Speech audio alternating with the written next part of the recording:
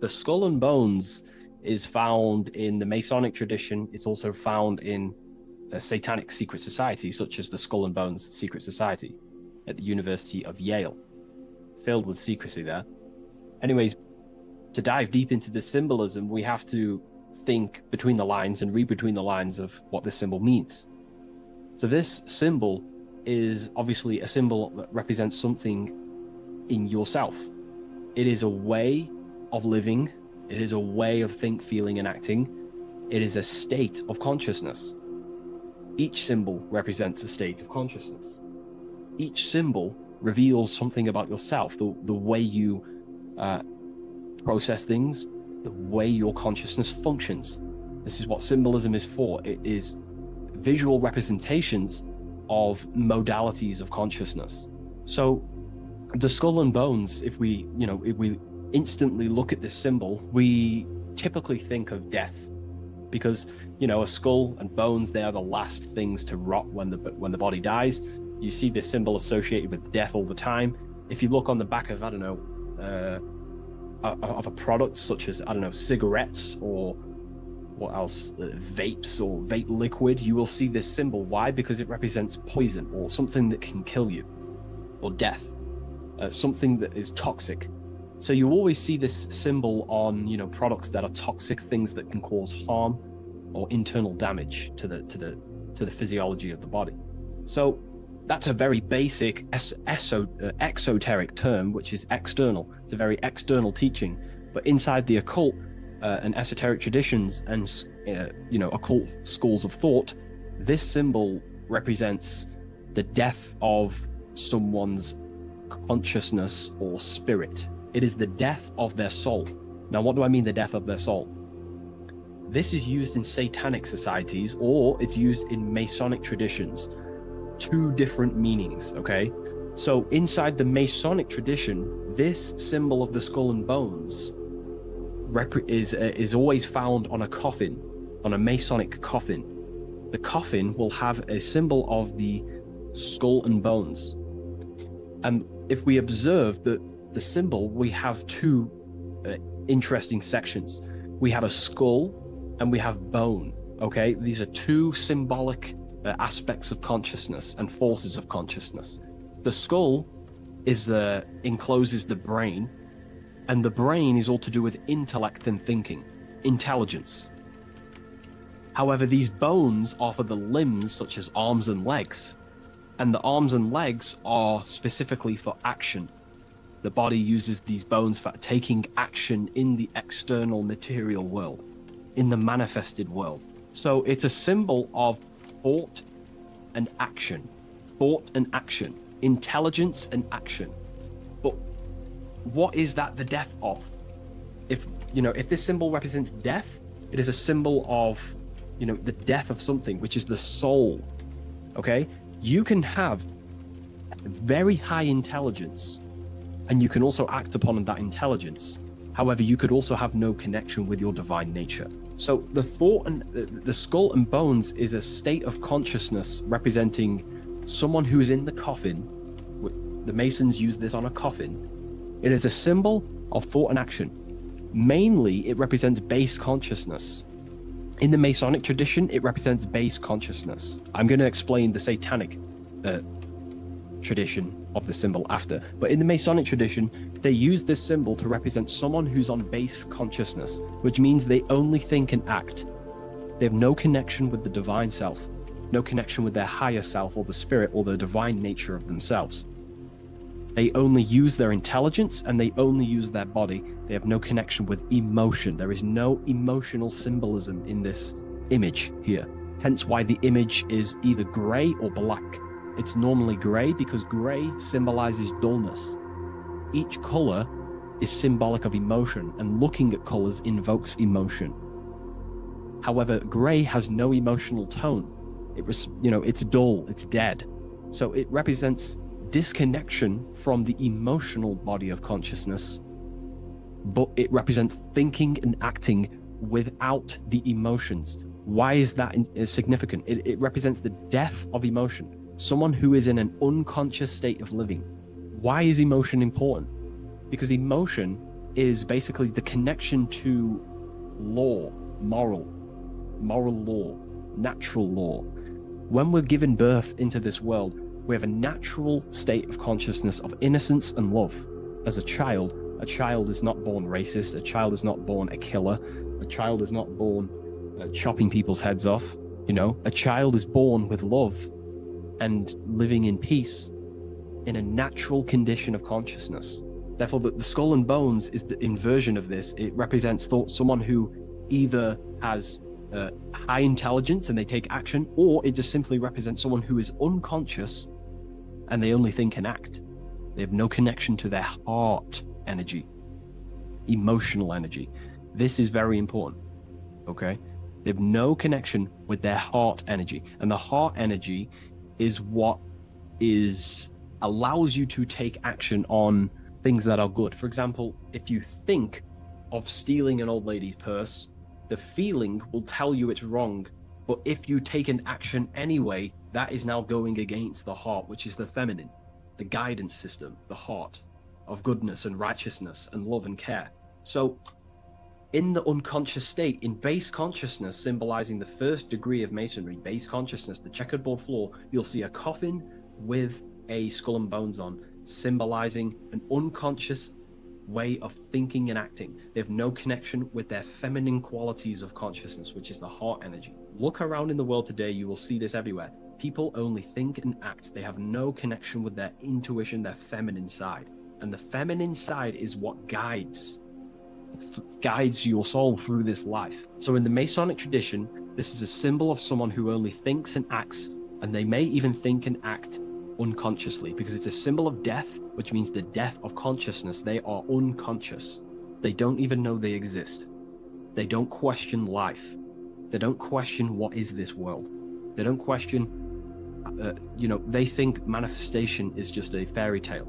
They unconsciously think and act and create their reality. They wonder why there's so much negative in their reality because they are unconscious. So this is a symbol of the death of consciousness. They have no connection to their internal self, the qualities of the heart, and they only think and act, an unconscious state of living. Now, to go into the satanic side of this, the Skull and Bones tradition, the Skull and Bones is a satanic society. Allegedly. We don't actually know what goes on in there, but it's allegedly a satanic society. This symbol has a complete different meaning. Well, it's the same meaning, but it represents high intelligence, someone who is very, very, very intelligent in the mind, intellectually, and they take action. Because Satanism is not worshipping Satan. A lot of people won't understand this, but Satanism is not about worshipping Satan. Satan, therefore, is an allegory, a metaphor, or a symbol that represents the egoic force of an individual's mind or consciousness. Satan is a symbol representing the ego of man, of an individual. And like I broke down earlier, when we think about stealing an old lady's purse or punching someone in the face, the heart tells you that's wrong, but the body takes an action anyway. That little voice inside your mind that says, do it anyway, even though you know it's wrong internally, that little voice that says, do it anyway, that is what the ancients or esoteric societies call Satan. It's not a deity, but it's an aspect of our own mind, an unchecked aspect of ourself that is always trying to rule and gain is trying to conquer you. This ego tries to conquer and take full control of you. And that's what we see in today's world.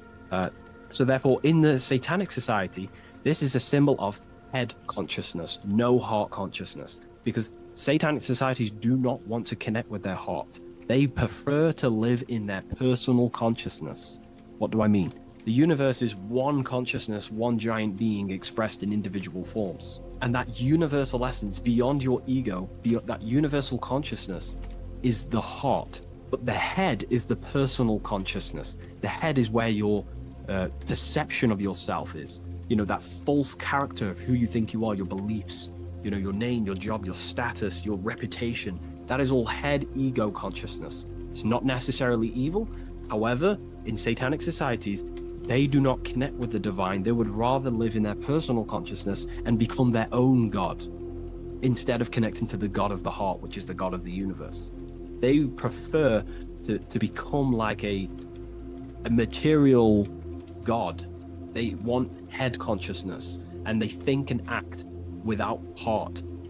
They will think, they'll have high intelligence, they'll develop their mind, they'll develop the power of their mind, but they'll never develop with their heart. They'll never connect with their heart.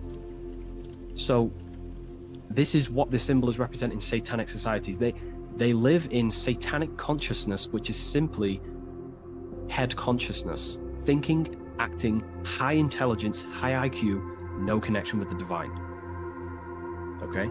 And today, this is what this, the world is being pushed upon. This is, the world is 80% Satanist, and people are walking around they're Satanists and they don't even know.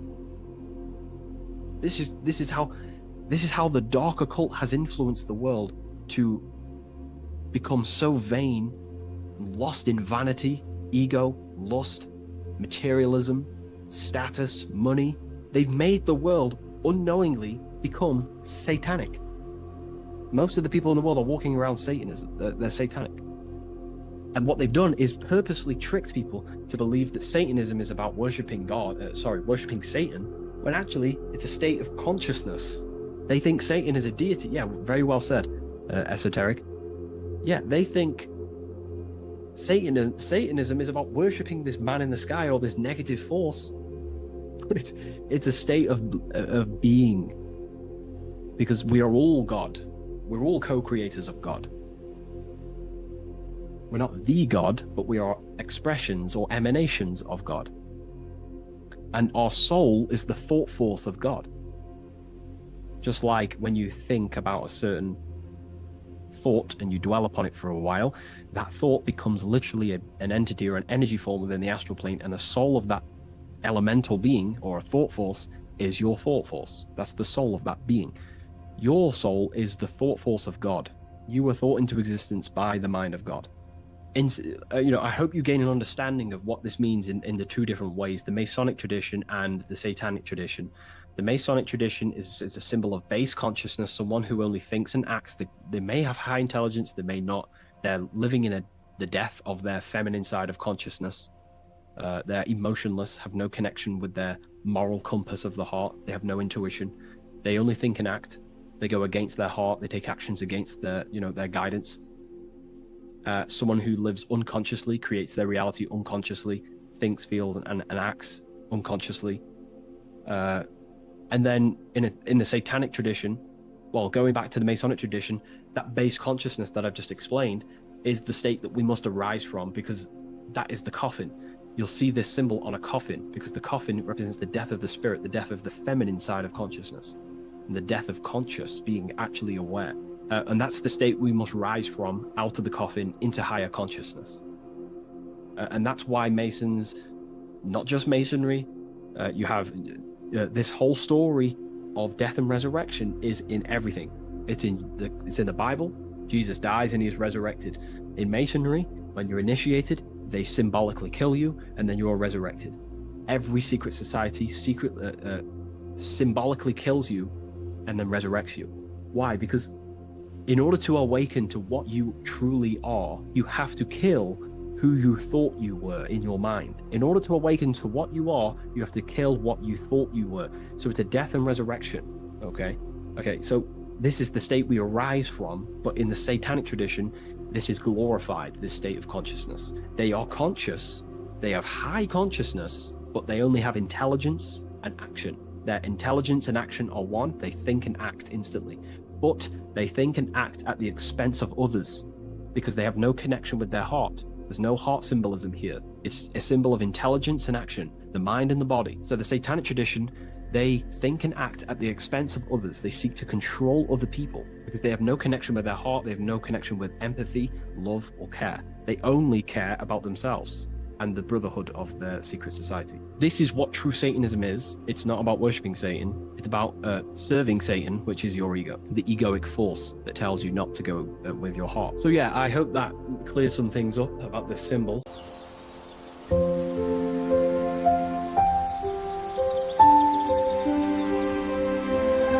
bookofwisdom.com. Visit today.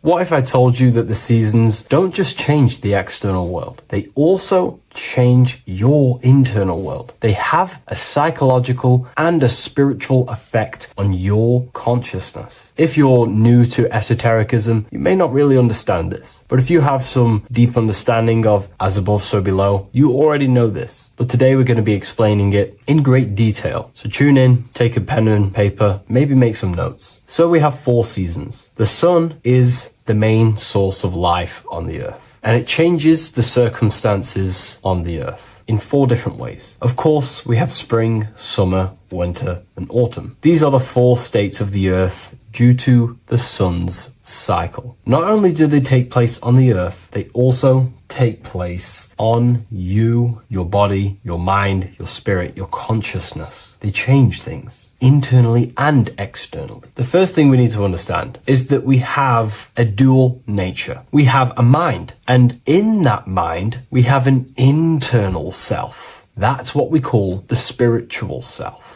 It is the individual that exists within their own mind, within their own consciousness. It is the self that imagines, thinks, feels. That's the spiritual self. And internally, that self is the true self. When it's detached from the false identifications, of course, such as the ego. But the true self dwells within the mind, and that's the immortal self. That's the self that will never die, never perish, that will always be there, and it always has been there. The internal self. But on the other side of the mind, the outside of the mind, we have this, what we call our physical human body. This is our external physical body. So outside of us is a physical reality, but inside of us is a spiritual, non-physical reality. Inside of us cannot be measured. Outside of us can be measured. So we have an internal world and an external world. I think this is the reason why the word individual has the word dual at the end. Dual meaning opposing or two. We have a dual nature. Inner world, in the mind, and a self out the mind. And the mind acts as some sort of doorway. It is a doorway into ourself. So in esotericism, this is what it's all about. It's about we work with the internal world. We try and figure out who we are from the inside out, not who we are outside of us. Because we realize that the external world is nothing but a crystallization of what's happening inside of us. Our lives are a result of every single thought that we thought in the past. So let's not get off track here. Let's carry on. As I was discussing the seasons, we have an internal world in the mind and a self outside the mind. And this is reflected even in the cycles of the heavens. This is how you know the universe is intelligently designed, and the law of correspondence corresponds with everything. The law of correspondence is as above, so below. It's not a Hermetic principle. It's not a Freemasonic principle. The law of correspondence, as above, so below, is just the law of life of the universe. It is in everything. So the daytime, the sun, this is external impressions or expressions, should I say. We express ourselves outside the mind, in the outside world, in the material body, taking actions outside of us during this daytime. The sun represents outward expression, the daytime. This is when we wake up, we're conscious, we do things outside of our mind. But then the nighttime comes around and it becomes dark and the moon rules over the nighttime, and we return back to our internal world. We return back to the darkness. We return back to the internal self, the self in the mind. Really is fascinating. And this is as above, so below. This follows the correspondence. This follows the law. Although that the outside world has a cycle of day and night, so does our own mind have this cycle. As above, so below. As within, so without. What's happening outside of us is also happening inside of us. The mind is also going in a cycle. Because in the daytime, the mind wakes up and we express things externally. But when the sun goes away and the electromagnetic rays of the sun are not very strong, our brainwave decreases, our body activity decreases, it slows down and we return to the internal self. The body switches off and we return to the internal self in the mind. We enter in the doorway of the mind and return to the internal, the spiritual self. And when the body is less active, this is when we are more connected to the internal world, our spiritual true self. So as above, so below corresponds with the day and night, the sun and the moon. The moon represents our internal world, the world inside our mind, the self inside the mind. And the sun represents the external self in the external world. So not only are these cycles happening in nature, the darkness outside of us when the sun goes away is the same darkness that we go within ourselves when we go to sleep. It's the same cycle. Our bodies are in the cycle of the external world also, as above, so below. But then we can even take this even further. This fractals down even further. If we look at the cycle of the yearly cycle of the sun, which is what we call the 12 zodiac signs, we notice that these 4 seasons also take place in every single cycle of the day. So a yearly cycle can be seen as a big version of a daily cycle, or a daily cycle can be seen as a smaller version of a yearly cycle. For example, if we look at Aries, which is spring, this is when the sun springs everything back to life in the spring. This is when the crops start to spring up and start to grow again. But we could see that at 6 a.m. in the morning, when the sun rises and just cracks over the horizon and starts to bring light into our day. Aries is associated with the morning time also as spring. Morning time is a smaller version of spring. Then we look at the summertime. The summertime is midday, when the sun is at the top of the middle of the sky. This is when the sun is most powerful, most radiant in our day. This could be seen as the summertime. Then when the sun starts to set, this is associated with autumn. Autumn time is the sunset. Then the winter time is associated with the nighttime, the midnight, when everything's very dark. So a daily cycle is basically a smaller version of a yearly cycle. And just how I explained how the cycle of the sun outside of us also happens inside of us with our consciousness falling asleep when the sun goes away, is also happening to us on a yearly cycle also. So the daytime is associated with the summer and the nighttime is associated with the winter. The winter is like the inhale. The summer is like the exhale. It's the breath of the universe, just like how we breathe in and out of our lungs. Everything takes this rhythm and polarity, okay? So winter is associated with the self and the world inside of ourselves, inside of our mind, the spiritual self, the internal. Because the winter is when the sun's rays, electromagnetic rays, are not very powerful. And this decreases brainwave activity, making us more connected to our internal world, inside the mind. But the summer's the complete opposite. The summer is when the sun is very, very powerful. And the sun's powerful electromagnetic rays increase brain activity, making us more actionable in the physical world outside of our mind, in the external world. So summer is the daytime and winter is a big version of the nighttime. Vice versa. Just like how in the winter, we're more in the house. We're inside buildings because it's very cold outside. Animals hibernate. They go inside. They go into little places. They collect all their food and prepare for the winter. They go inside. They go in darkness to hibernate. So does our consciousness, our spirit, the self inside of our mind. We can use these cycles to our advantage, to evolve spiritually, to connect and be more balanced. You know, I've mentioned a lot of this inside the university to my members, to the family inside of there. We discussed this. We had a great discussion about this. And, you know, the live calls we have are priceless. The conversations you can have with someone when they're awake, you never forget them. You always have deep, meaningful conversations. And we discussed this deeply, and we're going into some interesting things about how we can use these types of changes in the seasons for our spiritual growth. We even discussed about spring and autumn and how they're associated with the different spiritual bodies that we have. But anyways, let's not get off track. Lucid dreaming,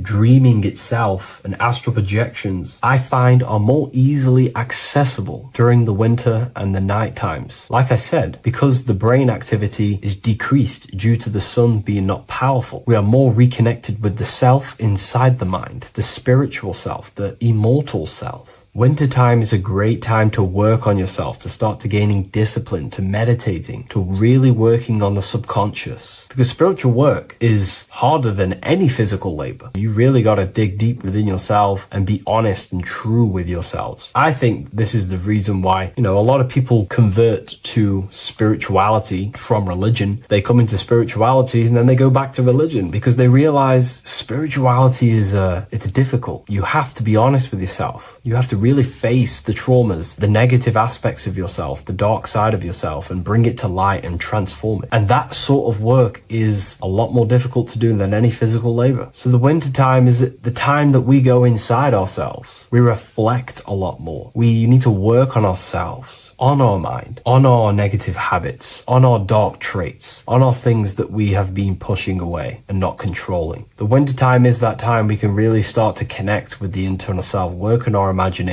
work on our mental willpower, work on all of these things like lucid dreaming, astral projections, and purifying ourselves, removing any mental barriers, any negative belief systems that may be subconsciously holding us back. It's easier to access the subconscious in the nighttime and in the winter, especially the winter. That's why I made this video, because we're in autumn now. We're transitioning into the winter. So I thought I'd share this with you all. And it's important to understand that you are a microcosm of God. Like I said, the law of correspondence associates with everything in the universe, people. Everything. And that's the best thing with the law of correspondence. And I've been using this for the past 3 to 4 years, right? The law of correspondence has determined and filtered out so many lies that was given to me, that's given to you, that's given to everyone in the world. The law of correspondence is like a filter. If someone gives you a piece of information, for example, gravity, and it does not apply with the law of correspondence, then you know it's a lie, because it's a universal thing. What happens inside of me also happens outside of me. What happens in my astral world happens in my material world, more than likely. As above, so below corresponds with everything. The same structure in my veins, in my nervous system, is the same structure in the trees, in galaxies, in everything. As above, so below, the universe is a fractal universe. Therefore, the point that I was getting at is that you are a microcosm of God. The same mind that God manifested things through thinking. He thought the stars, the earth, nature, the human body, designed everything with the God mind. He thought everything into existence. And that mind, them powers that God used to manifest everything into physical existence through the power of thought, is the same mind that you possess, but on a smaller scale. God manifested the macrocosm through thought, as the universe is a mental universe. Everything you see around you was thought, then manifested into physical reality. God manifested the macrocosm, the world, through thought, and that same force of thought you use to create the microcosm, to create your own world. You think your life into reality, your world into reality. Your body is a microcosm, a miniature universe. Every thought you think commands 50 trillion cells in your body, and your cells religiously execute on every command that you give it. You're in charge of 50 trillion cells. You're literally commanding a whole civilization inside your body.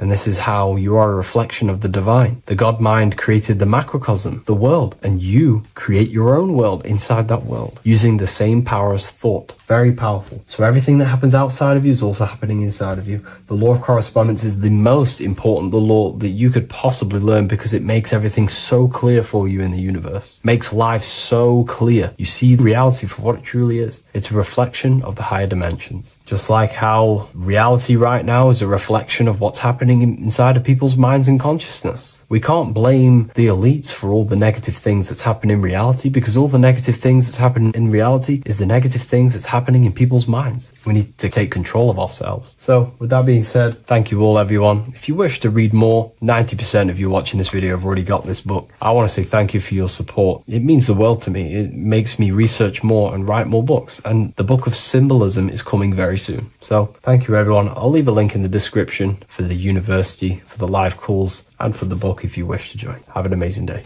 Welcome to Revival of Wisdom. Today, we're going to be talking about portals, portal symbolism, what portals are, okay, and how they show them to us, because they have to tell you the truth, guys. This is the thing with the universal law. They have to tell you the truth. And they tell you through symbols, they tell you through movies, and different things like that. But let's jump straight into this. So first I want to talk about the Freemasonry symbols. Okay, so first we got, obviously this is some Freemasonry art, but notice how you've got the ladder with a key. Okay, so this is ladder symbolism with a key. So maybe this is talking about ascending. Okay, because look, because this is ascending into the heavens, because it's a ladder with humans going up it with a key. In order to ascend, you must have the key. Okay, so what else do we have with a key? Well, the Netflix show Lock and Key, which is all about portals and keys. Because what do keys do? They open doors, gateways. Okay. So what's interesting about this is that they've got this key here, which represents the Kundalini energy rising up the spine. Okay, but we'll come back to this. But it's that same portal key symbolism. We've also got the Vatican. The Vatican is in the shape of a key. Okay, so you can see the start of it here and the end. So this is key symbolisms. Keys open doors. And notice how it's got the 8-pointed star. Okay, what is the 8-pointed star? Okay, we'll come back to this. This all ties in, guys. I'll break it all down for you. But then you've also got the god Janus. Janus, okay, is known as the god of the doorways. He's an ancient god of Rome, and they worshipped him. However, he's not a god, he's more like a high-level ranked demon. Because he is the god of the doorways. And notice how he's got two faces. Because doorways always have two sides. You're going into somewhere, there's always two sides of a door.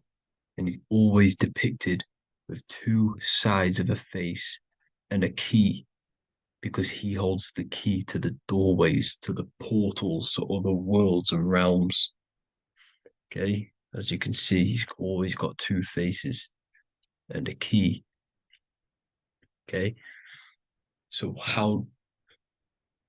now we have the Sumerians, the Anunnaki, and they are always depicted with the two faces. Why do they have the two faces? Because they're symbolizing doorways, and the Anunnaki come to Earth through doorways and portals. So these are what these gods are symbolizing in their artwork. But they always have the 8-pointed star. Okay, what is the 8-pointed star? You see how they always have, look, let me try to find another one. It's the 8-pointed star. This 8-pointed star is Polaris. Okay, Polaris, just like the Vatican has the 8-pointed star with a key. Polaris is the center star. Polaris is a fixed star, it doesn't move. Okay, so the Anunnaki's symbol is also the 8-pointed star. So this is symbolizing the portals and doorways that they come through in order to get to the earth. But Polaris is that center star which does not move. It's always symbolized with the 8-pointed star, just like a compass. Why is a compass the 8-pointed star?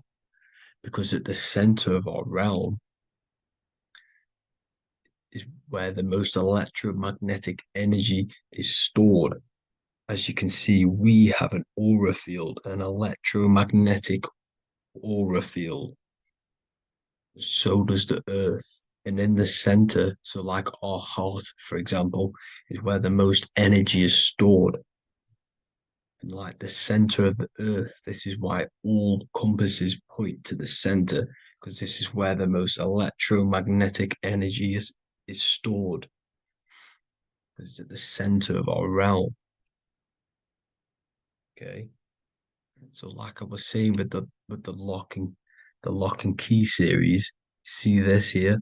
The Kundalini energy rising up the spine, just like your Kundalini energy rising up the spine. Let me try. I can't zoom in. But you know what I'm trying to say here. Let's go back to Polaris. Because at the center is where pole. Can you see the pole of electromagnetic energy? Polaris, the North Pole. It's symbolized. The truth is in the words. It's like a pole of electromagnetic energy. And this is where the aurora borealis comes from. Notice how it's got the word aura in it, because it's the Earth's aura, electromagnetic field, just like you have an aura, also known as the northern lights, because it's coming out of this center hole in the center of our realm, where the black sun is. And this is where the electromagnetic energy is coming up from.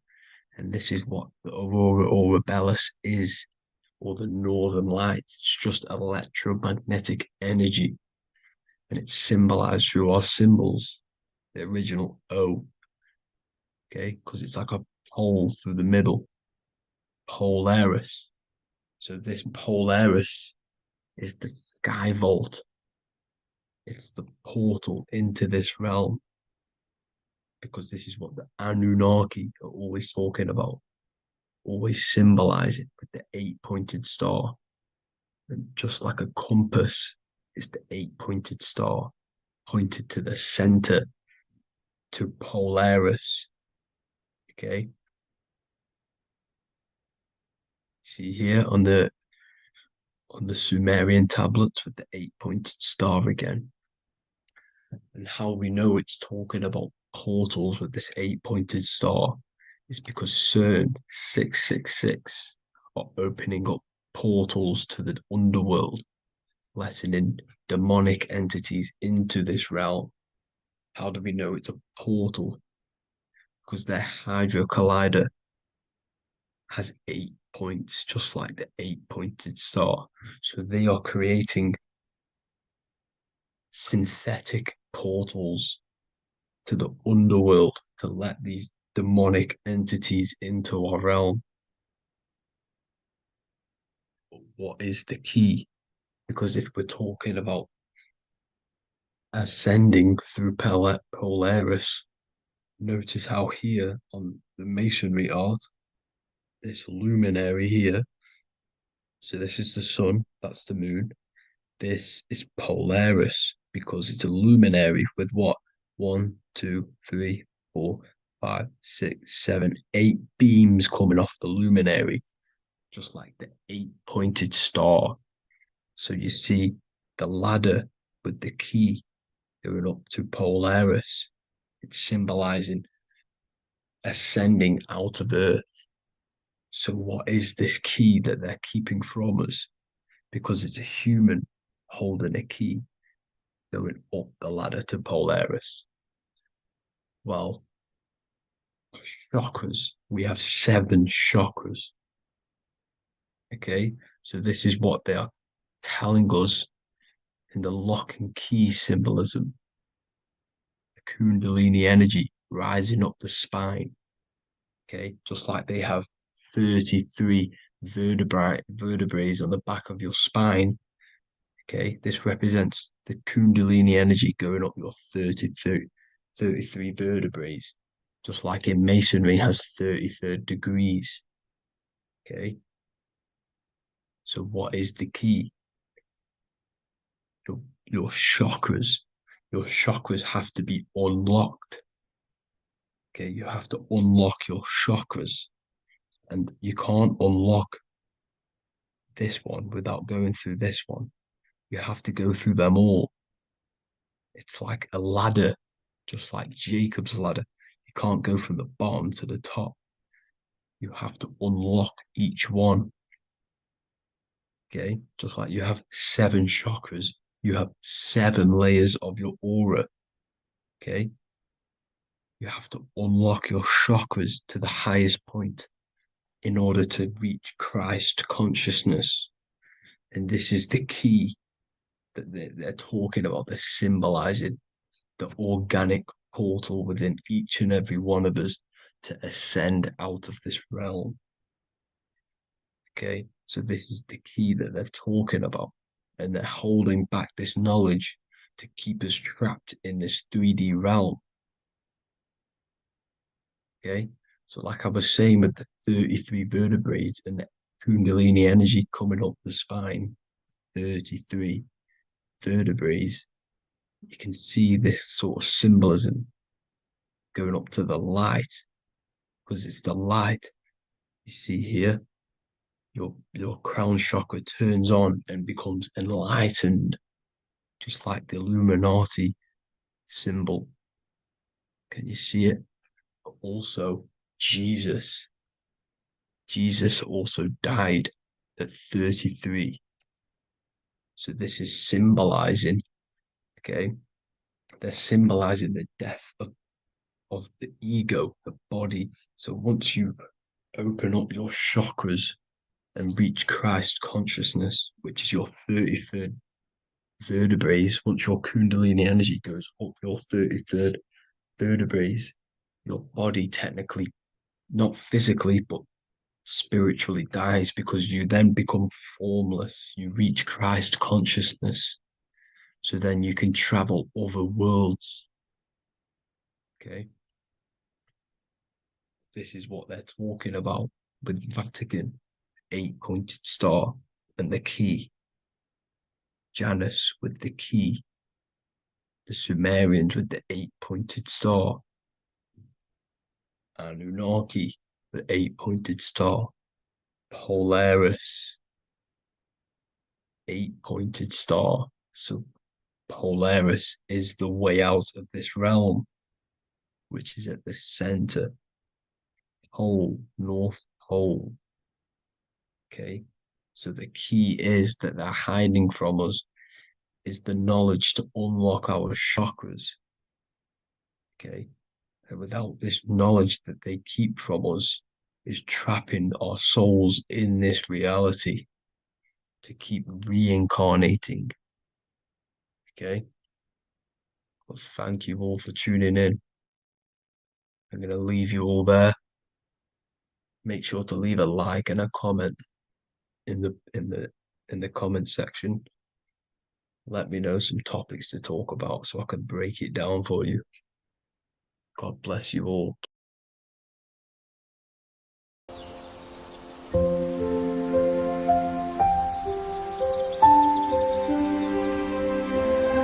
bookofwisdom.com. Visit today.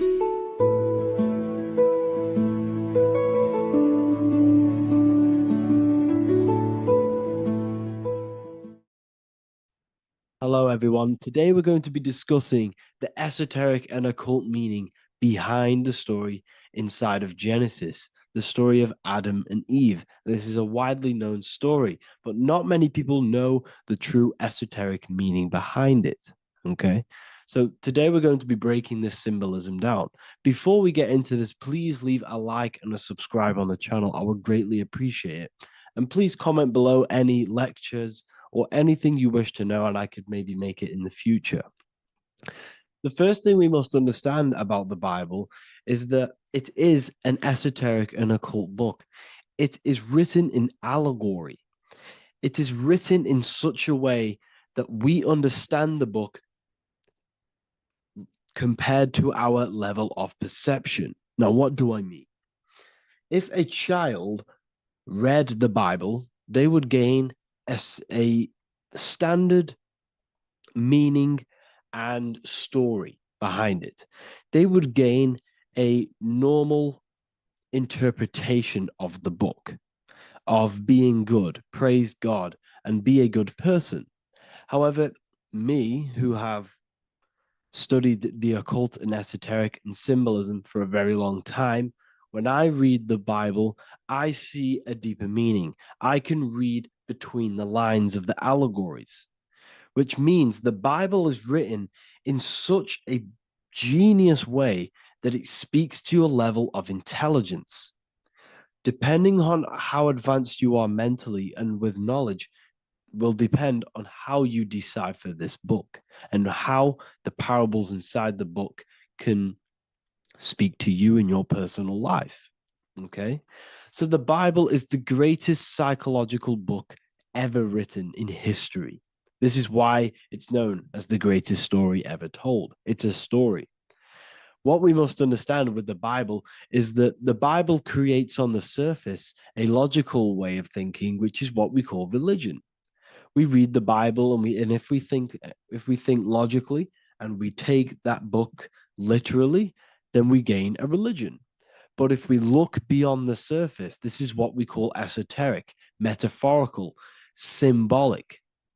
You can read between the lines using our right hemisphere of the brain in deciphering this book and what it truly means to us and the evolution of our mind, body, and soul. What this book actually reveals between the lines is instructions and stories which teach you how to level up your consciousness, how you can sync the mind, body, and spirit and soul all together so you can live like a god. This is what the esoteric is. It's the purification of consciousness. Now, when it comes to Adam and Eve, okay, what we must understand is that this is the beginning of creation. This represents the beginning of your life in an esoteric way. This is symbolic for the beginning of your incarnation into this physical world. Okay. And we have Adam, masculine, Eve representing feminine. These are the two masculine and feminine energies which create the whole material universe. Okay. And as we are born with a pure consciousness. We are born with pure consciousness. Well, now, what do I mean? As a baby, we have no knowledge. We are pure essence of the soul. You know, we don't gain the knowledge of good and evil. We are pure.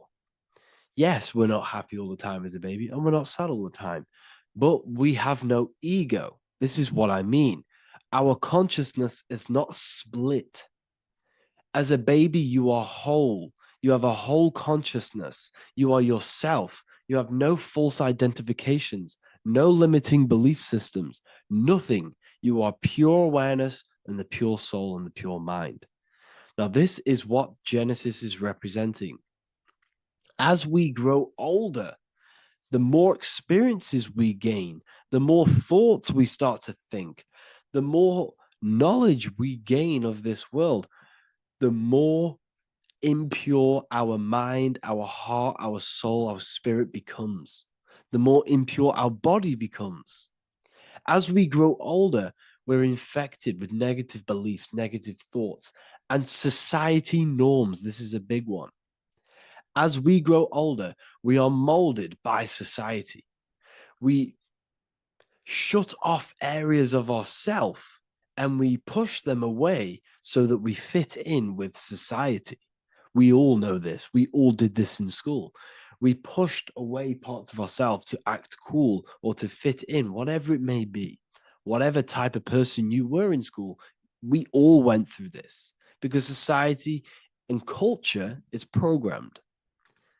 So as we grow older, our consciousness splits. We gain a persona, an ego, and we gain a shadow self, the subconscious, and we gain an ego. Now, the ego is what you show to people. It's that character that you show, that you put on to your culture, to your family, to your friends. This is a false identification. And we also gain a shadow self. The shadow self is gained through experience. This is the subconscious. Our ego is created through experience. And so is the subconscious and the shadow self. Okay. So as we gain age in this material body, we fall from the Garden of Eden. We gain the knowledge of good and evil. This is what the symbolism represents of us leaving the garden, us eating from the fruit. Now, the fruit represents the knowledge, it represents the insight, the experience, which splits our pure consciousness. Our soul splits. Okay? We lose connection with the divine. We lose connection with our pure self through material experiences. We may lose ourselves in material experiences. We may lose ourselves in lust and material gain, wealth, and all of these lovely things that the material world offers. We lose ourselves in this. Okay? And not only that, there's another symbolic thing that we're missing with being a child. There's another symbolic meaning behind this tree in this story of Adam and Eve. And this is sexual energy. Okay? As we are a baby, we have no ability to create another human life. We have no sexual urges. We have no desire for the material things as a baby. Nothing. As we grow older, our sexual energy cultivates around the age of, it's like 10, maybe earlier for some people or later for some people. This is what we call puberty, when our sexual energy activates. This is when the masculine and feminine energies are present within the body. And we are now given the ability to create human life. We're now given the ability to bring in a soul into the material world. Now, this is what we believe and know in the esoteric world. That is what sex is. You're bringing a soul from the astral into the physical. Okay? So as you grow older, you gain this ability to use the power of creation. You gain this force within you that allows you to open a portal in the astral and bring in a soul to the material. Now, this power can be misused. This power is very powerful and should not be misused. In occult and esoteric teachings, we teach and learn sexual transmutation, how we transmute sexual energy into different areas of our life so we can grow and create. Because sexual energy is creative energy. It creates a whole new human being. So if we retain it, we can transmute it into creativity. So this energy is kind of corrupting us as well. And now I'm not saying growing up is evil, all this thing is evil. This is a natural cycle that we must go through. The soul of us must go through this cycle so that we learn, so that we overcome it, so that we gain mastery of ourselves, so that we expand ourselves.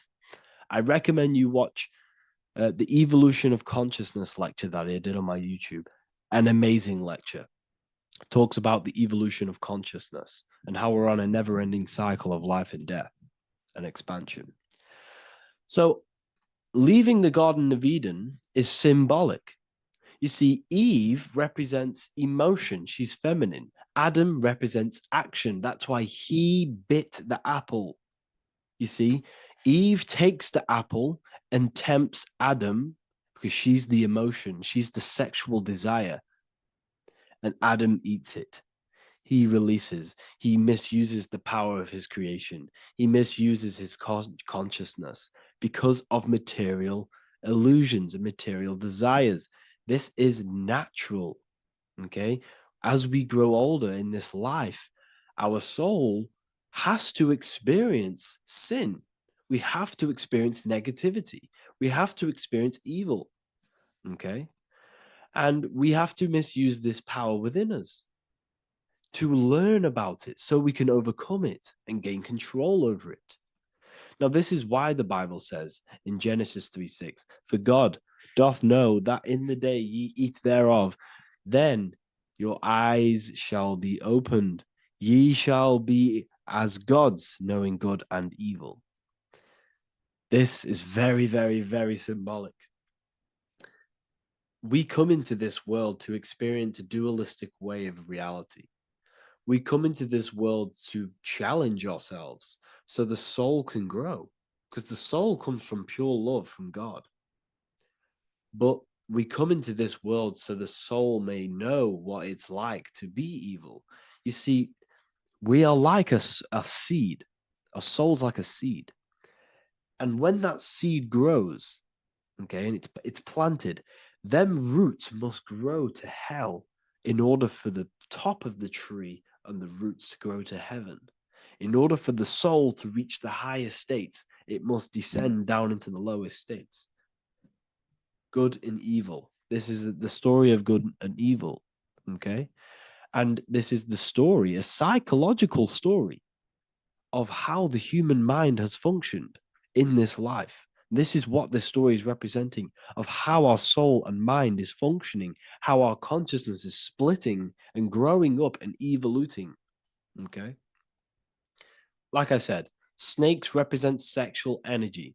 They represent, snake, when you've been snaked. This is why we say you've been snaked, because it represents a temptation of sexual energy. This is why the Kundalini is symbolized as a snake. This is the serpent within us that we can rise to activate dormant brain cells in our brain.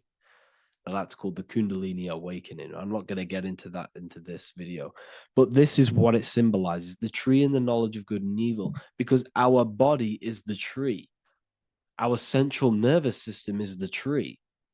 The snake is our sexual urges and this false temptation that tempts us to interact with sin, the material world, okay, and go against our higher divine self. This is what it represents. Now, it's very, very symbolic. Not everyone is going to agree with this, but this is my interpretation of Genesis based on my research of occultism, symbolism, metaphors, and me studying the Bible. This is my interpretation, and I hope it resonates with you. It might not resonate with you, but this is what makes sense to me, and this is what has made sense to many other occult researchers who are in this space as well. Okay. So please leave a like, leave a comment, leave a subscribe. I'd greatly appreciate if you could, just give me some support on this channel. We're nearly at 100,000 subscribers, which is insane. I just want to say thank you all. And yeah, I will see you inside the university. If you join, I'll look forward to mentoring you, connecting with you on the live calls. There's a new symbolism course which is going to be available very, very soon. And yeah, if you join the university, you also get a 30% discount on all of my products, astrology readings, one-on-one calls, all of my books. Yeah, so I hope you gain some insight on this video, and I'll see you in the next video, and I'll see you inside the university. Have an amazing day.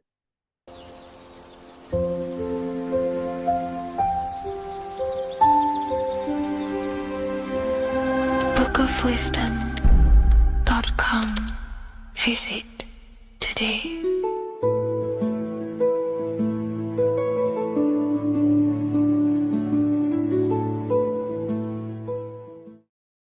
The earth has become a realm in order to trap souls within so that they can harness our electricity, our energy. Even the Bible is talking about how this realm is controlled by the wicked one in John 5:19. We know that we are the children of God and that the whole world is under the control of the evil one. Ephesians 6:12. For our struggle is not against flesh and blood, but against the rulers, against the authorities, against the powers of this dark world, and against the spiritual forces of evil in the heavenly realms. So the Bible is telling us that this is not the only world. There are other worlds, there are other realms that we can go to, considered as heaven.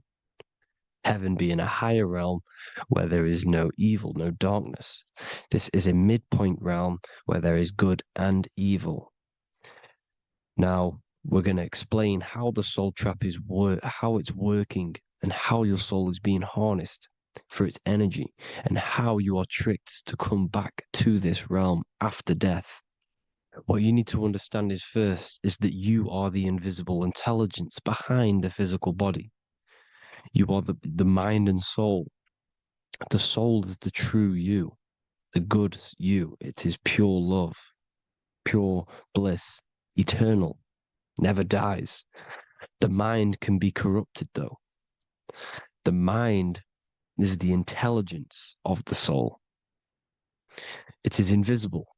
It has no true form. The intelligence inhabits the brain. The brain is the computer to control the electrical machine called the nervous system, which is choice, program, and action. You are the invisible intelligence behind the body, and this will prove it even more. You do not even see into the external world. You are seeing an image produced by the brain, because the light is being sucked through the retinas of the eyes. The image is produced in the visual cortex at the back of the brain. What does this mean? This means that we are the consciousness in the center of the brain, in the pineal gland, that is experiencing the program being ran by the central nervous system in the brain. This is the sigil of Lucifer. Lucifer in Latin is Lucy. Lucy is light in Latin. Lucifer is known as the light bearer. This is how the eyes work, people. It's not a demon or a devil. The sigil for Lucifer is how the eyes work, and how the left eye is controlled by the right brain. The right eye is controlled by the left brain. There is a crossover. It's the same with the body. The left side of the body is controlled by the right brain. The right side of the body is controlled by the left brain. There's a crossover with our hemispheres in the brain. Now, this empty chamber in the center of the brain is where this universal cosmic intelligence is held, known as the most holy place in the Bible, the throne of God. Okay, this is above the 33 vertebrae on the spine. As you can see here, you are the being in the center of this point. All of the nerves are being sent back to this one particular point, which is the seat of our invisible intelligence. You can see it's an empty chamber. Our consciousness, our intelligence is not a physical thing. This intelligence is the true voice inside of your head. This is why your head is heaven, your heart is earth, your heel is hell. Your head is heaven because this is the seat, the throne of God. God is in heaven because the consciousness, this divine intelligence that's controlling the body, is sat in the center of the brain. The brain is taking commands of this invisible intelligence. When you close your eyes, you can feel your awareness, your consciousness, your intelligence is all in the brain. Your awareness is not in the feet, the heart, the legs, the arms. It's all in the center of the brain. Now, if you meditate deeply, you will find that you are beyond the mind. You are the being observing the thoughts. You are the soul observing the thoughts. Now, with this being said, you are the consciousness experiencing the program being ran by the central nervous system in the brain, because you're not seeing into the external world. It's an image, it's a simulated image produced by the brain and the central nervous system. You do not experience the external world. You do not feel the external world. You feel electrical impulses on your nervous system. Your nervous system is decoding what you are feeling. So the only thing that you truly feel is the electrical impulses on your nervous system. This is why the nervous system is the tree of knowledge of good and evil, because it gives your invisible intelligence, your mind, the knowledge of good and evil. It can detect good things, it can detect bad things. If it's hot, if it's warm, if I need to go, the nervous system is doing this. It is the tree of knowledge of good and evil. Okay? Now this universal intelligence is symbolized as the single eye. Okay? Matthew 18:9. It is better for you to enter life with one eye than to have two eyes and to be thrown into the fire of hell. What does this mean? It's symbolic, it's metaphorical, people. It is metaphoric. Your universal intelligence is the single eye, the one eye. It's the balance between the two poles, between the left and the right, the good and the evil. It knows the right thing to do all the time. This is our inner guide. The inner self is the inner guide. And when you are operating your life off duality, using your two eyes, you'll be thrown into the fire of hell, lower states of consciousness. Because you're split. You need to live in oneness, even, balance. Matthew 6:22, the light of the body is the eye. The light of the whole body is the eye. You are a light being. Human. Hue means an attribute of a color. Man is the word manifested. We are light manifested into physical form. Depending on your vibration is depending on what color that you are vibrating on, which is a hue, a human. If therefore thine eye be single, thy whole body should be full of light. Again, it's talking about the single eye, oneness, completeness. When you balance the hemispheres of the brain, we'll go over that later. But anyways, the body is the earth. This is what we need to understand, people. The body is running the simulation, the program that our consciousness is experiencing. So when we leave the body during death and astral projection, we leave the earth. This is how it works.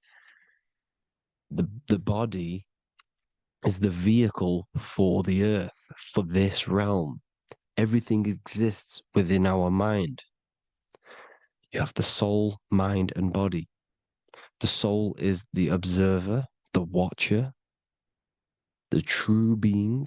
This is why she has many different heads, because the soul inhabits different bodies. This is the serpent, which means knowledge, which is the mind, wisdom.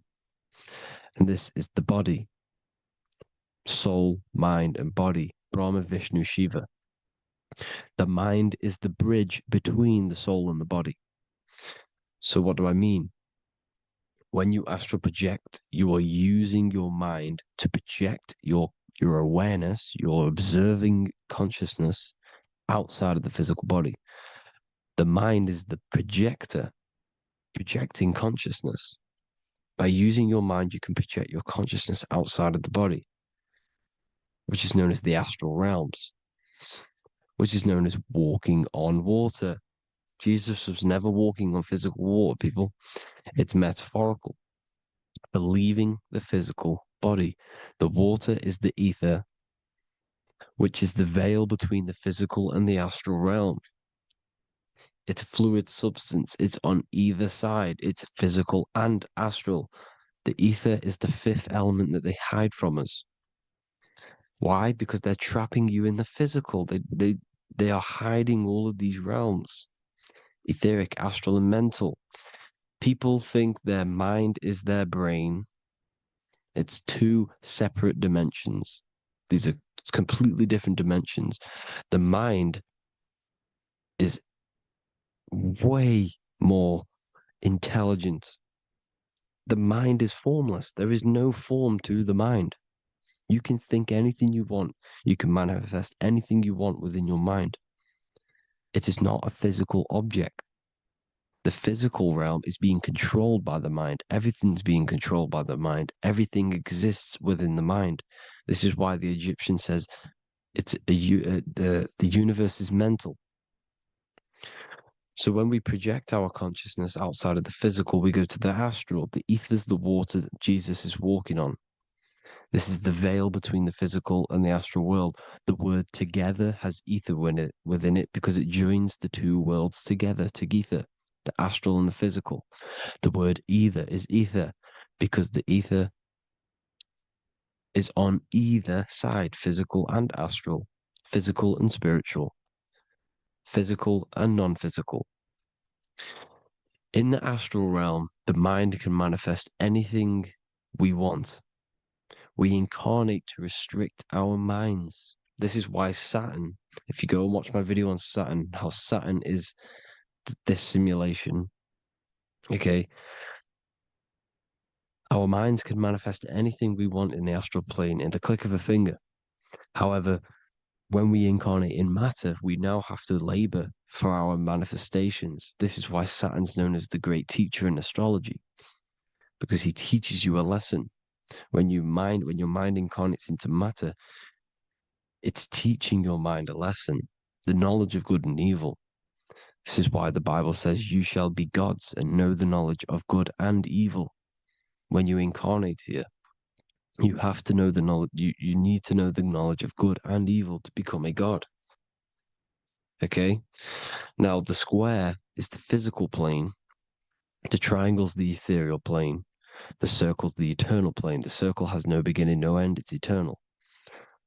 The physical plane is the square. It's limited. The square is limited. The cube is the geometric shape which gives rise to matter. Now, the term think outside the box has truth in plain sight. You have to think outside the box to project your consciousness, use your mind to project your consciousness outside of the box, the physical plane, into the astrals. The astral realm is the realm of the stars. Above us is the stars. Through the stars is the astral plane. This is why astral has the word star within it. The devil is the de-veil. When you sell your soul to the devil, quote unquote, it's metaphorical. The devil exists in the physical plane. It's the lowest state of consciousness. The de-veil, you de-veil yourself into the physical when you are the devil. The de-veil. The ethereal plane. Now, we all know what the famous symbol of the all-seeing eye, right? The all-seeing eye with the eye in the triangle. Look at the Masonic artwork showing you the triangle above in the sky. This is symbolizing the ethereal planes. The eye in the triangle symbolizes your invisible intelligence, your mind, which has the ability to see on either side. Because the triangle's the ethereal plane. The eye is your consciousness, your intelligence. And this intelligence has the ability to see in the physical plane and to see in the ethereal planes, in the astral planes.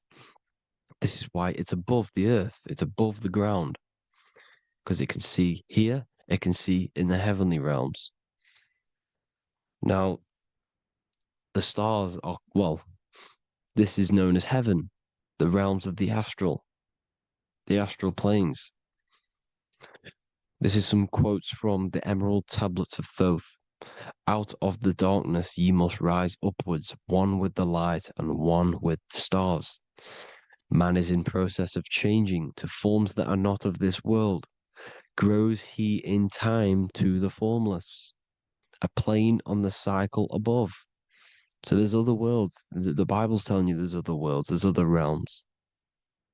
Know ye must become formless before ye are one with the light, the astral light above, which shining through the stars.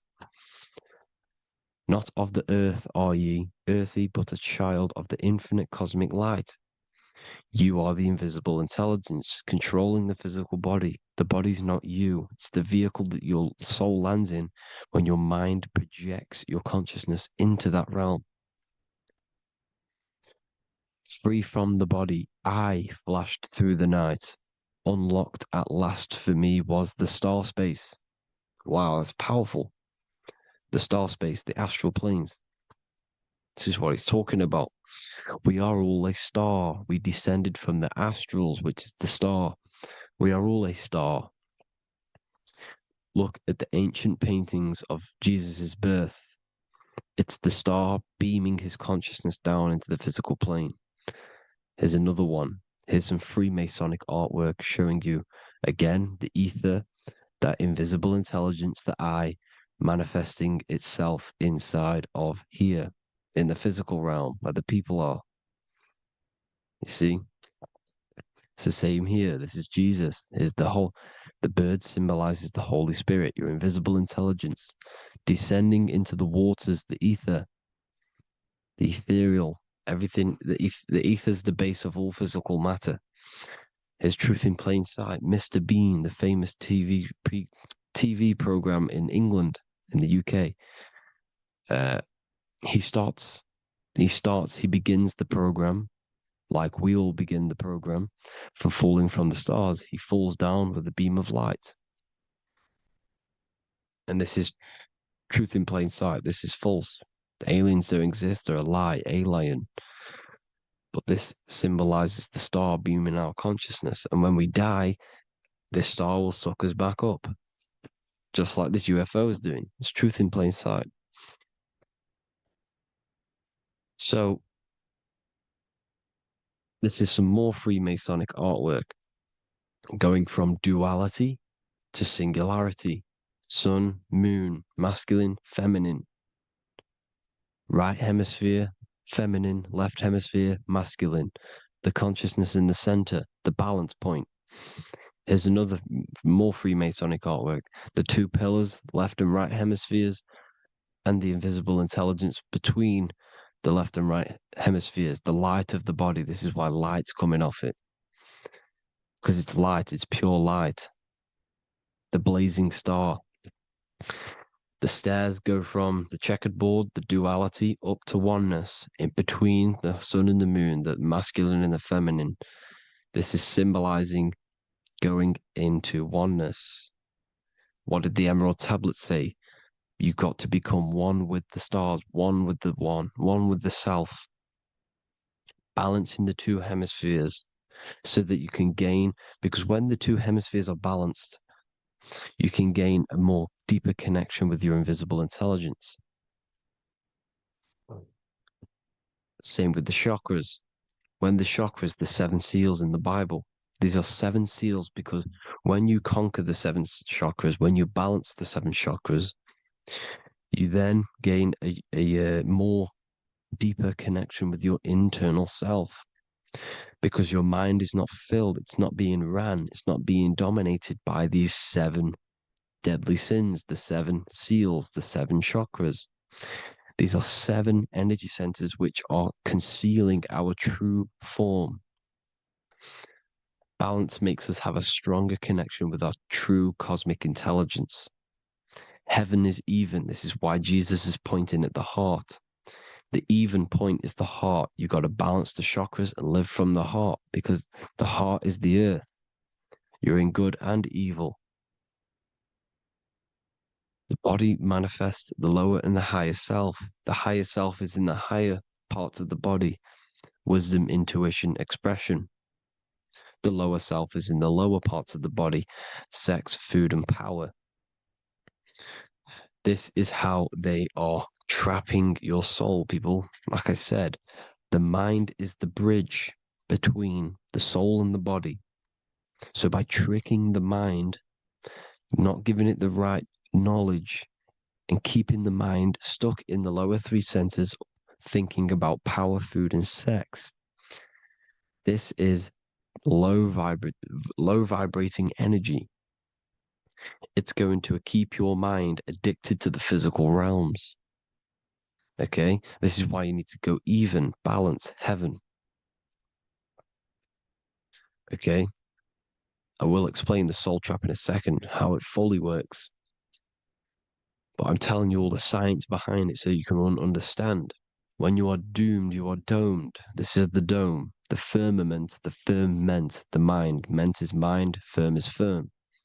A firm ment is doomed under the firmament. You must have a loose mind, an open mind to expand your consciousness beyond the stars, beyond the ethereal barrier. You have to vibrate higher than this world. Your consciousness must be expanded more than the physical plane. You need to learn how to astral project.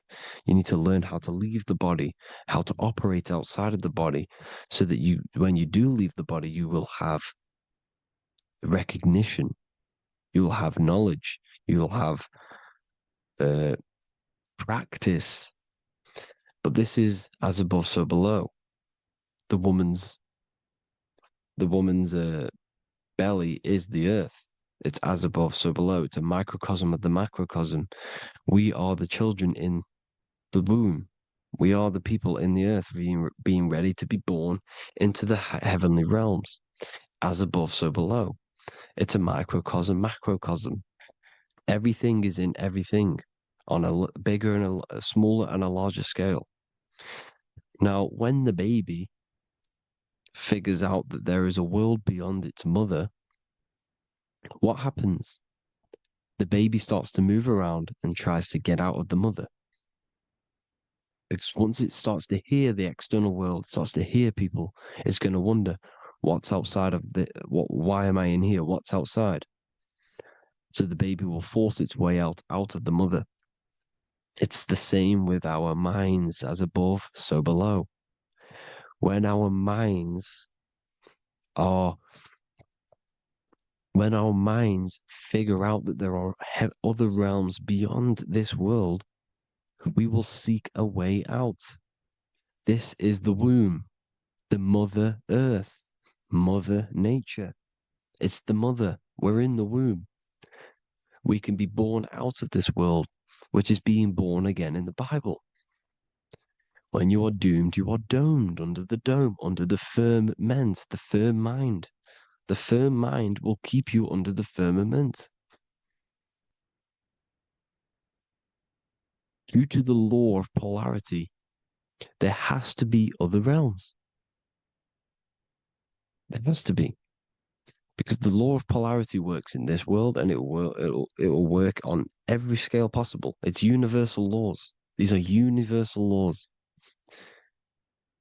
The law of polarity means that there are other realms polarizing this realm. There is a hell, there is a heaven. There is a midpoint, which is Midgard, which is the one we are in now. Earth, heart. Earth is the heart. Heart is the center, good and bad. The balance between good and bad. Your reality is your level of realization. Your mind realizes other worlds, you will seek a way to them worlds. It's that simple. The soul trap is to keep you stuck in this physical body, which is the earth. This body is the earth. It's running the program, like I said at the beginning. It's running the simulation that your consciousness is experiencing. You are an electromagnetic being, and you're hidden in a cage, your rib cage, and you're stuck in cells, a prison cells. Look, you're in cells. We produce electromagnetic energy. Your soul produces this energy. And by trapping your consciousness inside of this physical realm, they harness this energy within the astral realms. They're using you to manifest demons, because your mind creates demons through emotions and mental thought energy, which is a whole nother video. I can make a video on that. You're manifesting everything for them because they're trying to create a hive mind. This is why they want everyone to believe in one belief system, one government, one belief system, one religion, because they're creating a hive mind. This hive mind will manifest and be summoned within the astral planes, because the mind manifests the astral plane. The astral plane is the realm of imagination. The mental plane is the realm of just thought alone. The etheric plane is the energy. The physical plane is the matter.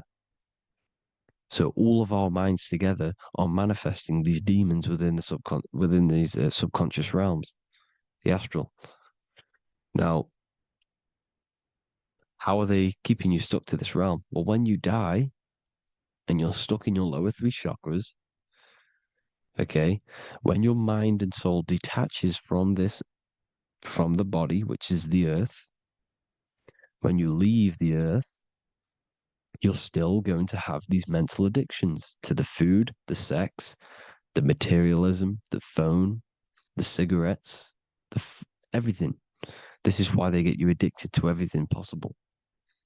The TikTok, the YouTube, they get you addicted to as many things possible. Because when your mind is addicted to these things, and when this mind leaves the physical body, you're still gonna have these addictions. Okay? You're still gonna have these thoughts. And you will be manifested into the lower astral realms because you're thinking materialistic, you're thinking negative, because your level of realization was your reality. You are manifesting hell on the earth. When you leave the body, you're going to manifest hell in the astral planes, which means you'll be vibrating on the very low, which will put you in the lower astral realms. So guess what? You're going to come back. You're going to come back into materialism. You're going to reincarnate. Because you haven't prepared for life after death. You must detach from the external world. Okay? Moon is mind. The sun is the soul, the earth is the body, the moon is the mind. This is why we say lunatic. In your mind, you have a specific mood. Moon. Money, M-O-N, is the moon. Money exists in the mind. They get you addicted to the money. The Bible's telling you this. Do not conform to the pattern of this world, but be transformed by the renewing of your mind. It's telling you. Of this world, but be transformed by the renewing of your mind. Who knew that the Bible was this deep? Matthew 16:26, what good will it be for someone to gain the whole world yet forfeit their soul? James 4:4, don't you know that friendship with this world means enmity against God? Therefore, anyone who chooses to be a friend of this world, of the world, becomes an enemy of God.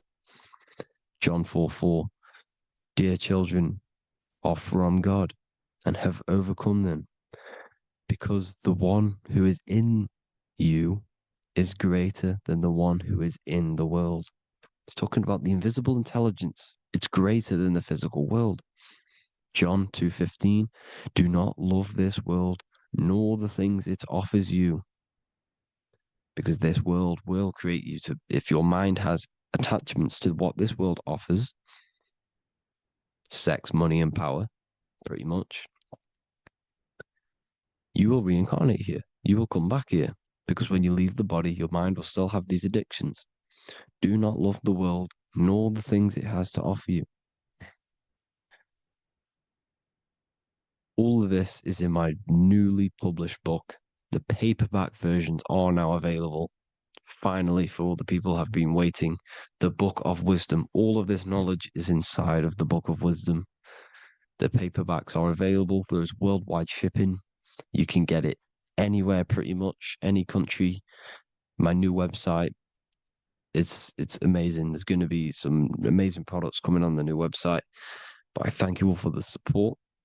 Before I leave, I need to explain what is going on with the soul trap. Like I said at the beginning, the mind's the bridge between the soul and the body. The body's the realm. By tricking your mind with false knowledge, they are keeping your soul stuck to this realm. They get you addicted to all the physical things, and that is it. As soon as you're addicted and you die, you're going to come back. So by tricking your mind, which is the bridge between the realms, they keep your mind stuck within this body. They keep you in physicality. They deveil you, the devil, the deveil. Thank you all for the support, people. If you do want to join the academy, All the links will be posted below this video for the book, the Academy. Thank you all for the support and have an amazing day.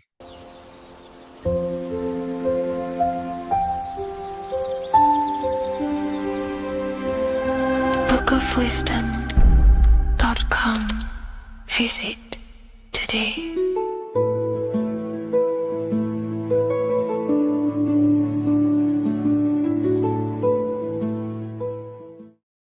Religions were made to hide the truth about yourself, God, and the universe. You see, religion teaches there is a God separate from you. He created the universe separate from himself. They did this to truly disconnect you from consciousness, from God, and from yourself. Now let me explain. It's going to be very difficult to understand this from a left hemisphere dominated perception. The left hemisphere sees everything individual. The right hemisphere sees the whole. For example, if you're walking through a woods, the left hemisphere sees individual trees, leaves, twigs, and branches. The right hemisphere sees the interconnectedness of the whole woods. We've been trained our whole life to be trapped in the left hemisphere, to think logically, scientifically, with evidence. This way of thinking traps you in illusion, division, and separateness from everything. Plus, in science, they teach you the universe exists outside of you. You exist in a universe, and the universe exists whether you exist or not. This is completely false. You are the universe experiencing itself. There is only one person in the universe. There is only one awareness in the universe, and that is God. That is your consciousness. Not your name, your job, your reputation, your thoughts, your beliefs. That is not God. God is the infinite awareness that you are, the alertness, the essence of life. You are an individual. You have a dual nature, an inner world, consciousness, and an outer world, this physical body. The inner world is the immortal, consciousness, awareness. This physical reality is for the immortal within us to experience and enjoy. And the immortal consciousness, the immortal self, the individualized expression of the only thing that is truly real, which is God, consciousness, is seeking a way to understand itself through infinite vantage points. The same consciousness inside of you, inside of the dog, the squirrel, the plants, the stars, the same awareness is in absolutely everything. Only the right hemisphere can see this connection. The universe is one mind separated into the infinite bodies and life forms. This is why scientists tell you that the universe is forever expanding. It's truth in plain sight, because the universe is the mind. And the mind is always seeking more vantage points to understand itself. And the mind is always expanding into new realms of thought. The mind cannot be filled up. It does not exist in space. However, human awareness, human consciousness is very sacred. And the reason why I say that is because humans possess a two-way consciousness, unlike a dog, an animal, or a squirrel, for example. The dog looks in the mirror. It is not aware of itself. It doesn't look in the mirror and see that it needs to improve something. However, humans, we can look in the mirror and say, who am I? Where do I come from? And I need to change this aspect of me. I'm lacking in this area. Dogs do not have this awareness. They function only on their immediate surroundings, on survival and instinct. Human awareness is special because we have the ability to reflect on the self. We can question our consciousness. We can question, who am I? Where do I come from? And where am I going after this? The human mind has no limitation. We can surpass our animal nature and rise to a godly nature. This is the whole purpose of reaching Christ consciousness, which is just an ideal consciousness where we have control over self and we know who we truly are. Humans have been given the tools to awaken. Our five senses are locked only to perceive the physical world. But the mind holds the gateway to understand the unseen aspects of reality. The mind holds the secrets to the universe and consciousness. We just have to study ourselves to understand God. We are all individualized aspects of consciousness. There is only one pure consciousness in the universe, but we're fractaled into infinite life forms, experiencing this consciousness in a different form, molding this consciousness into individual egos and individualized consciousness. Me and you are made of the same fabric. However, I have thought different things, believed different things, experienced different things, which has conditioned my consciousness to be my own individualized aspect of God. And that's what makes me, me, and you, you. God is the creative power within us to turn thoughts into physical reality, to create things. We are a creator. Each one of us is a miniature earth, creating and building in this physical 3D reality.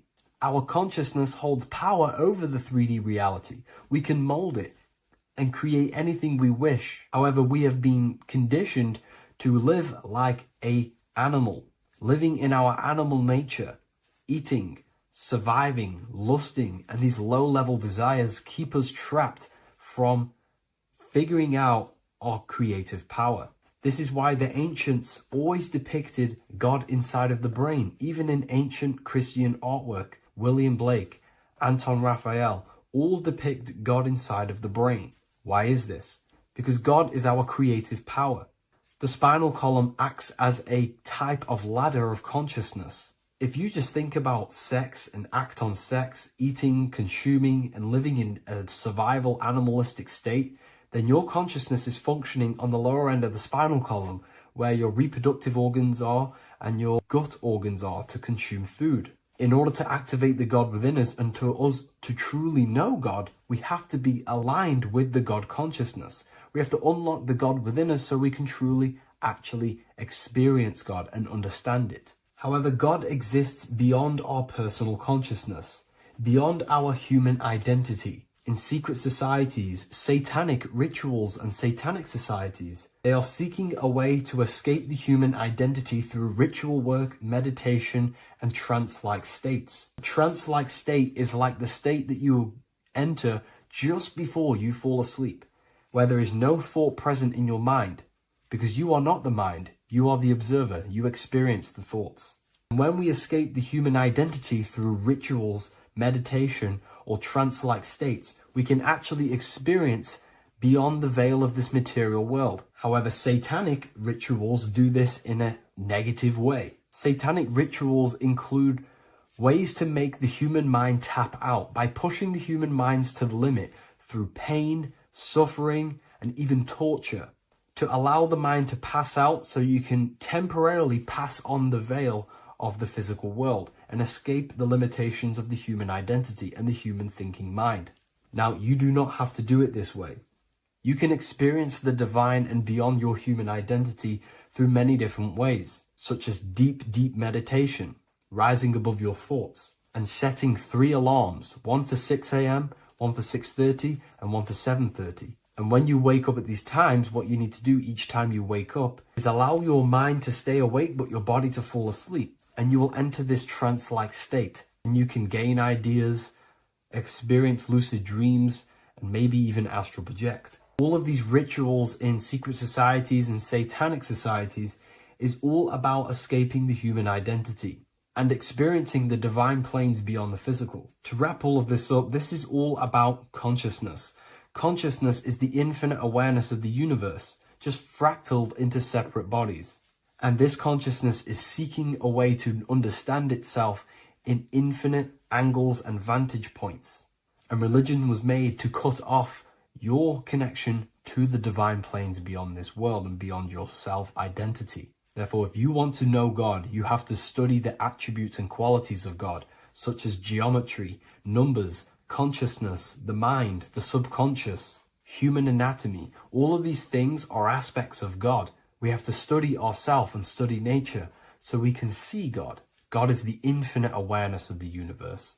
If you love this video, please leave a like and share it with a friend. I'll leave a link in the description for the Book of Wisdom, Volume 2. Neo is plugged in on the back of the neck, which is the reptilian brain stem. The reptilian brain is all to do with survival mode, survival state. It's always scanning the environment for safety, whether that's physically, emotionally, or mentally. It does not think. It is instant. For example, do I smack the guy or run off?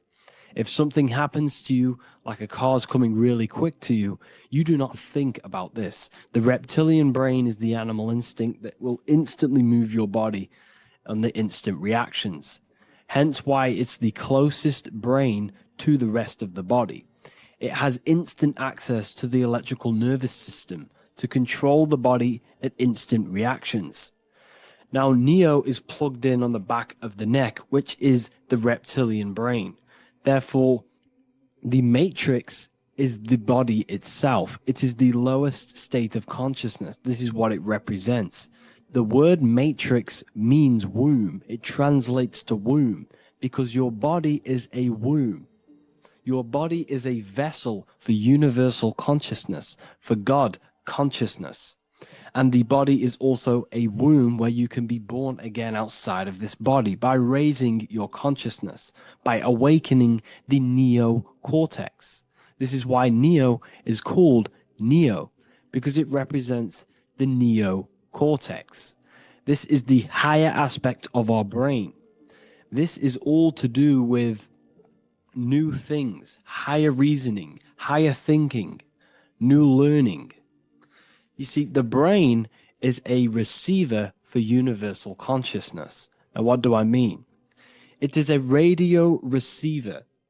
Think of it like this. You have a radio tower which emits frequencies, and each little frequency, 00.1, 00.2, 00.3, each 00 point is a different person. We are all the same universal consciousness encapsulated inside of a different vessel. This is why our body is the temple of God inside of the Bible. Your body is a sacred temple of the divine essence of the universe. However, consciousness is controlling this physical body. And I'll show you this diagram here.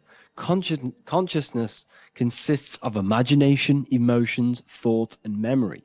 All of these things are not physical. They're not made out of atoms. You cannot think with atoms. If I split open your brain while you are thinking of a cheesecake, I would not see a cheesecake. It's because these things exist metaphysically within consciousness. They are not physical. The body is physical. It's part of matter. It's part of time. You see the Leonardo da Vinci, the circle and the square. The square represents limitation, beginning and end, because when you draw a square, there is a beginning and end. It represents the body, the mortal self, the ego, the echo. Then you have the spirit raised above, which represents spirit over matter, mind over matter. Invisible forces create physical forces. Everything physical exists in non-physical. This is also the Freemasonic square and compass, why the square is below the compass, because the compass creates the circle, which is spirit or mind. Then you have the square, which is matter. Mind and matter are the same substance. Mind creates matter through thought. Everything in this physical universe manifested through thought. Everything began as thought. So you are spirit and matter. You have a material body and a spiritual body. And you are right in the middle. This is why humans are very, very important. Because we have an animal nature, the reptilian brain, and a higher consciousness, the neocortex. And we must awaken out of the matrix, which means womb, which is the body. And Neo is waken up from the lower self, the reptilian brain, and moves into the neocortex. Because the brain is a radio receiver for consciousness. Now, what do I mean? I went over this before. Your consciousness is controlling the brain. The brain is a computer. And when our consciousness, our imagination, our emotion, our thoughts, and our memories are all contributing towards just survival things, food, safety, fear, all of these things, and our consciousness is locked into a survival state, we are using the reptilian brain. We're no longer thinking. You don't think with the brain, but the consciousness is thinking, which activates the different parts of the brain. When we think for higher reasoning, we use the neocortex. It stimulates the neocortex. When we think about survival, we're using the reptilian brain. So therefore, when Neo wakes up, he wakes up to the higher aspects of consciousness, which is only utilized by the neocortex, by learning new things and expansion of the mind and expansions of consciousness. Okay? So the whole matrix is to keep you designed. Well, the whole matrix is designed to keep you in a survival state, in the three-dimensional awareness. They want you constantly scanning for safety, scanning for food, scanning for emotional safety in relationships in other people. You see, they do not want you to think. They want you stuck in that reptile, that animal state, that beastly state that most people are in. Most people, all they do is eat, listen to music, consume, have sex, lust, desire. This is all the reptilian brain. So when we say the world's being ran by reptilians, it's symbolic. There is no physical reptilian humanoid beings controlling, manipulating human consciousness. We are all the same consciousness. However, there is a corrupted state of consciousness running this world. And this consciousness worships the physical plane, and they control the physical plane. So by doing that, they keep you stuck in a reptilian way of thinking, the animal state, to keep you stuck in the lowest state of consciousness. Now, this is the god Osiris, which represents the reptilian brain. None of the Egyptian gods ever existed. They are all symbolic for the brain and anatomy of the human body. Osiris represents the reptilian brain. As you can see, this anatomy compare to the brain stem and Osiris statue found in Egypt. And we also see an ancient artwork of Osiris with green skin and two reptile crocodile alligators next to him, which also symbolizes the reptilian survival state of human consciousness and the activation of the reptilian brain. This is what it symbolizes. Now, this is what the Matrix is all talking about. It's talking about the awakening, the expansion of consciousness. The word divine is dive in because you connect with the divine by diving inward. There is no man in the sky going to save you. You must connect with the self. Know thyself. Truth comes from within. All of these things I'm telling you comes from within you. I'm just pointing it out. All of this is self-realization. A lot of people say, well, what are my sources? My sources is knowing thyself, observing thyself, using the neocortex of critically thinking, sitting down and thinking about yourself and having deep realization of yourself. You can realize that your thoughts are not of this physical world. It's quite simple. The brain does not think. The brain does not imagine. The brain does not hold memory. All of these things exist in consciousness, the one consciousness, but we are all fractal, infinite parts of. This is the eye on the triangle, consciousness being given down to the rest. This is separate. Consciousness is separate from the rest of the pyramid. The pyramid is your body. Neo is the one consciousness. This is the Egyptians symbolizing the one consciousness giving Ankh, which is life, to all the different life forms. However, you can see that the central sphere is giving a big Ankh to the humans, because humans, like I said, possess the advanced consciousness, an advanced brain that allows us to turn above our reptilian animal self. For example, we can go against our reptilian lower animal nature and turn to our godly nature. Animals cannot do that. They are stuck in instinct. They are stuck in a reptilian animal way of thinking and operating. Everything they create is to survive. We can turn against our lower nature and create for amazing things like buildings, architecture, technology.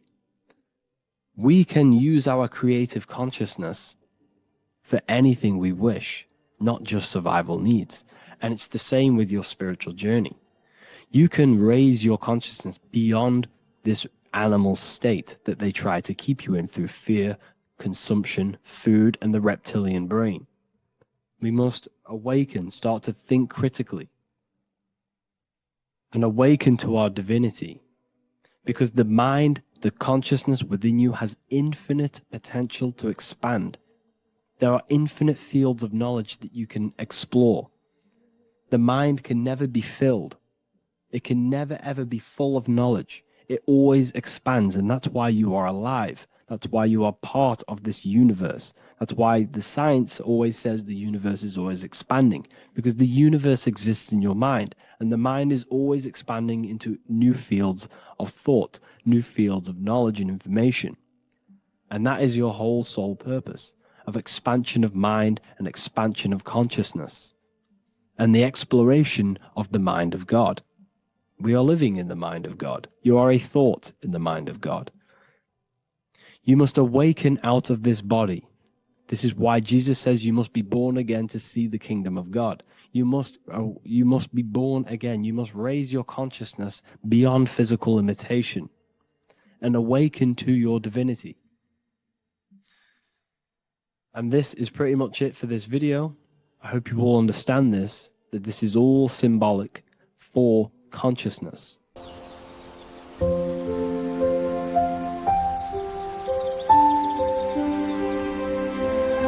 bookofwisdom.com.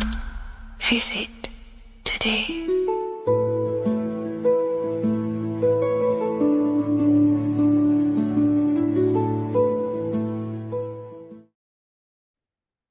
What if I told you that you are under a spell, and this spell is controlling you in every aspect of your life, and you don't even realize it? Spells are not what you've been taught. They're not fantasy magic wands that are casted over you. No, no, no.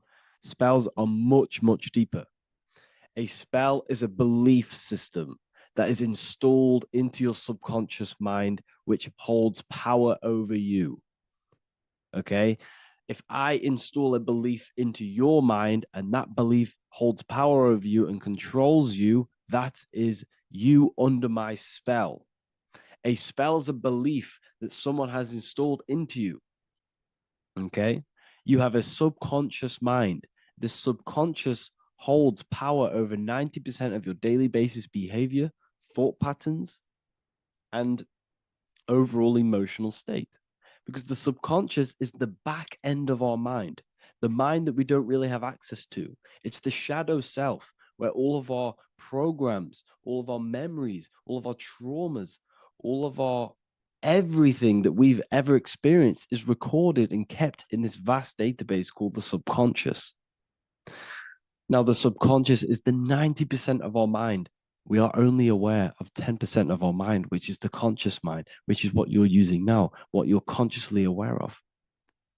But there is a subconscious mind that holds power over your conscious decisions, and you don't even realize it. For example, as a child, you had a very, very traumatic event happen. Let's say as a child, you were not loved enough by your parents. And this feeling of you not being enough for your parents and feeling alone as a child implanted this seed. And this seed was planted by your emotions, a strong emotion. And over time, as you grew older into an adult, this seed grew and grew and grew. And what this seed grew into is you being very needy, you always seeking validation from others. Okay. But you taking this conscious decision 10 years down the line actually stems from this hidden cause within your subconscious mind, within this little feeling, this seed inside your subconscious where you don't feel like you are worthy.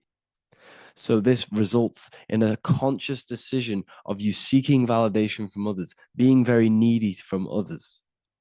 Okay. This is what the subconscious is. The subconscious holds power over us. For example, posting on social media. Why are you actually posting on social media? If you take a selfie with your new watch, new car, and you go and post that onto your social media, why are you actually doing that? On the deepest root cause, it's not because you just want to post a picture. No, it's much deeper. It comes from a subconscious belief or a subconscious emotion of you seeking external validation. whether you believe that or not. But that's what it is. If you're posting on social media, you're seeking attention, you're seeking validation from others on a deep level, on a subconscious level. You may not even realize this because it's subconscious.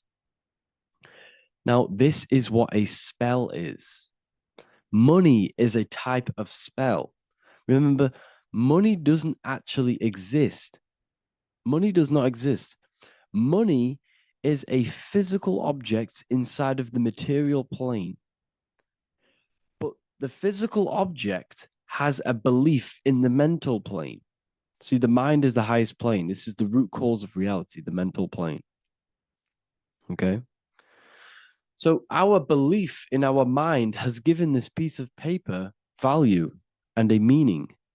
But in reality, it's just a piece of paper with a belief behind it. But this subconscious belief behind this piece of paper is controlling your daily basis behavior, is controlling your emotional state and controlling your life without you even realizing it, without you even realizing that it's all an illusion. Money does not exist. It's the belief that gives the piece of paper a power. And the way we break the spell is by realizing that the money doesn't actually exist. The whole world is under the spell of money, and it's controlling all of us. But the spell is the belief. Once we all wake up and realize money has no value, it doesn't actually exist, it's only a belief. There is no actual money. That's how we break the spell. The spell is broken when we figure out that we are under the spell, under the belief, under the illusion of this piece of paper having value, and it's controlling our lives. That's why the word money has mon within it. Mon is moon, and the moon represents our hidden aspect of our mind, our subconscious, and the sun represents our conscious mind. So you have two versions of yourself. You have the self that you show to everyone, the conscious mind, and you have a shadow self called the subconscious, which is the hidden aspect of you. For example, do you really love your partner who you're with, or are you just with them for, is there a subconscious fear of being alone? Do you really want to be with this person, or is it stemming from, are you staying with them because it's stemming from this fear of being alone, of being lonely?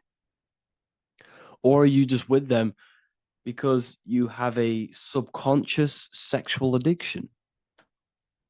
And all of your conscious decisions are actually coming from this little seed of wanting sex or not being alone. You have two versions of yourself, the conscious mind and the subconscious, the shadow self and the self that you show to everyone else. Okay? And the subconscious is what's holding power over you.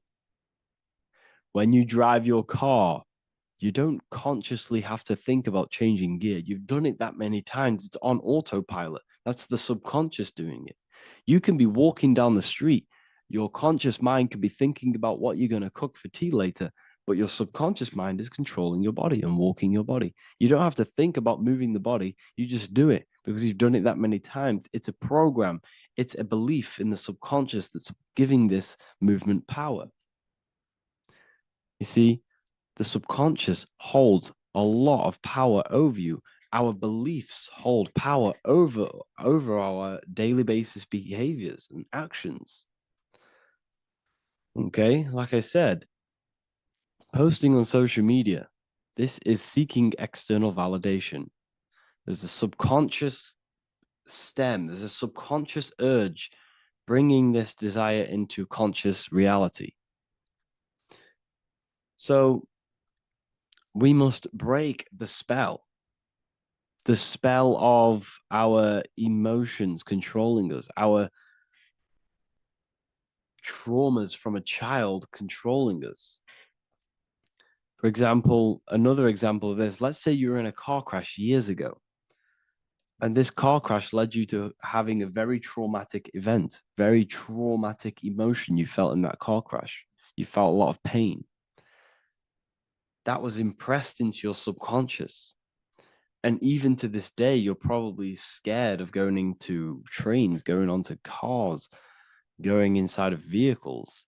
And you might not even be aware that it's actually stemming from this event that happened 10 years ago. That's the spell. That's the spell that's holding power over you. And you don't even realize it. You realize the spell when you realize you're being controlled by this old belief, this old trauma. That's what a spell is. A spell is not something I cast over you with a wand like Harry Potter. Spell's much deeper. It's the hidden aspects of our mind that hold power over us, that control us. Okay?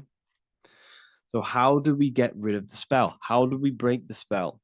By installing new belief systems, by installing new programs into our subconscious. The subconscious is impressed by repetition and emotion. Everything you do on repeat, for example, tying your shoelaces, you can be looking up into the sky, closing your eyes, thinking about what you're going to create for tea while doing your shoelaces. You've done it that many times, you don't have to think about it. That's the subconscious taking over. Okay. That's the repetition aspect of the subconscious. For example, you could probably run down your stairs. You know exactly how to run down the stairs. If I tried to run down your stairs, every staircase is different. I'd probably fall over. But you've done it that many times, you know exactly how to do it. It's what we call ritual. When you have an evening ritual, when you tidy the house, you do your skincare routine, you wash your teeth, that's a ritual.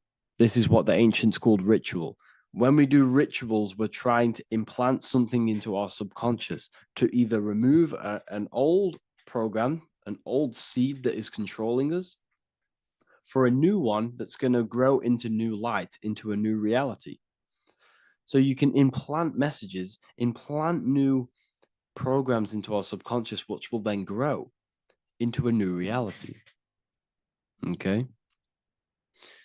Because if I tell you something over and over and over again every single day, for example, if I say, you do what I say every single day I repeat this statement into your ears, about a month or 2 months in, you're going to start to believe in that statement and you're going to start to be under my spell. You're going to start to do everything that I say. So this is what spells are. Spells are subconscious beliefs that hold power over you, and you don't even realize it. So we need to remove these old programs we have that are controlling us for new programs. And we do that through ritual, affirmation, and imagination.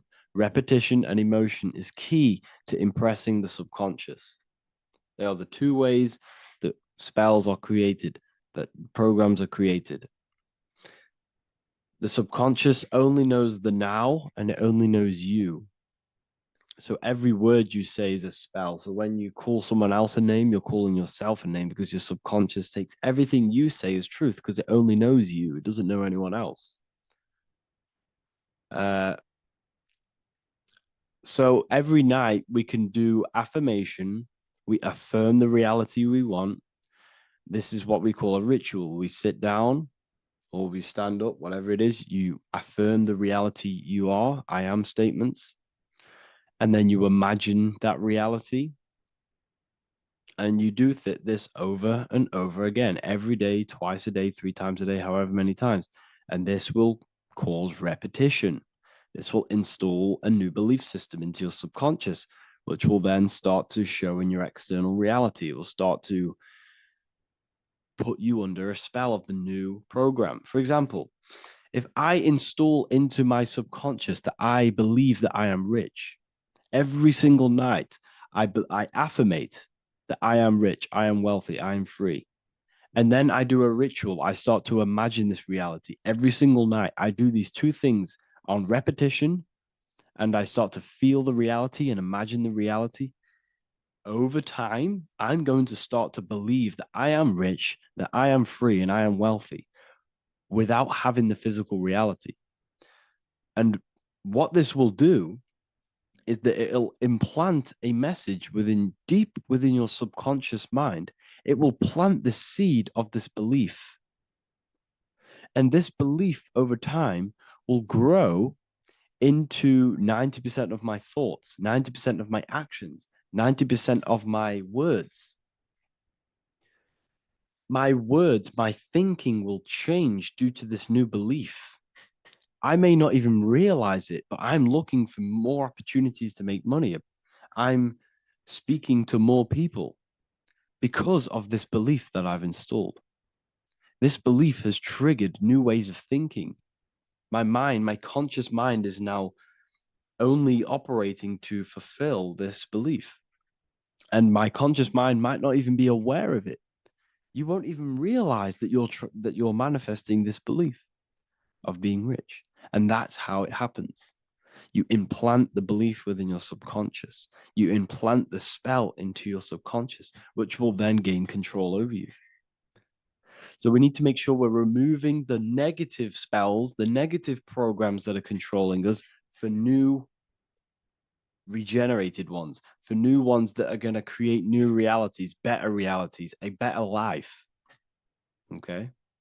You don't want negative traumas, negative seeds controlling you and growing into your life. If you don't cut them off, they will continue to grow and grow and grow. Your anxiety will get bigger and bigger and bigger. Your depression will get bigger and bigger and bigger. But it's all actually stemming from one belief system or one trauma. Okay? So this is important. Everything in this physical plane is an effect of the higher planes. It's a shadow of the mind. Everything we think, all physical objects began as a thought, then an imagination, then energy, then a physical reality.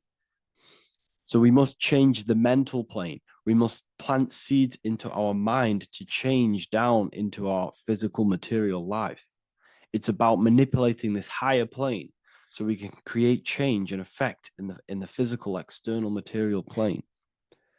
That's what magic is. This is what spellcasting is. This is all what it is. It's not fantasy. This is the manipulation of the higher planes of consciousness, which your mind has access to. You have access to these higher planes. Okay? This is exactly what I teach in my university. I teach different rituals. I teach specific rituals to get rid of certain things, certain belief systems. I teach all different rituals, all different ways for you to create your own reality and live the best reality you want. We also have all of these different courses. We have Activating the Inner Eye. This will teach you exactly how to lucid dream and activate your inner vision of imagination. We have the Sexual Alchemy course. This will give you the power of transmuting your sexual energy into creativity. We have electromagnetism studies. We have esoteric exchange, an exclusive live call that we do every single week, and I connect with all of the students. They can ask me questions, can speak with me one-on-one inside of these live calls. We have the real numerology section. We have the health section. We have a lecture section. Look at all of these lectures we have on occultism, symbolism. All of these lectures are designed to gain you power, to give your personal power back to you, to make you realize things about you. We have a meditation section. We have a library section where you can download all of our library, all of our books, different books on occultism, symbolism, Freemasonry, astral projection. And of course, we have the Manifestation Mastery course, which teaches you exactly how to create reality so you can live that desired reality that you want. This is the last chance to lock in the price of $55 a month. This is less than $2 a day. You can really level up your life because the price is going to increase as the value of the university increases, because there's a new symbolism course coming out. And if you join now, you'll get this course for free, because obviously when this course releases, the price will go up. The symbolism course will teach you the language of esoteric and occult symbolism. I'll leave the links in the description. Make sure to leave a like, comment, subscribe to the channel if you want to see more content. Thank you all, people. Have an amazing day.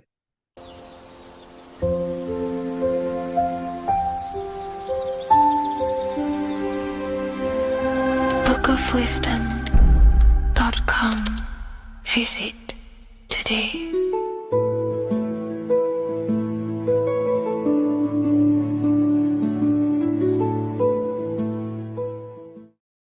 Hello, Seeker. Welcome to Revival of Symbolism, a channel devoted to the language of esoteric symbolism, guiding you to discover yourself and expand your consciousness into deeper realms of thought.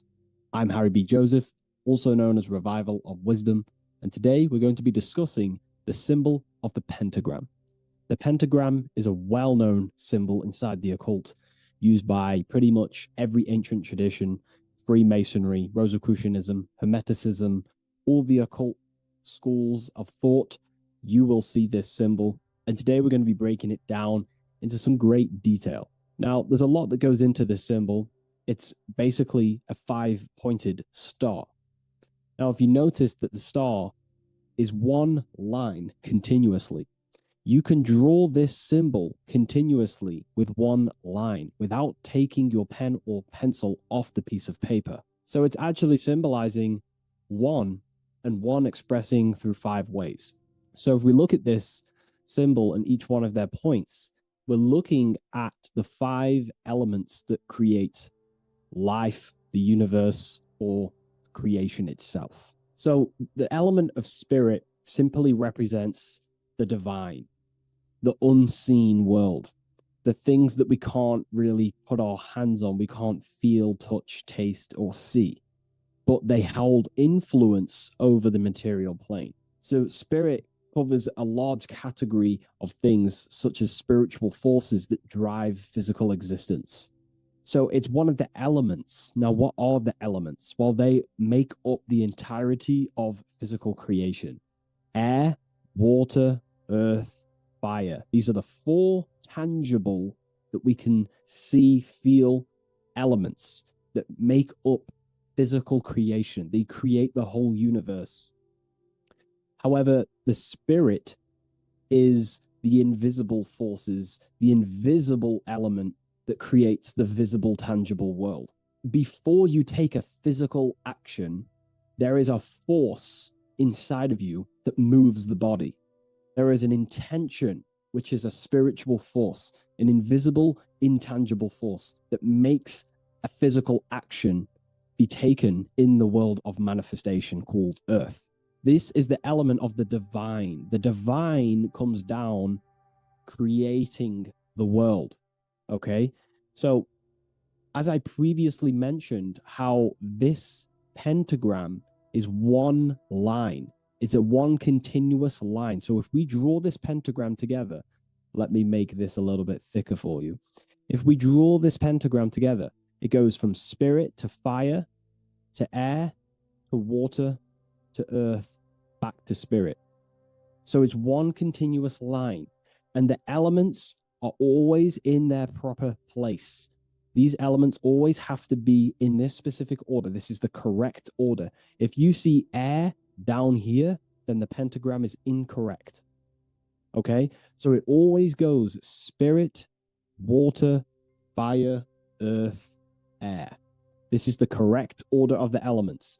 Now, this is highly symbolic, which is what we'll break down in just a minute. But before we go into the deeper aspects of this, I will explain pretty much what it means on a basic level. So we'll come back to this drawing. So spirit is on the top, which means spirit over or more superior or more dominated over the earthly elements. Now, what does this mean to an individual, to yourself or me? If I wear this pentagram, I am basically saying my spiritual divine self, my internal self, is more superior than anything the material world can pretty much give me.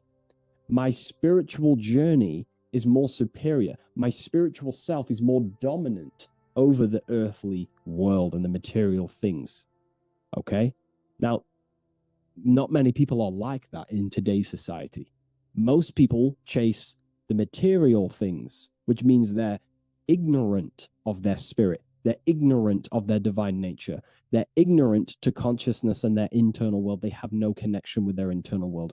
All of their thought, emotion, and action, their 3 creative powers, is totally expressed only on material gain and external things. However, if you see an upright pentagram, you're seeing someone who is basically saying, my spiritual nature is more important than my earthly nature. My spirit comes first before anything material. And ultimately, this is how you become more happy and fulfilled in life, by chasing, well, not chasing, but putting your spirit first, putting your internal world first. You know, seeking the things that are untangible. For example, knowledge. I'm addicted to knowledge. You know, I would rather chase knowledge because knowledge is power. Knowledge of self is so important. When we die, it is the only thing that matters in the end. When you die, you are immortal. And if you have no knowledge of yourself, then you're going to struggle in the afterlife. If you have no self-control over your thoughts and emotions and desires, then you will suffer in the afterlife because you have no control of your thoughts, and your thoughts will be creating your reality in the realm of imagination or the astral plane. But that's a whole other lecture. But this symbol is pretty much saying placing the invisible over the visible. So there's many different avenues we can go with this. So this symbol is also used in magic. We could use the symbol for manifestation. It represents controlling the inner world to produce then effect inside of the external world. You see? So we have to put this first in magic spirit. We have to change the internal so we can produce change in the external. Reality is created from the inside out. Okay? So this symbol is heavily associated with magic as well, which is a whole other lecture. In this lecture, I'm going to give you a good detailed explanation, but this symbol is so vast and wide, it would take many breakdowns to go into each meaning of the symbol. So it's representing the divine element of spirit coming down and manifesting the physical plane through that process of this. So as I mentioned earlier that I'd come back to this, what we're looking at is the process of spirit turning into matter. This is the process of how spirit condenses into a material form, how higher energy, higher forms, which are invisible, come down and manifest and crystallize into a physical object or a physical reality. So this pentagram is explaining the process of creation. So it comes from the higher realm, spirit, the source, the emanation. An emanation is a thought or an emotion or a desire, which comes down to fire first. Fire represents the will. This is the willpower. This is the willpower. It's still kind of more of an invisible force, but fire is the closest element that represents spirit. This is why we light candles in magic and rituals, because it's literally opening a doorway to spirit. It's the closest element to spirit. So this is why sometimes in alchemical artworks, they use fire to represent spirit. Because, it's quite difficult to use a symbol for spirit because it's totally invisible. So it goes down to fire first, the will. Then it goes up to the air, which represents intellect, the intelligence of the mind. This is thinking, mind, intellect, logic. Then it goes down to water. This is emotion. This is intuition. And then it goes into the earth, which is physical body action. Okay? So spirit represents an emanation. So an emanation is something descending out of the void, out of the nothingness. And the first thing that descends is will, then intellect, then emotion, then a physical action. Then everything returns back to spirit from earth. So it's showing you how spirit manifests into matter. It's also showing you the macrocosm, how the world is created. So ultimately, it's a symbol of the microcosm also. It's a symbol of you. If you put your body outwards, you would see your body in this 5-pointed star shape. So it's a symbol of the microcosm, because you yourself are a microcosm. You contain all of the elements: spirit, fire, earth, water, and air. You breathe air, you drink water, fire in your nervous system, which is electricity, and earth is your physical body. So you are a microcosm of the universe. And this is what the circle, when we see the circle around, this is representing the macrocosm, the circle.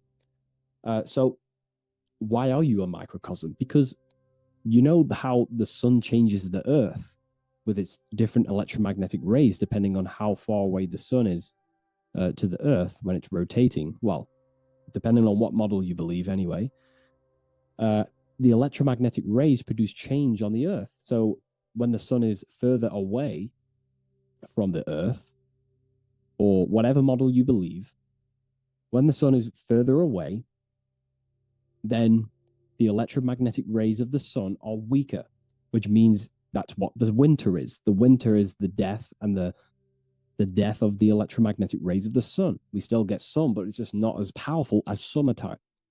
So nature dies.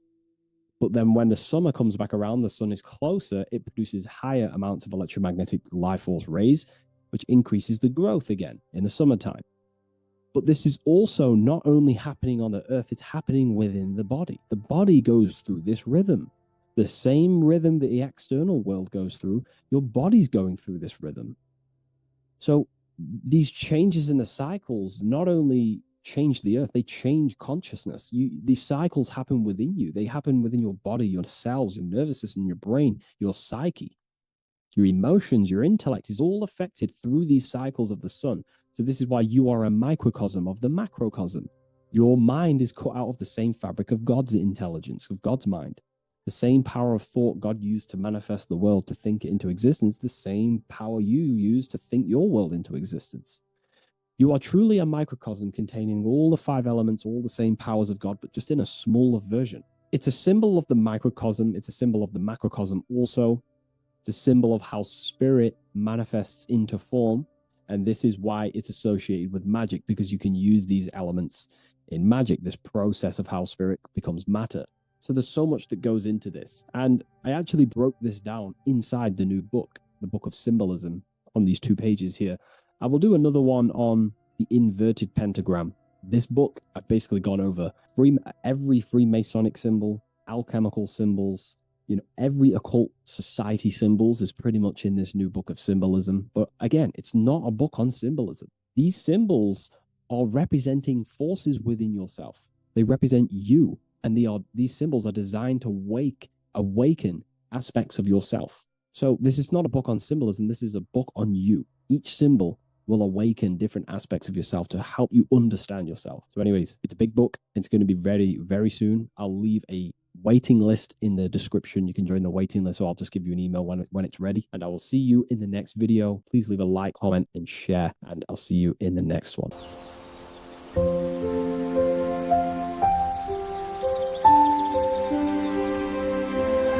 bookofwisdom.com.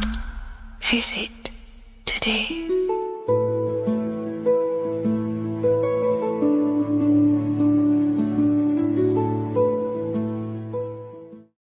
Do the elites actually worship Saturn? In this video, we're going to be discussing the occult and esoteric meaning of the 7 planets and the abuse of the Saturnic energy within today's world. This will help you gain a deeper understanding of reality, yourself, how you create reality, and what these 7 planetary energies actually truly are. In order to understand anything within the universe, we have to understand the law of correspondence, the law of as above, so below. There is one consciousness expressed in infinite forms. Me, you, the squirrel, everyone who possesses consciousness within this universe is an expression of the one divine consciousness, what we like to call Source, God, or the grand architect of the universe. We have to understand there is a large scale, but the large scale is mirrored in the small scale. If we look at lightning, this is a large scale. This is the macrocosm. Then we go a bit smaller to the trees. We see the same pattern. Then we look a little bit smaller into to the human body. We see the same pattern of the nervous system. Then if we zoomed into the microcosm, brain cells, we still see the same pattern. This reveals the universe is a fractal universe. The large is reflected in the small. And this is the symbol of the Fibonacci sequence, which represents this as above, so below principle. The big spiral represents the macrocosm, but then this spirals into the tiny spiral. This symbol goes for eternity, never touching, never finishing. The large is mirrored in the small. With understanding this, we can realize that we are a microcosm of God. We are our own universe. We are our own world. Your body is the earth. Your mind is the mind of God, just in a smaller version. You are a drop in the ocean of the vast collective consciousness. With that being said, everything you see outside of you is inside of you. As above, so below. The 7 planetary energies on a macrocosmic scale are the 7 energies that form the physical world. The physical dimension is crystallized thought. Everything you see around you was thought made manifest. Thought imagined, then created in the physical reality. Therefore, these 7 planetary energies are 7 astral forces that create and weave the material existence. For example, if we look at a tree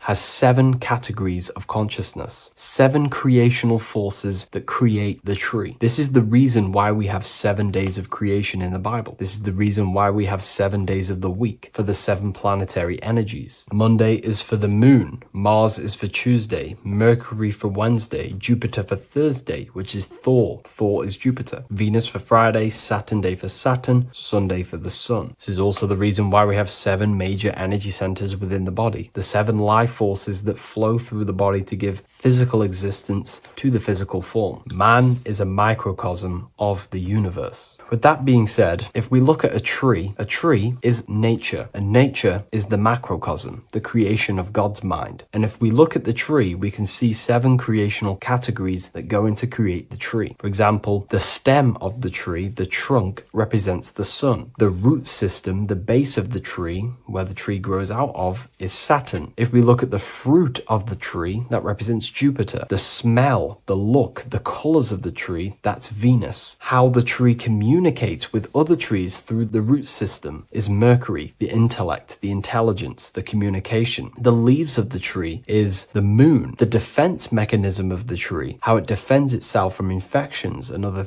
territories, is Mars. So we can see all physical matter, all physical creation demands these 7 categories of consciousness, these 7 planetary forces. But again, that is the macrocosmic scale. The macrocosm is reflected in the microcosm, which means you have access to these forces, these 7 planetary energies, and you use them to create anything in reality. You've been using them maybe unconsciously your whole life. For example, this book that I've created, the Book of Wisdom Volume 2, you can find it in the bio if you're interested in reading it. It has the 7 planetary forces that go into this tree, into this book. I used the sun, which is my passion and my drive to take actions. I used Mercury, which is my intellect, my thinking, my communication. I used Venus, the layout, the look of the book. I use Mars, my defense of my work, my trademark, my copyright. I use Saturn. Saturn is my time, my discipline, my attention. I use Jupiter, which is the why, the reason why I created it. I used the moon, which is my care. My care is the generative force. Whatever you create in your reality is because you care. You care about keeping a house above your head. Therefore, you go to work and earn money. Care is the driving force to create anything in reality. What you see right now watching this video is because you care about watching this video. If you lose care about watching the video, you will turn it off and continue to do something else. All creation demands these 7 forces, hence why we have here a midsection. Sometimes we see the symbol of the earth, which is a circle and a cross in the middle, because these 7 forces create earth. But again, this video is specifically aimed to Saturn. We're going to be discussing Saturn's Saturnic energy because there is a lot of misunderstanding in today's world, and I'm going to give my perspective and my research on the energy of Saturn and how we use it and how it's being abused in today's world. Saturn externally, because remember, we have an external world, an internal world, a macro and a micro. Saturn externally in the material plane governs the foundational and enduring aspects of existence, such as the roots of plants, the bones of our body, even the insects that dwell beneath the ground. It represents the dull, hard, unyielding forces of life, symbolizing structure, limitation, and conditioning. Under Saturn's influence, things become rigid, bound by the god of time, bound by restriction and boundaries. In Roman mythology, Saturn is revered as the god of time, ruling over the cycles, beginnings, and endings. This connection with this emphasizes Saturn's role in marking the passages of life, aging,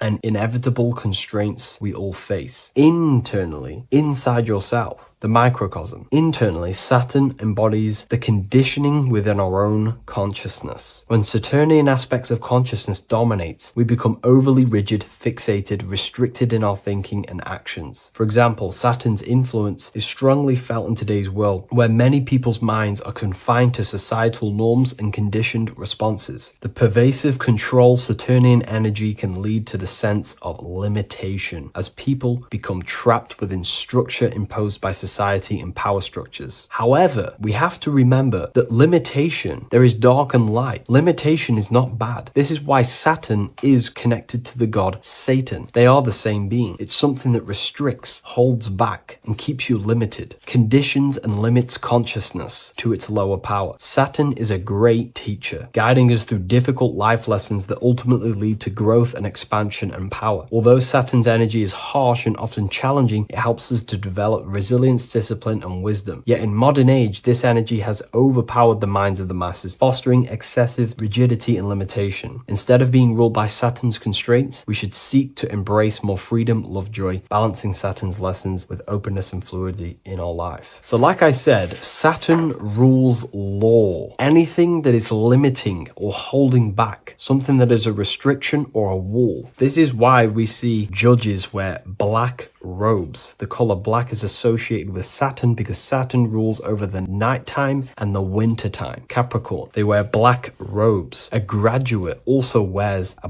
black robe with a black square cap on its head because black is associated with Saturn, restriction, limitation. University graduates wear this. Personally, not to offend anyone, these educational systems that we have in today's world are not here to give you power, to find you the power of consciousness or yourself. They are simply to restrict you, to keep the mind limited in a certain belief system. That's not to say the things in university are completely useless, but what I'm saying is it is a conditioning by the educational system. And if we actually look at the top of the hat, it's a square over a circle. And in Freemasonry, we see the compass on top of the square. In Freemasonry, we see the square underneath the compass on top of the square. The square creates squares and the compass creates circles. So this is symbolizing the square, which is matter, the circle, which is spirit, matter over spirit when it needs to be spirit over matter. This is a symbol of conditioning, limiting the mind into being locked in the five senses and base consciousness. Saturn's energy is keeping people restricted. This is why there is so much Saturn symbolism in today's world, because Saturn is anything to do with limitation, restriction, and time. All of the systems in place are to limit our minds, to keep us on base consciousness, only thinking in a limited box, only thinking and aware of the five senses. In base consciousness, in animal nature, one only thinks according to their senses. When they have a sense, their mind thinks. This is an affect state of consciousness. They're living in the affect. We need to understand that in base consciousness, we have no true power to create. We're simply living in cycles of affect. Now, what do I mean? The physical world is the effect. It's already manifested and cannot be changed. Our consciousness needs to rise to become a cause instead of playing around and being lost in the effect, to become a co-creator. And this is what the system does not want you to do. It does not want you to become a conscious creator. So they keep you in base consciousness, not giving you the awareness that you are literally a god creating a world right now. You are a world and you are shaping the world. Our consciousness needs to be mastered, controlled, and then we can become a conscious creator instead of running around in the world of illusion and effect. As above, so below. What happens in the mind happens in reality. We do not want to be matter over spirit, which means the external world over the internal world. We need the internal world to rule over the external. Saturn's symbolism can be symbolized as a black cube. The cube symbolizes this physical world because everything has 6 sides. We can move forward, backward, left, right, up, and down. We are in this cube. This is why we say think outside the box. Thinking outside the box means to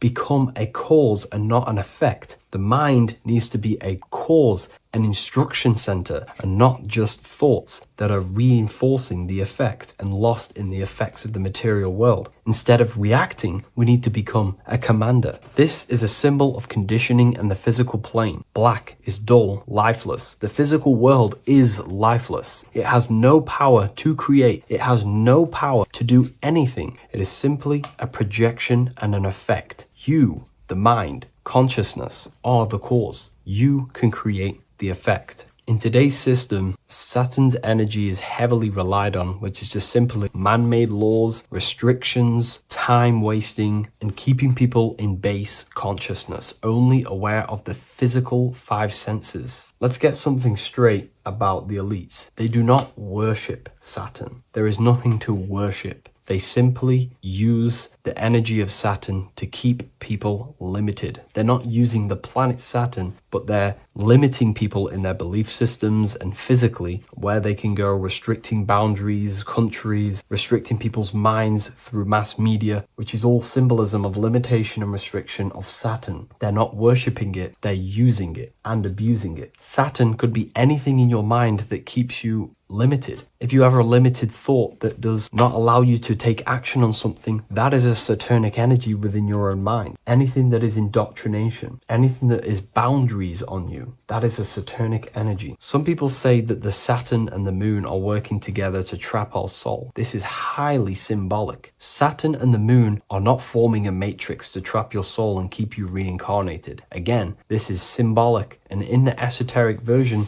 and understanding of this, we can see that they do have a relationship. The moon is our subconscious mind, and Saturn is restriction. If we have restrictions and belief systems in our subconscious mind that keep the soul locked and trapped only in these 5 bases, this 5 senses, then we will think and condition ourselves that we are only the physical body and never actually free ourselves from the material world and ascend. Saturn and the moon are not working together, but these are highly linked. By limiting the subconscious, we keep people stuck in base awareness, keeping them locked in the world of effect, never becoming a conscious creator. We have 2 spiritual currencies, time and attention. These are the 2 currencies that we spend. We spend time or pay attention. These are the 2 spiritual currencies that pretty much create our reality. And the system aims to hijack these 2 currencies from you, to limit you, to dominate you, so you do not become a conscious creator. So again, no one worships Saturn. It's simply just a symbol of limitation and restriction. Limitation has good and bad. Limitation can make us learn, overcome, become strong, disciplined. But when it's abused, it can keep people locked in base consciousness and stuck in their lower nature, never figuring out how powerful they are. You hold the power to shape a world. That's how powerful you are, to turn thoughts into physical existence. I'll see you in the next video. Please leave a like, comment, and a subscribe.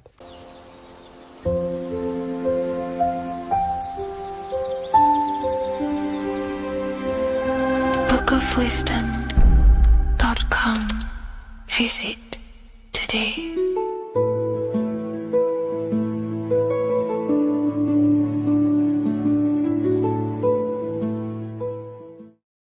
What if I told you that the pentagram can unlock the secrets of creation and make you manifest any reality you want? Hence why the pentagram is used heavily in magic and witchcraft. We have to understand that the pentagram has been heavily demonized. Religions, churches claim that this symbol is associated with Satanism and witchcraft. I personally believe this was intentionally done so that people do not gain their personal power over reality and their life. The pentagram reveals so much about you, and it is one of the most important symbols to understand inside the occult studies. It is one of the most common symbols that you will see across all occult esoteric orders and different occult traditions, such as Freemasonry, Kabbalah, Rosicrucianism, alchemy. You will see this symbol everywhere. And in fact, you even see this symbol, the pentagram, on old church buildings, statues of Jesus next to church buildings.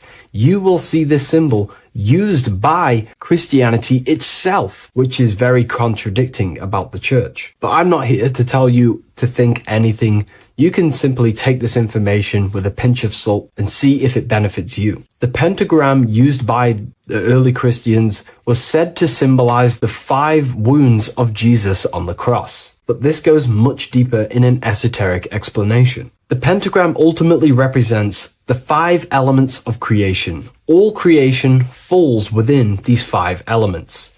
We have spirit on the very top, then you have air, water, earth, fire. This is the correct placement and order of the elements. Air is always on the left, water is always on the top right, earth very bottom left, fire bottom right, and spirit placed on the tip point of the pentagram. It's a 5-pointed star drawn with one continuous line. But this actually reveals much deeper things, and we're going to be going into how to use this symbol for magic and creating your reality towards the end of this video. But now we're going to give you a basic understanding of the pentagram. It's showing you the 4 physical elements symbolized as triangles and spirit symbolized as a circle. The 4 physical elements are made out of the base element, spirit, or what the ancients call ether. Ether is the underlying base of all physical matter. This is the substance that animates physical matter with life force.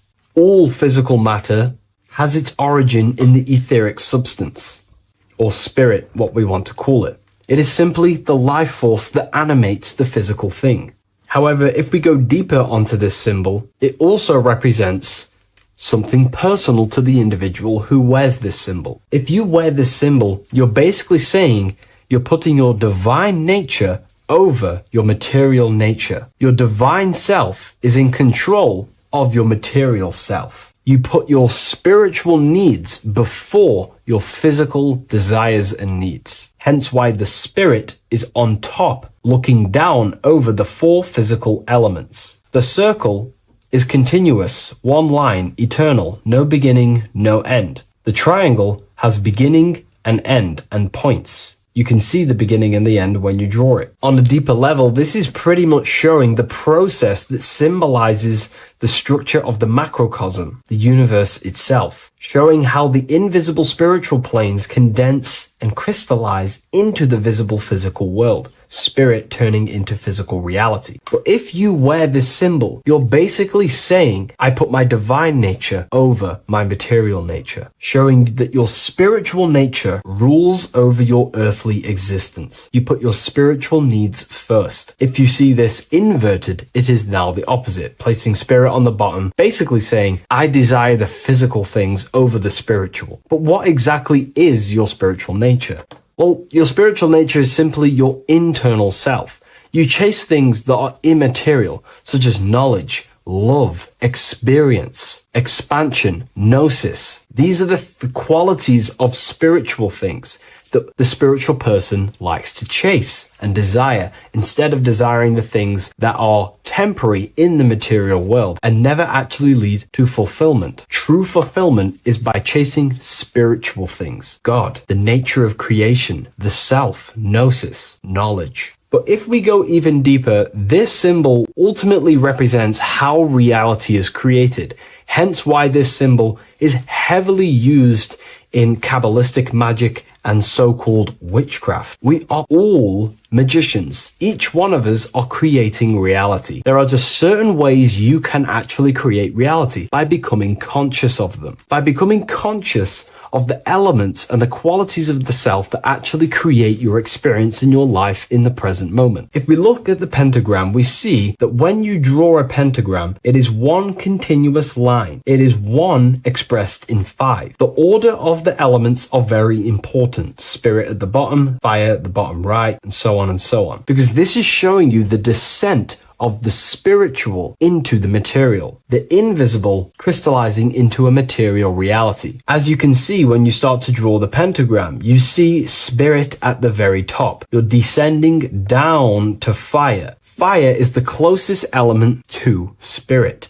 Hence why in magic and witchcraft, people like to use candles. So you're descending first into fire, then into air, then into water, then into earth, then back into spirit. Because of course, the cycle of creation unfolds itself. When you die, you return back to spirit, and then you reincarnate yourself back into physical reality if you wish and desire to. Everything is under this process of matter spiritual. In the daytime you wake up, you're in your material body. When you go to sleep, you enter your astral spiritual body. Everything's in this continual process, renewing itself in spiritual, then material. But the reason why this is associated with magic so heavily is because each one of these elements corresponds to a different body of consciousness, a different vehicle of consciousness. Consciousness has many different vehicles it uses to create the tangible self, the physical reality. For example, consciousness has a spiritual nature. The spirit element in this case symbolizes the emanation, the descent of the one power, the one force that we are all using. Each one of us is using this one power, the power of the source consciousness,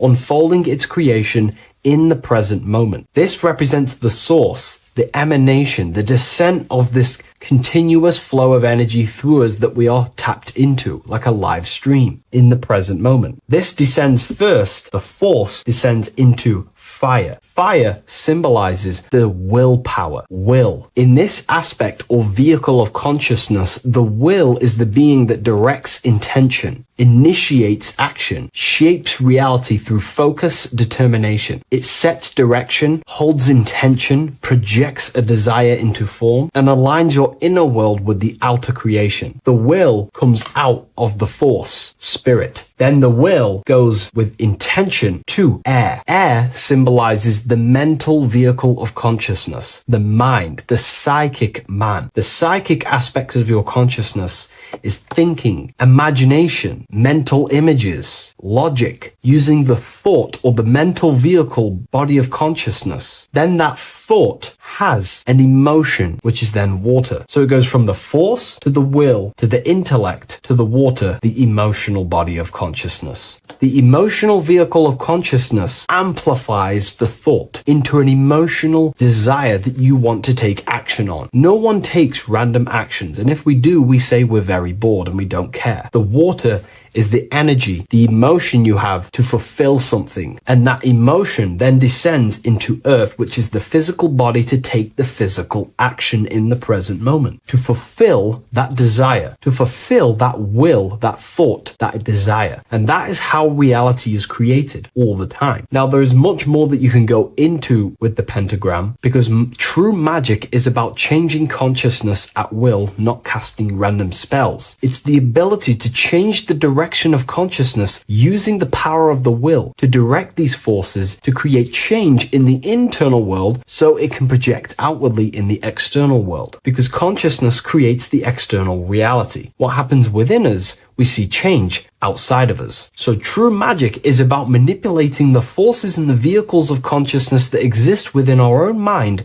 to produce a change in the material world. There are other ways you can use magic, by purifying each body of consciousness or banishing each body of consciousness. Other forms of magic, you can dissect each body of consciousness and work with that specific body. If you think you're using your mind too much, you can start using banishing rituals to banish the power of the mind, to stop overthinking, for example. Or if you have lack of emotional connection with your emotional vehicle of consciousness, we can dissect this body, tap into this body, and invoke this body and strengthen it. We're dissecting each body and vehicle of consciousness so we can work with it to create a specific change inside ourselves, then to be mirrored outside of us. So pretty much this pentagram represents the descent of the spiritual turning into a material reality. Hence why sometimes we see a human figure standing in the point of a pentagram, because it ultimately represents the microcosm. You are the microcosm.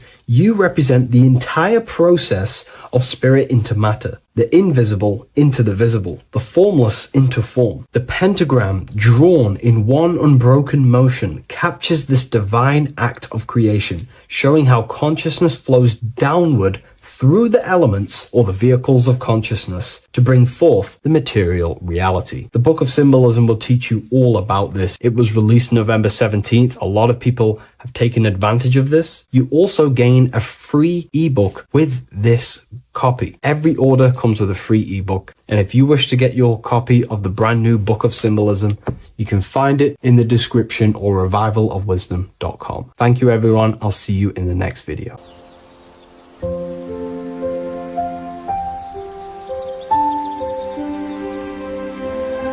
bookofwisdom.com. Visit today.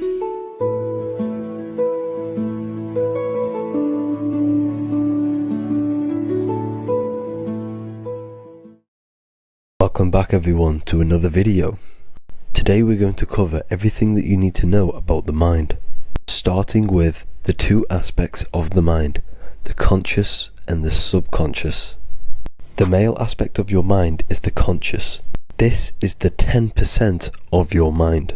The conscious part of your mind is only aware of everything around you, your vision, your sight, your smell, your taste, your hearing, and your current state of emotion and thought. Every thought that you consciously think about has an emotion directly attached to it. That emotion is then impressed onto the subconscious part of the mind. The subconscious part of the mind is the female aspect of your mind. It is also a whopping 90% of your mind. Subconscious mind is controlling all of the subconscious processes which happen within your body. For example, your subconscious mind is controlling your heartbeat, your digestion of food, and all of the things that you do not have to tell the body to do. It is the hidden part of our mind which is controlling all of the hidden things. The subconscious mind is like a recording supercomputer. Everything that you have experienced in your life is all recorded and stored within the subconscious mind. One of the most important things about your subconscious mind is that it stores your mental programs. Everything in the subconscious mind manifests into behavior and actions within the body. Your daily basis routine and habits are all mental programs within your subconscious mind. These mental programs are created by mainly two ways. 1, repetition, and 2, emotional impact. The repetition is fairly simple to understand. The more you do something, the more it impresses onto your subconscious mind and becomes a program. That program will then manifest into your behavior. However, with the emotional programs, they work a bit different. The stronger that you feel an emotion, the stronger it is impressed onto the subconscious mind. And then that emotion becomes a program. For example, you had a very traumatic moment happen when you were a young child. The emotion that you felt was so strong in that moment that it impressed into your subconscious mind so hard that you can recall that moment like it was yesterday. That traumatic event that happened to you when you were young will still manifest into your daily basis behavior even to this day. However, it manifests subconsciously. For example, if you were in a car crash, you will be wary to enter cars with certain people. All because of that traumatic emotion that you felt and impressed onto your subconscious mind. Another example of the subconscious manifesting into our behavior is posting on Instagram. Most of the time, the reason why you post is because your subconscious mind is seeking gratification.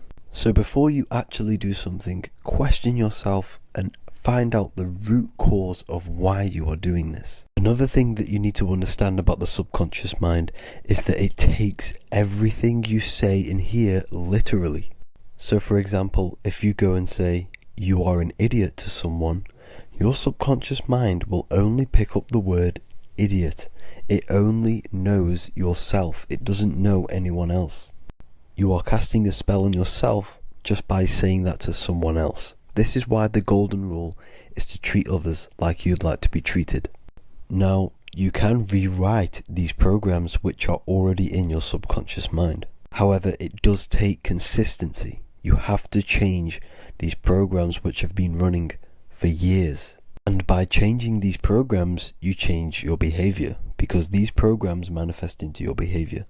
The best way to do this, personally, is to listen to affirmations first thing when you wake up in the morning, and do this for 10 minutes every single morning.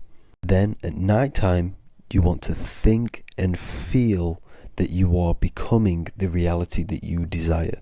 The more that you feel this reality, the more it will become a program and impress your subconscious mind. For example, you're trying to gain financial freedom. If you trick your subconscious mind into creating a program saying that you are financially free, this will manifest into your behavior. You will start doing more work. You will start looking for ways to make money. Your mind will be set on the frequency of money and financial freedom. Therefore, you will receive thoughts based around this program. If you take enough action, your life will dramatically change because of this program that you created in the mind. This is why we call it a mindset, because your mind is a frequency tuner which sets its frequency onto different thoughts, because thoughts are frequency. If you fill your mind with a specific frequency, you will gain thoughts and ideas based around that frequency. To create a stable mind, you need to master your emotions. You need to change your mindset. Everything that you experience is neutral. Based upon the mindset that you see it, you either give it a positive or negative charge. By understanding this deeply, you will then control your emotions. I hope you gained some wisdom and enjoyed this video. Please, if you can, leave a comment and a like, and subscribe to the channel if you like this content. Love and light to you all.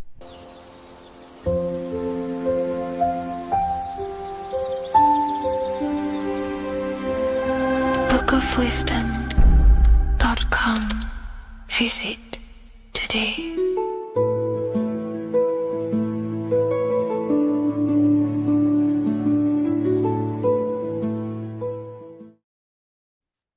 The Pope is supposedly opening 5 portals on Christmas Day. Now, I know this video is a bit late, but I'm going to be commenting on what I think this symbolism and this ritual truly means, and what they are trying to do to society with this symbolic ritual. So the first thing we must understand is that everything these people do on a mass scale, all of these major events that they take place on, are all symbolic. They're all ritual. They all have purpose. Okay? So when we look at the locations of these 5 doors that are in Rome, we actually see the sigil of Lucifer when we connect the dots of all of the 5 door locations. This is the sigil of Lucifer. Lucifer is not what you think. Lucifer, sigil of Lucifer, represents the outline of the human brain and our visual perception field.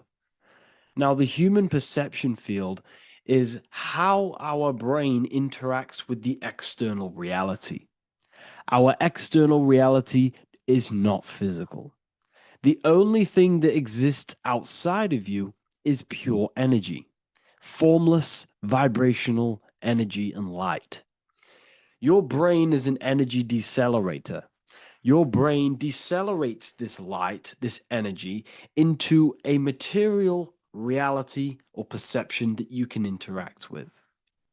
You don't look into the external world.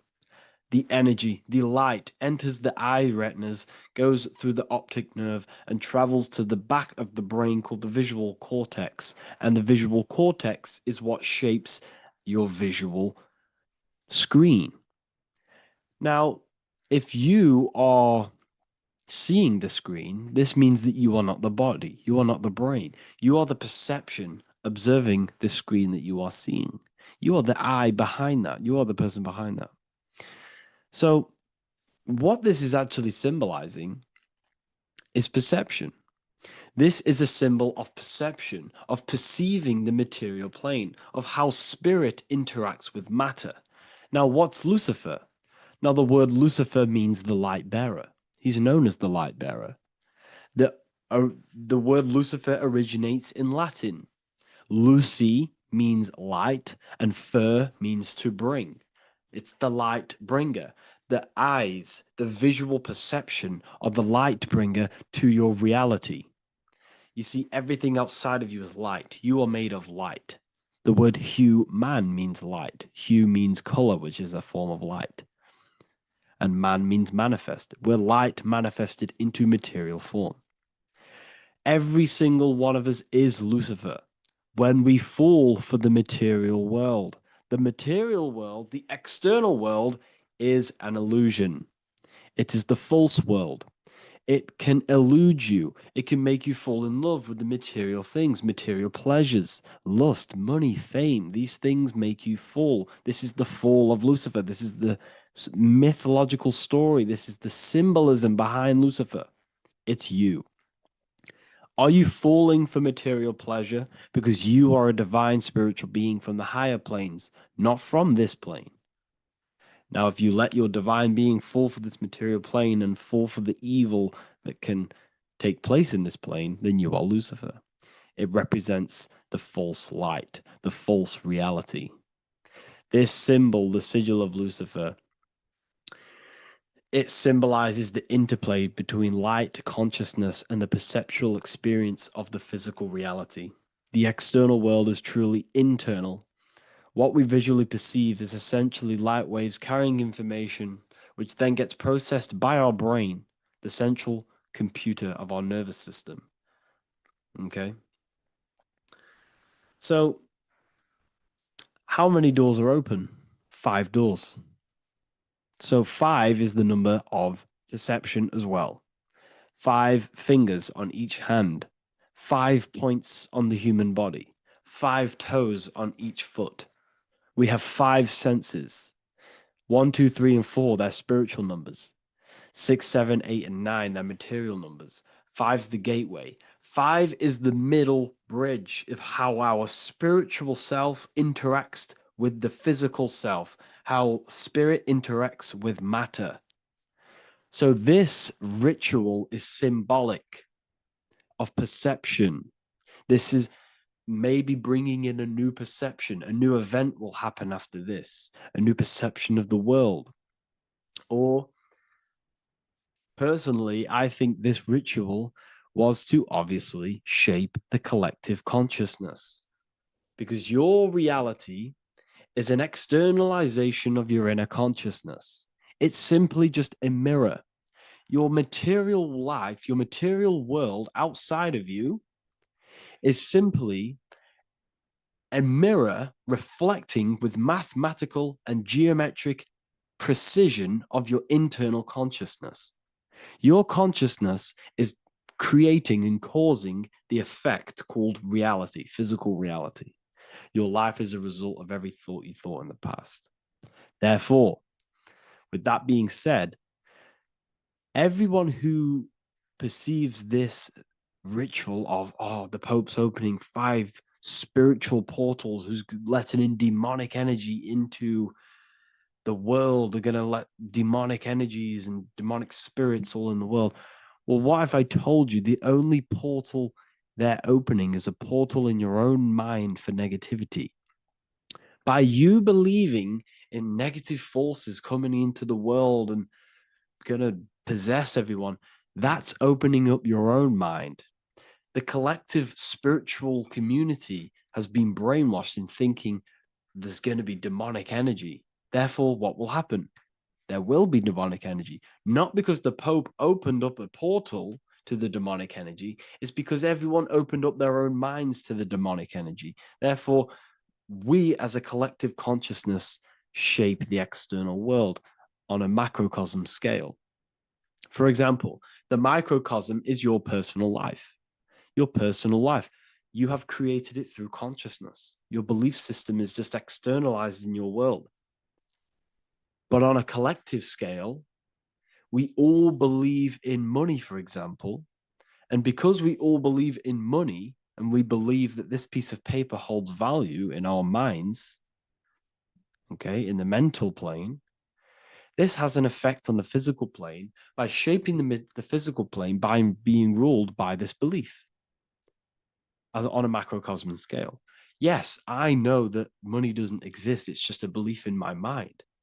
But that doesn't have an effect because the collective consciousness believes that money has effect, has power. When it doesn't, it's just a piece of paper with the belief behind it. If the collective consciousness stopped believing in money, then the collective consciousness would have broke the spell and we would have no longer had a material plane ruled by money. You see, our beliefs is ruling and shaping our physical plane. This physical world outside of you is truly just an effect of the mind, an effect of our consciousness, our inner world. So I believe this ritual was done to change our perception, to make us think the Pope is bringing this spiritual energy and negative forces into the world.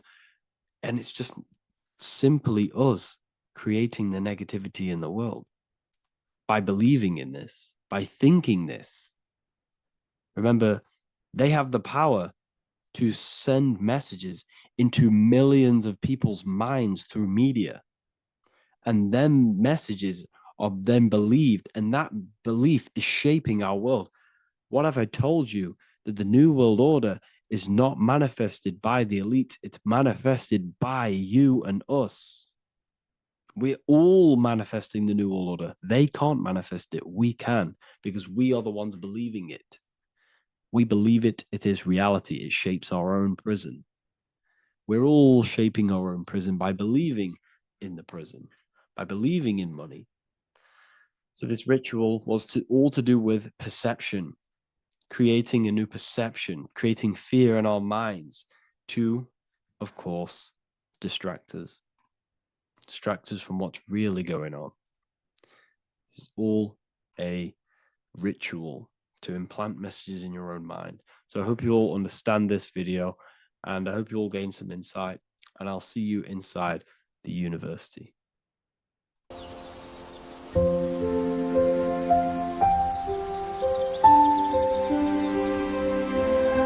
bookofwisdom.com. Visit today.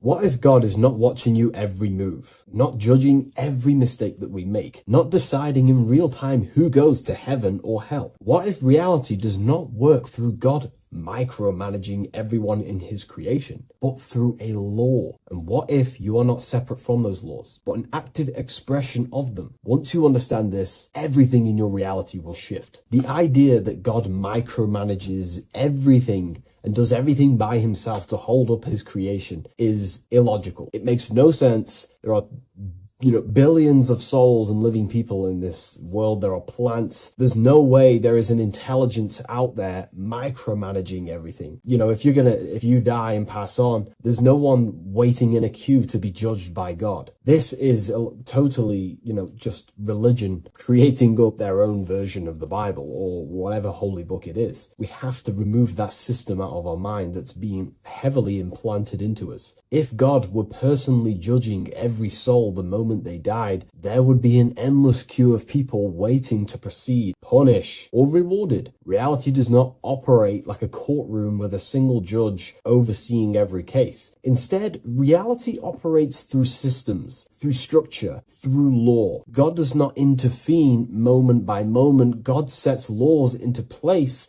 and creation unfolds by obeying them laws automatically. Think of like a video game. Reality works like a code, not a control. When someone creates a video game, they do not sit there creating and controlling every character, every movement, every outcome. They write a code. They define rules, gravity, collision, cause and effect. Once the code is set, the game runs on its own. Reality functions the same way. God is not micromanaging existence. There are laws that were written into the fabric of reality itself, and everything operates through them. And these laws are not just in the fabric of reality, like I just said. They're literally ingrained into your own mind. Your mind cannot escape these laws, are pretty much creating everything you call life. We see some of these laws in nature. This is where geometry comes important. Geometry is not random decoration in nature. It is a law made visible. Spirals, symmetry, ratio, structure appears everywhere because geometry follows rules. These rules govern how plants grow, how crystals form, how cells divide, how planets rotate around the Earth, never ever falling off track. The sun rotates around the Earth, the moon rotates around the Earth. What is the order? What is the law that these intelligences are following? Why do they never distort? Why do they do the exact same thing every day and never fall off path? There is an order. And in fact, the word cosmos comes from Greek, and the word cosmos in Greek means order. This is why we call cosmology or the cosmos, the universe. It is order. It is an ordered, structured creation which contains and recycles and regenerates itself.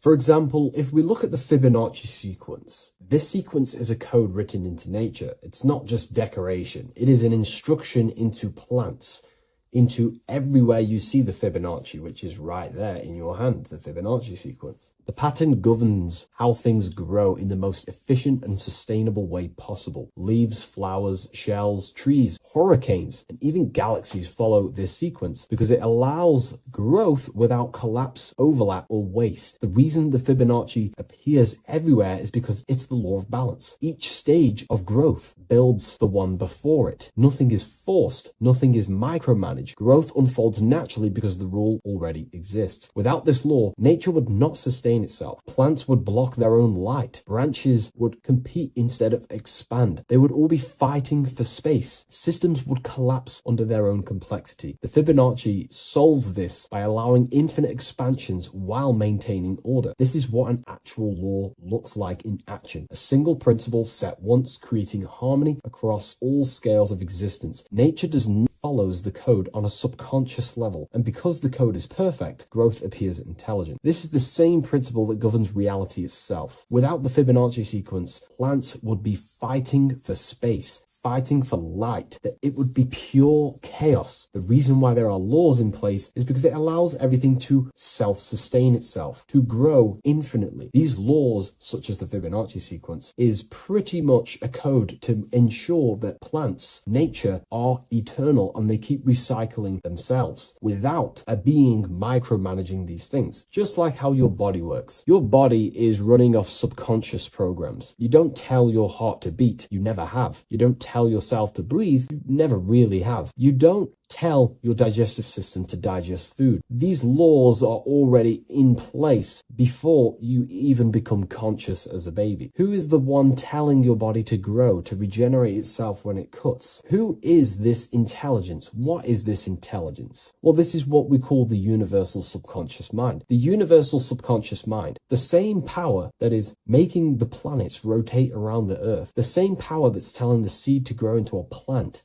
the same power that turns your cut into a scab, then into skin, is the same power that is running your heart, that is telling your lungs to breathe. We're all interconnected with this universal subconscious blueprint which sustains reality and creation itself.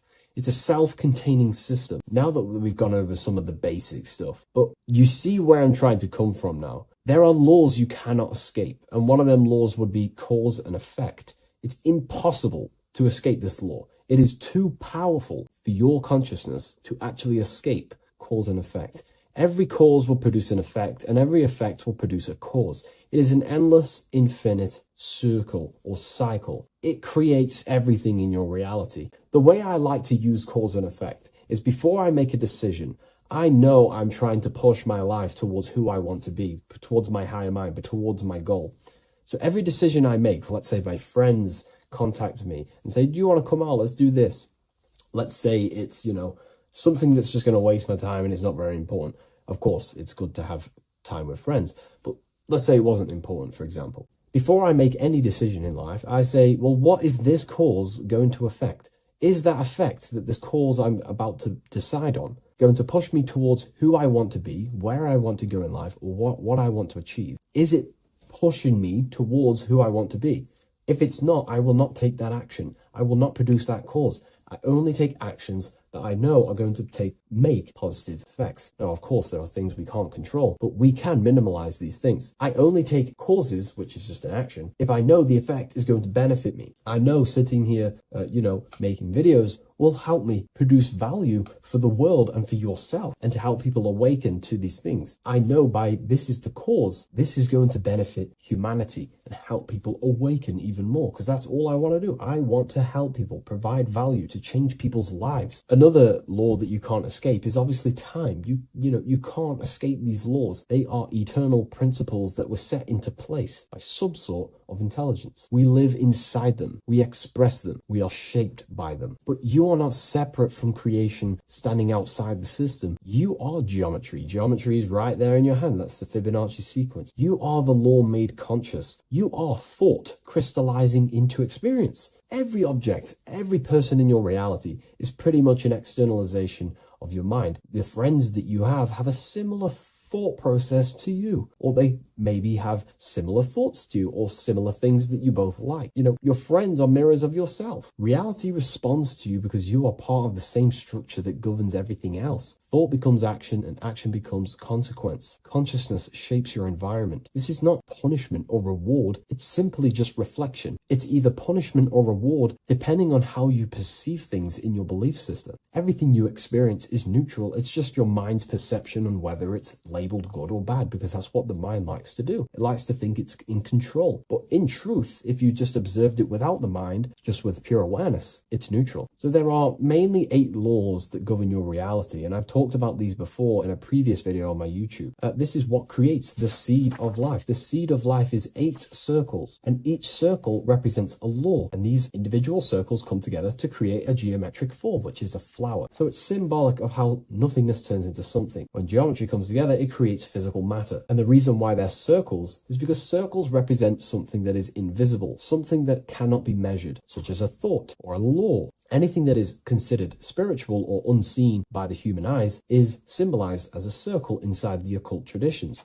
The reason for that is because circles' surface area cannot be calculated. You can't find the exact surface area of a circle, which means it symbolizes something that you can't actually measure or see or tangibly touch. Therefore, the seed of life represents the 8 laws that come together to create a flower, the 8 laws that come together to form matter, the 8 laws that crystallize mind into a physical experience. These laws would be the first one, mentalism, the big circle around the seed of life, the big circle. So mentalism just reveals everything is mind. Without mind, there is no existence. Mind is reality, pretty much. You experience life not just outside of you, but mainly inside of yourself. Therefore, all of the laws that come after mind correspond to the mind, because mind is the first law. The second law will be vibration. Every thought has its own vibration, and you attract to you the thoughts that you put out based on the vibration. If you think negative, low vibrational thoughts, you will receive back to yourself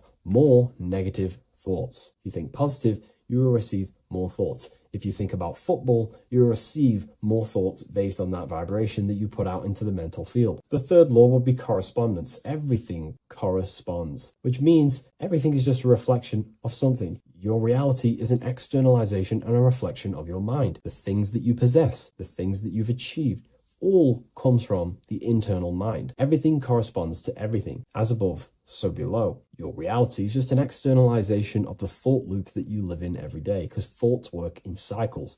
90% of the thoughts we thought yesterday, we will think again today. It's the thought loop that manifests our reality. So to change our reality, we have to change our thought loop. And once we change the internal, this will be mirrored in the external, which is the law of correspondence. Fourth law would be gender. Everything is masculine and feminine, conscious and subconscious. These two work together to create your reality. You have masculine and feminine forces of consciousness. Masculine forces of consciousness would be physical actions, willpower, thinking. Feminine forces of consciousness would be intuition and imagination and emotion. These are all aspects of the mind, the first law. The next law would be cause and effect. Very simple. We went over that earlier. Every cause produces an effect, and every effect will produce a new cause. It's an endless cycle. The next law would be rhythm. Rhythm is everything is in cycles, like I just said, day and night, winter, summer. The universe works in cycles.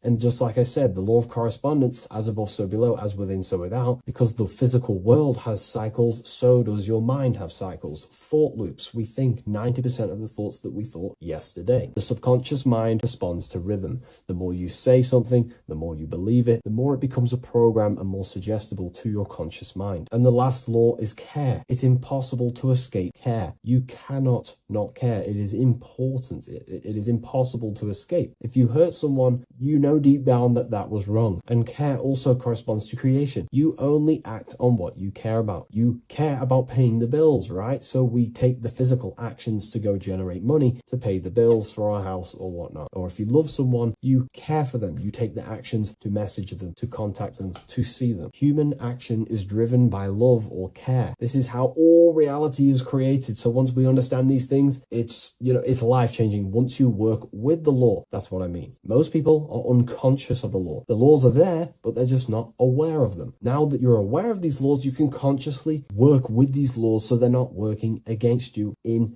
so you can actually make these things and work them in your favor. So let's go into heaven and hell, because there's a massive debate. Now that you understand that you are the laws, you are crystallizing reality, not just in the physical, but in the spiritual dimension, in the astral plane. It's the exact same laws. The law of correspondence reveals as above, so below. Your reality is a reflection of your mind. Everything is a reflection of you. That doesn't mean that other people don't exist. I mean, the way you view other people is through the lens of your mind. You perceive what you have in your mind, your beliefs, your traumas, your memories. This is where heaven and hell are misunderstood. No one is sent anywhere by force. There is no external authority dragging souls into destinations. Consciousness determines the environment that you are in. Environment, it's mental. As above, so below. When the body dies, consciousness withdraws from the physical technology of the body. The simulation of the physical world is no longer being ran by your brain. I mean, your consciousness will go into the astral plane, which is the realm that just sits above the physical plane, which is the realm of imagination and desire. The environment that you go to in the astral plane directly corresponds to your state of thought and your emotion and your desires. If you desire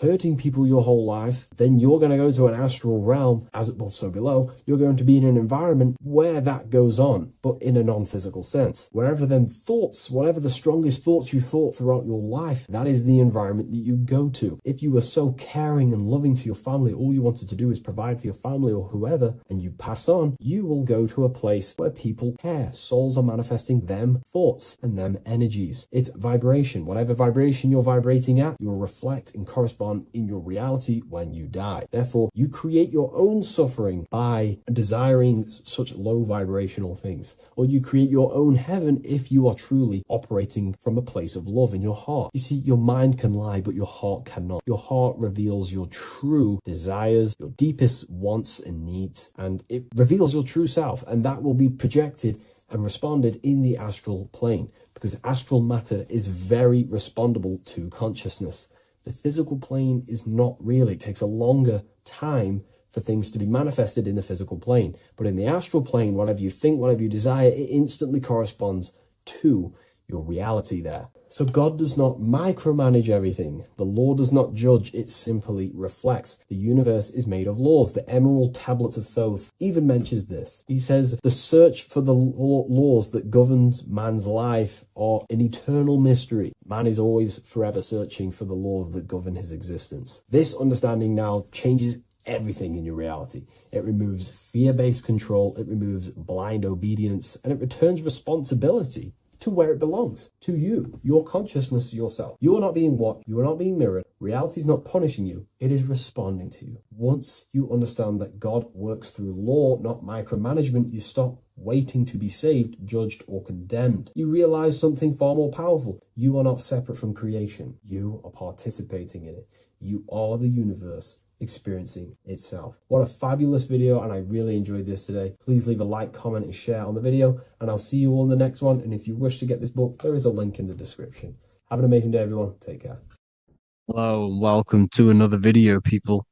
Before we start, please like, comment, and subscribe if you wish to see more content. Today we're going to be talking about the mental universe and how everything is mental. This is the number one law on the Kabbalion. If you've never read that book, it's called The Kabbalion. A very good book. It's the first law because this is the most important thing you need to understand, is how everything exists within the mind. Behind every single one of these eyes is the same consciousness expressed in different bodies. The mind is what gives perception to what you're experiencing. Behind every single one of these eyes is the exact same consciousness, but the brain that they inhabit is giving them a different perception, a different being, a different body. Now, this is the difference between humans and animals. Humans possess a advanced consciousness, an advanced mind that gives us the ability to be aware of ourselves mentally, physically, and spiritually. We can reflect on ourselves.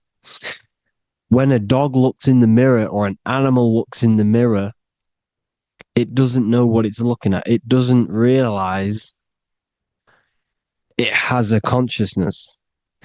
It can't reflect on itself. It can't say, I want to improve in this area. It doesn't have that consciousness. We have a divine consciousness. Take away the N for divine, and you get with a D, put it with a D, you get divide, because we have a divided two-way consciousness. An animal only has one. However, it's still the same mind. We're all mind. We're all mental. We all exist within the mental plane. Look at this person walking. The body, the brain, is sending electrical signals through the 12 cranial nerves, which the 12 disciples that spread the gospel of Jesus, right? You have 12 cranial nerves in your brain. There are 12 disciples which spread the gospel of Jesus.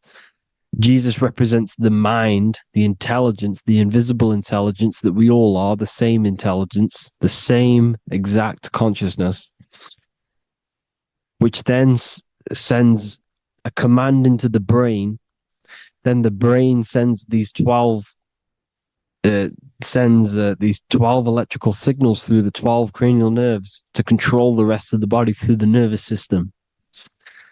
This person walking is not, the body is not walking. The mind is telling it to walk. And the brain is it's a supercomputer which is decoding these demands given to it by the mind. Because the pineal gland will have something to do with the ether, because the ether is physical and non-physical. The mind is sending the commands through the ether to the pineal gland, which is then getting broken down into electrical codes within the brain and sent throughout the nervous system to control the body. And this is why in the Sims simulation, because the body's the simulation, it's a false reality. It's the fake reality. It's not the real you. You are formless. There is no form. But the third dimension is a dimension within your mind. Matter, mind, light is all a product of your mind. It's all in the mind. Now, this is why The Sims has this green little diamond on top of the head. Because this is you. This is your invisible intelligence controlling the character. Okay? It's controlling the character. And this character is in the world. Your consciousness isn't in the world. The world exists within you, But the body is a vehicle for that realm that you land in. When you have a dream, your mind transcends this body into another body, duplicates your body into another universe, unite. Unite is one. We're all one. It's all one universe, expressed in many different ways, infinitely. And the vehicle that you land in is the body to operate in that realm. This is the all-seeing eye, as you see here. The eye, this is all the intelligence. This is the ball of consciousness, God, expressed in different bodies. We're all this same one in different bodies, as you can see here. And this intelligence is expressing infinitely throughout the universe, an infinite universe. There's no beginning, no end. There was no beginning of the universe. There is no end. It's infinite, always has and always will. But the mind is what gives you the ability to explore the universe, to make perception of it. We are God in disguise. We are God in disguise. We are God in flesh. But the body can become attached to the mind, can become attached to the body if the mind is not aware of itself. When the mind is that blinded by matter, and we lack knowledge and understanding of what we truly are, a formless, infinite being, a traveler. This is why Freemasons are called Freemasons. Mason means traveler. Free. You're a free traveler because your consciousness is a traveler of the universe. When we lack understanding, our mind bounds to the body because we don't separate the body with our different layers of consciousness. When we separate them and identify that we are mind, body, emotion, you then can apply this knowledge to when you want to astral travel and explore the different realms of your mind, because the mind is the universe. People, this is what we need to understand. The mind is the universe. I am you and you are me. This is the Egyptians showing you this. The Ankh is the symbol of life. This is the one ball of consciousness, mind, giving it the Ankh life to all the different life forms. The cows, the birds, the snakes, and the big Ankh given to the humans, because the humans are the most intelligent. We have the most advanced consciousness. We have the most advanced consciousness. This is why the one is giving a big Ankh to the humans here. Here you see again, this is not the sun. This is also showing Ankh giving out its life to all things infinitely. And this is the Most High. We are the Most High in disguise. When we strip off the body, we strip off the desires for the physical world, we strip off all these fake identities that the mind gets attached to. That is God. The universe. You are the universe experiencing itself. I and I. The letter I and the number 1 is just one line. The letter I is the number 1. Because your I am, when you refer to yourself as I, every single one of you who's watching this video refers to yourself as I, which is the one. We are all the one. We are all intelligence. We are all invisible We are all the one. One is the only number. 1, 2, 3. Everything goes up in ones because there is only one. Doesn't matter how far you go down the line with numbers, all of their numbers are created by one because there is only one. It's me and you are the exact same consciousness expressed in different bodies. Mind. Cause. There is only one cause. There is only one mind. There is only one being. But because we lack understanding of this, we think we are the bodies. And this causes division because the physical world is the most illusionary world. It's an illusion. It's all an illusion. Now you see with the two, you look with the two eyes, but you see with the inner eye, the mind. Okay, the mind is the mental plane is a shared plane, and it gives perception to what you're looking at. The mind. I'm affecting you when I speak because the mental plane is shared. We all share mind. We all express mind. When I'm speaking to you, I'm affecting you because we are mind. So the words that I'm saying, which are being manifested from my mind, are being manifested through my body into vibration, is affecting you. I'm affecting you with what I'm saying.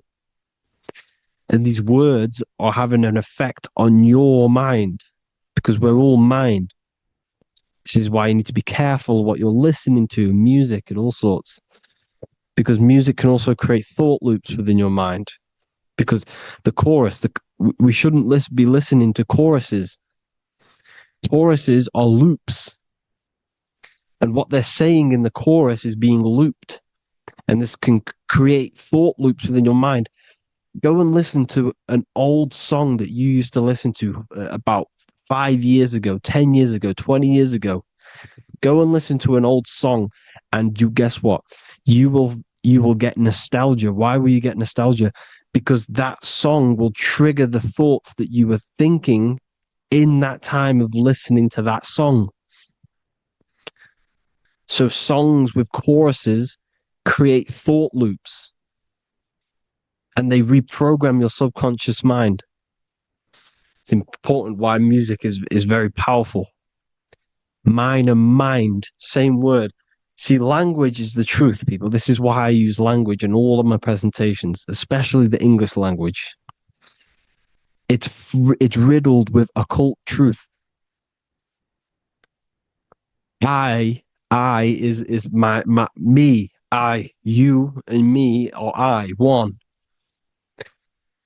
We are not the name. We are I. Every single one of you is I because we are all the one, all mind. Now, the only thing that is truly mine is my mind. When you say something is mine, it's an illusion. It's not yours. The only thing that is mine is mind, my mind.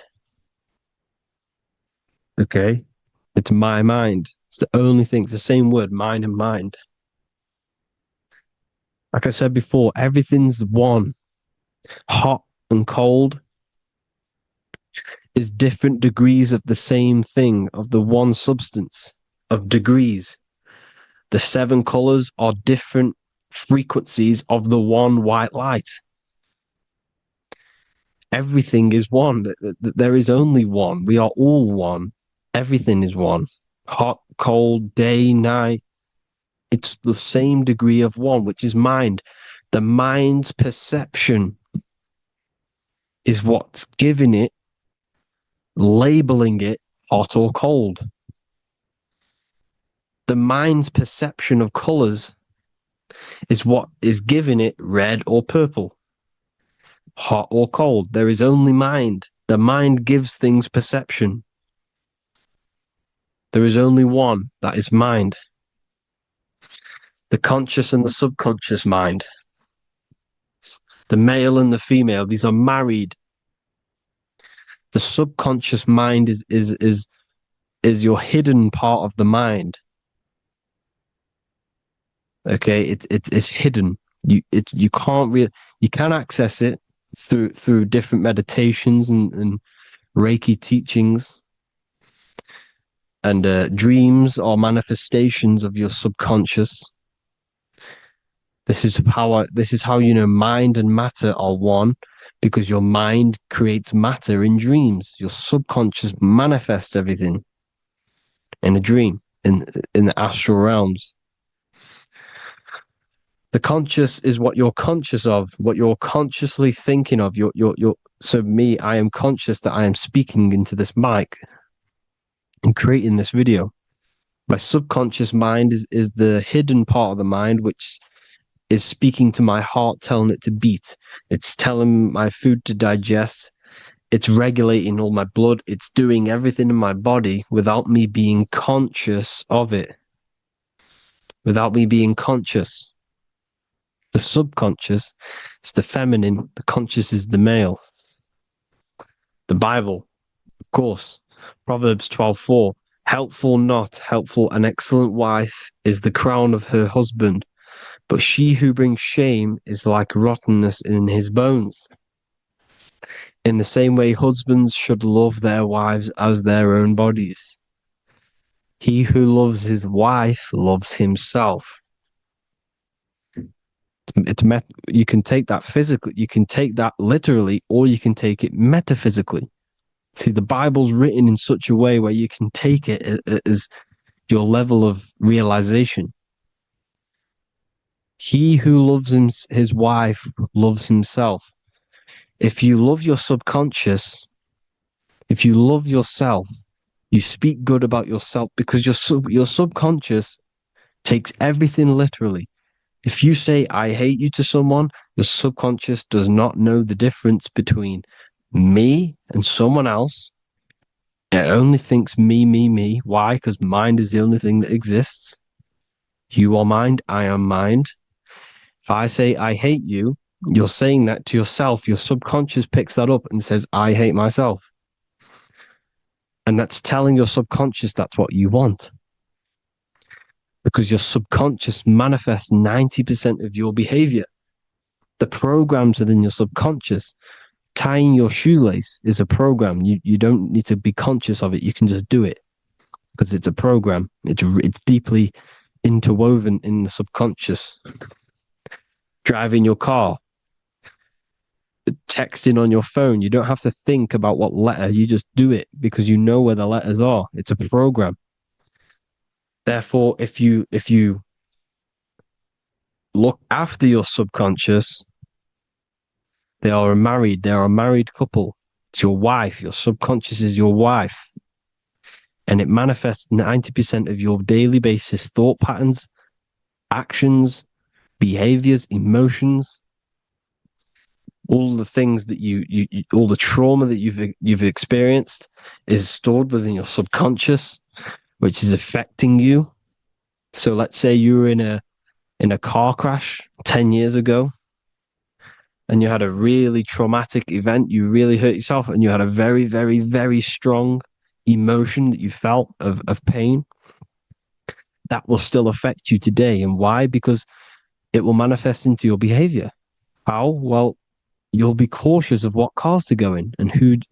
You'll be cautious because of that event that's stored within your subconscious, because of that feeling you felt was so painful and so strong. It's still manifesting into your behavior today. For example, you won't go in certain cars, you won't go with certain drivers. The subconscious stores everything, all your memories, the programs, and everything. So if you trick your subconscious, that's how you manifest your life. If you trick the subconscious, you already have something. And therefore, it will manifest into your life, into your behavior, thoughts, and actions. This is why the golden rule is to treat others like you want to be treated.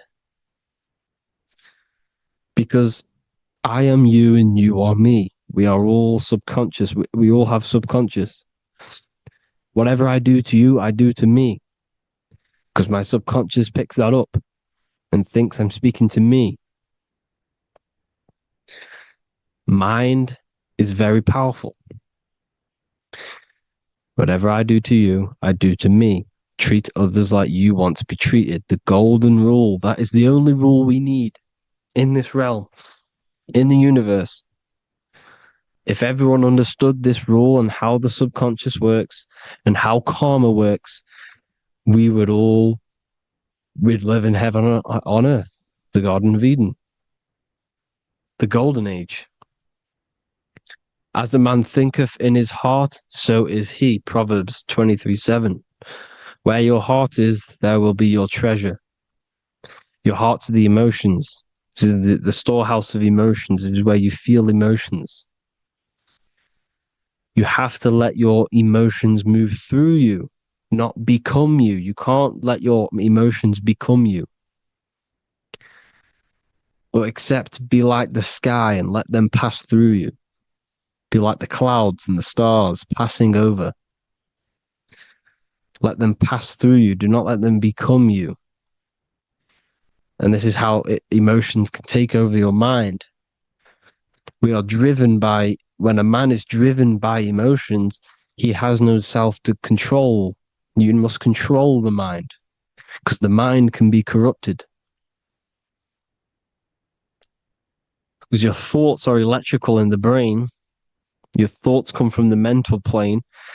So how the mind works is that you place your attentions on something in the mind, and infinite information just flows in. Think about it. When you think of a certain topic, as soon as you think of that topic, information comes flying into your mind. Different ideas, ping, ping, ping. It's all connected. It's why we call it a mindset, because your mind sets itself to frequencies. And when we think of something, we tap into that frequency, and just the universe, the mind, the mental plane just flows in information based on that frequency and that thought. The universe is just information. All of the information out there, nothing is new. It's all there. You just have to tap into it. You can tap into these different thoughts, and it's all there. Everything already exists within the mental plane. You don't think anything. You receive thoughts. We all share the mental plane. We affect each other. I'm affecting you. Listening to me is affecting your mental plane, your mind. The physical plane is the lowest plane. It's the world of effect. Everything you see in the physical plane is the effect of mind. Like I said, the person walking is the effect of their mind telling the body to walk. The physical plane is the lowest dimension of your mind. Mother Earth, we are in a mother. We're in the womb still. The earth is feminine. It looks after you. It provides you with food for free. It grows on trees with water. It's Mother Earth. It's the womb. The dome above your head is your mother's belly.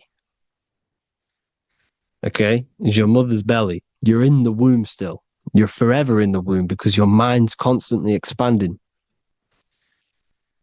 Because when the baby's mind figures out that there is a reality outside of its mother, it starts to hear the people on outside of its mother, what does it do? It figures a way out of the mother, and it becomes born again in the water,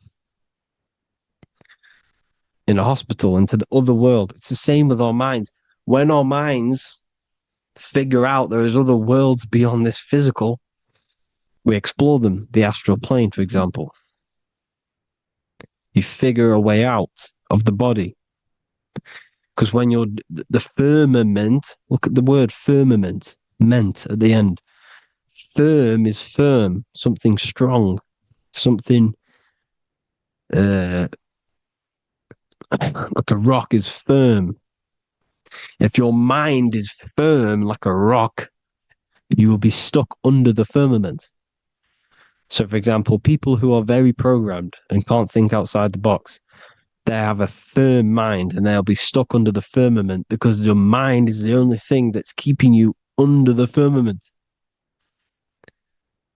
It's the only thing. When you're doomed, doom is dome. This is the dome, which is your head. Your head is the dome. Above your head, above the earth is the dome, the ethereal barrier. But that's just an external manifestation of your head. You don't leave the earth, you leave your body to leave the earth, because your body is the earth. It's a dimension within your mind. So when you're doomed, you're domed.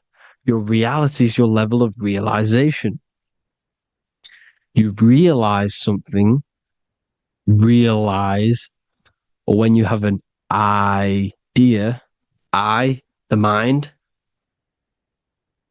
and the EYE or I. Same thing, mind. It's all mind. Reality is your level of realization. You realize there's other worlds. That's your reality. Your perception's your reality. Mind in Latin is mens. Jesus was known as the fisher of men, which is the fisher of minds. He was fishing minds worthy of knowing the higher truth, the deeper occult knowledge. Jesus figured out that we are all God. And he got killed for it because in that age they were trying to suppress this information. Jesus figured out he was God because we are all God, every single one of you, and they killed him because we're all mind. We are not the body. We're the invisible intelligence, which is God. But you are not God if your mind is attached to this physical world, to the worldly pleasures. If you master your mind and travel the depths of your mind, that is God. Mental and men. Look at the word mental. It has men in it. Men in the Bible means mind. Here you see the Masonic symbol with the eye, the mind. Looking over everything is the one. Everything comes from the one. Look at all the lines coming off it, giving its life to all of the life forms.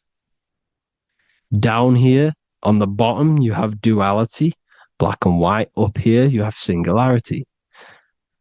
One and the two. Unification and division. The lower self is divided into the left and the right. So the Bible even says, I forgot what verse it is, but it says, it's better to go through life with one eye than to have two and be cast into the fiery abyss of hell. I'm not sure what verse it is, but you can research it yourself. It's better to go through life with one eye, to be unified consciousness, dimension. No brainer. The language tells you the truth, people. Dimension. The dimensions are in your mind. Entertainment. Entertain the mind. Disappointment. It's all in the mind. Environment. The environment that you are in is a product of your mind. Within, rearranged spells high twin. Within is your mind, and your external world is mirrored from the decisions you make in your mind. Advertisement, commitment, it's all meant, it's all mind. Everything is mind. Everything. So, this is important. The collective thoughts and collective beliefs The collective, because we all share the mental plane. And because of this is why we are in a weakened state of consciousness at the moment. Because the collective thoughts and the collective minds overall are asleep. And they don't believe in anything. You see, everything is true within the mind. You think of something, it is there instantly. You think of a chair, it's there in your mind. You think of anything, it's there instantly. So everything's true within the mind. Anything can happen in the mind. Anything can happen on the physical plane if the collective consciousness, the collective minds, believe it to be true. This is why back in the days, in the ancient days, you look at all the old world stuff, you see all this crazy technology, and it's because as a collective, as humanity back then, they believed that they had much more open minds. Therefore, the things manifested in the physical world were a lot more out of the box, so to say, compared to today. For example, magic is not as powerful today because the masses don't believe in it. It's still powerful, don't get me wrong, but if the masses believed, or if everyone knew magic could be real, because it is, anything's real in the mind, it would be a lot more powerful. You see? So and what they're trying to do is create a hive mind worldwide. They're trying to make one religion, an external god. What happens when you worship something external? You give energy to it, because where attention goes, energy flows. Where your mind gives attention to, energy goes there. And when we all believe in external gods and give our worship and our power to these external things, we all give energy to it, which will manifest as a demon in the astral planes. It's a hive mind. They're trying to make a hive mind to summon our energy. Trying to summon our energy. And it through mind, through collective thoughts. The hive mind. They want one religion, one government, one currency, one belief system. And that will create a hive mind, which will limit our consciousness, which will limit what we can do in the physical world. Because if everyone doesn't believe in certain things, it cannot happen, because it's all in mind. Mind is so powerful. I am you and you are me. I hope you all enjoyed this video, people. If you haven't already, join the Wisdom Academy. The Wisdom Academy, we have many occult lectures just like this one. Also, we have just launched Mindwave Hub. If you want genuine frequencies, genuine binaural beats, because the ones on YouTube, the ones on Spotify, Apple Music, they're all tuned to A440 hertz, which shuts down the right hemisphere of the brain. If you want to gain access to your true consciousness, your mind, you need to balance the two hemispheres and balance the chakras. You can do that externally by listening to binaural beats. If you want true frequencies, true binaural beats to hemisync the chakras, hemisync the brain, to gain access to the different dimensions of your mind, well, you can gain access anyway, but it's going to help you if you're trying to learn this. Join Mindwave Hub. The link will be in the description. Listen to the binaural beats, meditate to them, listen to when you go to sleep. They'll massively benefit you. Thank you all, people. Hope you had an amazing, lesson. Hope you learned a lot. And please subscribe. God bless you all.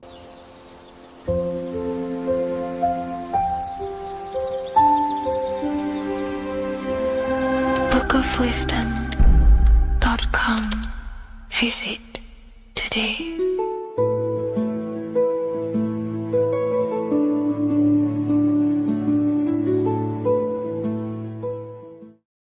What if I told you the devil is closer than you think, and it's not actually a real person, force, or spiritual entity outside of you, but a being and an aspect of your own mind and psyche? In this video, you will learn exactly what the devil is and the true esoteric meaning of the devil. The first thing we need to understand is that the universe is a mental universe. Look around you. Every action, every building, everything you see around you was begun first as thought in the mind, then manifested. We use the mind to build and shape our reality. The universe, the world, only exists inside of our mind. Therefore, God and the devil exist inside of our own psyche. So first of all, the devil is not a literal being, but a symbol of the lower self. It represents the unmastered, ego-driven part of the human mind, a symbol of destructive thoughts, emotions, behaviors, lives in realms of chaos, fear, hatred, lust, and ignorance. This is why we see the devil as red, because red is the lowest vibrational color on the color spectrum. It also corresponds with the root chakra, which is all to do with survival instincts. Red represents chaotic and intense emotions like hatred and anger. When we are angry, our face turns red. The devil represents our animalistic fundamental needs, our instinctual needs, our survival state of consciousness. We have a survival state of consciousness and a godly state of consciousness. Our godly state of consciousness is creating, not just experiencing in the animal state, but consciously creating reality. This is why we see the devil with a goat head, an animalistic head, and the head is where the brain is. The animal head represents living off instinct, the part of our mind that lives on urges, impulses, and instincts. Eating, sex, power, ego-driven actions, and ego-driven thoughts. Animals are only aware of themselves. Animals live on instinct. They have no ability to consciously create like humans. This is our lower desires for the material world. That's not to say the material world is evil. However, when our consciousness is only seeking material things, this leads us down a path of self-destruction, because nothing material can ever satisfy our soul. Everything material is temporary. Therefore, the devil represents the part of us that seeks only material desires, only material fulfillment, the ways of thinking where we only think about ourselves and ego-driven thoughts. It also represents the unchecked, unconscious self, where we have no mastery over our thoughts, over our emotional impulses, and no mastery over our actions. We're living in instinct and impulsive states, which causes chaos, selflessness, destruction, and keeps us bound to our lower material 3D state of consciousness. It's important to recognize that the word devil was never present in the earliest Gospels. Instead, what was mentioned was a spirit of evil. This distinction is crucial because it underscores that the idea of the devil, as popularly conceived, does not actually exist as an independent entity. Rather, it is a personification of the lower aspects of the human mind, a facet of our own consciousness. The term spirit of evil was not meant to denote a specific deity or being, but rather any force of negativity, whether it manifests as a destructive thought, emotion, or action. A spirit is a force, an energy, and we have three forces that create our reality: thoughts, emotions, and actions. We have full control over these three aspects, which transform and mold reality. A destructive thought, a destructive emotion, a destructive action is a spirit of evil, and it originates from the darker aspects of the human psyche. So now, because we're on the topic of the devil, we have to look at the pentagram, which is obviously connected to the devil heavily. The upright pentagram represents spirit, air, water, earth, fire. Upright, which represents spirit, the most important element on top of the earthly elements, showing spiritual principles over material principles. As spiritual beings as we are, we have to put our spirit first, our higher self first, and material things second. Why? Because material things never satisfy us long term. Seeking material fulfillment will leave us feeling unfulfilled in the long run and very unhappy, and we can lose ourselves in illusions. We have to put our spiritual principles first, seeking wisdom, knowledge, connection to the divine, and connection to our higher self ourself is what gives us true fulfillment in our hearts and souls. But when we see this pentagram inverted, we now have spirit on the very bottom, which now represents earthly principles on top of the spiritual principles. We're putting our earthly elements on top of our spiritual element, which this inverted pentagram represents no longer caring about spirit, no longer caring about our invisible internal world, and only caring about this external body, food, sex, material things, cars, money, and all the things outside of us, the world outside of our mind. This is what true Satanism is. Satanism is not worshipping an external deity, but it is worshipping the self, only fulfilling the ego's desires. This is what true Satanism is, and we have all been conditioned to live in this state. Satanists want us to believe that there is an external deity called Satan or the devil, and the reason they do this is because they trick us, making us believe that we are not Satanists, while they are actually conditioning us to be self-seeking, ego-driven people, where we only care about sex, food, material things, and money, which is actually conditioning us to be Satanists. 80% of the population today are unknowingly involving themselves in Satanism, which is ego-driven thoughts, actions, and emotions, dwelling and living in this state, where we only care about ourselves. When we are spiritual, we realize we are all one. We are all one consciousness family, and we need to do things that help and contribute towards our collective experience, helping others, instead of seeking to serve only the self. The angel is depicted with wings, which represents elevation, higher self. The devil is represented with an animal horns, which is on the ground. A goat is on the ground, which represents the lower self. This is the elevated mind and the lower material mind. Horus, the bird, higher self. Set, the ground animal, lower self. Jesus and Satan. These are two forces, two characters that exist within the human psyche, not real entities. They are forces of our minds, and there is a battle between our higher self and lower self all the time within our own minds. There's always a part of us that's telling to do one thing and another thing, to do something bad and to do something good. There is this battle inside of our own consciousness. Here we have the human spinal column. The human spinal column is showing you the higher and the lower self. The higher self represents the head. The head is where the mind is. This is the creative essence of the universe. This is where all material things begin as a thought in the mind. We create with the skull, with the brain. This is our higher self, the heavens, connected to the heavens, the sky. And the lower end of the spinal column is where our reproductive organs are, where our gut is. Our reproductive organs and our gut is all to do with survival. The lower end of the spinal column, lower instinctual 3D based consciousness. The lower end of the spinal column is where our lower self dwells. Eating, consumption, power, and sex, lust. These are all emotional forces and instinctual based organs that are not inherently evil, but when we dwell and live off this lower end of the spinal cord, it keeps us in low states of consciousness. Our goal to raise to our higher mind is to balance this, not to overeat, not to abuse power, not to abuse sex and lust, but to master these organs and gain the ability to say no to these organs so that we can raise to our creative side of consciousness. Instead of dwelling in our instinctual nature, we can turn to our creative nature and consciously become a builder and constructor of reality. This is the true way of raising consciousness. This is the stairway to heaven, out of the animal consciousness to the higher consciousness. To wrap all of this up, it's all about gaining control over our instinctual lower nature and allowing our spirit to rule over our body and not our body ruling over our spirit or mind. The moment you let a thought become instantly an action is the moment you are an impulsive person. We are all trained to be this way. It is okay if you are in this state. The moment you let a thought turn straight into an action without questioning, that is the mind controlling you and you not controlling the mind. We need to gain control over the mind, and we do this through many different ways, through meditations,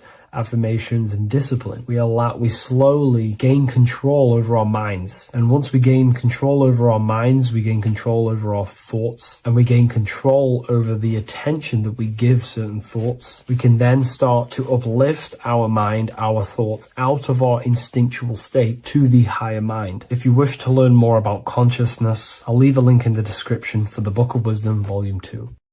What is good, people? We're back with another video, and today we're talking about the chakras. Let's jump straight into this because I know there's been a lot of requests for this video. So let's jump straight into this. So you have 7 chakras, right?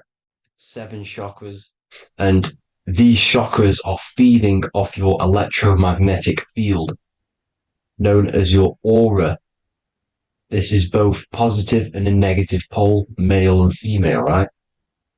This electromagnetic field is made out of electric and magnetism, and together they come as electromagnetic. Now, your chakras, the word chakra just means wheel, spinning wheel, because that's what they are. They are spinning wheels of energy. They do not exist on this physical plane. They exist on the etheric plane. Okay?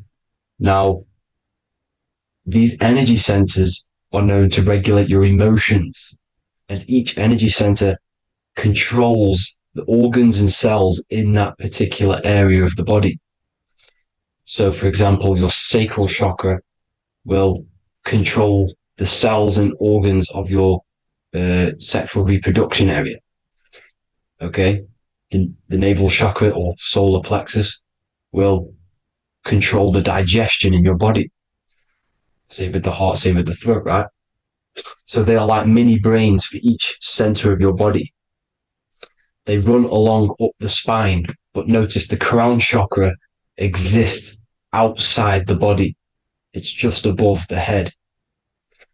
Now, this process of the chakras is obviously the 7 colors of the rainbow, starting from red, which is the lowest vibrational color, all the way to violet, which is the highest vibrational color. This, like I said, these energy centers are feeding off your electromagnetic field. So if these chakras are unbalanced, they are taking too much energy from your electromagnetic field, making it weaker.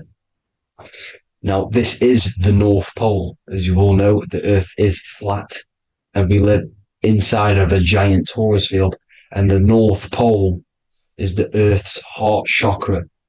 And this is why the aurora borealis, or the northern lights, whatever you want to call them, that's why they are green, and they are being emitted from this center point of the Earth, because it's symbolizing the heart chakra, which is green, right? Now, you do work your way up to these. However, this is a torus field. You are a torus field. You have different layers of this torus field, right? And you need to balance all of these chakras, but you can't move up these chakras until you open the one below it. So it's like a stairway. You can't go to your solar plexus without going through your sacral. You see? So you have to work up these. However, you have to work up these and then live from the heart, because the heart is the center of the torus field. It's the balance between male and female poles, positive and negative poles. So you have to balance all of these chakras and then bring them all into one, which is the heart chakra. Now, they exist on the etheric plane. They exist on the etheric plane, and the etheric plane is a layer of the material plane. It's the one higher than the material plane. And then after the etheric plane, it melts into the astral plane. So they exist just between the physical and the astral aspect. Now, this is the yin and yang matter, which is the lowest root chakra, physical matter, and then to spirit, because high vibrational matter turns into spirit, low vibrational spirit turns into matter. So they're interchangeable. This is the yin and yang. Now, when you see ancient paintings with the halos, you see this is like a toroidal field coming out the top of his head, you see, with a halo. This was symbolizing in the old days, in the ancient days, that they've aligned their chakra, they've reached Christ consciousness, which is God consciousness, right? Now, this electromagnetic field is the apple that we bit out of in the Bible, because you see that apple is a torus field. So they were metaphorically or personifying the torus field. That's what the Bible is. It's a massive personification. It's all metaphors. You have to read it properly. It's got a greater meaning behind it. Now, when we bit from the apple, we ate from the tree of knowledge, which is good and evil. Our lower mind took over, so we materialized to feed our physical bodies. We materialized through Saturn. That's what Saturn does. Now, if you don't understand that, go and watch the video previous to this one called Occult Secrets of Saturn. And that will show you how Saturn is the materializer. Now, this is one of the secrets behind the Masonic compass, electric and magnetic, male and female, duality, positive and negative. Now, like I said, they teach you about the torus field, about a magnet in school, but they don't teach you about your electromagnetic field. Everything alive has a torus field. It is the building block of this creation. Absolutely everything has a torus field. There's not one thing without it. And as you can see here at the center of the apple, that's where the seed is. That's where the life is. The reproduction of that organism. As you see, this is where the most electromagnetic energy is stored, in the center, because this is where the two duality, this is where the field meets at the very center. This is why the seed is at the very center. Now, your spine is a elongation of the brain. The brain is heaven, and the bottom of the spine is hell. So this is Saturn, which is the root chakra. The 7 planets are associated with each chakra. Moon equals mind. Okay. Now Saturn is physical matter, as I've just explained. This is the lowest vibrational color. And they want you trapped down here, which is your hell state, your animal nature, your physical nature. They want you to identify as the physical body. They don't want you to reach these higher states of consciousness. Okay? Now, in the brain, you have 12 convolutions. Now, this is what they were symbolizing in the Bible with the 12 disciples. And obviously in the Bible, it says the upper room where Jesus met with his disciples. This is heaven, the brain, the higher states of consciousness. Now, this is your North Pole. This is Jacob's ladder. Okay. This is why you have 33 levels of Freemasonry, because it's symbolizing the 33 vertebrae, which are these little things here on the back of your spine. Because once the Kundalini energy from the bottom of your spine rises to the top, this is when you get enlightenment and opens your third eye. Spiritual enlightenment. As you can see here, this is Jacob's ladder. This is the Kundalini symbol, right? And they're even showing you this in the medical symbol. They're putting it in your face. The serpents are wrapped around the spine. Now, the serpents symbolize how the energy moves around the spine, because it's a torus field, you see? At the center of the torus field, it wraps around the center pole. It wraps around it, and this is how the energy moves up. So they're symbolizing it with the serpents. Okay? Now, every religion has a sacred river. For the Egyptians, it's the River Nile. For Christianity, it's the Jordan River, right? This river is the canal, the energy canal at the center of your spine, all the way leading to heaven, to the Holy Land. This is the chamber which the energy rises up, right? Now, they used to say the gods descended from heaven to man. This is just heaven. This is the mind state. and they said the gods were connected by a rainbow bridge. That's the chakra system, the rainbow bridge. Okay, now the ancients called this place Midgard, Earth, where both evil and good live, right? Midgard. But you can go to heaven, which is a pure mind state, because once you're in heaven, nothing negative can ever bother you. That's completeness, pure Christ consciousness. Now, this is why Jesus dies at 33. He didn't actually die, but it's symbolizing the death of the physical body. Not the death of the physical body, but his consciousness rising above the physical body to, as I said here, matter to spirit. Matter died off and he came spirit consciousness. This is symbolized by the 33 vertebrae, which is obviously the 33 levels of Freemasonry. And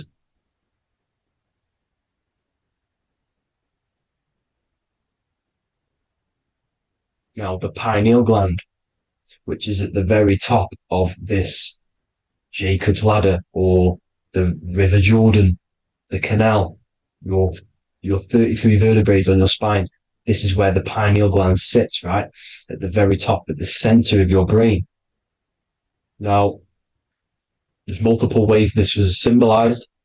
The Eye of Ra, which is used by the Egyptians. Now, this pineal gland is the seat of consciousness. This is where your consciousness is stored, right? And the ancient Sumerians used the pine cone, hence why it's got the word pineal gland, the seat of the soul consciousness. It produces DMT, dimethyltryptamine, which is known as the spirit molecule. And the pineal gland is wrapped in microcrystals, and we all know crystals transfer frequency and energy. Now, radios use crystals.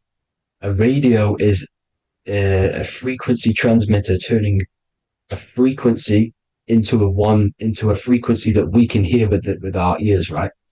Because all the radios are actually playing right now in your ears. However, our ears can't pick it up, so the radio transmits it into a frequency that we can hear using crystals.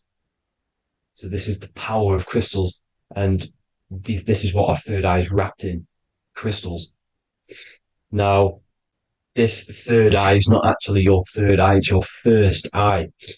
When you're being materialized in your mother's womb, this is the first gland that is produced, and everything's built around it, because it is the consciousness. It is your consciousness. Your consciousness never dies, ever. It's an eternal essence. It lives forever. You never actually die. Only the mortal body dies. Now that's what we call life. Life is abided by time, and time is change.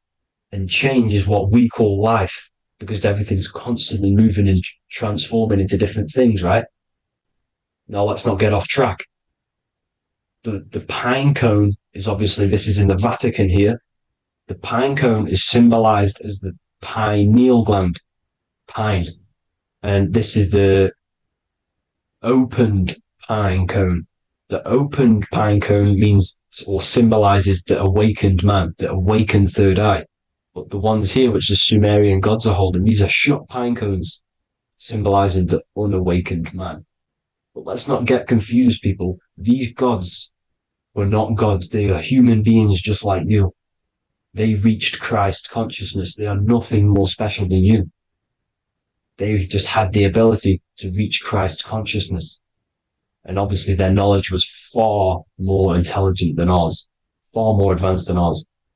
They knew the truth about this reality to the depths. Now, the ancient Hindus had a goddess called Kundalini, which is said that she descended by the means of a ladder or a cord from heaven, which is symbolizing the spinal cord. Now, this is what hickory, hickory dock, the mouse went up the clock and came back down. This is all these stories, like Santa as well. Santa comes up and then down the chimney. This is symbolizing the Christ oil. There's an oil which is produced in your pineal gland, right? And this oil travels down the spine. And once it's down on the spine, you must have to raise your consciousness, just like I said with the chakras. You have to raise your consciousness, raise your vibration to heat up this oil and turn it into a gas. And it travels back up the spine through like the serpents up the spine. And this awakens the third eye once it's coming back up the spine and hits the pineal gland. This is the secret behind Santa and Hickory Hickory Dock, because Santa comes down and feeds the presents and goes back up the chimney. And he lives in the North Pole, the positive pole. This is the North Pole, people, and the presence is your sacred oil.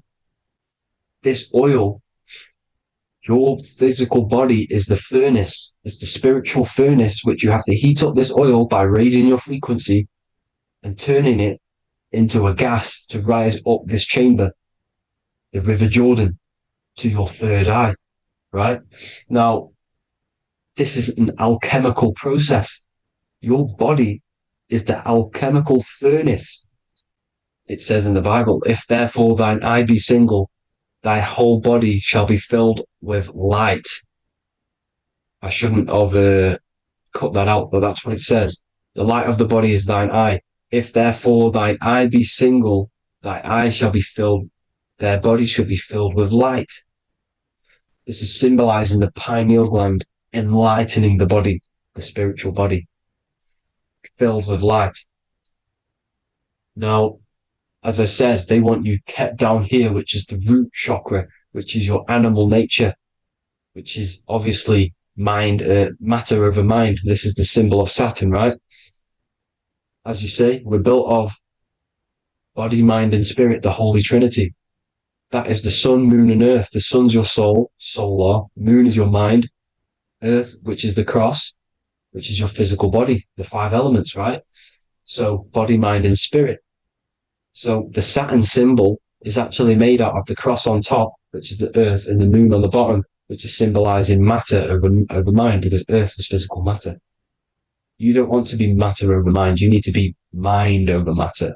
See, they want you identifying as your physical body. They don't want you to realize you're an eternal consciousness.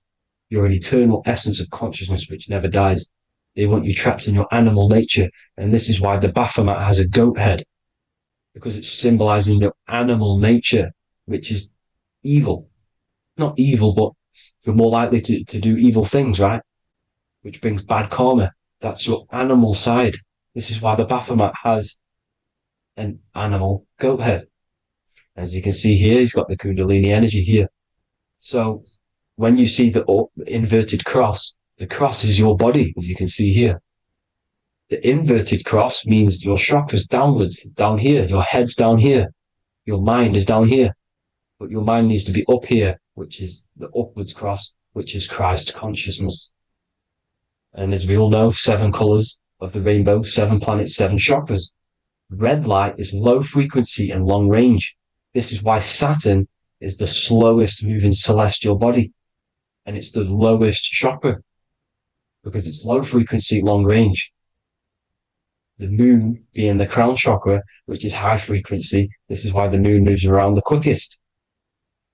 The moon is your crown chakra, which moon in mind. See, so there are multiple ways of your chakras becoming blocked. Now, each chakra has a specific intelligence. It has a specific thing that it's doing for the body, right? Now, this can be overused. It can be abused. For example, masturbation. That keeps you down here in your sacral chakra, because you're abusing the energy center. You're abusing your sexual energy, which is then becoming unbalanced. So this is how energy, this is why these centers are pulling more energy out your electromagnetic field, because these centers are wheels. The chakras just mean spinning wheel of energy. So when you're abusing these certain centers, you're pulling energy out of your electromagnetic field, which is making your field weaker, which is making your frequency lower, which makes you prone to diseases, prone to lower negative energy, right? So you need to align these chakras. You need to unbalance them. And as you can see here, you can screenshot these to see how they're blocked. I'm not going to go over each one because it'll take me forever, but have a little read yourself. This is why they're blocked. Now, the ancients used to say Aum when they meditated. Now, these are the 7 vowels. There's not 5 vowels, there's actually 7. Now, when they say Aum, they're aligning all their chakras by saying this when meditating. This is where the Aum originated from. Now, emotion is energy in motion. So if you're feeling a certain way, that's the energy you've put in motion. It's a reflection. We live in a mirror reality. Everything's mirrored. Everything's mirrored. As within, so without, as above, so below. Everything's a reflection of some sort. So whatever you're feeling, you're doing something wrong. It's telling you you're doing something wrong from the root cause. Because your energies are the effect. You're feeling the effect of something you've caused. The law of cause and effect. Nothing escapes it. Now, the Jehovah's Witness believe that exactly 144,000 faithful Christians go to heaven or be resurrected, right? This is not true. This is symbolic. 144,000 go to heaven. Now, the petals on the chakras, this is the root chakra, this is the crown chakra. Now, if you add up the first 5 chakras, the petals, add up the petals on the first 5 chakras, you get 48. And then you get to the third eye, which has 2 petals. 48 times 2 equals 96. 96 plus 48, which you got from here, equals 144. The last chakra has 1,000 petals. Times 144 times 1,000, you get 144,000. This is a frequency. This frequency is the frequency of the ascension up your chakras. This frequency is a high frequency, which turns that oil into gas, which rises up the spine, activating your third eye. Right? So this is all the religions are all symbolic for this sacred secret of Christ consciousness. As it says in the Bible, the kingdom of God is within. It's not out there, people. You must look within yourself. You are God. You are a spark of his consciousness, infinite consciousness, right? So 144,000 is a frequency, and you must achieve this. Like I said, these people in the past, they're not gods, people. These were just humans. Nothing special. They just reach Christ consciousness. Now, they keep you in these lower vibrational states with the food, right? And as you can see here, all of these fast food restaurants are mainly are red and yellow, which are these lower states, these lower 2 chakras, lower vibrational colors, because they want you trapped down here in matter. And these foods are so low vibrational, they will keep you down here, because your gut produces, I think it's like 80% of melatonin. Melatonin is your feel-good hormone. These foods will not make you feel good. This is very low vibrational. Meat. It's not meat, it's raw flesh. These animals are stripped from their family, put on a conveyor belt, watch their friends be tortured, and then get slaughtered in a slaughterhouse. Think of all the fear that's running through their blood, all the hormones, all the fear, and you're going to go and eat that very low vibrational energy. As you can see here, this is the light photons within fruit. You can see the life force in this fruit. You must think, feel, and do positive to raise your vibration. As you can see, earth equals heart. If you rearrange it, everything in nature is green, right? The aurora borealis is green.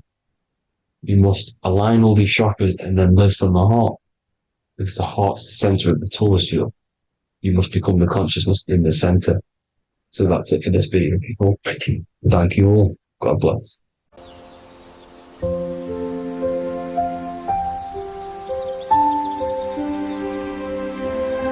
bookofwisdom.com visit today.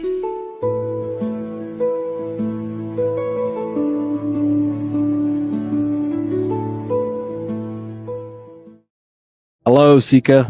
Welcome to Revival of Symbolism, a channel devoted to the language of esoteric symbolism, helping you discover yourself and expand your consciousness into new realms of thought. I'm Harry B. Joseph, also known as Revival of Wisdom, and in this video, we're going to be discussing the symbol of the double-headed eagle, also known as the emblem to represent the 33rd degree Freemason. So let's jump straight into this.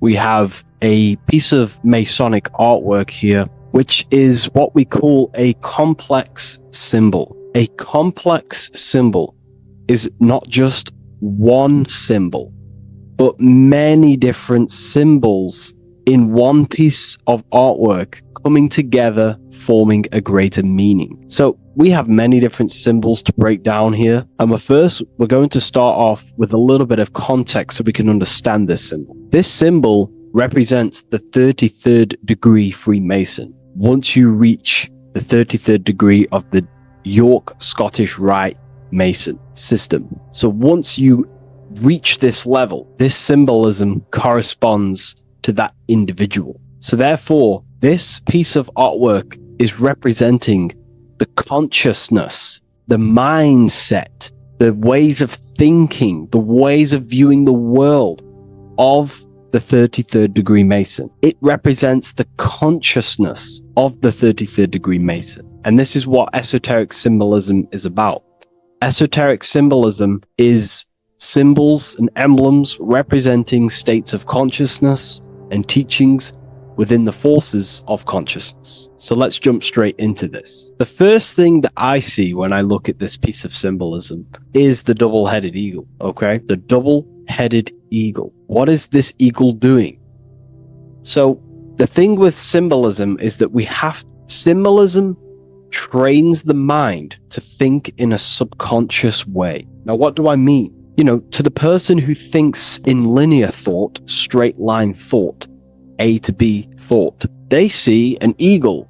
They see a piece of artwork. They just see a piece of artwork with no meaning.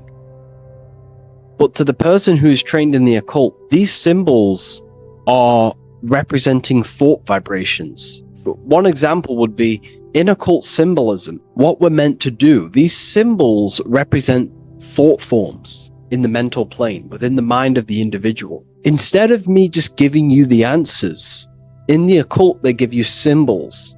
And what you're meant to do is look at these symbols, stare at these symbols, and see what kind of thought arises in your mind, and follow the chain of thought. This is how you unlock deeper levels of symbolism. This is what we call the chain of thought. Now, what do I mean by the chain of thought? If I look at the eagle, I see an eagle on a basic level thought. But then that thought leads to another connection, because this is how thought works. Whatever the character of the thought we think is, or whatever the vibration of that thought, for example, the character of the thought right now would be an eagle, then that leads to another thought. For example, flying. Then flying is connected like a chain to another thought, higher perspective. So we follow the chain of thoughts until we unlock the deeper levels of the meaning of the symbol. And this is what the occult seeks to do. Symbols make and force the individual to go inward. You look at the symbol, it's not a direct meaning, but you have to go inward and start to think and follow the chain of thought that this symbol is connected to until you find its deeper meaning that relates to the individual, to you, to a teaching or a force of consciousness or a state of consciousness. Okay? It's very difficult to explain in words because symbols transcend the barrier of words. Okay? So what we're looking at here is a eagle. And what does the eagle do? Well, the eagle has the ability to fly above the earth. It looks down upon the earth. In allegory and metaphor, this represents a higher perspective of reality, a higher perspective of the world, of the self. So this is representing the consciousness of the 33rd degree Mason, they have a higher perspective of themselves. Why? Because they studied the mysteries. They studied the Kabbalah. They understand consciousness. They understand the human psyche. They understand the origins of consciousness, the forces of consciousness. They understand how the material world is created through the forces of consciousness.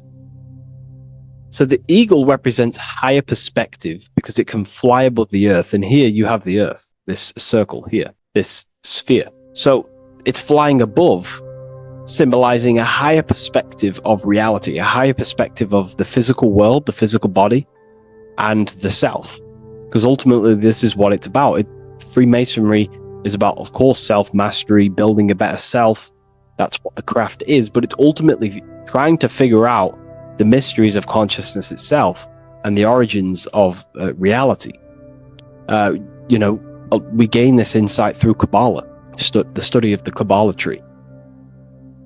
So let's not get off track here. So the eagle ultimately represents a higher perspective of reality because it can fly. On a deeper level, it also represents the astral body because the astral body can fly above the material plane. It has no connection, no limitation to the physical plane. It does have a connection to the physical plane because all of the dimensions, the mental, the astral, the etheric, the physical, are all interwoven to each other. However, it also represents the activation of the light body, hence why we see this light rays around it. But that's a bit too deep for now. Let's go a little bit deeper into about the basics of this symbol. If you look at this eagle here, this eagle's looking backwards, and this eagle's looking forward. So this is forward and backwards. This is symbolizing time. So we have an eagle looking into the past and an eagle looking into the future. This is called the mastery of time. This is how you master time. You have a crown in the middle of these two heads. A crown. A crown is something worn by royalty, and royalty has a lot of power. So this is symbolizing personal power and mastery. How do you gain your personal power and mastery over time, over the past and future? Well, it's very simple. In order to master time and master your future and master your past, you have to look at the forces in your past that have led you to this very moment. Here we have a triangle which represents the number 3. Remember, in this middle, which is the present. So you have to look into the past to see what thought, emotion, action, the number 3, the 3 expressions of consciousness. Consciousness expresses itself through thinking, feeling, and acting. That's how consciousness manifests itself in 3 different ways. You have to look into your past to see what thought, emotion, and action has led you to this very point in your life in the present moment. And what you can do now, which is your power, the present moment is your power, you can ultimately change your thought, emotions, and actions now to create a better future. You observe the past to see what thought, emotions, and actions created your present moment. You notice the mistakes and you change the now through thought, emotion, and action to generate a better future. This is how you master time. Now, keep in mind, this is always in the mind of a 33rd degree Mason. Someone who is highly, mastered, they keep this in mind. Just like they keep in mind what thoughts they are paying attention to. 33rd degree Mason has a lot of self-mastery power, and they hold conscious thought. Most people think unconsciously and without power. A 33rd degree Mason is trained, their mind is trained. Therefore, their mind thinks powerfully. They do not think randomly because they understand thoughts are the seeds to physical creation. All physical creation is a crystallization of thought. So ultimately, this double-headed eagle representing left and right, and the crown in the middle represents mastery over time. That's how you master time. Again, here we have the eagle standing on top of a sword. The sword is, of course, on a basic level, the sword represents power. Because if I hold a sword to you, I hold the power over you, because you will more likely fear. But if we go even deeper, the sword cuts through the air. When you swing it, it moves through the air. Therefore, it's a symbol of the air. Because you can't really make a symbol of the air, because air is invisible. So the sword is a symbol of the air. And the air is one of the 4 physical elements in alchemy. We have water, symbolizing emotion. We have fire, representing the spirit. We have earth, symbolizing the physical body. Then we have air, symbolizing the mental body. The mental body. So the mental body is symbolized by this sword. A sword has to be continually sharpened. If you don't sharpen the sword over a long period of time after using it, it will become dull and it won't be very effective. This is an allegory symbolizing the human mind, because the human mind is like a sword. If you do not sharpen your mind, you will lose control of your mind. When you stop doing the meditations, when you stop being conscious, when you stop doing the affirmations, the mind falls back into old, unconscious thinking patterns, and we start to lose control of it. The mind is seen as a sword within the occult, because this is pretty much your tool. Your mind is your tool. This, just like the sword is a tool. Your mind is a tool to create reality. So we need to make sure this tool is always sharpened, that we stay on top of the mind, hence why the eagle is on top of the sword, symbolizing control over the sword, mastery over thought. This also goes into thought forms. In the occult, there's something called thought forms. Thought forms are basically taught to the individual and understood by the individual, who understands that the mind is not just in the brain. The mind is a part of a mental field. All around you, there is not just a field of energy. There's also a field of mind surrounding you. It's a mental universe. And this field of mind is what we call the mental plane. The field of mind is where all of the possible thoughts in the universe infinitely express itself. So each area has different thought forms. Each postcode, each place you go has different thought forms. This is why if you walk into a cathedral, for example, an ancient, amazing structure, your mind instantly becomes, you're amazed. You feel different when you walk into these areas, because all around you is a mental field. And there's something called thought forms. Thought forms are basically what religion call spirit guides or angels, helpers. This is what thought forms are. Thought forms are basically, if you dwell on the thought that you are going to lose your girlfriend, for example. Let's use a negative example here, because a lot of people can relate to this. Or your boyfriend. Let's keep it simple. Everyone can relate to this at some point in their life, hopefully. Or, if not, it's okay. No worries. It's just an example that most people can relate to.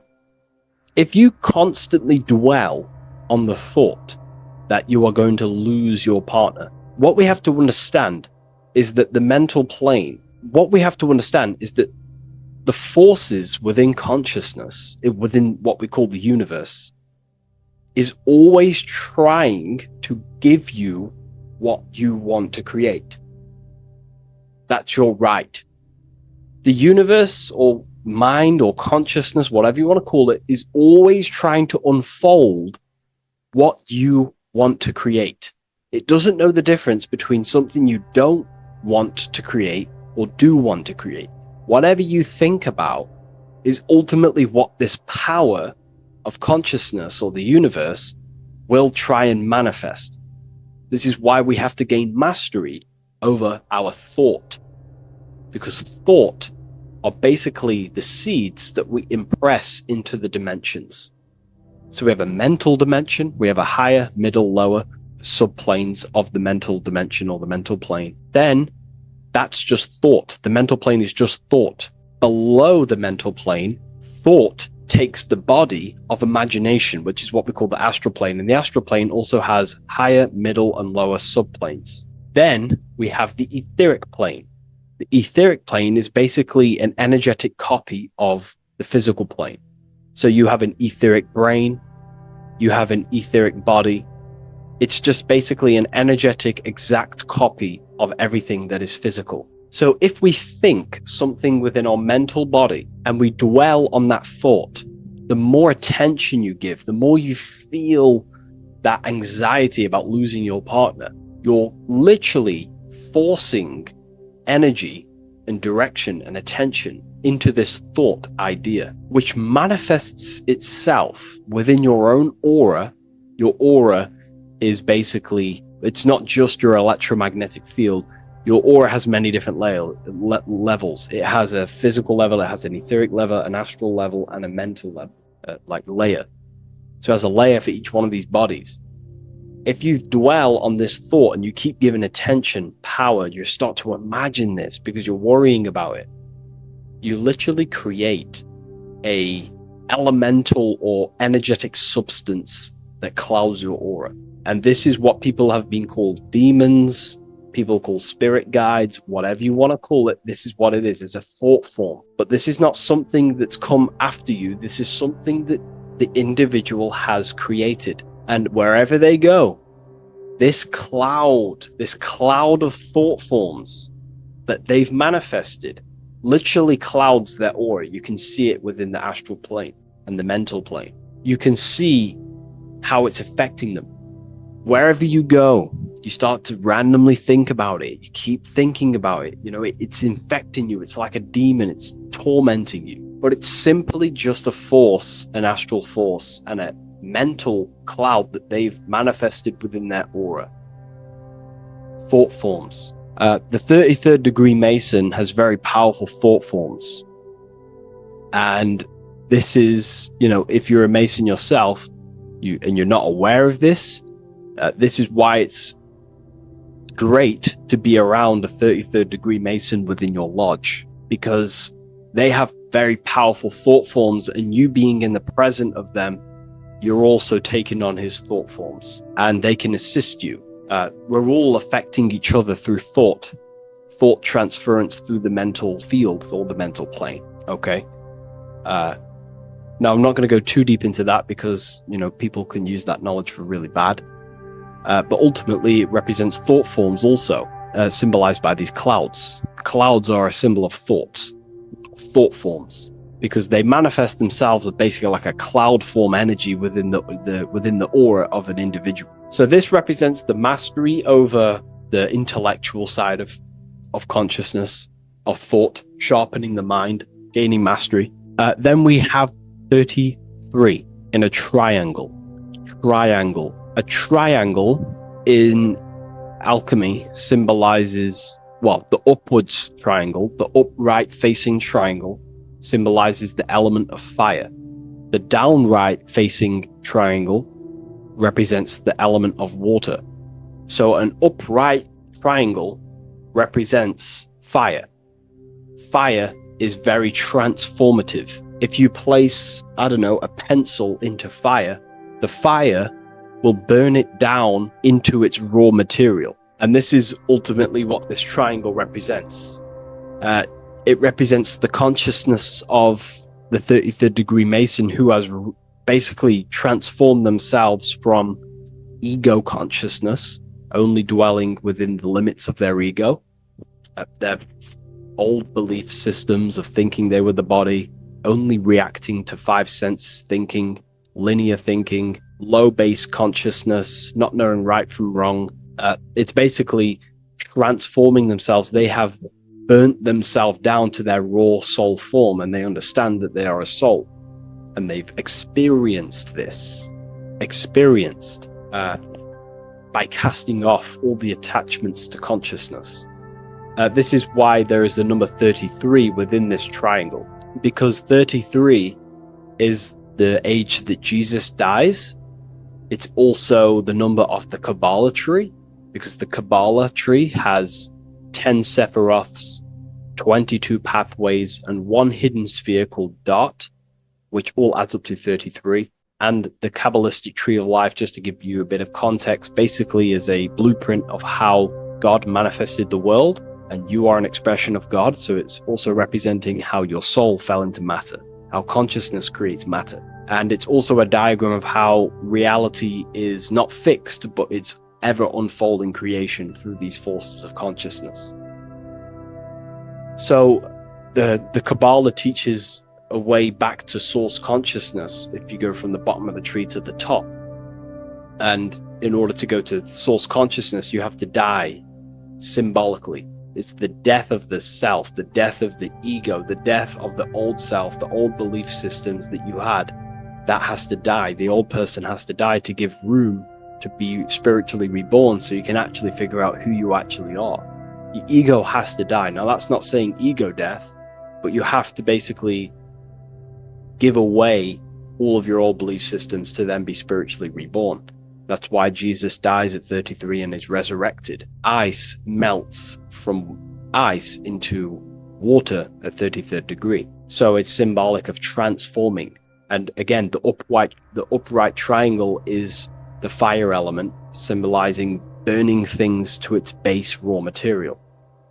33, which is again death and resurrection. So it's all about burning the old self and being spiritually reborn again. This is the teachings of Hermeticism, Christianity. It's in everything. You'll see this symbolism or this story of death and resurrection absolutely everywhere in the ancient myths, because it's all talking about the same thing. You have to symbolically die. You have to kill off the old self to be spiritually reborn, to be initiated into a mystery school. So the 33rd degree Masons basically saying, well, they have resurrected. They have resurrected the connection to their soul, because as we grow older in this life, we lose connection with our true authentic self as the ego develops as we get older. And if we don't stop developing the ego, we never actually connect with who we truly are, which is a divine, immortal, formless being who has the infinite power of creation. This is what you actually are. Okay, so it's also symbolizing the union of opposites, hence why we have a double-headed eagle here. It has opposites. Obviously, this is massive within the occult. You see this everywhere, union of opposites. Okay, so union of opposites goes from, basic teachings to the most advanced teachings that most minds are not ready for. Union of opposites is on a basic level, is union of the mind and the heart, going from mind consciousness, which is basically ego, the lower self. That's not to say the mind isn't powerful, but that is the house of the lower self. The ego. It's the house of the ego. So we have to learn how to use the mind for what its proper use. The mind's proper use is for the soul to create. However, we're not taught this in school, so we've basically developed a false personality within our minds, and our minds have become a vessel for a false identity. So what we need to do is integrate the heart, which is the soul self, the true self, with the true powers of the mind. And the mind is basically a powerhouse of creation, infinite possibility. And that's the mind's true usage is for creation, not a false identity. So it's about integrating the mind and heart. It's also symbolizing a balanced mind, and we do this by aligning the left and right hemispheres of the brain, which help you perceive reality for what it truly is. Because the two double-headed eagles, they're joined together, so it's union of opposites. So it's about reintegrating the female and male aspects of self, such as the left and right hemispheres of the brain, the mind and the heart, all working as one system. When we align the left and right brain, we see reality for what it truly is. Now, what do I mean? 90% of people I'm not putting anyone down. If you relate with this, it's fine. We're all here to work on ourselves. I'm not putting anyone down. People with a left hemisphere dominated view on reality see things as a very logical. They see reality logically, basically. Now, what do I mean? They see things as this is science, that's mathematics, that's religion, that's metaphysics. They're all separate and divided because that's what the left hemisphere does. The left hemisphere basically dissects everything down. The way the brain works is truly magical. The right hemisphere of the brain allows us to basically see a bigger perception on reality. It sees the bigger picture. The bigger picture, for example, the woods. It sees the woods as a whole unified woods. But then the left hemisphere of the brain takes that view and perception of the woods, dissects it down and analyzes it into individual branches, trees, leaves, animals, insects. But in reality, it's all one, because all is manifested from the one God, the one source, the unmanifested consciousness, the unmanifested force. So it's union of this. We have to view the world as in, yes, everything is one, but I'm also living in my personal consciousness. Yes, there is a collective consciousness. We're all one consciousness, but I also have my personal consciousness. I need to think about both, making sure that my thought, emotion, and action is contributing towards the evolution of myself and the evolution of humanity. A person who is only left hemisphered only thinks about themselves mainly, 90% of the time. They only, they're trapped in ego, and the individual can't see pattern recognition, really. Pattern recognition is more the right hemisphere because it sees the whole. So it's about aligning the brain hemisphere so we can actually see reality for what it is, so we can, without distortion or illusion, and be neutral.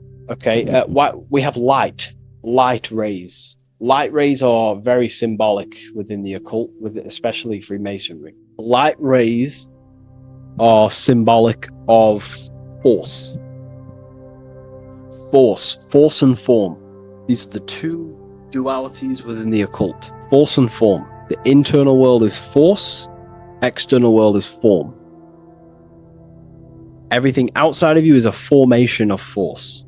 No force ever takes place on the physical plane. All force takes place within mental, astral, or etheric. The physical world is formation. Therefore, what is the force that drives you? What is the desire that's a force? Emotion, force, thought, force. What are the forces driving you to take action in the physical world? And we need to gain mastery over these forces. Light is also a symbolic of knowledge, because knowledge is considered light. This is why Freemasons say going from darkness to light. Darkness is ignorance. People who are only aware of their five senses, they don't want to know anything else. Their minds are completely shut off. I have my belief system. That's it. I'm happy. I don't care. That's their ego limiting themselves and building their own prison. Light, on the other hand, is about going from a state of unconsciousness, of not being aware, into a state of light. Light makes things reveal itself. If I shine light on you when it's dark, I reveal truth. You're there, you're manifested. If you're in a dark room and I shine a torch on you, you're revealed. The veil is lifted. The darkness is gone. So this is symbolic of light revealing higher truths to yourself as you walk the path of self-realization and gnosis. So light is symbolic of this also. They have high amounts of intelligence, a 33rd degree Mason. They have a lot of light. They have a lot of knowledge. They've researched a lot of things. They're intelligent in many different areas of life, within speech, within grammar, the way they portray thought, their mastery, their level of mastery, their understanding of themselves is very advanced. They also know a lot about physiology, about the brain, about the body, life, consciousness, astrology. They know a lot. They have a lot of light. 33rd degree Mason. Me, myself, I'm not a part of Freemasonry, and if I ever do become a part of Freemasonry or any order, I will openly share it to all of you. This information has come from following the chains of thought through self-study and self-realization, and studying Freemasonry from an external view. You can gain a lot of insight just by studying symbolism itself. Masonry is about being a builder. That's what the word Mason is. Mason is about building. The word Mason means builder, and it's about building the self. We're all building either our prison of our soul, or we're building our freedom of our soul. Every single one of you. Every time you reject something that if you reject if you did something wrong and you reject you being wrong, someone tells you were wrong, but you reject that, or they try to give you a piece of information and you reject it, you're building your mind's prison, stone by stone. But the person who has an open mind to all things is freeing their mind, freeing their soul. So we're all builders of our soul, and we're all builders of reality also. And we're all building Earth. This is the building project is Earth. We're all contributing towards it through our thoughts, emotions, and actions. These are our God-gifted powers: thought, emotion, action. These are our rights to operate in the world. These are your buttons to control the character in the game. So I hope this information has given you a lot of insight about this symbol. Please leave.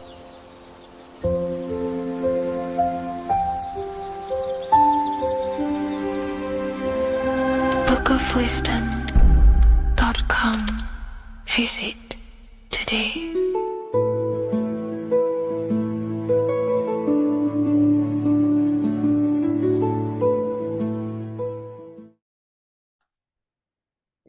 In this video, you're going to learn exactly what Christ consciousness truly is and how to cultivate this into your life so you can live a better life, create the things that benefit yourself and humanity, and ultimately to bring heaven on earth. This is the true way. If you're familiar with my work, you know that, I'm pretty much obsessed with symbolism. Symbolism is such a massive topic, and it unlocks profound ancient wisdom that is hidden behind these layers of symbolism of the ancient paintings, symbols, and texts. So I was going through some Christian artwork and I came across this painting. It's a well-known painting called The Sacred Heart of Jesus. And it just blew my mind what this is revealing about human consciousness and Christ consciousness, which is what Jesus represents. If you're not familiar with Christ consciousness, you should definitely do a bit of research on that. But I'm going to explain it today in detail. So when we look at this painting, we are looking at symbolism. We're looking at consciousness, a state of being, a state of living, a way of thinking, a way of feeling, and a way of acting in the world. As I've said this many times, we're all creators. We all create and generate reality. And you don't just have your personal reality, you have a collective reality. Your reality is affected by the collective consciousness. Depending on the collective consciousness's understanding of reality will also affect your life. We have a collective life and a collective experience.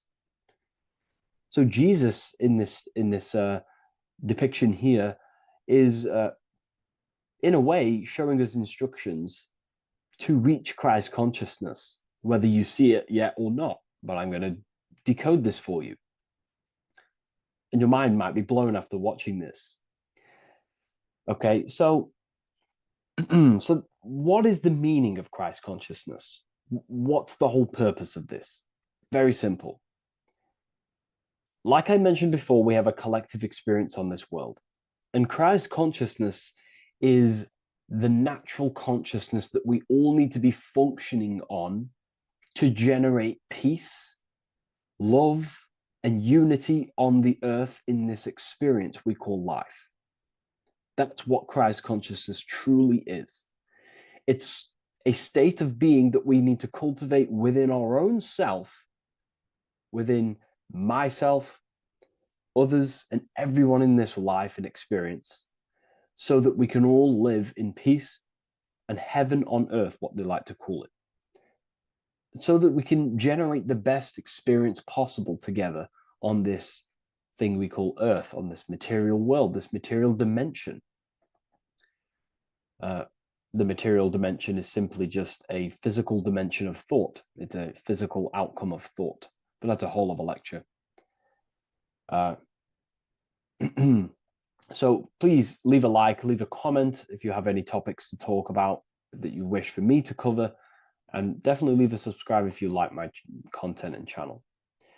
So to go deeper into this, right, we've explained what Christ consciousness is and what it actually, will do to the earth and what it will do to reality and our collective experience. And it's also representing a profound understanding of self, a deep understanding of the true nature of self, the true source of self, what the self is, pure consciousness, pure God. We are all Jesus. Jesus is you, a physical manifestation of the divine made manifested physically. A physical manifestation of consciousness, okay, of spirit descended into matter. However, Jesus is a symbol that should not be worshipped, but something that we need to cultivate, maybe look up to, and cultivate within our own mind and hearts and actions. So he is someone that we should embody into our own very own being. We need to reach a level of intellect, the mind, a level of emotional understanding, and ultimately this creates Christ consciousness. Okay, and now I know that was very, very vague what I just said, but I'm going to explain it a bit more. I don't want to give it fully away yet because you need some more information, more keys. So let's observe the top end of this painting. Jesus with this circular light emanating around his head is symbolic of the mind, of the our thinking aspects of consciousness, the way we generate thoughts, ideas. The mind is also good at also ruling communication. It also rules what we give attention to. Okay, so this is symbolizing the mind of every human being. The mind is a very powerful center of consciousness located in the head, of course. This is why Jesus is the head at the top with the circle around it, representing the mind. Now, to reach Christ consciousness, we need to purify our minds. Purification of the subconscious mind.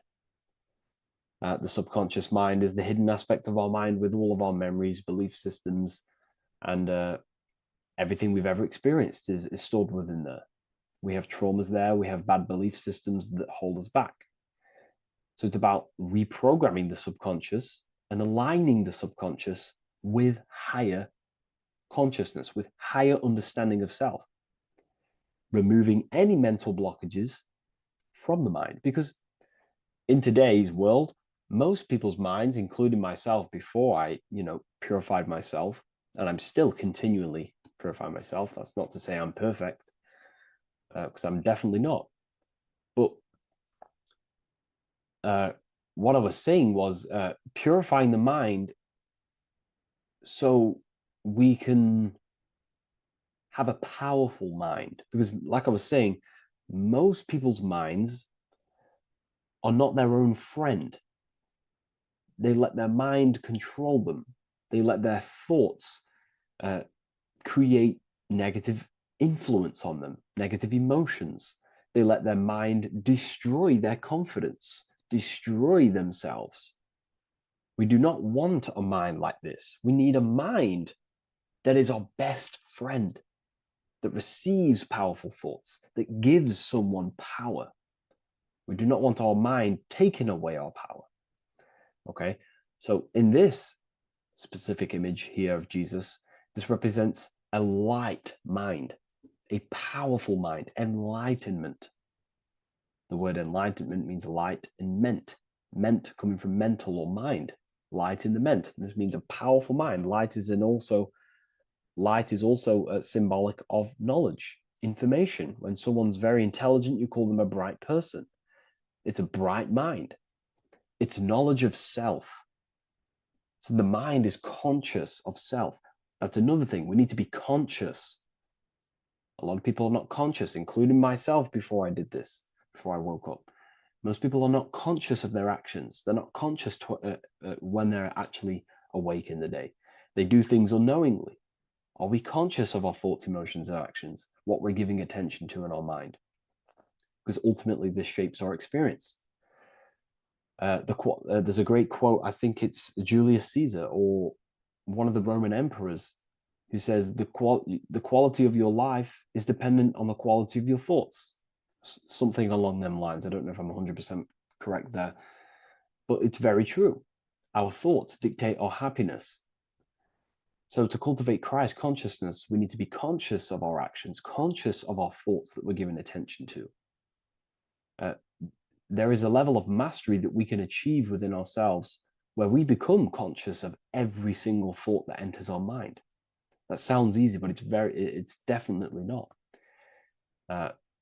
But that's a high level of mastery that we can achieve and cultivate within ourselves. So we're looking at a powerful mind here from Jesus, a powerful mind, a purified mind. And we purify the mind through, affirmations, meditations, ritual work. Rituals are things we do every single day with an intent in our mind and an emotion in our heart to impress that state of consciousness into our subconscious, so we can slowly rewrite our consciousness and align our consciousness and sync it with higher thoughts and higher emotions with love. We can sync our consciousness with love, which is ultimately what Christ consciousness truly is. Well, now we're going to go on to that now. So we've gone over the mind. Now we go over the heart. Now notice, before we go into the heart, Jesus is revealing. He's pulling back the robe, symbolizing opening the heart, revealing the heart, revealing the soul, the light of the heart. Our authentic self lies in the heart.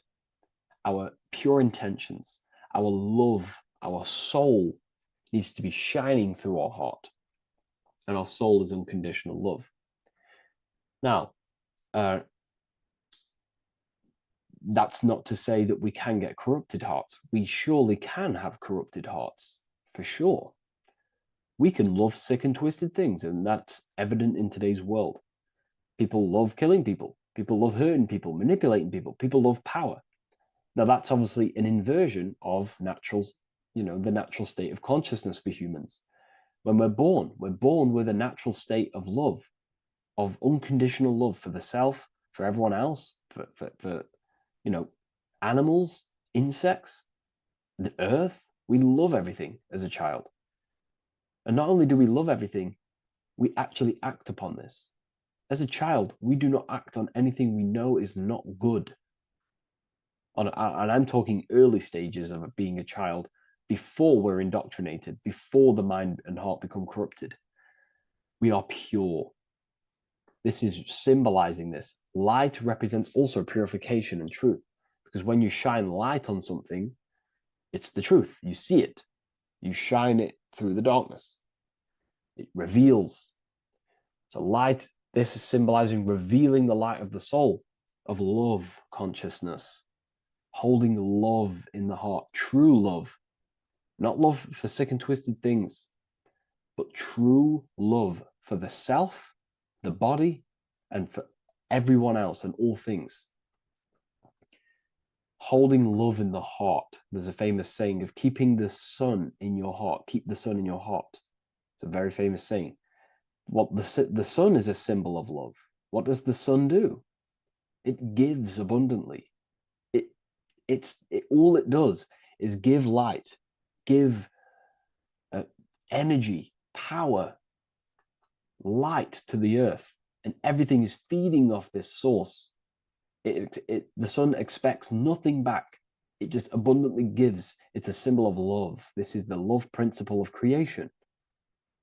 Now, the heart is also governing our actions. What we think about, okay, in our mental field of consciousness is directly corresponded and observed in our hearts. What we think about directly corresponds with what's going on and what we feel in our hearts. Okay? Thoughts produce emotions. So if we give attention to negative thoughts, there's no wonder we're having negative emotions in our hearts. So purification of the mind is also having an effect in purification on the heart. Because when we purify our thoughts and only give attention to powerful thoughts and positive thoughts that uplift yourself and humanity, then we're going to also see this change in the heart, see this emotional change in our consciousness.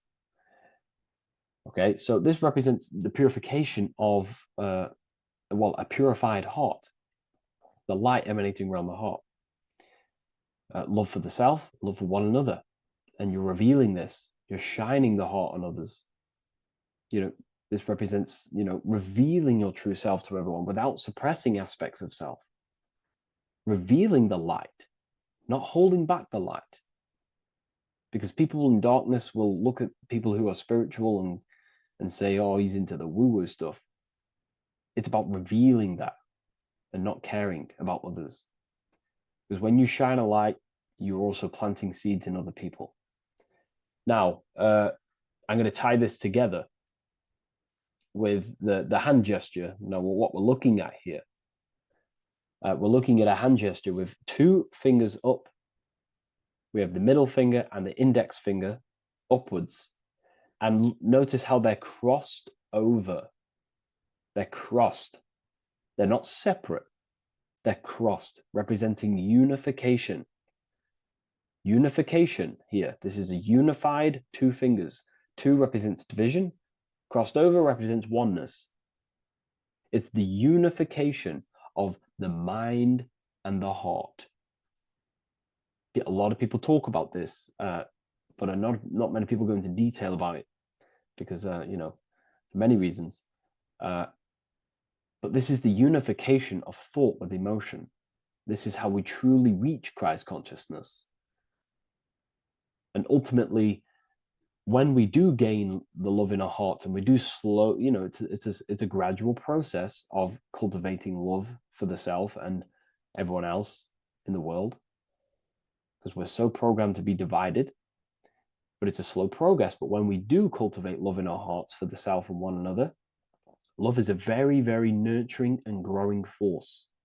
Like I said, the sun earlier, that is pure love energy. It makes everything grow on the earth. While love in your heart grows connections with people.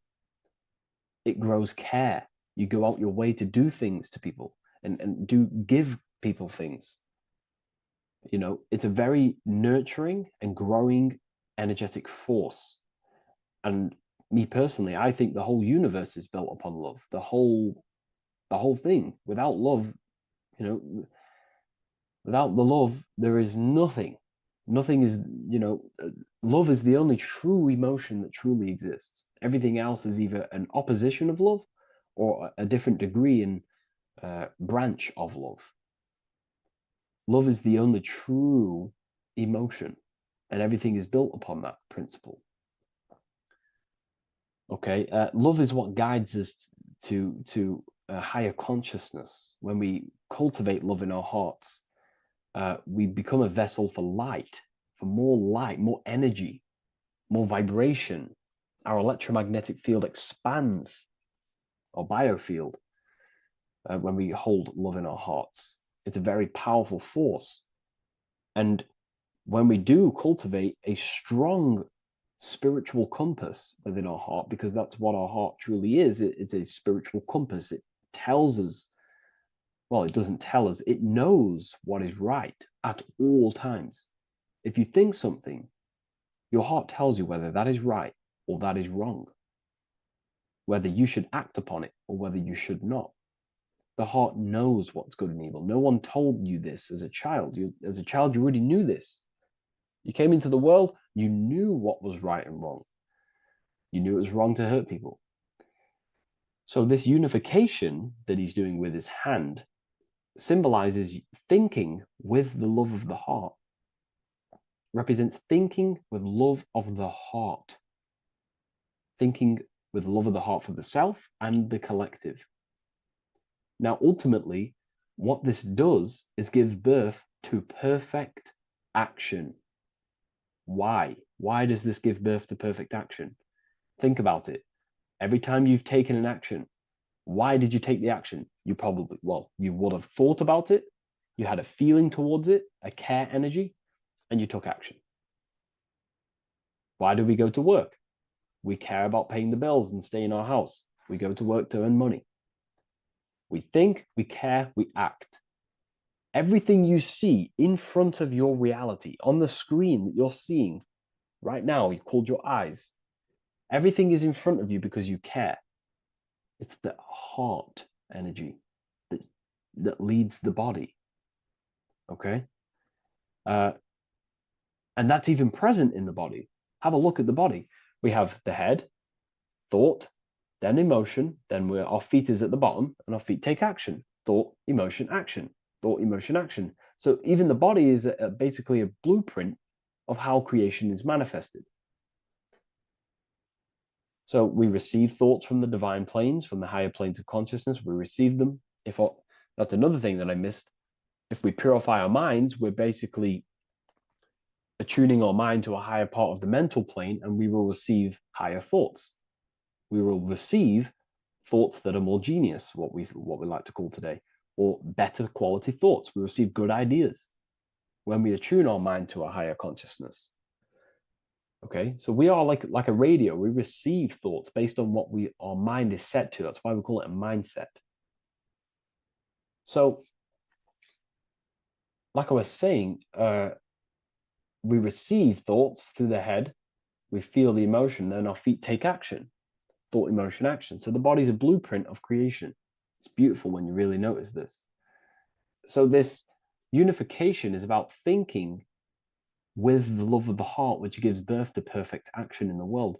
And this is the state that we need to cultivate within myself and everyone in the world so we can give birth to heaven on earth through action. Because ultimately the world is molded through action, physical action. And them actions are molded from thoughts and emotions. Now,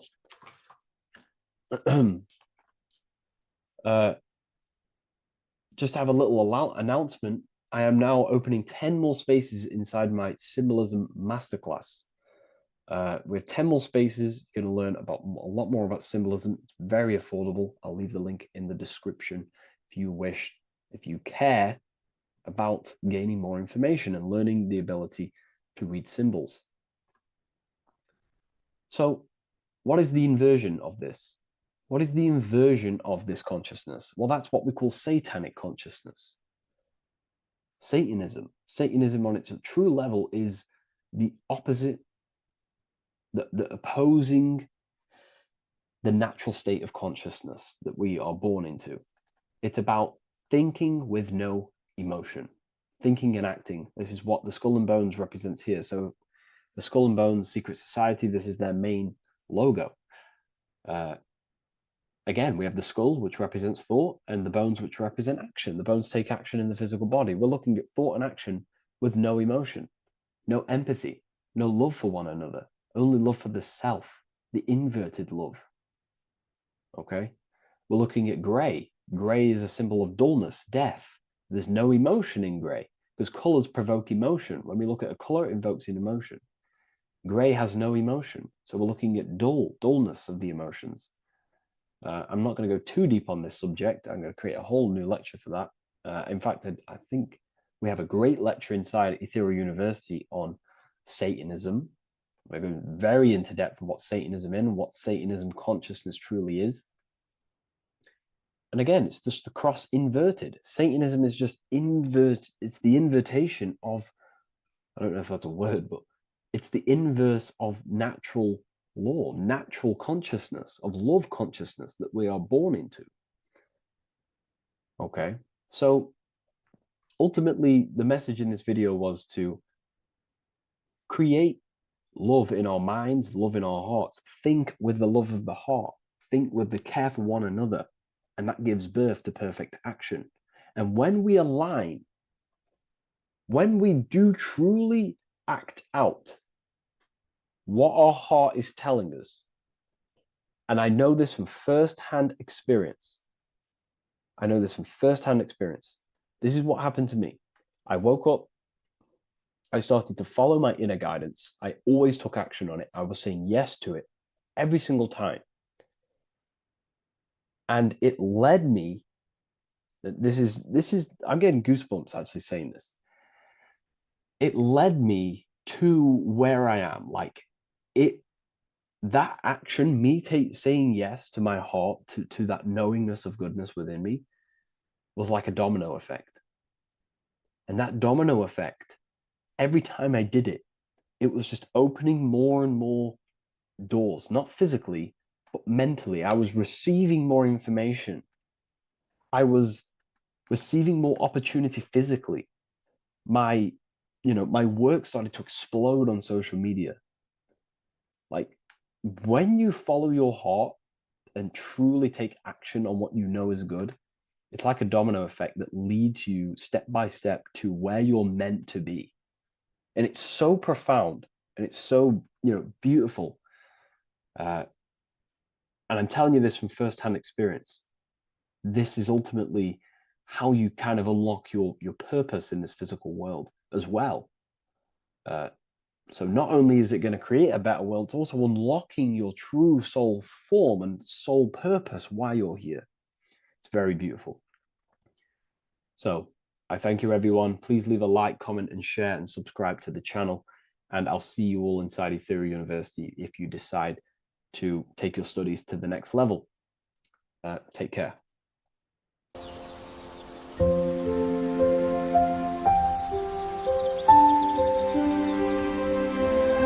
bookofwisdom.com. Visit today.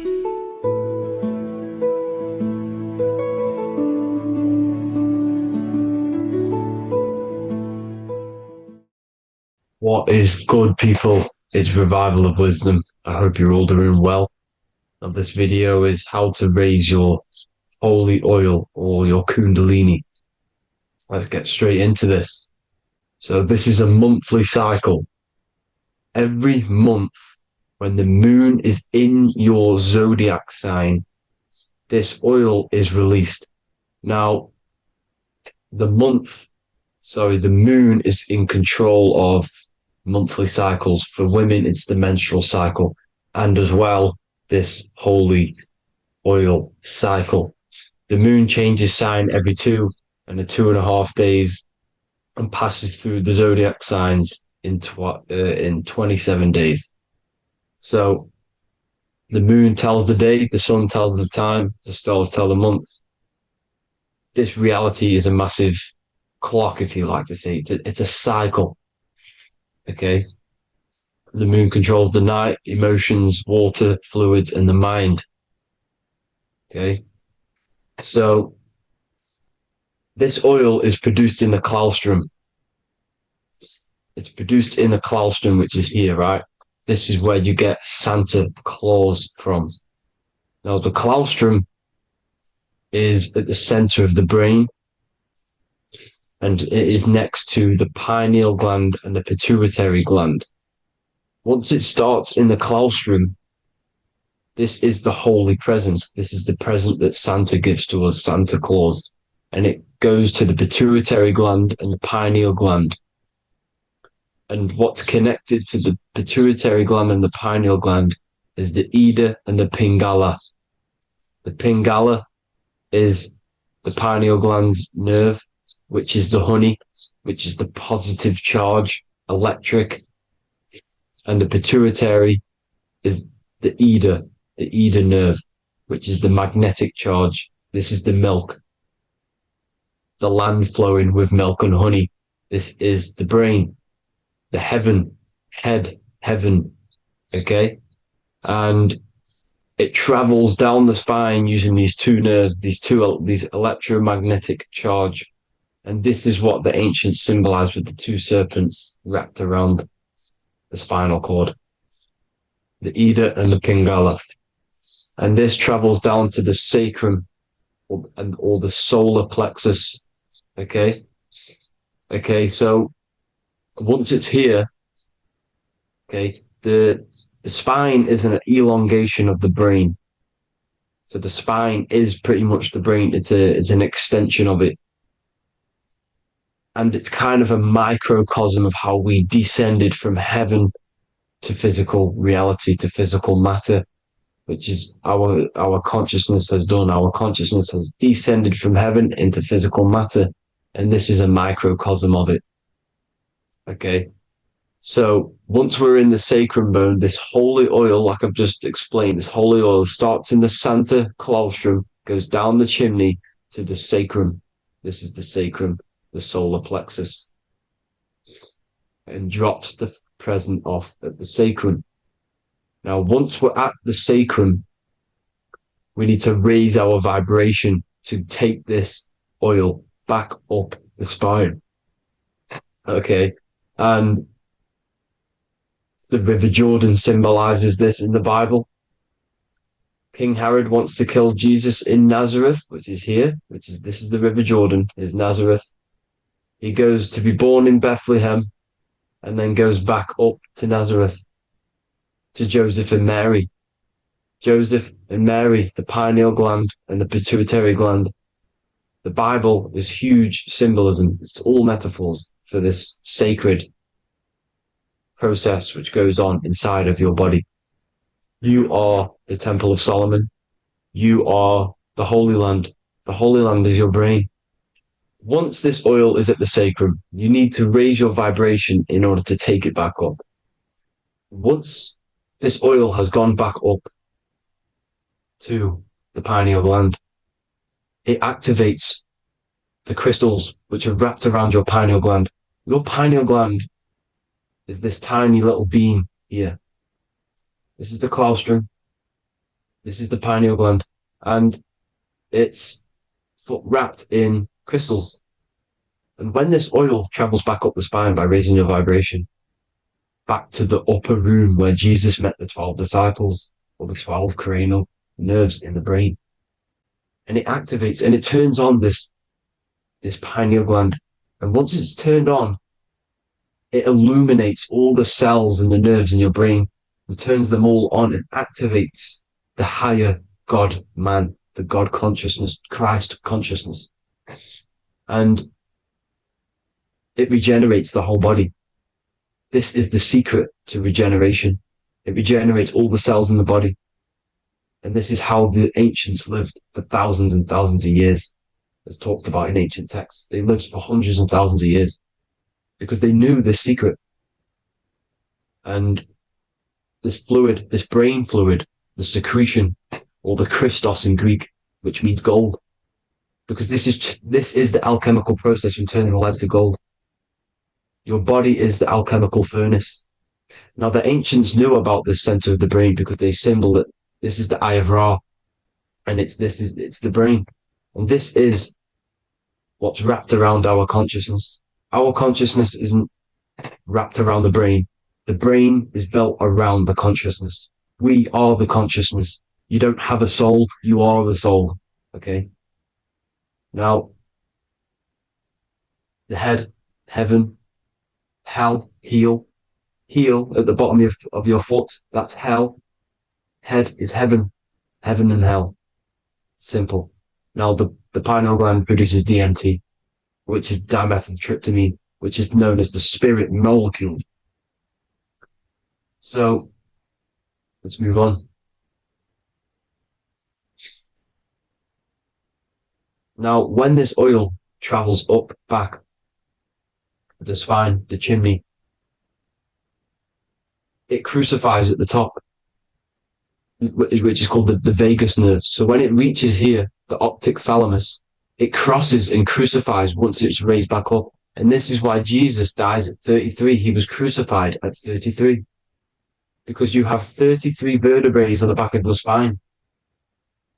And then it's crucified by the cross of the vagus nerve. when this oil crosses the vagus nerve.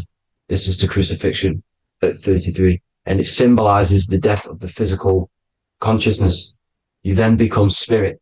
You then become God consciousness, activating the Kundalini, regenerating the body and the mind. Okay. The Garden of Eden. You are the Garden of Eden. The land of milk and honey is upstairs. The pituitary, which is the milk, the pineal gland, which is the honey, which is DMT. It even says this in the Bible. As he brought us into the place, and he has given us this land, a land flowing with milk and honey, which is also symbolized as the sun and the moon. The Bible also says, the light of the body is the eye, not the eyes, the eye. If therefore thine eye be single, thy whole body shall be full of light.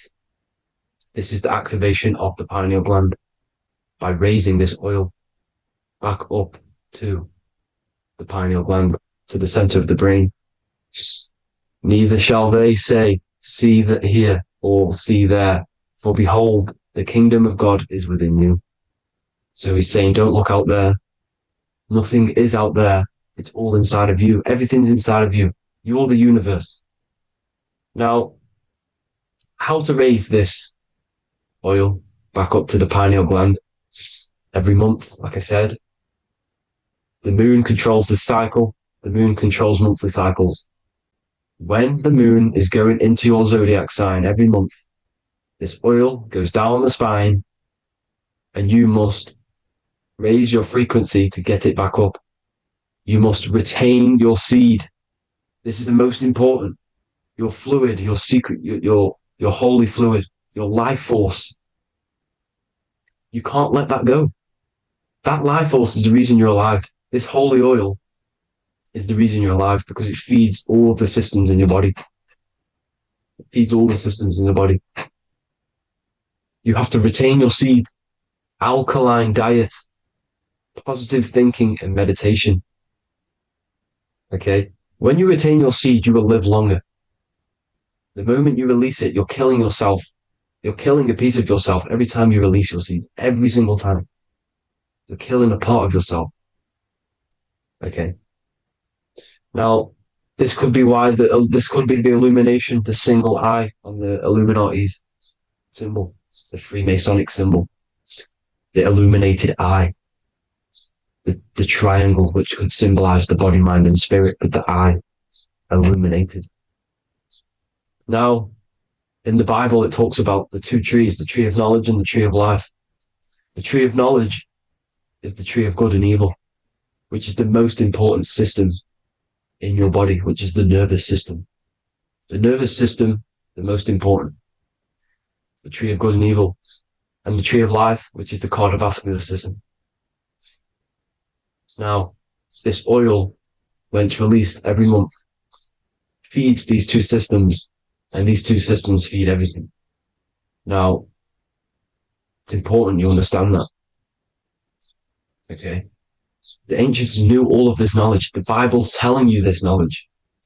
But it's in a metaphorical way. You have to understand the context behind it so you can read it properly. Now, eating of the tree of life, which is when it talks about in the Bible, eating from the tree of life is actually symbolizing a bad diet, ejaculation. Because you're eating from these two systems. You're killing yourself with a bad diet. You're killing yourself with an ejaculation. Okay?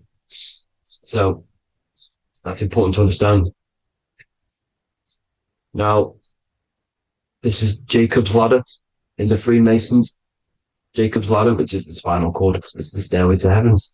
And this is Jack and the Beanstalk when he goes up the beanstalk and finds the golden egg in the grey clouds. The grey clouds symbolize the grey matter in your brain. Now, the Garden of Eden talks about the 4 different rivers in Garden of Eden. As we see here, the North Pole map, the ancient North Pole map, because the center of the earth is the center of the torus field. Everything's the torus field. Atoms are torus fields. Everything's torus fields. You are the universe.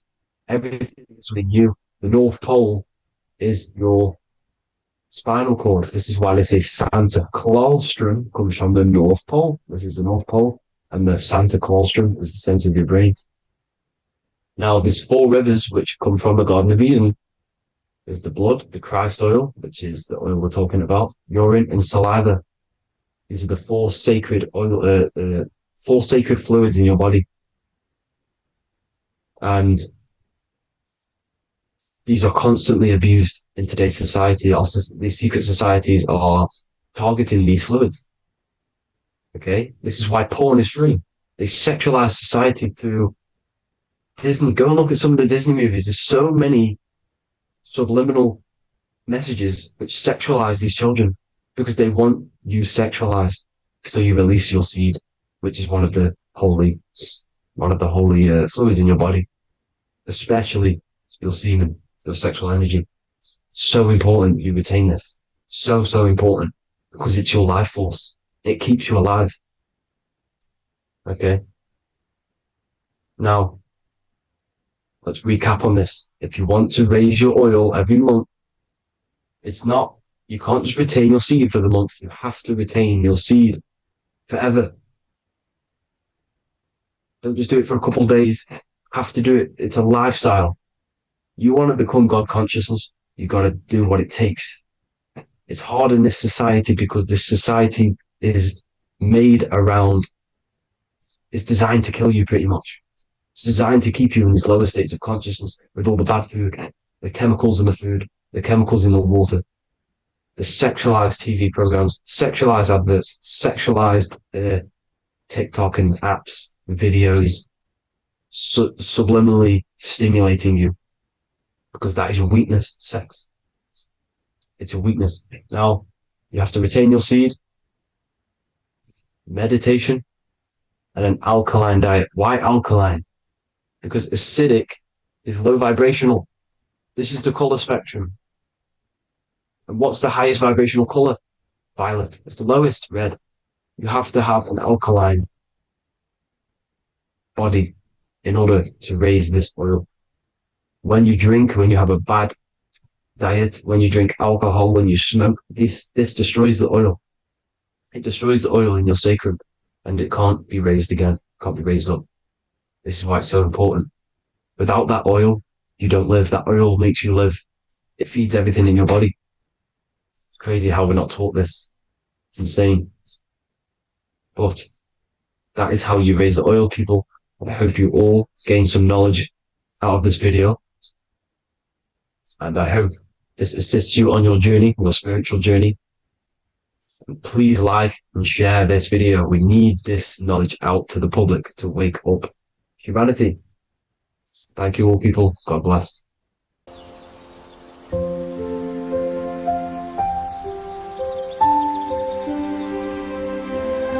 bookofwisdom.com.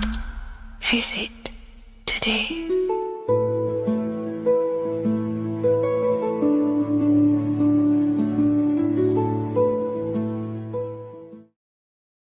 There's an ancient symbol hidden in plain sight, one that holds the key to transformation, power, and unlocking your true potential.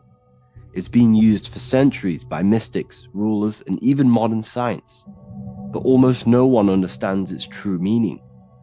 Once you do, it will change the way you see yourself and the world forever. Stay with me, because this could be the key to your own awakening. The symbol of the snake, or the serpent, is a very powerful symbol that refers to something within you, that we all are on this journey. So first of all, we see this symbol in ancient Egypt on the top of the pharaoh's head. We also see this with Buddha, with the snake on top of the Buddha's head and below. We also see this in Rome, with the Roman god Mercury holding the staff with the snake. We see this in Adam and Eve's story with the snake tempting Eve. We even see this today on the medical facility. But what does this mean? Why is this symbol being used for thousands and thousands and thousands of years? It has a very deep esoteric meaning. We see this in the caduceus staff, And we even see the snake representing the Kundalini. What does the snake actually mean? A lot of people think it represents the Kundalini, which it does. However, there's a deeper interpretation of this symbol, and it goes very far beneath the surface of what the snake actually represents. Okay? So first of all, when looking at symbols, we need to observe what the snake does in nature. The serpent sheds its skin. The serpent shedding its skin is a sacred symbol of an inner transformation. It transforms from its old self to a new self. It sheds layers of itself. As the snake discards its old exterior, it mirrors our own journey of realizing outdated beliefs and patterns, paving the way for a renewed, authentic self on the esoteric path of awakening. Essentially, it represents transformation, but not transformation of our physical bodies, transformation of our inner world. Now, this is where things get a little bit tricky and you may become a little bit confused, but I'm going to make this very clear for you. The snake symbol or any symbol can be used for different context. For example, the Kundalini. We see the snake representing the Kundalini. We all know that energy can't be destroyed, only transferred. Like I said, this is a transferring of energy. It's a changing, a transforming, shedding its skin. It represents transformation. Sexual energy is energy, and we can transform the sexual energy into a Kundalini awakening to activate dormant brain cells in our brain and to activate the human light body, which is the spirit. We can cultivate, save, and retain our sexual energy, transmute it up the spine to activate the brain. This is a symbol of transformation, of energy in this context. However, when we go to the emergency services, this does not mean the same thing as the Kundalini. The snake in this context represents transformation of health. When we are picked up by the emergency services, we are looking for a transformation. We are unwell and now we need to transform to well-being. This is why they use this symbol. It represents transformation, especially with the pole and the snake climbing. It's climbing, it's transforming from the bottom to the top, shedding its skin, shedding old layers, transformation. We see this in the Bible with the snake tempting Eve to eat the apple of the tree of knowledge of good and evil. Well, what does this mean? Where's the transformation in this? Well, this is a very hidden one. The transformation takes place in Adam and Eve's consciousness and their mind. They go from a pure, whole state of consciousness, from being tempted by the snake, and they eat it and they transform into knowing the good and evil, into the dualistic ways of thinking and the dualistic meaning of this world. Let me rephrase that. They understand the dualism of this world, and they now understand the two good and bad ways of thinking. They know the knowledge of good and evil, of duality. They shifted from a whole state of consciousness into their consciousness being split into good and evil. This represents the journey of every single soul that incarnates into this world, including yourself. When you were a child, you were whole. You had no understanding of good and evil. But as you grew older, you eaten the fruit. You grew to understand the knowledge of good and evil. Your consciousness split from a whole into a separate and divided way of thinking and divided understanding of the world.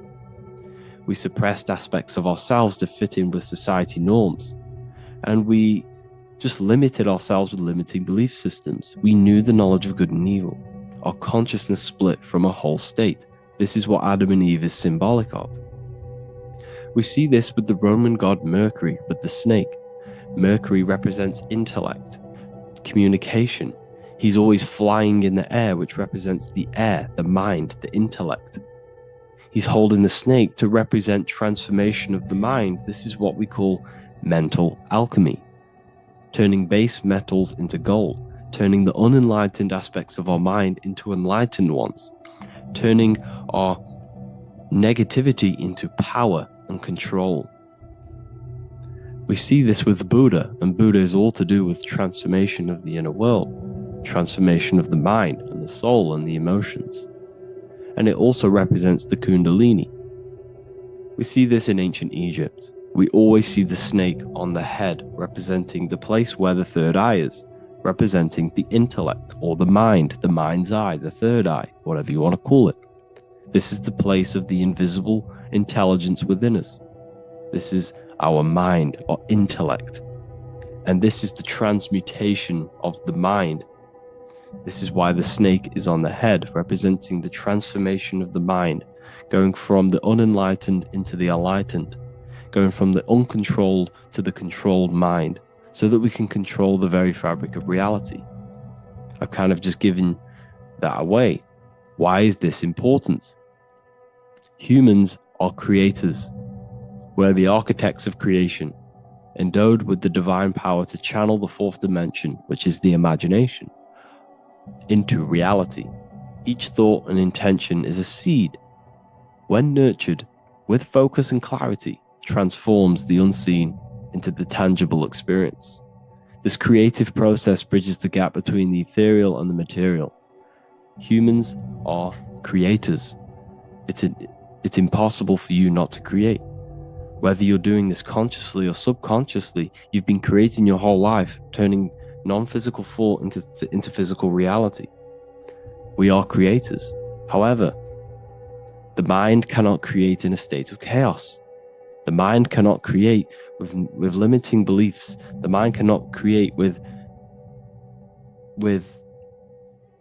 thoughts that come and destruct our minds. The mind cannot create consciously and effectively if there are impulses within our mind and we have no control over the mind. So this is where self-transformation comes from within. This is where the snake comes in. The snake represents the transmutation of our mind from the uncontrolled to the controlled. In this context of the Egyptians with the snake on their head. It's all to do with mental alchemy. In the occult tradition, the mind is seen as a delicate instrument that demands constant vigilance. Left unchecked, it reverts to archaic and destructive thinking patterns. Like a finely honed blade, it must be continually sharpened through discipline and self-refinement. In this unending process of unveiling and mastery, we learn to shape reality, harnessing the power of our thoughts to manifest the highest potential. It's all to do with mental alchemy, and this is how the snake is connected to you. And what the snake represents to you, it represents the transmutation, the changing of ourselves, of our consciousness, so we can gain control in this 3D world. If we lack control, then we'll constantly be manifesting chaos. Now, there are 3 ways that we can transform our world, and we can slowly transform our mind. Now, this is not an overnight process. It takes periods of time of purification. And number 1 is affirmation. Let's say we have this dirty cup of water and we have a tap of water. And in this tap, it's pouring in more water, clear water. Over time, if I keep pouring clear water into this cup, it's going to slowly purify this cup. And then in the end, it will look like the cup on the right. It's the same with your mind. The cup represents the limiting beliefs, the negative thoughts, the negative mind, the uncontrolled mind. But if we keep repeating affirmations over and over and over again, such as I am disciplined, I am powerful, I am limitless, over time this can purify our subconscious and we can gain control over the mind, and we will become conscious of the thoughts that we are giving attention to. The second way is meditation. Meditation allows one to develop an off switch for the mind, providing a sense of control over it. Over time, we gain the ability to filter our thoughts and become more conscious of the ones we choose to engage with. Meditation, over a period of time, will give you this button that allows you to filter out negative thoughts. If you have a negative thought in your mind, you'll be able to become conscious of this and redirect your mind's attention. This is all about self-control, because remember, we become what we think about. The snake represents the transmutation of the self. And another way is visualization. Visualization allows your subconscious mind to experience the reality you desire, accepting it as truth. As the subconscious becomes more immersed in this imagined reality, it works to manifest it into your conscious experience. Your visual eye, visual eye. You're using the mind's eye to see and mold your future. That's what imagination is for, to create in your future. You can become your future now in your imagination. And this can slowly purify your consciousness, slowly purify your mind, which will then, if you do all three of these over periods of time, you will see great transformation from the inside out. And your outer world will start to mirror your inner transformation, because it's as within, so without. You change your inner world of consciousness, of thought and emotion, you'll change your external reality and your circumstances. So I hope this lesson has gave you a great understanding of what the snake actually represents. And now that you see it, you will see this everywhere. Every time you see a snake, you know it represents the transformation. So please, if you can, leave a like, comment, and subscribe, and turn on the alerts to make sure you never miss a video. And if you have any video suggestions, feel free to make a comment and I can make a lecture on it. I appreciate you all watching this video today, and I'll see you all inside my university if you're inside, and I'll see you all in my Telegram if you join, and I'll see you in the next video, of course. Thank you and take care.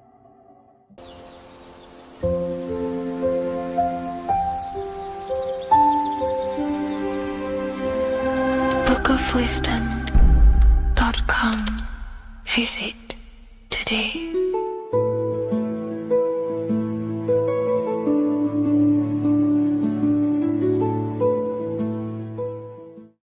There is a massive mystery around the Freemasonic G, and in this video we're going to be discussing it. Some people call it geometry, God, gnosis, genesis, generation, but in fact it's all of these things, and all of these things relate back to one concept that links them all. And in this video, you will be discovering this secret force, which pretty much creates everything in your reality, in your life, and has done unconsciously, whether you are aware of it or not. The Freemasonic G is the 7th letter in the English alphabet. This is important because the number 7 has many mysteries inside the esoteric and occult traditions. Some people say the number 7 represents the 7 colors of light, the 7 major planets, or the 7 musical tones, 7 days of creation. The number 7 is a massive mystery. But what we have to understand is that in the context of Masonry, Freemasonry is all about building the self. Every day we wake up, we are either building our prison of our mind or freedom of our mind. Everything inside of esoteric Freemasonry is about building the self and reconstructing our consciousness, our inner dialogue, the inner voice. We're transforming the mind from low awareness to high awareness. This is why Freemasonry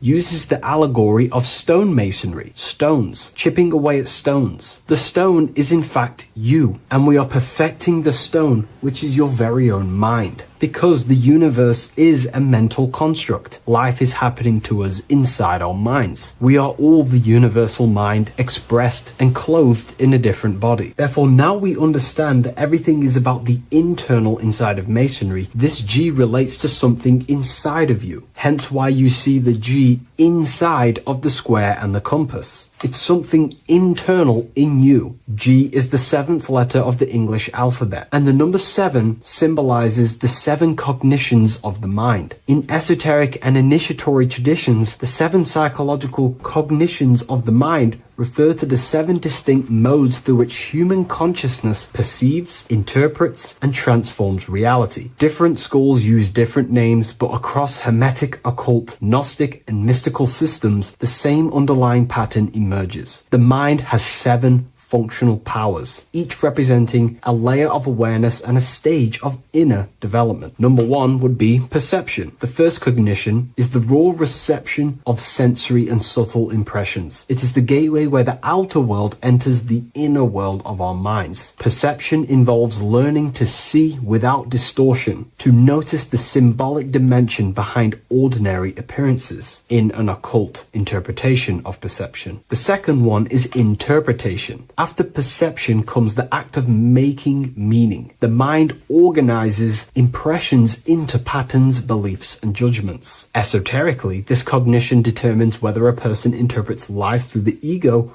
or through the higher insight of their higher consciousness. The goal is to purify interpretations so that the intuition can speak through it, to clear our minds of the clutter, master it, and let our higher consciousness shine through it. Number 3 is the imagination. This is the creative faculty that produces images, symbols, and visions in the mind's eye. This is associated with the astral plane. We live in a mental universe of thought. Thought wraps itself inside of imagination. The thought alone has no true form, but then the thought wraps itself in a vehicle of consciousness, what we call imagination, and we give form to the thought. Imagination becomes active. Imagination becomes active imagination, the foundation for rituals, alchemy, meditation, and visionary insights inside of occult traditions. Working on your imagination is a key part on developing your consciousness, as it is literally the sight into the astral plane, your internal vision of the mind. The fourth cognition of the mind is emotion.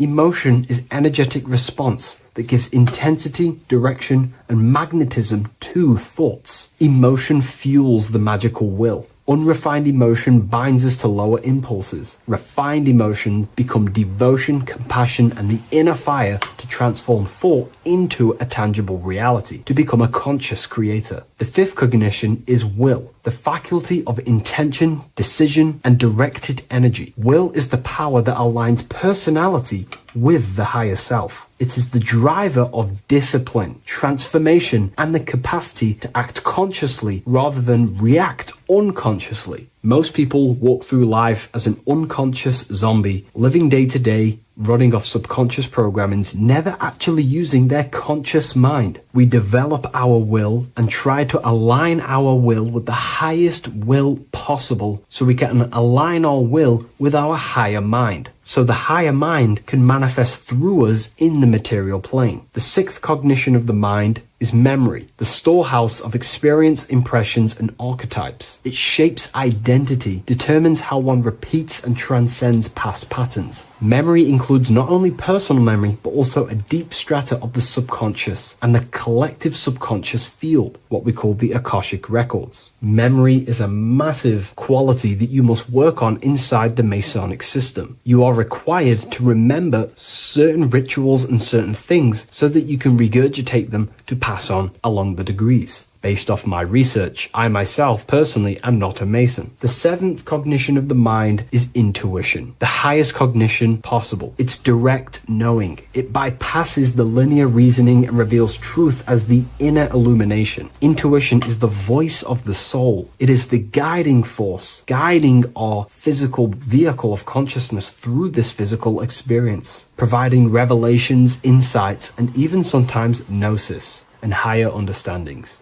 They are the 7 principles and cognitions of the mind that we should work on. Sometimes they're symbolized as 7 luminary planets, because lumen is light. The planets are light. Light is consciousness. Consciousness is light. Now moving on to the true understanding of the G, the higher understanding of the G, as I mentioned previously. This is what we call the generative principle, the care principle, the human heart principle, the female aspect of consciousness within yourself. All creation is built upon a care. All action is built upon a care. You only act on what you care about. You care about paying the bills and staying inside your house and looking after your family, for example. Therefore, you take the action to generate the reality and generate money to pay the bills. Them actions are driven by the force of care. If you care about a plant, you take the action to water the plant and it grows. If you care about your partner or relationship, you give them attention and care and love, and you grow the relationship. As soon as you stop providing care, watch the relationship crumble and the reality destroys itself. Care is the generative force of reality. This is the generative principle that generates your experience in this world. We are in a continual state of becoming. Each cause gives birth to an effect, and that effect gives birth to a new cause. The G is the generative principle that drives creation in the present moment. Reality is creating, unfolding in the present moment, and the G is the force inside of you that generates your experience. You're watching this YouTube video right now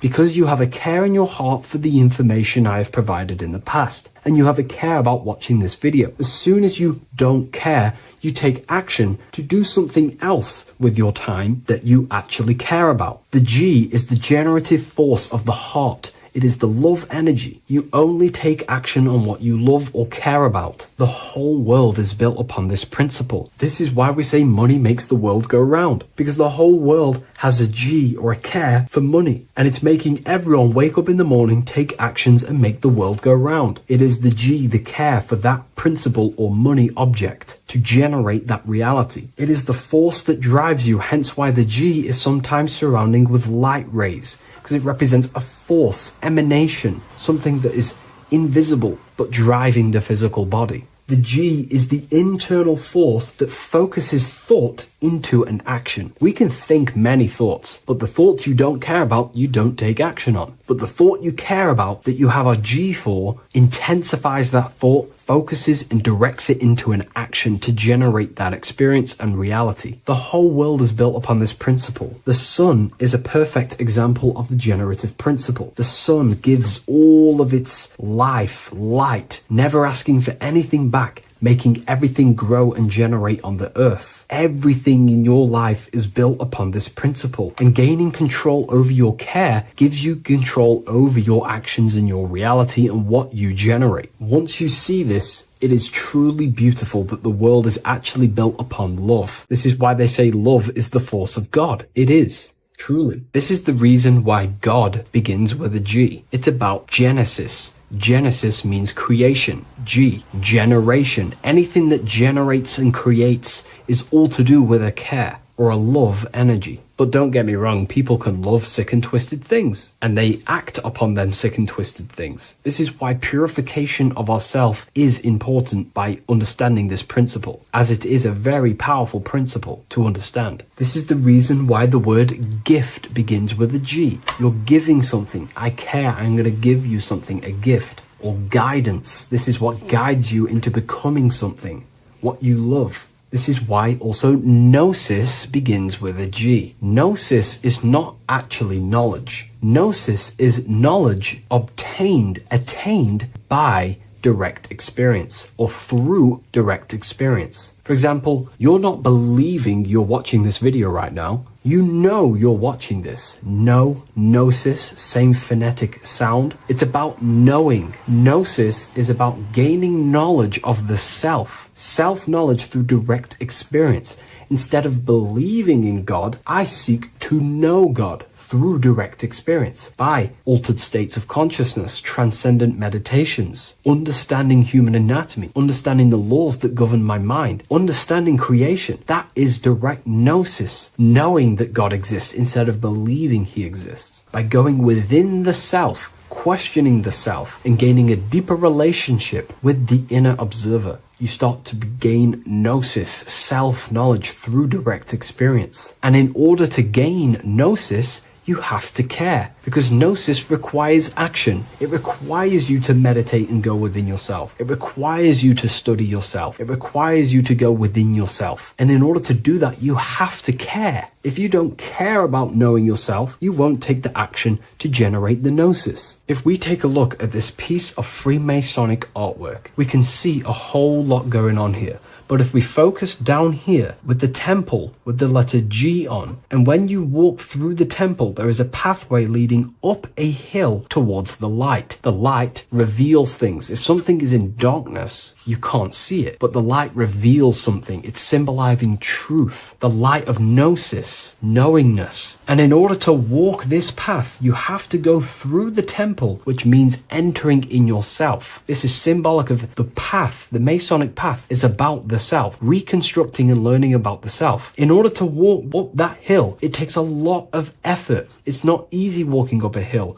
You're going to be tired. It's not easy. It's horrible. Who likes walking up a hill? I know I don't, but people like hiking and stuff. I understand that, but it's symbolizing this is hard work working on yourself, because the labor of working on your mind is the hardest labor you will ever do. It's called the great work, or the Masonic work. And in order to climb that mountain, you go through the G. You have to have the care. If you do not have the care, you will not walk up that mountain. You will not generate the gnosis. You will not get close to the light. You have to have the G to walk that path of self-mastery and working on your mind. This is very, very important. If you want to gain the light, you have to have the G inside of you. You have to have the care to generate a higher consciousness. If you want to earn more money, you have to have the care, or else you will not take the action necessary to generate that reality. This is why we have to master ourselves and write down everything you love. It could be even the bad things. It could be lust. It could be anything you're wasting your care energy on. Try and remove them one by one. Master them and become disciplined. And then you'll have more G energy, care energy to direct towards something else in your life to generate and grow that experience or reality. Again, the word grow, G. It is a growing force. What you place your love and care into grows and expands. What you have a G for is what you spend your time and attention on, your two spiritual currencies. So this is the Masonic G, and I hope you gain a deeper understanding of this. So that is pretty much everything about the Masonic G that you need to know, and hopefully this has helped you. If you wish to learn more and gain guidance through your life and understand yourself on a deeper level, the book I've used today is called The Book of Symbolism. I'll leave a link in the description.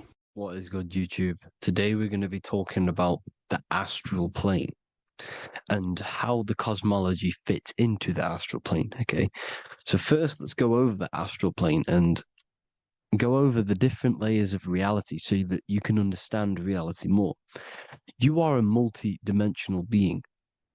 You are not in these, you are in all of these realities at the same time. They all interweave into one big reality. But there are different planes. They are different vibrational dimensions. There are different dimensions of reality. The mind is the root cause of reality. We're living in the mind of God. Everything is being thought into existence from the root cause, from the universal mind. This is why the ancient Egyptians said, all is mind. We're living in the mind of God. And we are a microcosm of this mind. This is why we all have the same mind. This mind is the world of thoughts. Now, this world of thoughts is just the thought alone. For example, it is the thought of a chair.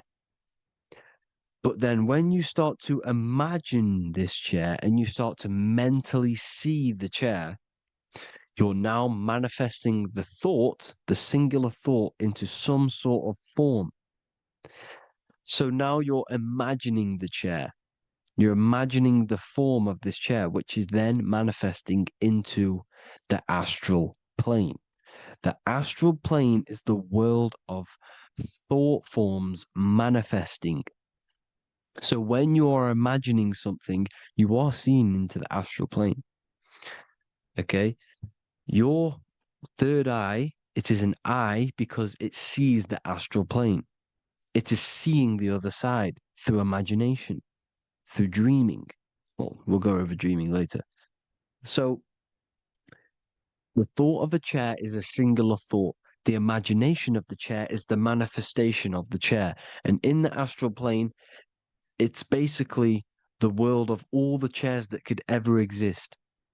So you're thinking of the chair as a singular thought, which is the mental plane. The astral plane is the imagination of that chair, is the thought, the manifestation of it. Depending on the vibrational state of the thought will depend what level of the astral plane it will go to. For example, if you're thinking about a chair to torture someone on it, it's going to go on the lower astral plane. Or if you're thinking and imagining happy things, it's going to go to the higher astral plane.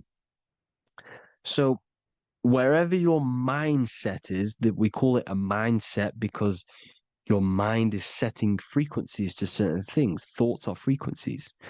And a mindset is setting your frequency, setting your mind to a certain frequency. So when you set your mind to a certain frequency and you imagine something in that frequency, you're going to match everything in the astral plane that are on that similar frequency, just like you would in the physical world. Because we're all in these worlds right now as we speak, but we can't see them with the two physical eyes. We can feel it though. When you're around someone and you've just met a new person, for example, you can feel their vibration. And if you're not on a similar vibrational match, you will not get along with that person, or you just won't not get along, but you won't connect with that person because you're on two opposing frequencies, not matching. And this is something that you can't see, you can only feel because it's the astral plane. It exists within the astral plane. Everything in the astral plane is made out of vibrations. So if you do astral project, and if you already know how to astral project, you will see beings and people and things that are on the same frequency as you. This is why before you astral project, you need to sort your vibration out before you astral project, because you are projecting your consciousness into this. It's the mind. The mind is the bridge. It can move between realities. You are a observer. You are a observing soul which observes different realities. And the mind is the bridge between all of these different realities. The mind can choose. If you want to project into the astral, you set your mind to it, you can. Okay? So let's not get off track. The lower astral plane is where demons are. The higher astral plane is where heavenly beings are. Heaven and hell are kind of a real thing. The etheric plane is a powerful substance, the ether, the fifth element that they don't tell us about. If you type in on Google the 5 elements, they will try to remove it with wood or metal because they don't want you knowing about the ether.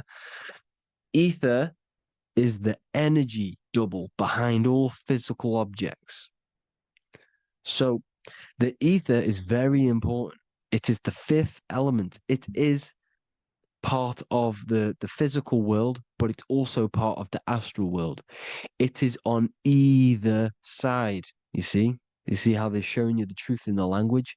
Ether and either are the same word. The ether has 1 foot in the astral and 1 foot in the physical world. It's a substance that connects the physical to the astral world. It is the either. It's on either side of reality. It's on the other side. Other, either, same word. Ether is connecting the physical to the astral plane. It's the world of frequency. Frequencies, EMFs, torus fields are in the etheric plane.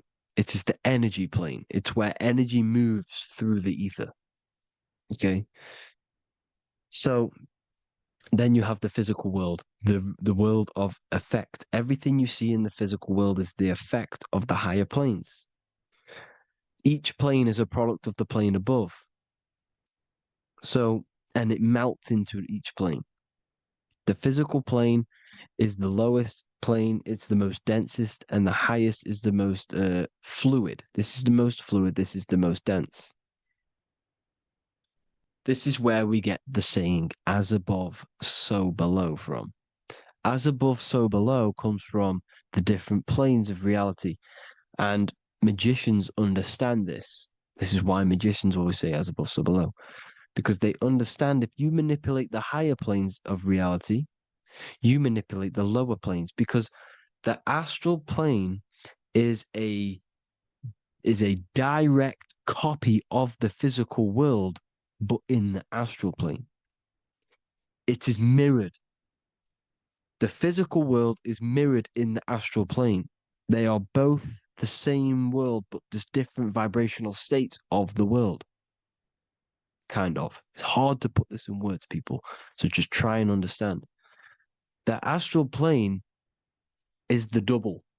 It is whatever happens in the astral plane happens in the physical plane. This is why magic works. This is why demons work. This is why spirit communication works. Because if you manipulate the higher planes, you manipulate the lower planes. As above in the astral, so below. Leonardo da Vinci showing you to look up, pointing up. You got to look up. He's telling you to change the mind, you change the physical world. You change your emotions, you're on the astral plane, you change the physical world. You change your reality by changing the higher planes. This is the Masonic 11, the two pillars. This is the 11, also symbolizing the two hemispheres of the brain here.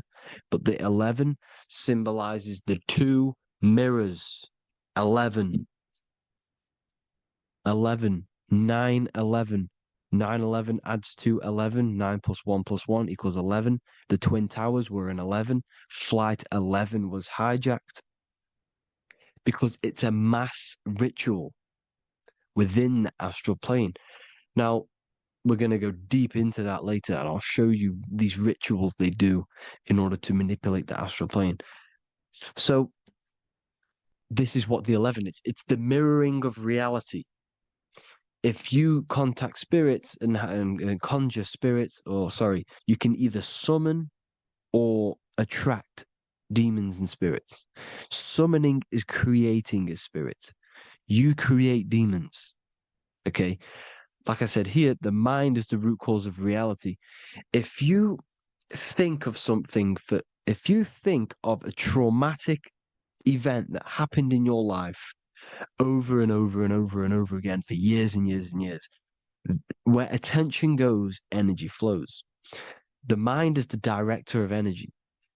If you are directing energy into the specific emotion, the specific thing that is torturing you in your mind, that will manifest as some sort of being in the astral plane, which is called an elemental. And this elemental being that you have created through your thought forms and emotions will latch onto you and feed off this energy. So it's important that you get your mind right, okay? It's important that you sort that you file the mind and you discipline the mind. Make sure it's only entertaining positive things, because you are quite literally creating your own demons. The word demon has the word mon in it. And if you've watched my videos to know, mon means moon. The moon is your mind, the sun is your soul, the earth is your physical body. Demon is mon means mind, moon is mind. You create demons with your mind. Summoning.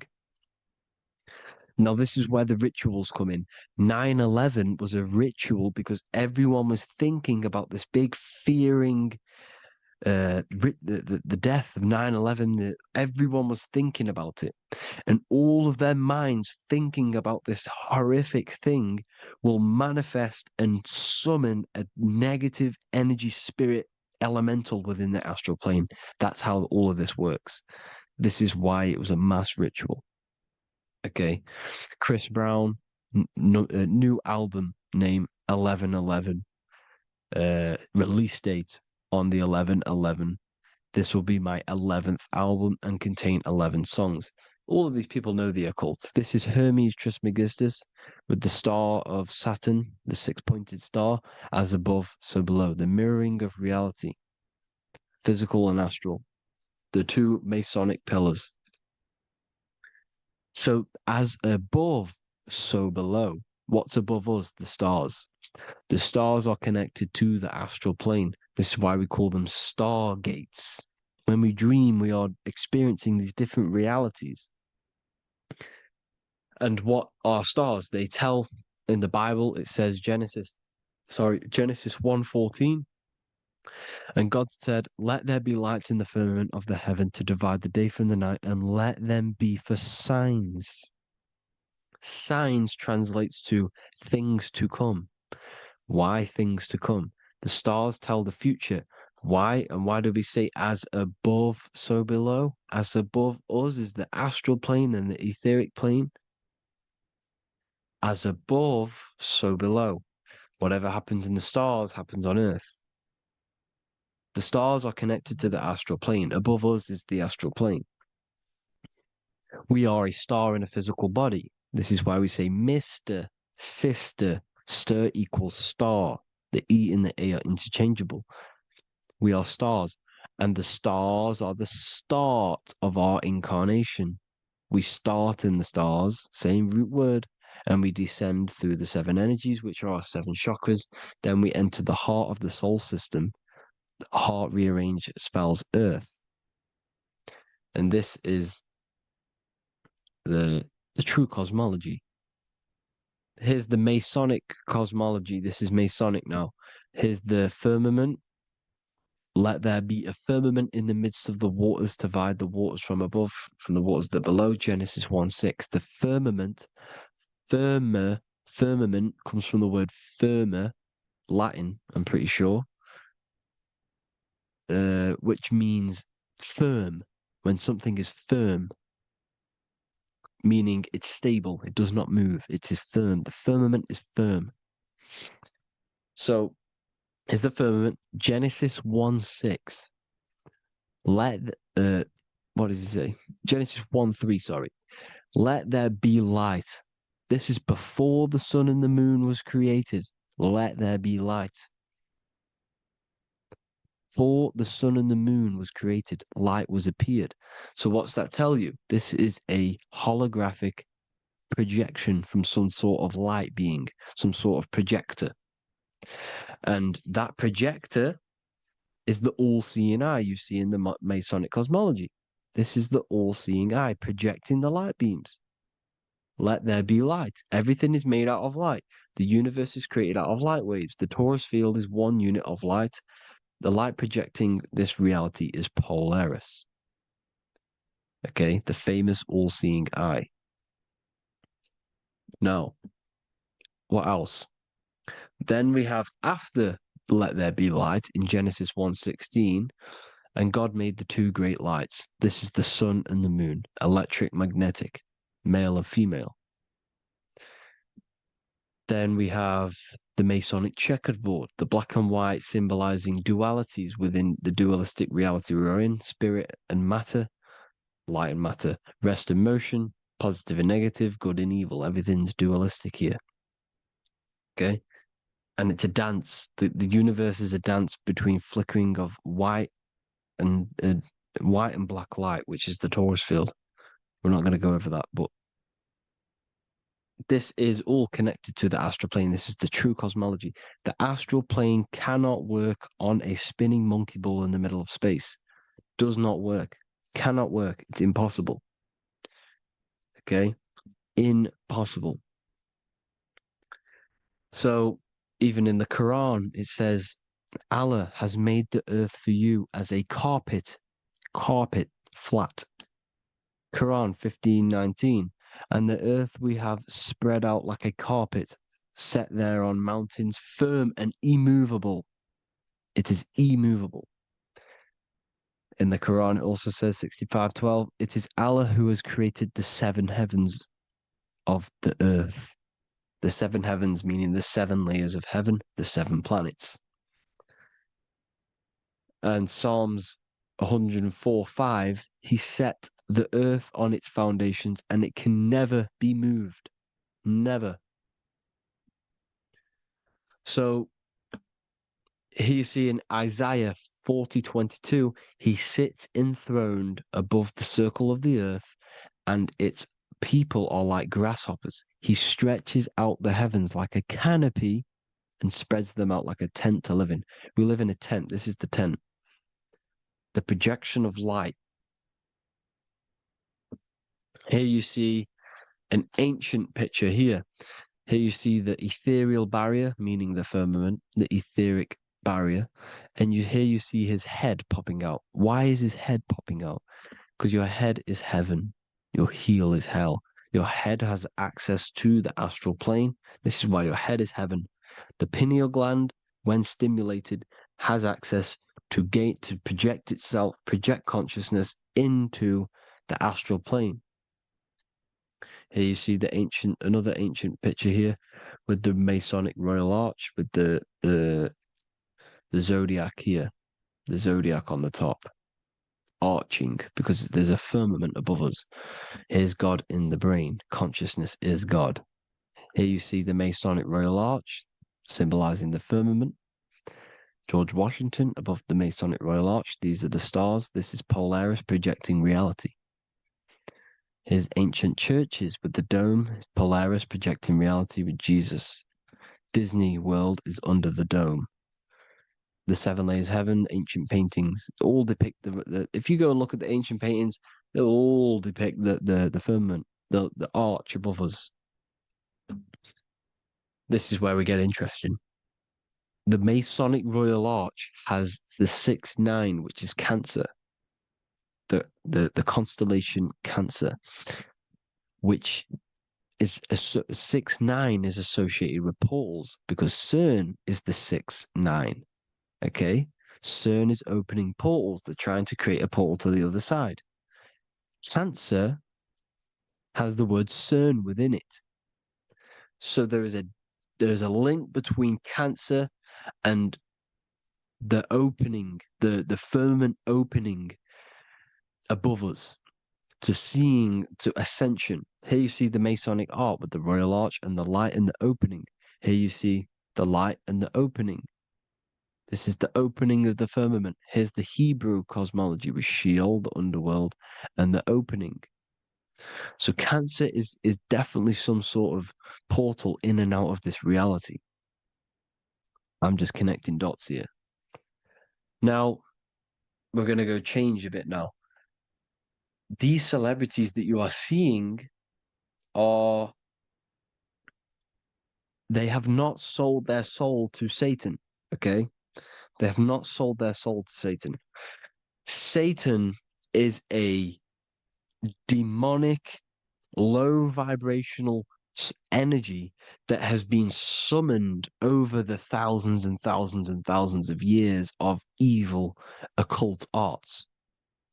So since Babylon was summoning this demonic energy, and this demonic energy in the astral plane will grow and grow and grow. It has no form. It has no physical form. Okay? But you can see it in the rappers. If your third eye is open, you can see clearly that these people are demonic. You can sense the energy that they're manifesting. Selling your soul is not what you've been told. It is gaining, because your soul is pure love, okay? Your soul does not want to do anything bad.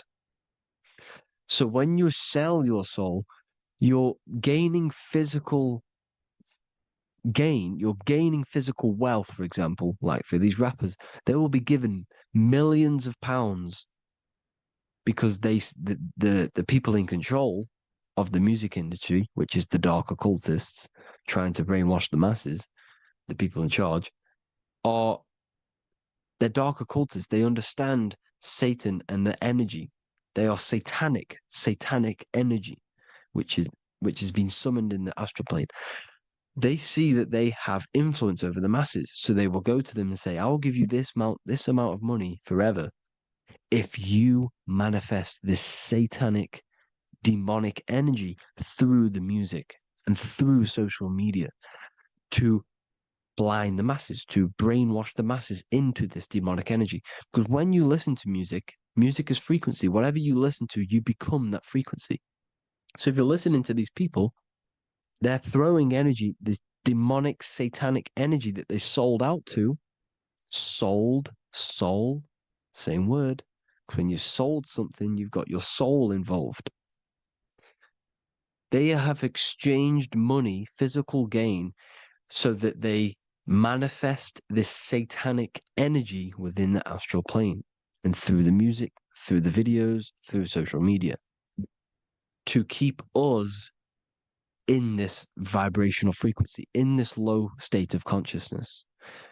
This is what it actually is. It's not, you're not selling your soul to some sort of devil. This satanic energy has no physical form in it is formless in the astral plane. It's a summoned energy. Now, the root chakra is red. This is why the devil is red, because it symbolizes the animal nature of man. When you are operating off your root chakra, you will kill, you will fight, you will do anything to survive, because it's all about survival mode in the root chakra. They want you keeping in that fighting mode, that surviving mode, so that you are manifesting this low vibrational frequency, this satanic energy, this demonic red energy. This is why the devil is red. And the devil has a tail with the red arrow pointing down because it symbolizes your light body. This is your Merkaba. Your Merkaba is your light body. Mer equals light, Ka equals spirit, Ba equals body. Merkaba, this is the devil's tail pointing down, the descension, your heel, up to your heel, hell. Ascension to heaven, head. You see? This is the all-seeing eye with the illumination coming off it. Your head, when you're illuminated. The Merkaba is your celestial sphere to portray different planes of reality. It is the vehicle of ascension. It's your light body. It's in the word Kabbalah. Kabbalah. Ka, spirit. Ba, body. La, light. Same thing. Kabbalah. Merkaba. Same thing. It's all about the light body. This light body sees different realities. So when you see the goat in the music industry, it's this satanic summoned energy that's been summoning for thousands of years within the astral plane. When it becomes to the physical plane, it will manifest through different things. A goat, an owl, Satan, Moloch, Baal, same deity, same demonic energy that's been summoning in the astral plane. And this is why the Baphomet has a goat head. Drake's new album is the goat. The Polo G, the Masonic G, with the goat. And here's Rylo Rodriguez in the mirror, with the goat in the mirror and him in his physical body. It symbolizes, the mirror symbolizes the astral plane, because he's manifesting the goat, the demonic energy. He's sold out to the demonic energy, and in the physical plane, he's his physical body. The mirroring, the Masonic 11, the mirroring of reality, the astral and the physical. And what do you call them when they're an amazing rapper, the best rapper? You call them the goat, because the goat, you're the goat because you're manifesting the goat energy, the satanic, demonic energy within the astral plane. So Baal, Moloch, all the same thing. Because in the astral plane, if you want to gain spirits to come to you and communicate you in the physical world, if you want to communicate with spirits, you have to gain their attention. You can either gain their attention or come together and agree to create some sort of being, which is Satan. Okay. You can, like I said earlier, you can create these beings, you can summon them or attract them. One way to attract them is sacrificing. In order for you to become God, man, to turn to God, You have to sacrifice your life. You have to sacrifice, not drinking, not doing things, not doing anything demonic, not doing anything bad, not eating meat. You have to sacrifice yourself to become the light. However, if you want quick, instant gains in the physical world, you can sacrifice something else to communicate with these spirits, because these demonic energies feed off demonic energy, your demonic energy. So these dark occultists will give away babies, they'll sacrifice, torture babies so that they gain, so that they can communicate with these spirits for physical exchange. Yes, you can do this. These powerful spirits, these powerful demons can give you powers. They can give you certain things. And this is what they are doing. They're summoning and attracting these demonic energy. This is why, trafficking is one of the most, Balenciaga. Baal is the demonic energy in the astral plane, which requires child sacrifice for his presence. Balenciaga, and they were trafficking children. They were trafficking, killing them, and offering them to the spirits. This is what they are doing. Balenciaga. It's in the name. Here you see, you can see here a stick man with two horns. The goat, obviously, it's all the same deity. Baal, the goat. Moloch, is Moloch the owl, the Egyptian owl, because it comes from the owl of Moloch, which is Baal, which is Satan, all the same demonic energy. And it's on the dollar bill, a tiny dollar bill, tiny, on the $1 bill. All the same thing. Bohemian Grove, they worship the big owl, Moloch. It's all the same thing. It's all one big demonic energy which has been summoning in the astral plane. And it's trying to take over Earth, the physical plane. That's what it's doing. So I hope you all gained a deeper understanding of the astral plane and what's actually going on in the world. Please leave a comment if you can to help the algorithm. Drop a like if you like this content. And hope you all learned something today. And God bless you all. Thank you all.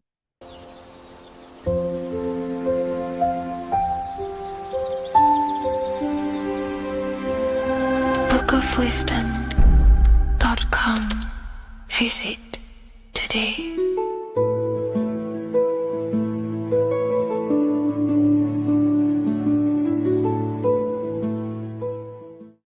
What if I told you that the pentagram can unlock the secrets of creation and make you manifest any reality you want? Hence why the pentagram is used heavily in magic and witchcraft. We have to understand that the pentagram has been heavily demonized. Religions, churches claim that this symbol is associated with Satanism and witchcraft. I personally believe this was intentionally done so that people do not gain their personal power over reality and their life. The pentagram reveals so much about you, and it is one of the most important symbols to understand inside the occult studies. It is one of the most common symbols that you will see across all occult esoteric orders and different occult traditions, such as Freemasonry, Kabbalah, Rosicrucianism, alchemy. You will see this symbol everywhere. And in fact, you even see this symbol, the pentagram, on old church buildings, statues of Jesus next to church buildings.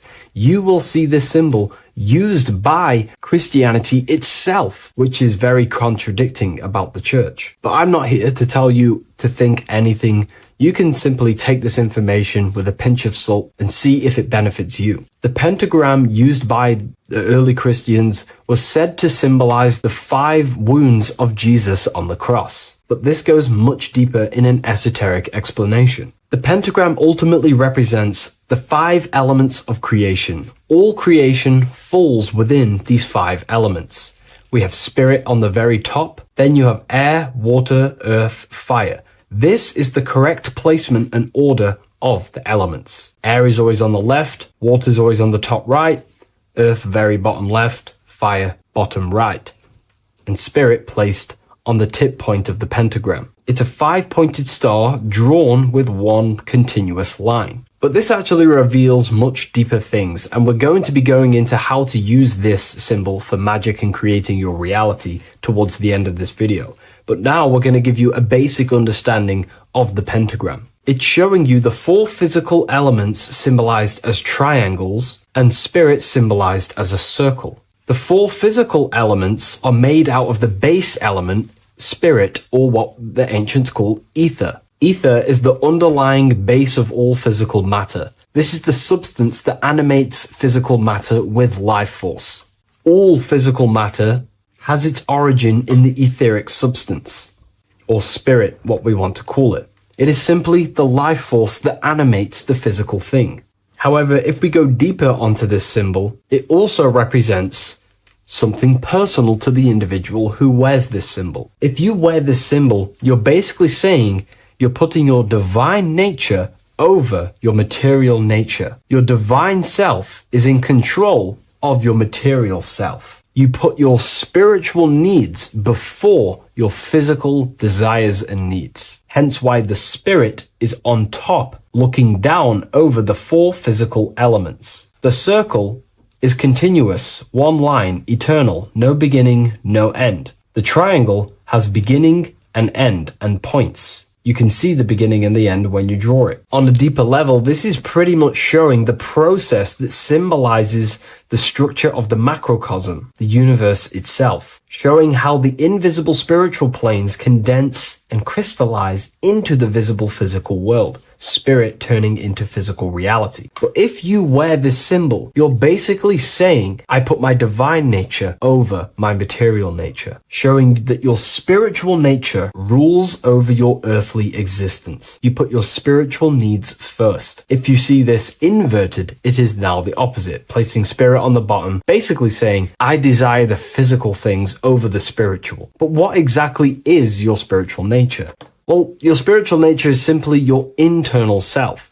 You chase things that are immaterial, such as knowledge, love, experience, expansion, gnosis. These are the qualities of spiritual things that the spiritual person likes to chase and desire, instead of desiring the things that are temporary in the material world and never actually lead to fulfillment. True fulfillment is by chasing spiritual things. God, the nature of creation, the self, gnosis, knowledge. But if we go even deeper, this symbol ultimately represents how reality is created. Hence why this symbol is heavily used in Kabbalistic magic and so-called witchcraft. We are all magicians. Each one of us are creating reality. There are just certain ways you can actually create reality by becoming conscious of them. By becoming conscious of the elements and the qualities of the self that actually create your experience in your life in the present moment. If we look at the pentagram, we see that when you draw a pentagram, it is one continuous line. It is one expressed in 5. The order of the elements are very important. Spirit at the bottom, fire at the bottom right, and so on and so on. Because this is showing you the descent of the spiritual into the material, the invisible crystallizing into a material reality. As you can see when you start to draw the pentagram, you see spirit at the very top. You're descending down to fire. Fire is the closest element to spirit.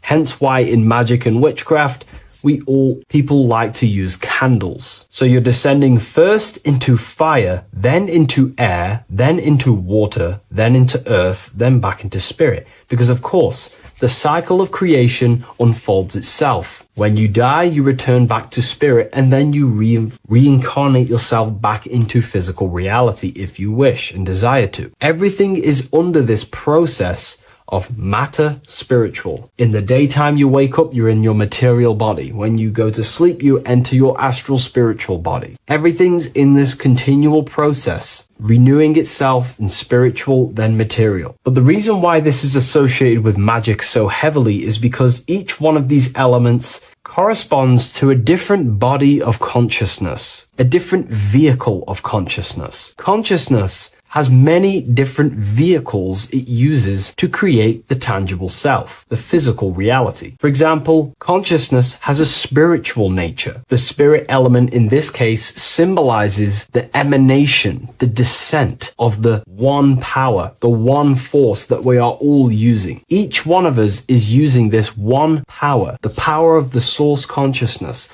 unfolding its creation in the present moment. This represents the source, the emanation, the descent of this continuous flow of energy through us that we are tapped into, like a live stream in the present moment. This descends first, the force descends into fire. Fire symbolizes the willpower, will. In this aspect or vehicle of consciousness, the will is the being that directs intention, initiates action, shapes reality through focus, determination. It sets direction, holds intention, projects a desire into form, and aligns your inner world with the outer creation. The will comes out of the force, spirit. Then the will goes with intention to air. Air symbolizes the mental vehicle of consciousness, the mind, the psychic man. The psychic aspects of your consciousness is thinking, imagination, mental images, logic, using the thought or the mental vehicle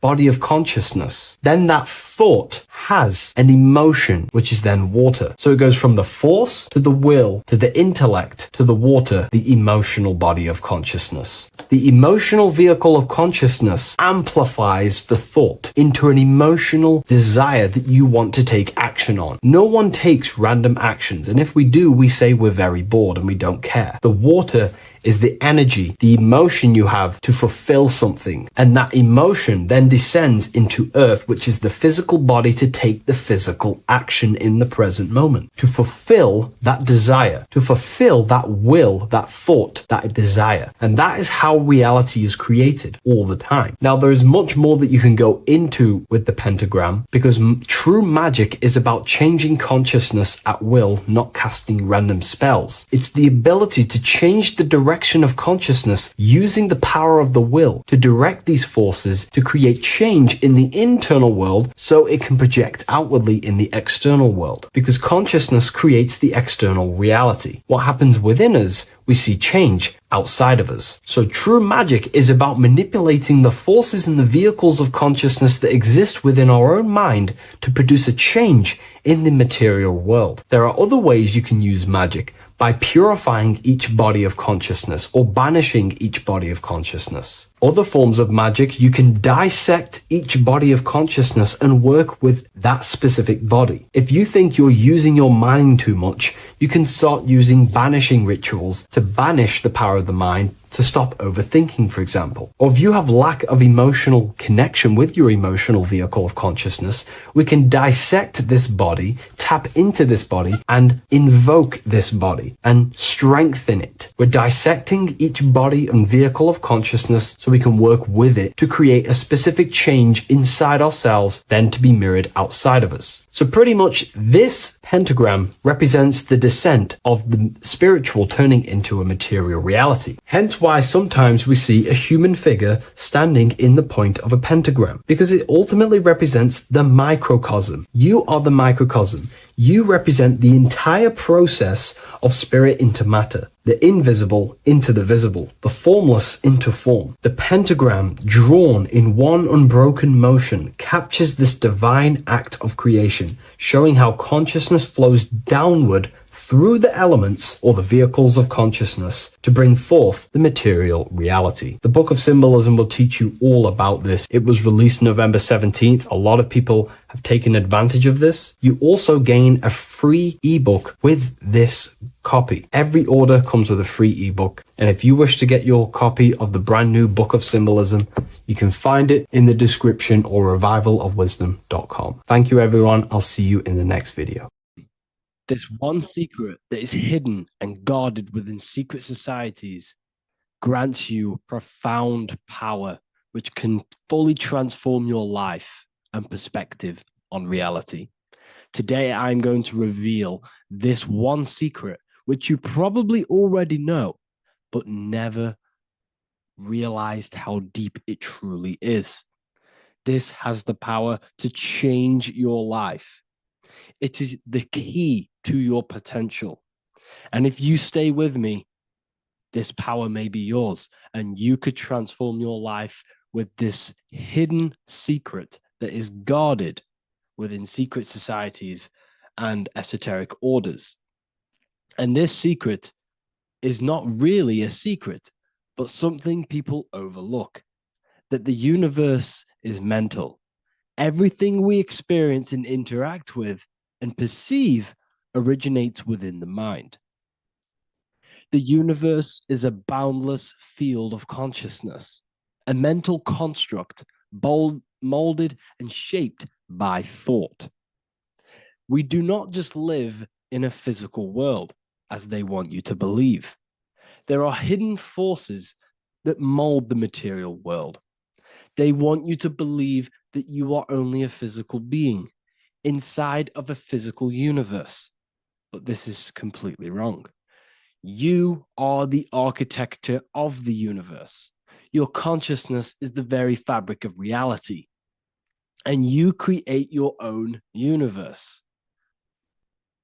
The universe is an infinite field of consciousness, a vast and limitless mental construct, intricately woven and shaped by the power of thought. It is a dynamic and ever-evolving field where the interplay of awareness and attention gives form to existence. Within the boundless realm, every idea, perception, and belief contributes to the creation and transformation of reality itself. Each thought holds the power to transform reality. Your consciousness is the very fabric of reality. And this is shown in the symbol of the flower of life. The flower of life is a symbol. It symbolizes the interconnectedness of all existence, illustrating how every thought is not merely a fleeting moment, but a ripple that reverberates across every layer of reality. Each action, like the intricate overlapping circles of this pattern in the symbol, extends its influence far beyond its origin, weaving a web of interdependence where every choice impacts the whole. It serves as a profound reminder that everything is connected, bound by an unseen field of consciousness. This symbol represents how one action, one thought is a ripple in the whole vastness of the ether of consciousness. To master your mind is to master the universe, because your mind is a miniature universe. The mind is the very fabric of reality. So if we gain the hook, if we gain the power and the mastery over our minds, we have now gained the power to create reality to your will and intent. You see, most people live in a cycle, and this cycle is the outer world manipulating how they feel on the inner world. People's external circumstances are creating their thoughts and emotion in the inner world of consciousness, which is producing a constant cycle of negative manifestation.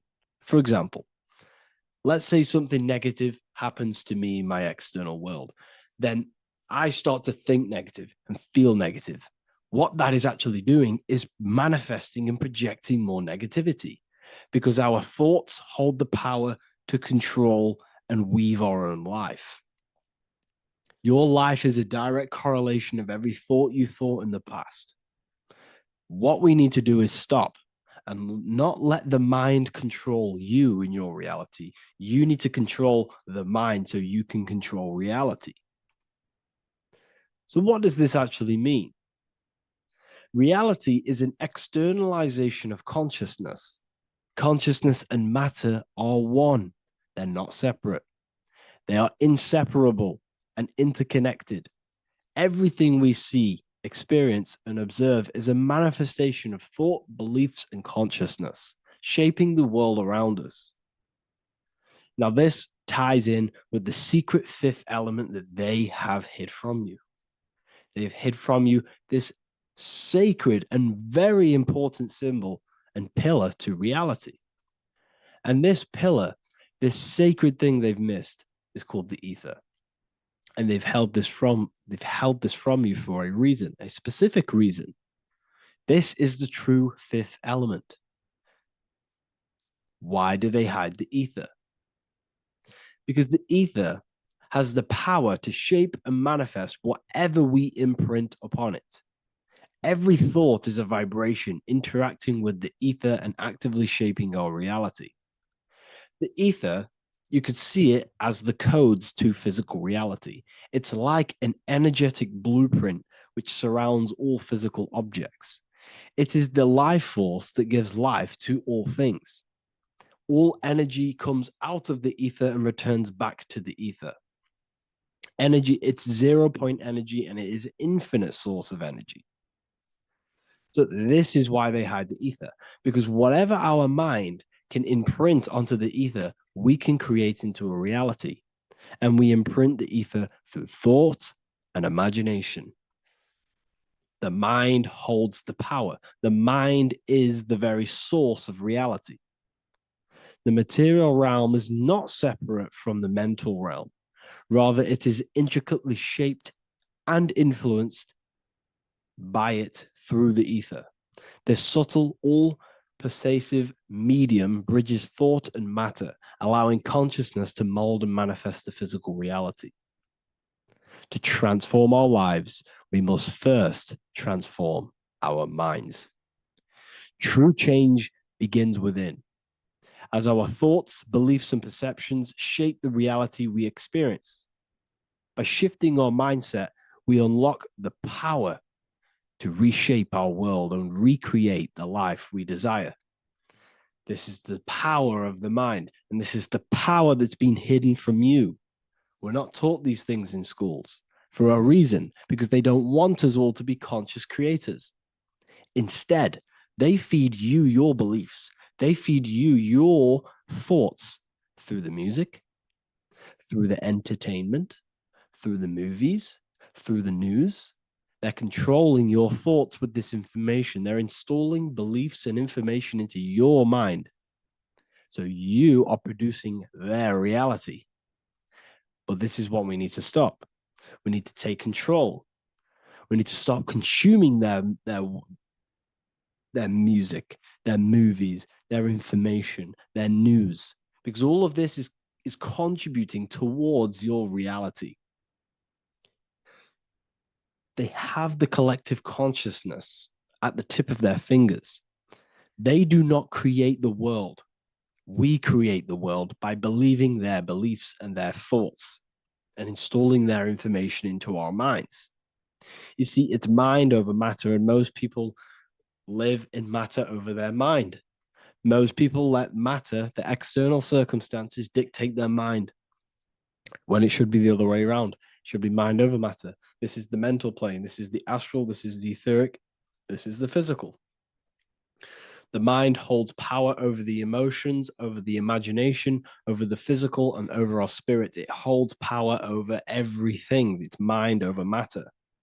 It's the mental body that we must transmute and change.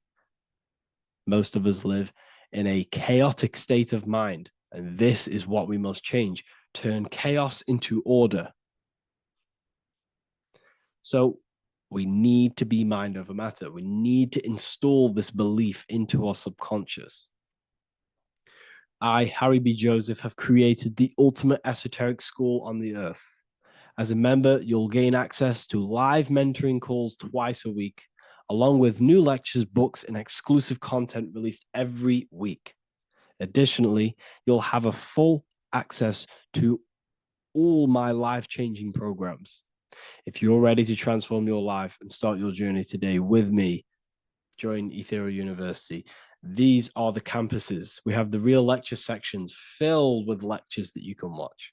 Manifestation Mastery, which teach you exactly how to reprogram your subconscious mind so you can live that reality. Sexual Alchemy, the path to empowerment of how you can transmute your sexual energy. The Real Library, where you gain access to powerful esoteric books, PDFs. Symbols of Secrets, an amazing course. the course that allows you to see beyond the veil that has been pulled over your eyes, the language of symbolism that secretly rules the world. I teach you how to read symbolism.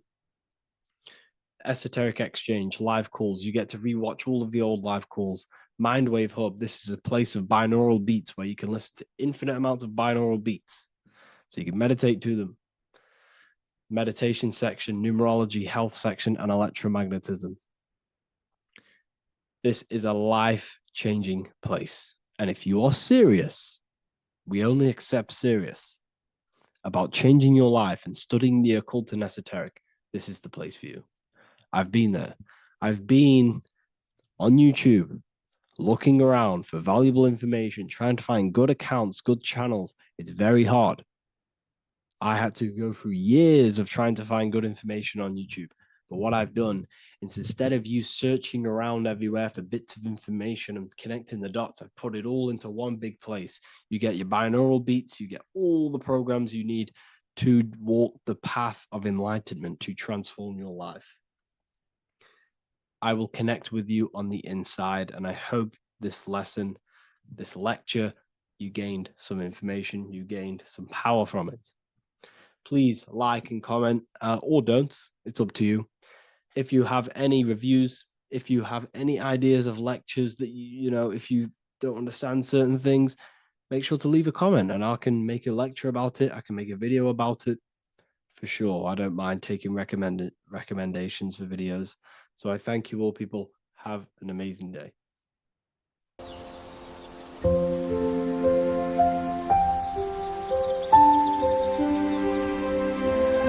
bookofwisdom.com. Visit today.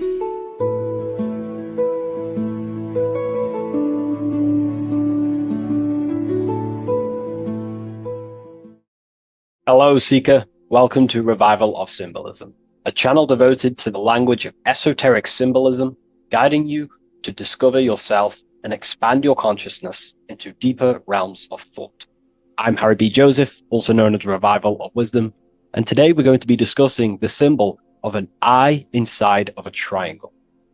So the first thing we need to understand about symbolism is that symbolism is a subconscious language. We don't just look at these symbols and get a basic understanding.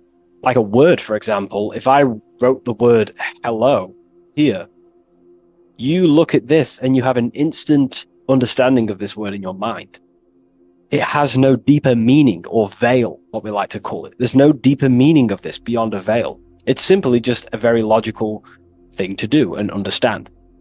But symbolism, on the other hand, goes deep within the subconscious mind. It forces the individual to go inward on themselves. This is why symbolism is so powerful. It makes you turn inward. When you look at this eye in a triangle, you're not just looking at a word, you're looking at a picture. And this forces you to go inward so you can start to try and figure out what this symbol means. You start to think critically. You also start to follow the chains of thought. This is very important inside the occult. Symbols have many layers and veils of meaning. They don't just have one layer or meaning. On the surface level, it has a surface level understanding. But then as you follow the deeper chains of thought, you start to unveil and unravel its deeper meaning. As you awaken in your journey, the deeper levels of consciousness you access, the higher levels of understanding you access, the deeper meanings of these symbols start to reveal themselves. So studying yourself and studying symbolism go hand in hand. So when you're studying symbolism, you're actually studying consciousness. This is what we need to understand, is that these symbols represent forces of consciousness and aspects of consciousness. So what we need to do is to follow the chain of thoughts. Now, what do I mean by the chain of thoughts? If I think of a triangle, it instantly in my mind, I get the number 3. Then if that number 3 leads to another thought, for example, father, mother, child, father, mother, and child. Father, mother, and child then leads to another thought, then another thought, then another thought. So this is the chain of thought that we have to follow. This is why symbols must be meditated upon. We meditate upon symbols to unravel the deeper meanings of these, so we can unlock deeper levels of awareness. Okay, so we're diving straight into the subconscious mind with the with the language of symbolism. It's why it's so powerful, because it forces the individual to go inward and actually use their mind. Symbols train you to think critically. They train you to think in a subconscious way, unlike words. So these symbols represent thought vibrations or thought forms within the individual's mind. So let's jump straight into this symbol of the eye in the triangle, and let's go, very surface level, and then towards the end, we'll go deeper into the deeper mysteries of this symbol. On this channel, I don't give spiritual fluff. I give very deep esoteric teachings. Okay, so it would be amazing if you could show some support. Simply just leave a like, comment, and a share on the video. Share this video to a friend. So, first of all, let's look at the number 3, because this triangle symbolizes the number 3, okay? 3. We have a father, we have a mother, and together they unify to create a child. So that's a triangle. So what does this actually represent? Father, mother, child. In order for creation, it takes 3 steps. We are born, we grow, we die. So this is how creation unfolds in a 3-step process. In order for you to have a child, you must have 2 people and then give birth to another. Number 3. Then when you are given birth, you give birth, you grow, you die, then you return back to your original state. So the number 3 symbolizes this transformation or creation itself, how creation is a 3-fold. We see this in Brahma, Vishnu, and Shiva. Brahma, the creator, you have the creator god, the preserver god, and the destroyer god. This is symbolizing the number 3. And inside the Christian tradition, we have Father, Son, and Holy Spirit. We're going to dive deep into that as well. But it simply just represents the 3-fold of creation, how creation is a 3-fold process. Okay? So let's go a little bit deeper now. That's more exoteric. That's an external teaching. I've just taught you something that's very external.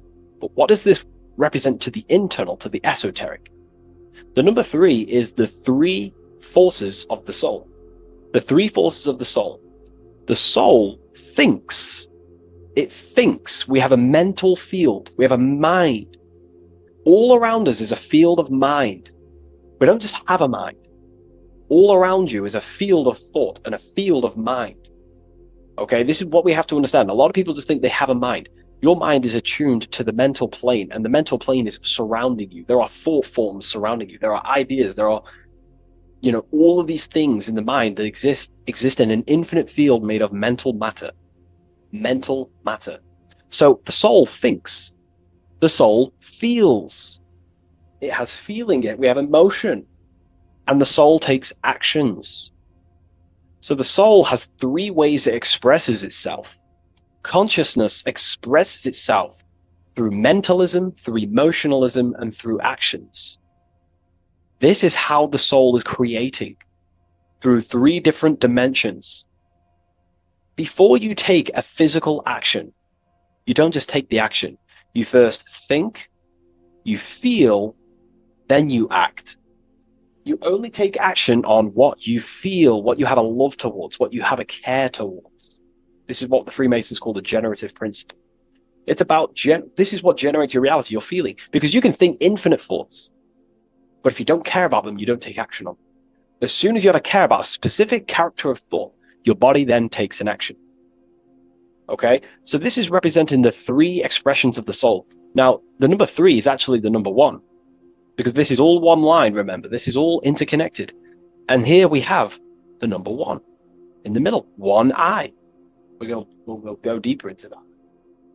So the number 1 is symbolized by the eye because there's one eye. So pretty much what this symbol is the number 1 and the number 1, 2, and 3.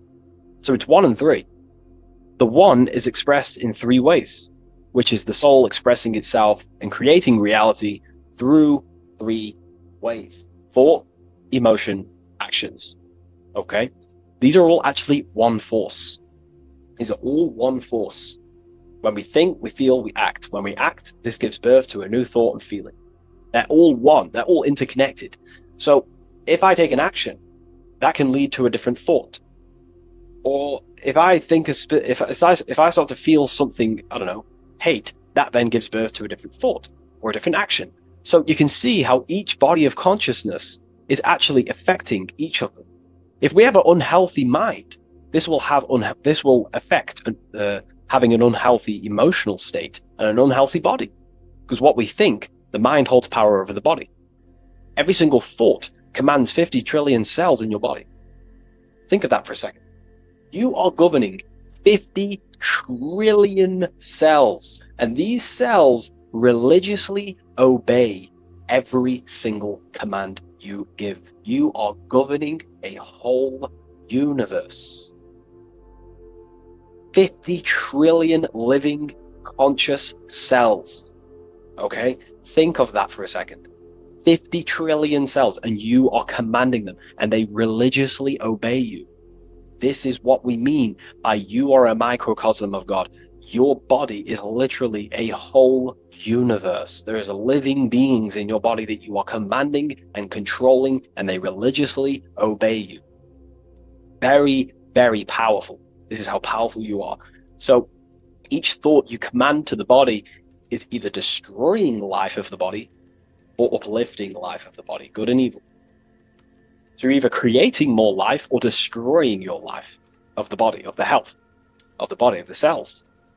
It's a whole civilization inside of your body, and you're governing it. You're the government. You are the master.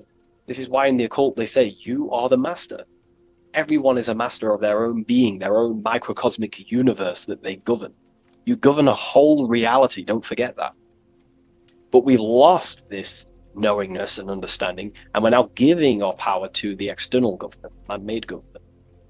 Okay? So that's what the word government means. Government, govern mind control. But you are the government. You control your own being. You control your own universe. You control your reality.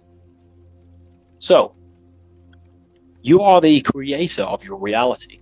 This is the context behind the symbol here. You are the creator. What is an eye?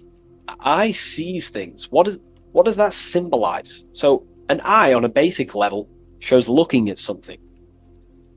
But this is referring to the internal eye, the internal observer. You're observing something when you look at something. So the inside eye is the person, the self that is looking over and experiencing our thoughts, emotions, and actions. Who is the one that feels the actions? Who is the one who suffers from the negative thoughts and the negative emotions? Have you ever thought about that? Go deep within yourself. Who is the one suffering from your emotions? It's not your body. It's not your mind.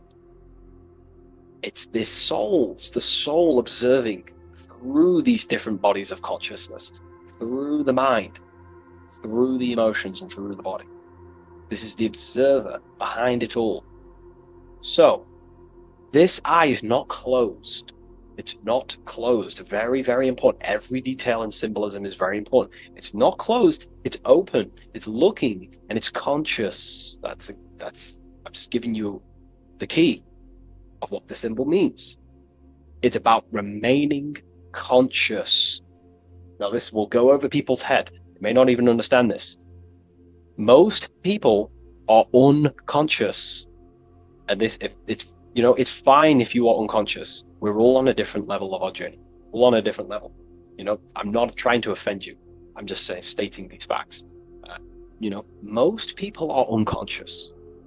They only think, feel, and act out of, reaction. They're not even aware they exist because they're so caught up in the external world. They have no idea they exist. They've never deeped how they exist, why they exist, what life is, what this piece of technology they're inside of is. So I'm giving you a bit of an insight of a person with a higher consciousness. A person with a higher consciousness is always looking. This is what the symbol means. Always looking, not with the eyes, but with the internal self, because they understand these three powers, the triangle, is creating their reality. Thought, emotion, action. Person with a higher consciousness who knows mastered themselves is someone who is always looking and observing their thoughts and emotions and the actions they take in the world. I'll give you a bit of a key here. I'll give you a key. In my life, I like to govern myself, be my own master, through this way. Every action or decision I am about to make, every decision, I always say to myself internally, I remind myself of this symbol. This is what symbols are. You're meant to remember these things. There are tools to help you in life and gain control of yourself so you can ultimately live a better life and create your own reality. I remind myself, if I take this action, what is the effect that's going to come from this action? Is this action going to benefit me, or is it going to pull me away of what I'm supposed to do? And through that, I live through this law of polarity, law of cause and effect. We cannot escape that law. You have to deeply understand this. You cannot escape the laws of cause and effect. They are always infinitely creating your reality.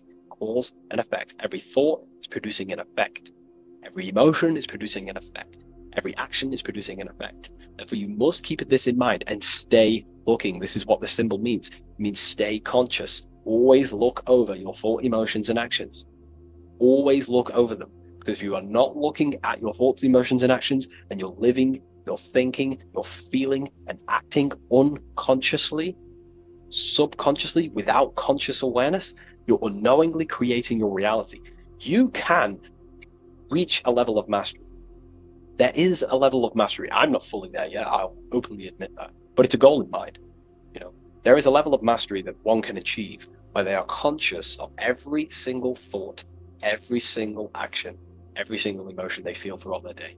Very, very difficult because we think around 7,000 thoughts a day, But this is ultimately the goal of mine anyway. It's completely up to you what you do. I'm just giving you this insight that's helped me in life. So it's about being conscious. This is a very overlooked thing in today's world. No, most people are unconscious, that they're walking around as zombies. They don't even realize they think. They don't even realize they have a mind. They think their mind is their brain. If the mind was the brain, then how can the mind go in the past, present, and future?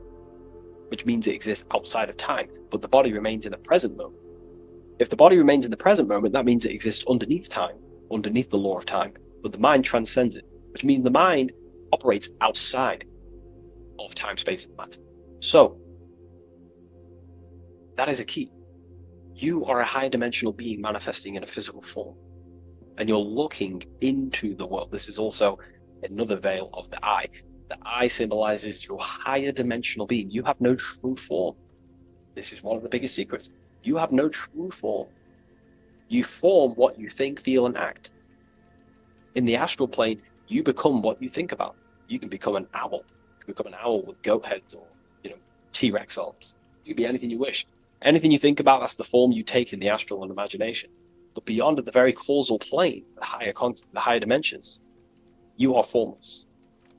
You are nothingness. But that formless is connected to God. That is the unmanifest. That's the source of all creation. So you are something but nothing. Very difficult to get your head around, but essentially you emerge out of darkness. Emerge out of nothingness. Okay, and that's what the mental plane is. The mental plane is kind of like the first dimension that basically expands into infinite realities. The mind can think anything. There's nothing impossible in the mind. Nothing. But there are things impossible in the physical plane, because the physical plane is more dense and it's governed by more laws. So, again, this is symbolizing staying conscious of your thought, emotions, and actions. Now, another veil, if we go deeper on this symbol now, another veil, another chain that's connected to this symbol, a chain of thought, is that this symbol represents unity consciousness. Person who thinks, feels, and acts in unity. Their soul is operating in one force. Their soul is operating in one force, which means they think, they feel, they act. For example, I'll be writing my book sometimes. The book of symbolism, my third book, is coming out very soon. I'll leave a link in the description for you can sign up to the email, the waiting list. We've got a lot of people in there already. This next book's going to be insane. But yeah, you can get notified when that comes out. I'll put a link in the description. When I'm writing my book, I'll get an idea to, go play Call of Duty or go play the Xbox. But then I instantly remember this symbol, thought, emotion, action. Instantly, I then unify my consciousness, my three powers to create reality.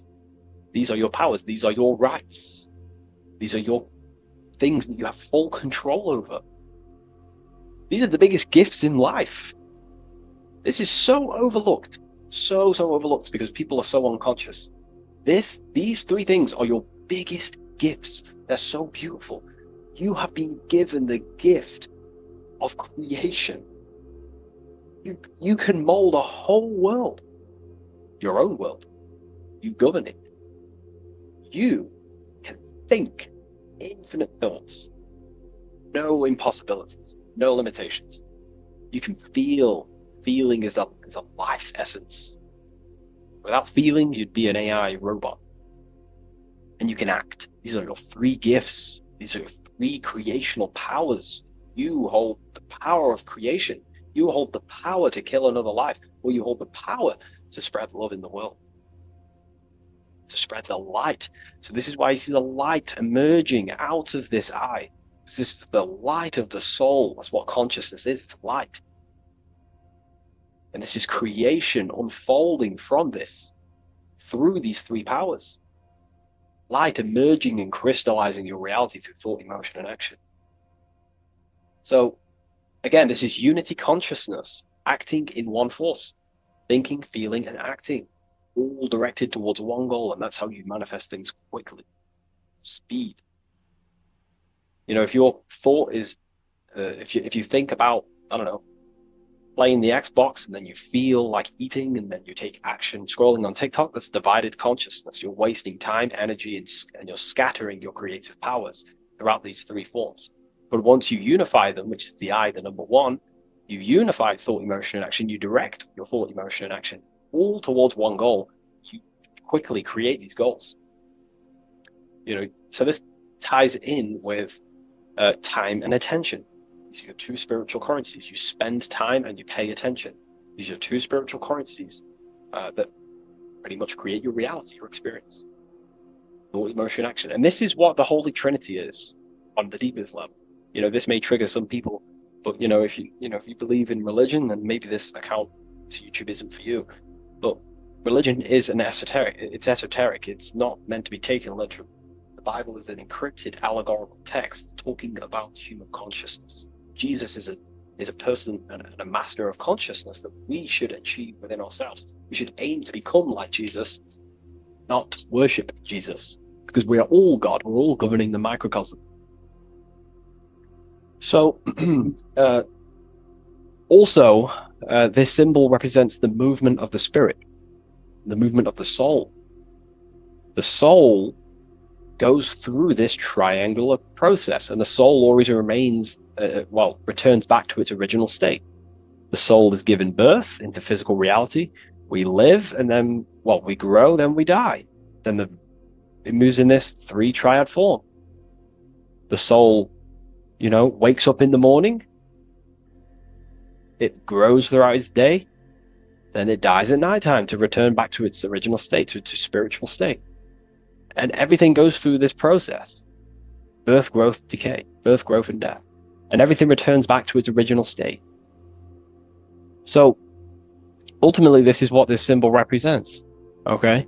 If you want to go deeper on this, we have an amazing community. We have hundreds of hours of lectures, practical lectures, where you can gain mastery of yourself. The occult goes deeper than you could possibly imagine. So I hope you gained some insight from this video. Please leave a like, comment, and subscribe to the channel if you're new.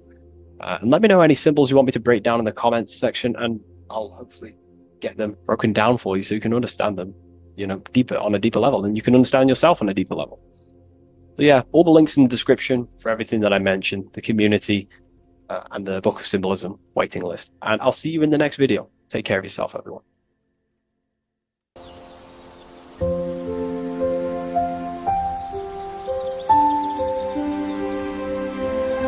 bookofwisdom.com. Visit today.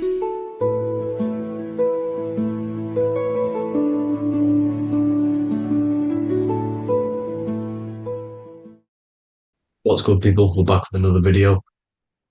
This is going to just be a quick video. Manifestation, magic, bending reality. So let's jump straight into this. So you have a conscious and a subconscious part of your mind.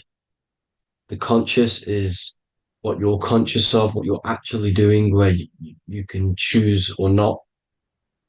However, the subconscious is the part of your brain which is automatic. So all of the systems in your body, like the digestive system, your heartbeat, these are automatically being ran. And you do not have to tell these systems to do anything. You do not have to consciously tell your heart to beat. It's automatically doing it. And this is what the subconscious mind is controlling. It's like the dark aspect of your brain or your mind. It is the way bigger aspect of your mind. Okay, it controls all the systems in your body. Okay, and this is where all of your programs are. So when you're in it from your childhood, what you've learned in school, all of these things are being kept in your subconscious, maybe traumas and stuff like that. So the subconscious is the female aspect, and the conscious is the male aspect, because the male is all about action and doing, and the female is more about creation, creativity, intuition. So you have a right and a left hemisphere of your brain, and these are obviously male and female. The right side of your brain is your female. It's to do with creativity, imagination, intuition, insight. Okay. And this is one of the most important sides of the brain. This side of the brain is the most attacked by the elites, whatever you want to call them. This side is one of the most important because obviously your intuition is a massive part of reality. And if you don't have intuition, then you lose track of the things around you. You can't consciously feel if things are wrong or right. They don't want you to have intuition or creativity or imagination. They want you in the left side of your brain, which is just reasoning, logic, and basic things. So they just want you to tell you what you want, tell you what to learn, and then that's it. They don't want you thinking for yourself, which is the right side of the brain. So whatever the conscious side of your mind impresses the subconscious side of your mind.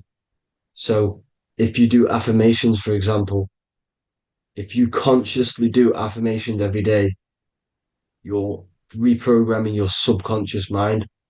You're impressing a vibration and a word into your subconscious mind, and therefore it will reprogram it. So the male and female aspect are symbolized by the Star of David as well. The male being the upside triangle, the female being the downside, connected all in one, because we both have male and female energy. So every thoughts are electric, which is the male aspect. Emotions are magnetic, which is the female. Each thought creates a wave of vibration in all directions. So think of it like a water drop in a pool, but it going out in every single direction. It's not just flat. And these thoughts have a certain frequency, has a certain vibration. That vibration has a certain frequency. And this affects your aura. Every thought, every emotion directly impacts your aura and the strength of your aura. So if you're angry all the time, your aura in the astral plane will look red. However, if you're happy, it'll be more like blue and green. So it's very important. Your electromagnetic field is created out of your emotions and thoughts, and that affects reality because you're 60% water, and frequency and vibration create certain patterns and has a certain effect on water. We'll get into that after this slide. So each thought that people are thinking around you, you are actually subconsciously picking up these thoughts because it's emitting this vibration in all directions. So this is why you can pick up thoughts of other people on the odd occasion. However, when you're more in tune with your intuition, your right side of your brain, you can start to pick up on vibrations, thoughts, and other people's auras. You can pick up on the energy once your third eye is open, and you know whether you should be in that environment or not. This is what we call an atmosphere when we go into a room and you can feel the tension if someone's been arguing, for example. This is the atmosphere, this is the vibrations, these are people's auras emitting these certain frequencies and vibrations. Okay. So our aura is contained of multiple layers. Obviously, we have the physical body. This is the electromagnetic layer. However, you have the different planes of existence, the spirit, mental, astral, etheric, and then physical. The physical is the lowest plane of existence. And the physical plane is a product of all of the planes above. So the mental impresses on the astral impresses into the etheric, and then the etheric creates the physical object. So the mind is the root cause of reality. The mind is the cause of everything. Your consciousness is pure cause. There's no effect. Everything you see in this reality is the effect. Everything that you experience is the effect, because the root cause was the mind. The decisions you made you experience that certain experience. And that decision was created on the mental plane. And this is just pure thoughts. And thoughts are things. If it exists in your mind, it is a thing. It's a certain frequency. So if you have a certain level of thoughts, if you're thinking positive, for example, you're going to have a strong aura, you're going to have a higher vibration. And that attracts like. Like attracts like when it comes to thoughts and vibrations and electromagnetism. So if you're thinking positive all the time, speaking positive, doing positive, you're then creating a higher vibration, and that's going to attract people on that similar frequency to you. Everything is electromagnetism, frequency, and vibration. Everything. You see, so this is why, for example, if I put my hand to a TV screen, if my finger was the same vibration as the TV screen, it would go straight through it. However, the particles in my hand and the particles on the TV screen are two separate vibrations, and this is what causes the friction to stop and not my finger to go straight through it. So, like I said, when you don't feel the vibe of someone, when you don't feel right, you don't really get along with someone, this is a vibration. Your vibrations are not matching, they're not similar, they're two complete different vibrations, and they're not aligning properly. So music has a massive part on this. Music is a massive, massive tool for the elites because music is frequency. And in 1975, the musical instrument are all tuned to 440 hertz. So Spotify, Apple Music, most of the music on YouTube is all set to 440 hertz. And 440 hertz is not divisible by 3, 6, or 9. And when you can't divide a frequency by 3, 6, or 9, it's not a natural frequency. As you can see here, this is 432 hertz. This makes a nice geometric pattern. However, 440 hertz is a distorted pattern. So when you listen to this, this actually shuts off the whole right side of your brain. Like I said at the start, this is the most attacked side of your brain. It's to do with creativity, imagination, intuition. When you listen to 440 hertz, it shuts off the whole right side of your brain. And obviously shutting off all of these forms of your brain. Music is very, very powerful tool for the elites because it's the only thing which can enter your soul or your ears without consent, your body without consent. Everything else has to be through consent. You choose whether to eat something, you choose whether to drink something, but frequency, you're going to hear it no matter what. This is why it's so powerful. And music influences the body in many different ways. It's the most powerful imitator of everything. It directly affects all listeners. It directly affects intentions, gestures, movements, and actions. It stimulates your mind, and certain songs, certain catchy songs, can reprogram your subconscious mind, invoking certain emotions. This is why when you listen to slow beat songs, it makes you feel more sad. When you listen to upbeat songs, you feel more energetic. This is because these frequencies have a profound influence on reality and on how you feel. Because, like I said, you are 60% water. And as you can see here, each frequency creates a different geometric pattern. And inside of you is 60% water. So, like I said, 440 hertz is going to make a distorted pattern in your water. And this is going to have a profound effect on your emotions and your reality. So, like I said, health is not just the body. It's you are made of body, mind, and spirit. You need to look after what you put in your body. You need to look after your spirit and look after your mind. It's very important to keep all these in balance because once one of these are unbalanced, it affects the other two. So if you're eating wrong, it's going to affect your spirit and mind. If you're thinking wrong, it's going to affect your body and spirit. These are all interlocked. You have to look after them all. So it's very important you understand music. Stop listening to low vibrational music. To be honest, you want to listen to music without any sort of speaking inside of it. You just want pure uh, frequencies, which are the solfeggio scale, like one of these, for example, 432, 528 hertz. These are all good frequencies. It's called the solfeggio scale. And these frequencies make you more in tune with nature. 528 hertz is what the earth vibrates at. So it's very important. And the Rockefellers are the one who changed this to 440 hertz. The Rockefellers, one of the elite families. So if you want to manipulate reality, it's very important to have your chakras aligned and having a high vibration, because the higher your vibration, the more powerful your words and your intentions are on reality. So the lower your vibration, the harder it is to affect reality because you're on a lower state of consciousness. Like I said, you have the mental, astral, etheric, and physical. Everything is a product of the one above. As above, so below. This is what Hermes Trismegistus was saying in the Egyptian days. This is where it comes from. As above, so below. If you affect above, it directly affects below. So, like I said, meditation helps on this, helps align your chakras. Think positive, feel positive. Like I said, your feelings are magnetic, your thoughts are electric.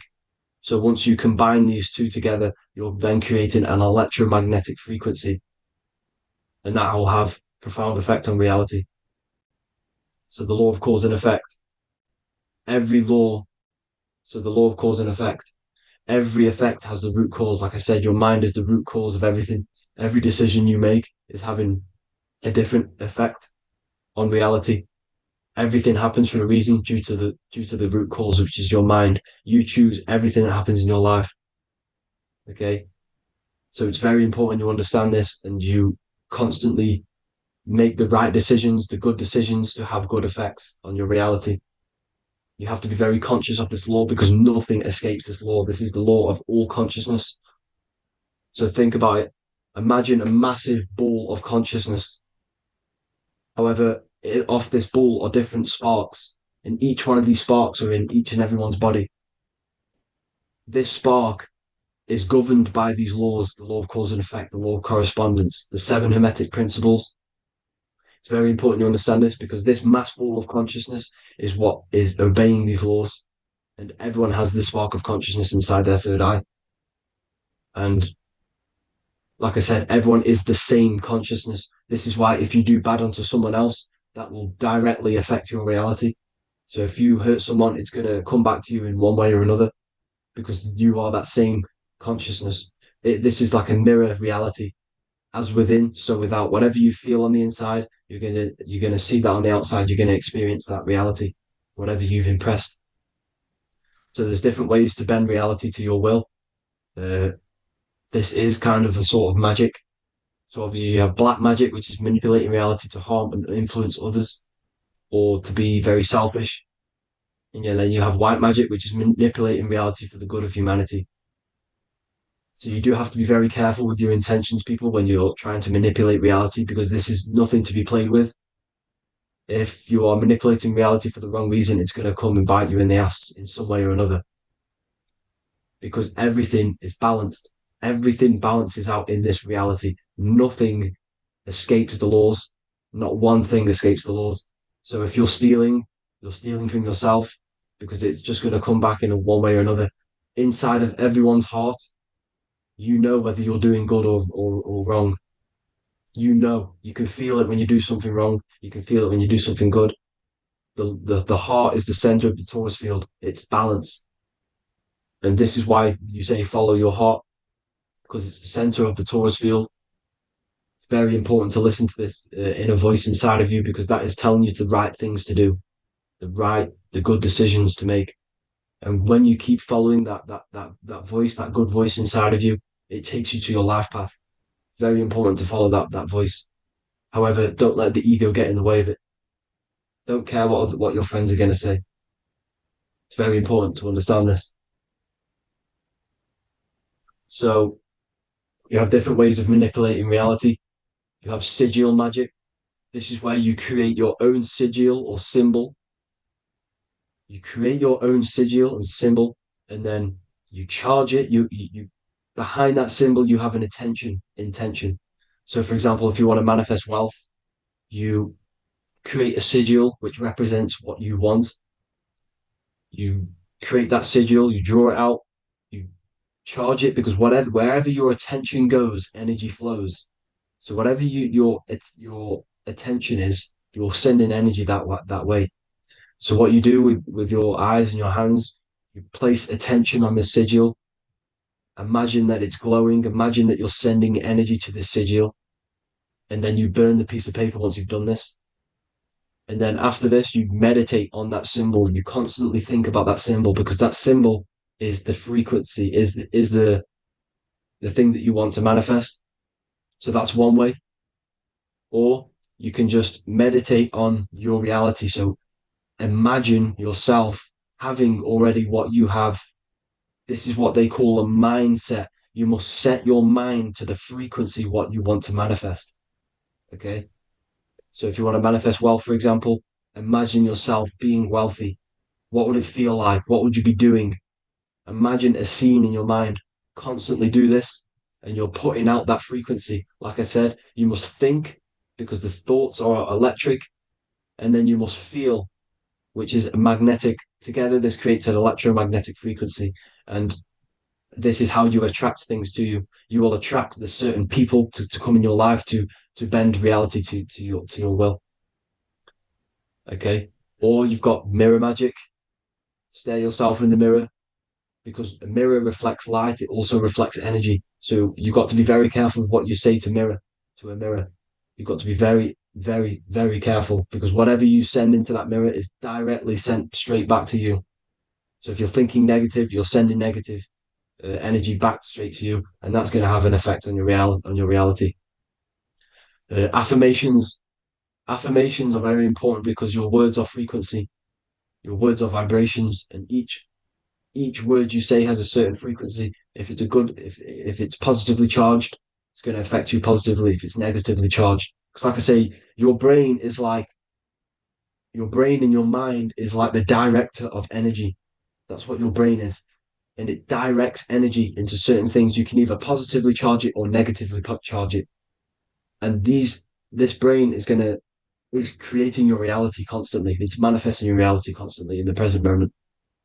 So this is what the government knows. The government know your mind is the root cause of reality. This is why they call themselves a government. Government. The New World Order is not being manifested by them. They are controlling the information. They are controlling your perception of this reality. And they know the mind is the root cause of reality. Therefore, if they control your perception of reality and your information, what you believe, you're going to manifest that information, that perception. So we, the people as a collective consciousness, are the ones manifesting this New World Order. You see, so this isn't black magic. They're actually tricking us into manifesting their own their plans, this New World Order. You see, this is how smart these people are. They know how to get around the laws of reality. They know how to bend reality to their will without facing the consequences. They're getting humanity to do it. You see, there is a collective consciousness. As like I said, we all have that same spark of consciousness, right? So as a collective consciousness, we are on a very low vibration at the moment. However, we are waking up rapidly. There are more and more people waking up at the moment, and light always chases away the shadow. Light is a lot more powerful than darkness, you see. So, one person waking up has a massive effect than one person being asleep. It has a profound effect. Because, like I say, the light always chases away the darkness. It's more powerful. The light is always more powerful. High vibrations are more powerful than lower. So that's it for this, people. I hope you all enjoyed. This is a short, quick video. God bless you all.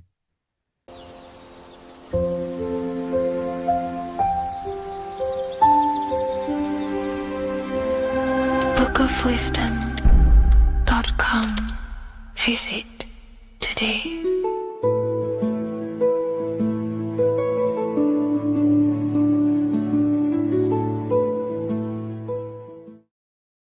Greetings everyone, it's Revival of Wisdom. I facilitate human enlightenment through occult and esoteric teachings. I hope this video expands your mind into a new field of thought. In this video, we're going to be discovering the true esoteric meaning of the 7 planetary energies. So let's jump straight into this. In order to fully understand this, you must understand that esoteric teaching is as above, so below, and as within, so without. Our inner world is mirrored into our external material reality. We have a physical voice, which you are hearing right now, and I also have an inner voice, which no one else can hear. The inner world is invisible, and the external world is visible. In other words, the inner world is the spiritual world, and the outer world is the material world. The inner world of ourselves reflects and projects our outer world, which means everything in our external reality is a somewhat reflection of our internal self. You are made in the image and likeness of God. You yourself are the universe experiencing itself in a 3-dimensional physical form. The Newtonian science has programmed you to believe that you are a physical being inside of a physical universe. They did this to limit your mind to only believing there is a physical universe and that you are separate from the universe or God. But you yourself are the divine essence of the universe, experiencing itself in a physical plane, which means everything you see is inside of you, including the stars, the planets, and the elements. As above, so below. As within, so without. An example of this is the 4 physical elements: fire, earth, water, and air. In the external world, these are physical elements. In our internal world, they represent the 4 bodies of consciousness. We have 4 different bodies. We have a material body, we have a spiritual body, an emotional body, and a mental body. The mind is not made out of the same substance as the body. The emotions is not made out of the same substance of the mind and the body. These bodies exist in 4 different dimensions, 4 layers of consciousness. With that being said, the 4 physical elements are inside of us. The earth is our material physical body. Fire represents our spiritual astral light body. Water represents our transformative and emotional body. Air represents the mental body, the communicative and thinking body. This is the teaching as above, so below. If that resonates with you and you can comprehend it, please leave a like and a subscribe to this channel to see more content. And feel free to leave a comment on any video suggestions. Okay, so now we've gone over the 4 physical elements and how they correspond with your inner world of consciousness. This is going to make it easier for you to understand what the planets actually are. The planets are a bit more in-depth and more detailed aspects of our consciousness. The 4 physical elements are generic, but the 7 planets go deeper. They are deeper aspects of ourselves. On a macrocosmic scale, the 7 planets rule the material realm. Every object, every animal, every plant, every stone, everything we see in this plane is governed and created under one of the 7 planets. I don't really like calling them planets. They are energies. They are spiritual forces that drive things into existence. An example of this is if we look at a tree. The roots of the tree are governed by Saturn. The stem of the tree is governed by the sun. The leaves of the tree are governed by the moon. Any offspring or fruit of the tree is governed by Jupiter. Any defense mechanisms of the tree is governed by Mars. The communication and networking of the tree is governed by Mercury. The smell and the look of the tree is governed by Venus. Everything we see in this material plane is governed by one of these specific energies. Everything material has a spiritual force that brings it into physical existence. This is the reason why we have 7 days of creation in the Bible.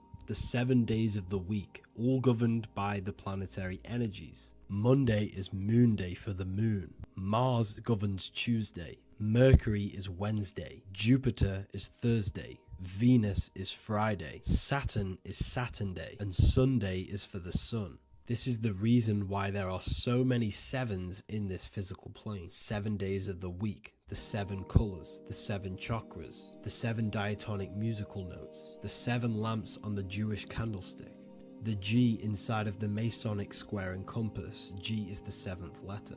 Now let's go a little bit deeper into every planetary energy. Saturn in the external material plane governs the foundational and enduring aspects of existence, such as roots of plants, the bones of our body, and even the insects that dwell beneath the ground. Saturn represents the dull, hard, and unyielding forces of life, symbolizing structure, limitation, and conditioning. Under Saturn's influence, things become rigid, bound by restrictions and boundaries. This is the reason why Saturn is known as Father Time, because Saturn rules anything that is a restriction and a limitation, which is time. The whole of this material plane is governed by time. You will be born and you will die. This explains why there is so much Saturn symbology in this material plane. Saturn is one of the most important planetary energies. You are a spiritual being in a physical body. Your light, your consciousness is bound to the physical body until you learn how to escape the physical body. The body is a limitation for our infinite minds and spiritual bodies. Our infinite mind is stuck in this material body, governed by Saturn's limitation of time, matter, and space. Now let's dive into what Saturn means to our consciousness within our internal world. We've gone over what Saturn means in the external world. What does it mean to our consciousness? Internally, Saturn embodies the conditioning within our consciousness. When the Saturnian aspect of our consciousness dominates, we become overly rigid, fixated, and restricted in our thinking and actions. For example, Saturn's influence is strongly felt in today's world, where many people's minds are confined to societal norms and conditioned responses. Saturn is the aspect of our consciousness, our minds, such as limiting belief systems and limiting thoughts and emotions. This is the negative thought that you can't get rid of, that's holding you back. This is a Saturn aspect of our consciousness. However, this is not a negative thing. The Saturnian aspect of our consciousness is a great teacher, guiding us through difficult life lessons that ultimately lead us to growth and expansion. Saturn's energy allows us to experience and overcome fears and limitations so our minds can expand into new fields of thought, into new life. Although Saturn's energy is harsh and often challenging, it helps us develop resilience, discipline, and wisdom. However, in the modern day, this Saturnian energy has overpowered the minds of the masses, fostering excessive rigidity and limitation. This is why we see so much Saturn symbolism. It's literally everywhere because our minds are being dominated by the Saturnian limiting aspect of our consciousness. Now, let's move on to the moon. The moon, or lunar energy, in the external material macrocosm plane governs the elements of water, influencing the natural cycles such as the ocean tides, which rise and fall in harmony with the moon's phases. Beyond water, the moon also guides instinctual behaviors such as animal migrations. Birds, insects, and other creatures rely on the moon's subtle energies to navigate their journeys. For example, dung beetles use polarization patterns in the moonlight to orient themselves and travel safely home. The moon creates the months. M-O-N is moon. There are 28-day cycles, and this 28-day cycle of the moon is reflected in the woman's body, known as the menstrual cycle. The moon is a feminine energy, governing the feminine elements such as water and the feminine cycles of the body. The moon is the womb. This is why eggs have the same color as the moon, because eggs are ruled by the moon's energy. Now that's the external world. The internal world, the moon symbolizes the emotion aspect of our consciousness. It represents the subconscious mind, the seat of intuition and psychic abilities. Just like in the external world, things are born out of the moon, such as eggs and the womb. The subconscious mind acts as a womb for our conscious mind. Our deep subconscious emotions and programs are born into light into the conscious mind and controls the conscious mind. The moon represents our hidden psyche, our shadow self. Now let's go on to the sun. The sun represents the life force. In the material external world, the sun is ruling over pretty much all life. The sun gives life to all things. Without the sun, animals could not exist, the human body could not work, and plants would not grow. The sun is the life force. It's the soul of the world. Now, in our internal world of consciousness, the sun represents our passion, our drive, our conscious mind. The aspect of our internal world that wants to drive things and give life to physical manifestation. Now we go on to Mars energy. Mars is well known for being the god of war. Mars energy manifests into the material plane through anything that seeks to protect or defend itself. For example, the holly tree. The holly tree leaves are very sharp and they defend itself. Anything that is protective in the material world has Mars energy and is governed by this specific aspect of consciousness.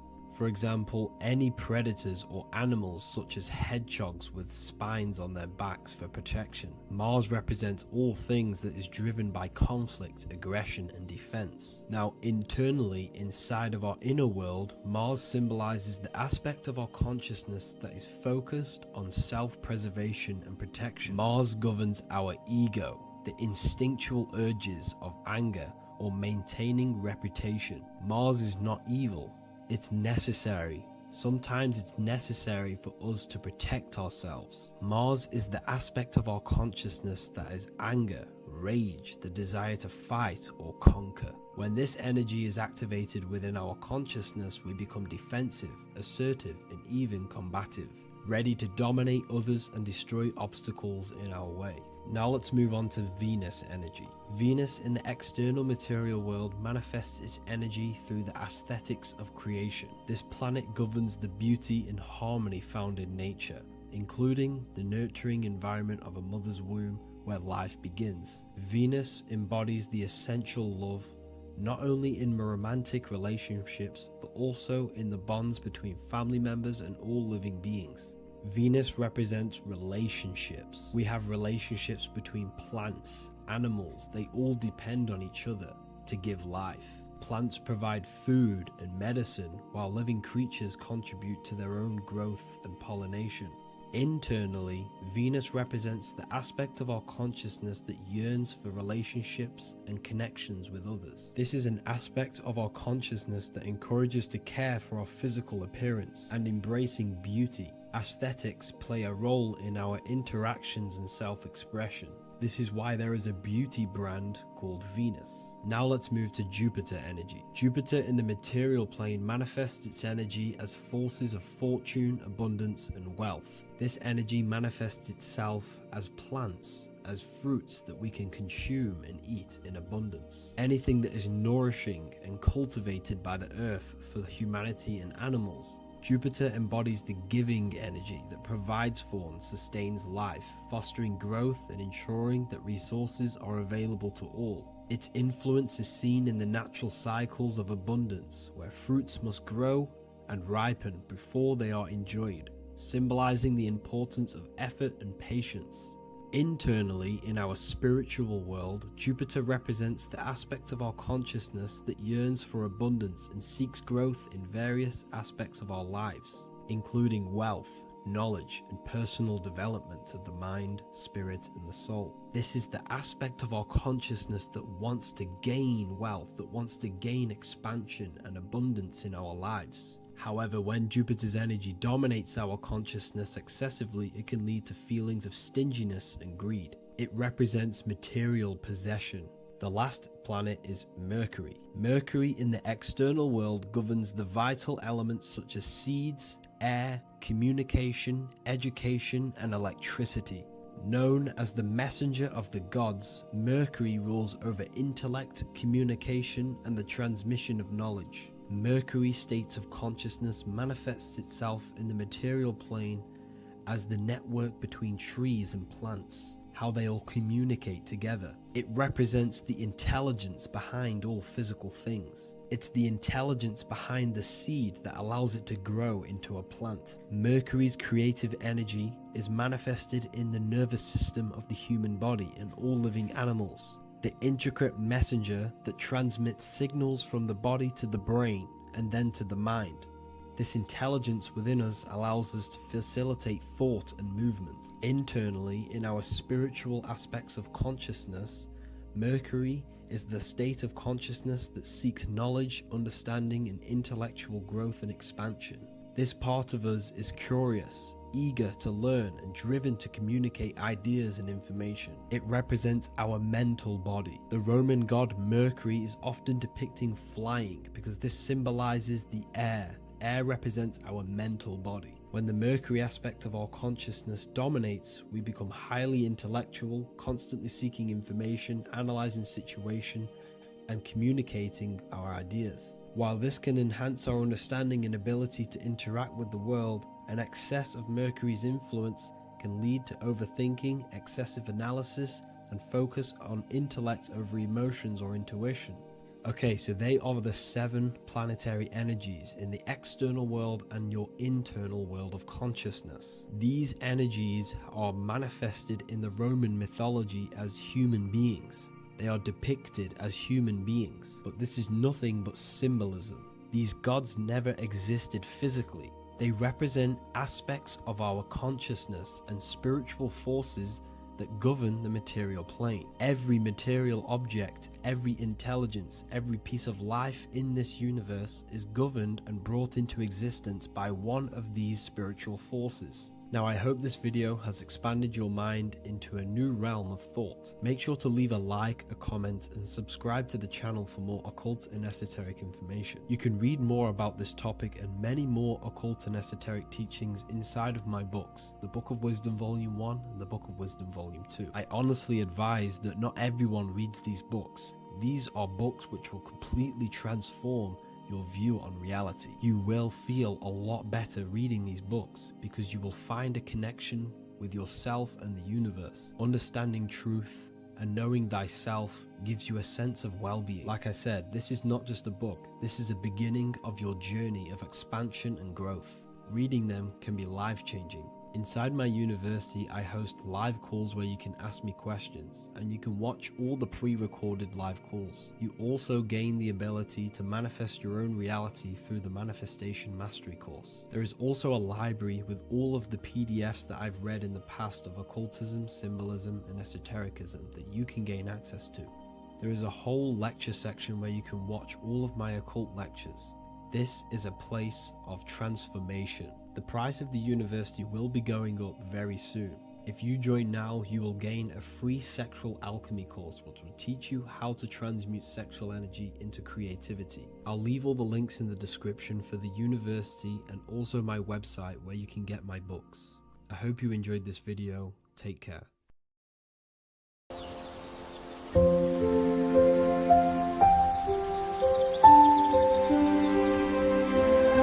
bookofwisdom.com. Visit today.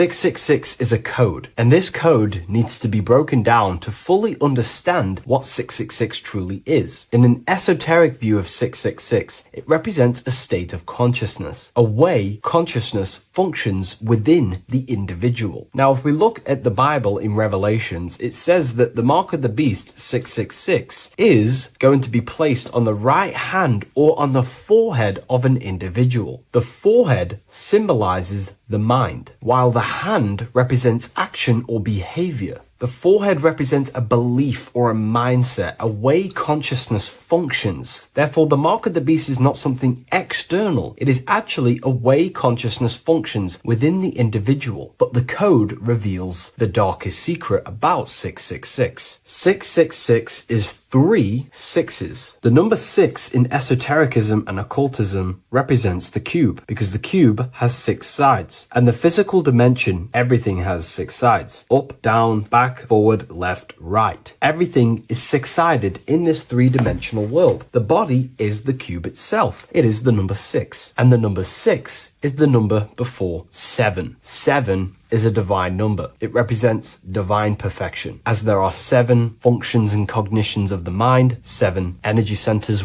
along the spinal column, 7 major planets for the 7 days of the week, 7 days of creation, 7 visible light spectrums, colors. The number 6, therefore, is often understood as imperfection, as the body is imperfect. The physical form is imperfect compared to our divine spiritual nature. But let's decode the 666 code properly so you can understand this. Now you understand that the number 6 represents the material 3-dimensional world, or the physical body of consciousness. We can then look at the number 3 because there are 3 sixes. The number 3 represents the 3 ways consciousness functions. Consciousness thinks, consciousness feels, consciousness acts. We have a mental body, an emotional body, and a physical body. Most people confuse these things to be all one. They think their mind is their emotions and their mind is their brain, and they interlock all of these, but these are actually 3 different bodies of consciousness. Consciousness has many vehicles or bodies it expresses itself in. So the 3 ways that we ultimately create our life, the 3 ways that shift our reality, and the 3 full things that we have full control over are our thoughts, emotions, and actions. If you try and control anything else other than these 3 aspects of life and consciousness, you are then breaking natural law. If you try and control someone else, you are then breaking their will, their natural rights. These are the 3 things you have full control over: your mind, emotions, and your body. Therefore, the number 3 represents the 3 ways that you express consciousness in this life or reality. And the number 6 represents the material body. 666 is the mark of the beast. Therefore, the mark of the beast could be a state of consciousness where your thoughts, emotions, and actions are all directed towards the physical, material 3-dimensional world, leaving no room for true spiritual connection with your higher self, no divine connection to the source or God, giving no attention to your true internal nature, to the self inside the mind. All of your thoughts, emotions, and actions are directed only for physical pleasures, for materialism,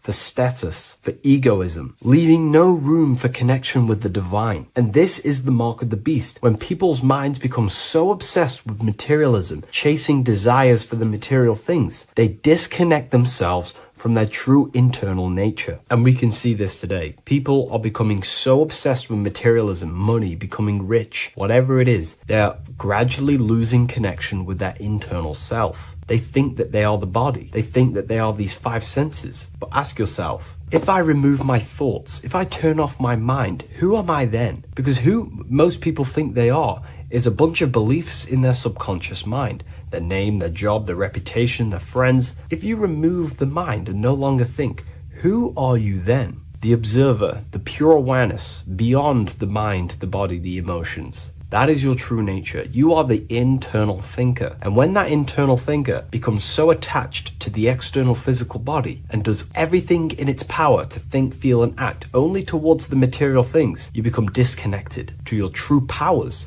to your divine nature, to literally God. If you don't want to become the mark of the beast, then have balance. Now, I'm not saying materialism is evil. Chasing material things is wrong. Not saying that at all. We all have a different views. But me personally, I like to have balance. Yes, I love reaching goals. Yes, I love living the best life possible for myself, materially. But I also make room for my internal world. I train my mind to have self-mastery of meditations. I try and lucid dream and astral project as much as I can. And I try and perfect my thought processes and my internal world as much as possible. So I live a truly balanced life between my inner self and my outer self, which is what these two pillars, Jachin and Boaz, represent, the inner and outer world. And the middle pillar in the middle represents the unity of the inner and outer world, living in balance. Or you see a person standing in between them, they represent the middle pillar, or a ladder. This is all symbolic of living in balance between the inner world of consciousness and the outer world of consciousness. Yes, this is Freemasonic artwork. You can learn a lot from their artwork and symbolism, but I hope this brings a bit more clarity about the number 666 and the mark of the beast. Please leave a like, comment, and subscribe to the YouTube channel if you want to see more. And one last thing, the Book of Symbolism has finally been accepted on Amazon, so you can now order this on Amazon in pretty much any country.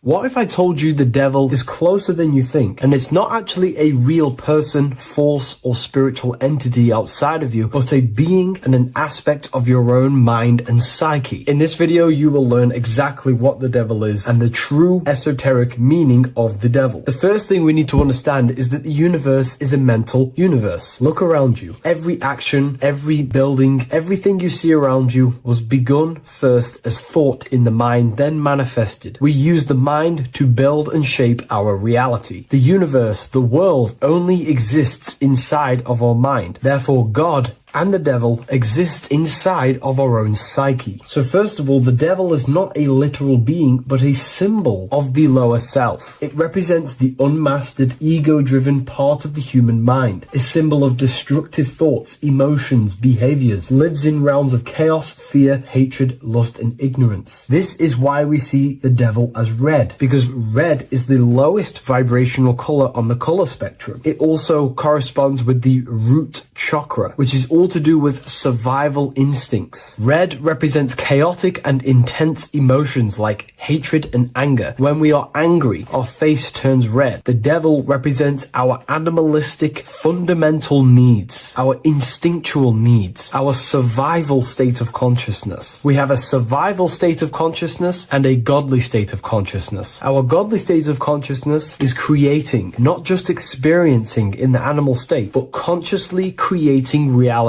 This is why we see the devil with a goat head, an animalistic head, and the head is where the brain is. The animal head represents living off instinct, the part of our mind that lives on urges, impulses, and instincts, eating, sex, power, ego-driven actions, and ego-driven thoughts. Animals are only aware of themselves. Animals live on instinct. They have no ability to consciously create like humans. This is our lower desires for the material world. That's not to say the material world is evil. However, when our consciousness is only seeking material things, this leads us down a path of self-destruction, because nothing material can ever satisfy our soul. Everything material is temporary. Therefore, the devil represents the part of us that seeks only material desires, only material fulfillment, the ways of thinking where we only think about ourselves and ego-driven thoughts. It also represents the unchecked, unconscious self, where we have no mastery over our thoughts, over our emotional impulses, and no mastery over our actions. We're living in instinct and impulsive states, which causes chaos, selflessness, destruction, and keeps us bound to our lower material 3D state of consciousness. It's important to recognize that the word devil was never present in the earliest Gospels. Instead, what was mentioned was a spirit of evil. This distinction is crucial because it underscores that the idea of the devil, as popularly conceived, does not actually exist as an independent entity. Rather, it is a personification of the lower aspects of the human mind, a facet of our own consciousness. The term spirit of evil was not meant to denote a specific deity or being, but rather any force of negativity, whether it manifests as a destructive thought, emotion, or action. A spirit is a force, an energy, and we have three forces that create our reality: thoughts, emotions, and actions. We have full control over these three aspects, which transform and mold reality. A destructive thought, a destructive emotion, a destructive action is a spirit of evil, and it originates from the darker aspects of the human psyche. So now, because we're on the topic of the devil, we have to look at the pentagram, which is obviously connected to the devil heavily. The upright pentagram represents spirit, air, water, earth, fire. Upright, which represents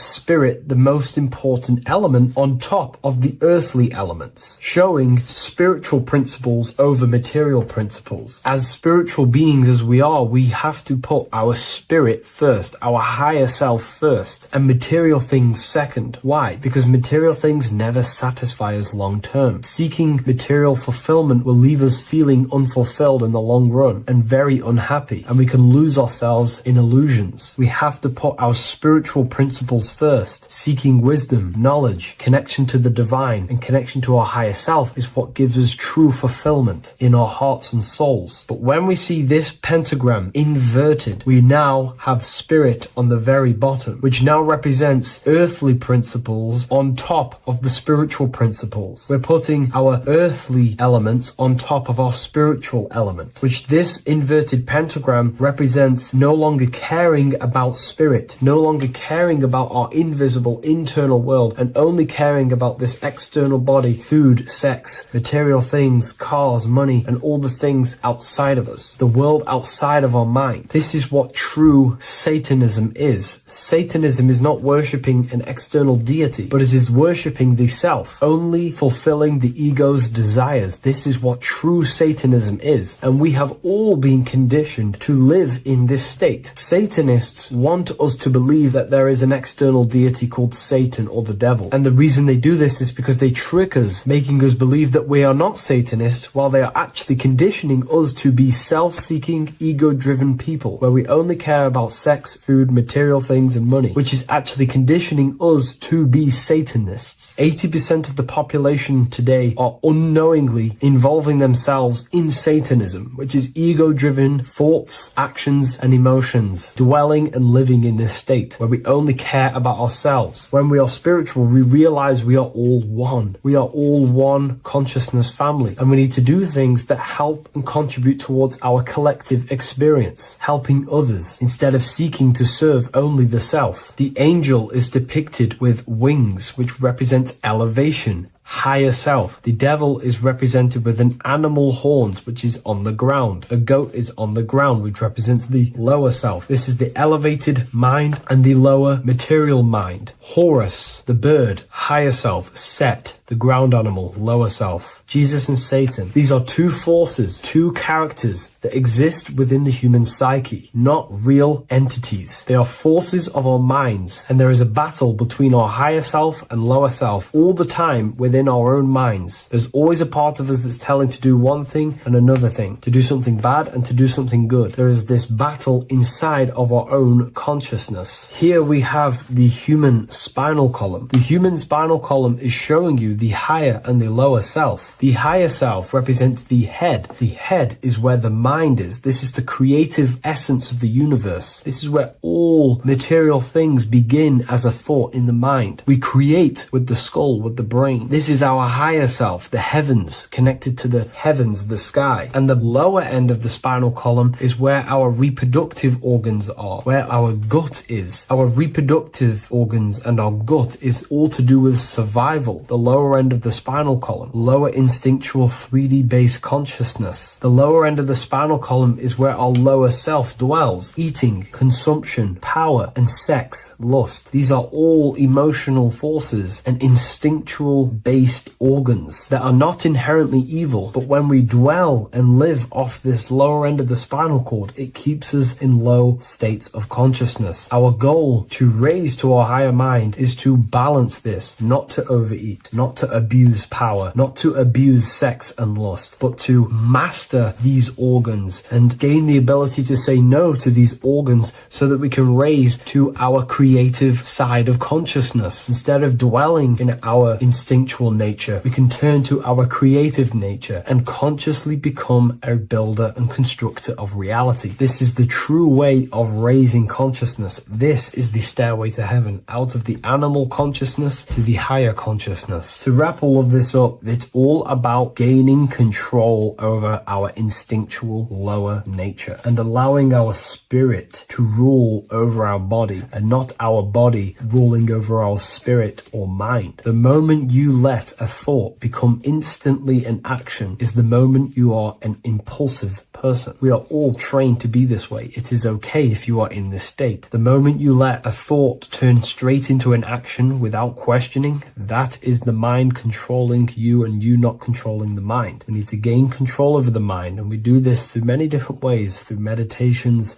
affirmations, and discipline. We slowly gain control over our minds. And once we gain control over our minds, we gain control over our thoughts, and we gain control over the attention that we give certain thoughts. We can then start to uplift our mind, our thoughts, out of our instinctual state to the higher mind. If you wish to learn more about consciousness, I'll leave a link in the description for the Book of Wisdom, Volume 2.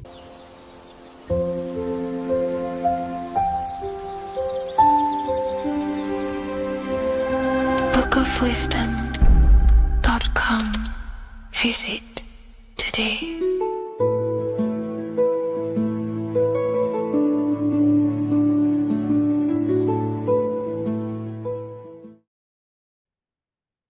You don't just have a physical body. You have a physical, mental, spiritual, and emotional body. Each one of these aspects are a body of its own. Body does not just refer to a physical substance. You have a mental body for thinking, an emotional body for your emotions, a spiritual body for your energy in your astral form, and a physical body to encapsulate all of these. Each four of these aspects are essential for the human experience and essential to balance. Now, today we're going to be syncing the four aspects of your consciousness with the four seasons and the four elements and how this ties into the Bible. So we have four physical elements. We have 5 elements in total, spirit being the most important, but spirit is pure invisible.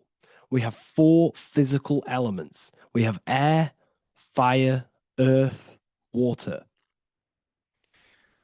Earth and water are feminine. Air and fire are masculine. Air and fire are active. Water and earth are passive. The air corresponds with the mental body of consciousness. This is where your intellect, this is where your communication, this is where your thoughts, intuition all comes from. This is the mental body of consciousness that allows you to think, allows you to process, figure things out, and have intellect and gain knowledge. This is your intellectual aspect of your consciousness, located in the head region. We have a fire nature, a spiritual nature. This is our astral body. Our astral body is all to do with the subconscious realms, the higher realms of consciousness. This is the body that allows us to be free from the physical body. Our spirit is more of our energy. Water is our emotional body. This is what allows us to feel things, that allows us to gain intuitive feelings of conscience. So emotion allows us to understand what is right and what is wrong. When we feel something bad, we know that this is wrong. When we feel something good, we know that we are doing good. Emotions are a creational force that allows us to feel certain things to bring them into existence. Our emotional body is a creational force and should not be reactive, and they should be controlled. Most actions are stemmed from emotions. Actions bring thought into physical existence. Emotions are the driving power. They are what drives your actions. The thought, then the emotion, then the action. Earth is your physical body. This is your physical state that allows you to take mind and emotion into action. into fruition, into physical matter. This is what your physical body allows your consciousness, your soul, to interact with the physical world and bring things into physical existence. The physical body, the physical world, is an outcome and an effect of the thinking mind. All physical substance comes from the thinking mind. The pen, the phone you're holding, the microphone I'm speaking into, all began as a thought in the thinking mind, then it was brought into physical reality. Earth is the most dense. So it goes in this order: body, emotions, spirit, mind. The higher you go up, the more lucid and fluidic it becomes. The lower you go down, the more dense and dull it becomes. Air is the mind, fire is the spirit, water is the emotion, earth is the physical body. So this is why you are a microcosm. You have these four things within you. You contain of these four elements, which correspond to the four bodies of your consciousness, the four bodies of the soul. You are the soul. You are the spirit. So this is why in Theologians 4:17 it says, "Caught up together with them in the clouds to meet the Lord in the air." You don't meet God or the Lord in the physical air, in the clouds. This is clearly a parable. A human being cannot go up to the clouds and meet a mystical man in the clouds. This is obviously a parable, a metaphor. The air is your mind.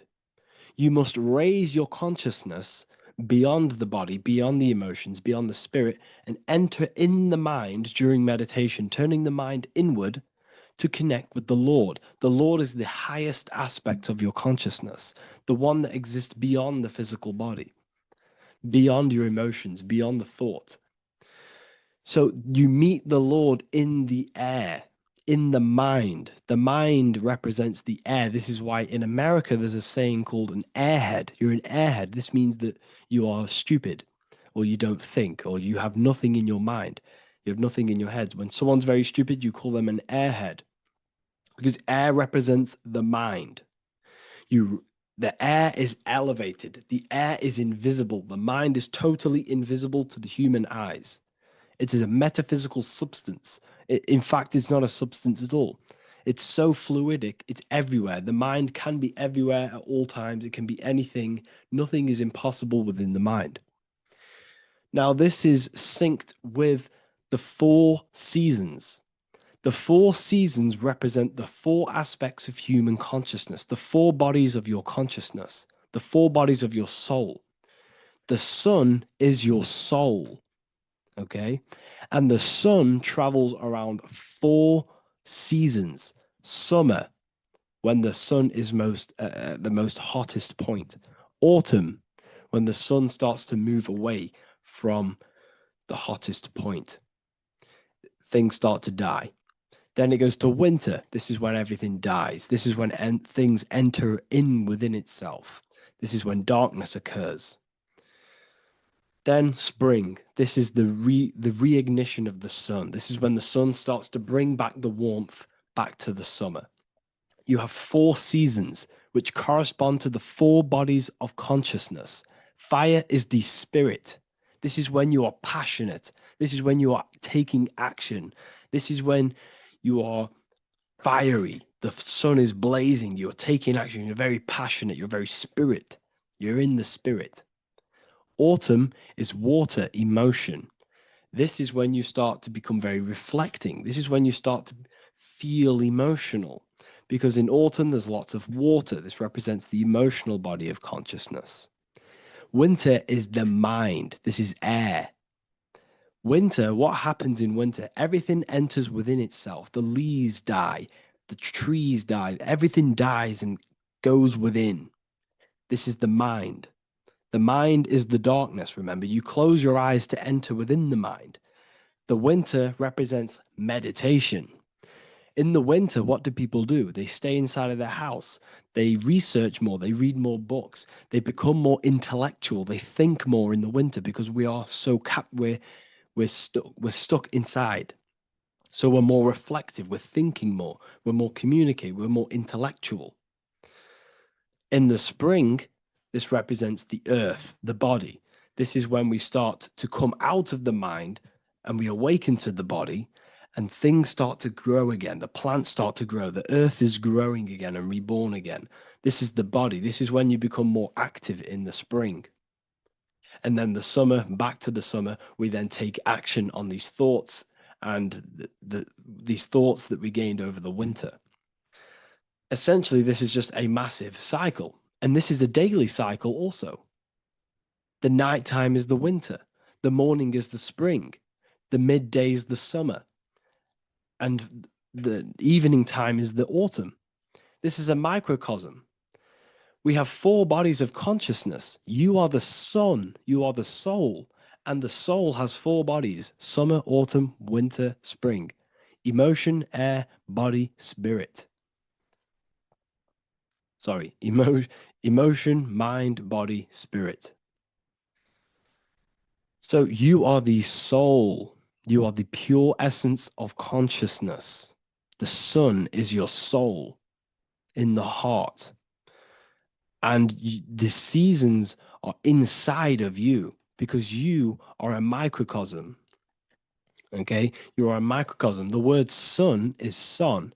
The Latin word for sun is sol, which is soul or solo, because the sun is solo. It's on its own.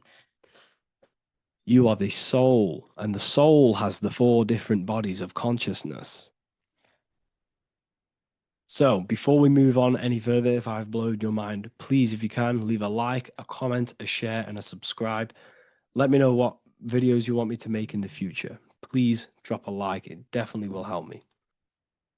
You are a microcosm of the macrocosm. Man is a miniature universe that goes through its own cycles. The seasons of the summer, winter, spring, and autumn do not occur merely outside of him, but within him as well. The summer is within you. You feel different in the summer. You feel different in the winter.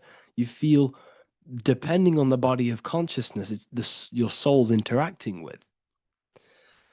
So the sun in the sky is your soul inside, and the sun goes through these cycles, which is affecting your bodies of consciousness, because the cycles represent your bodies of consciousness.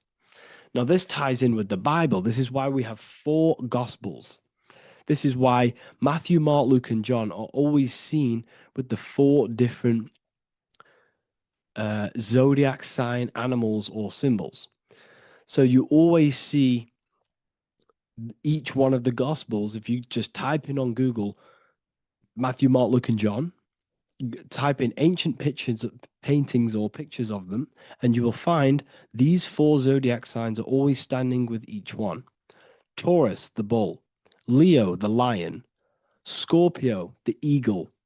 An old symbol for Scorpio was the eagle, and a man for Aquarius. Here you see very, very ancient paintings and artwork. Here we see Matthew, the man, Aquarius. Here we see John, the Scorpio.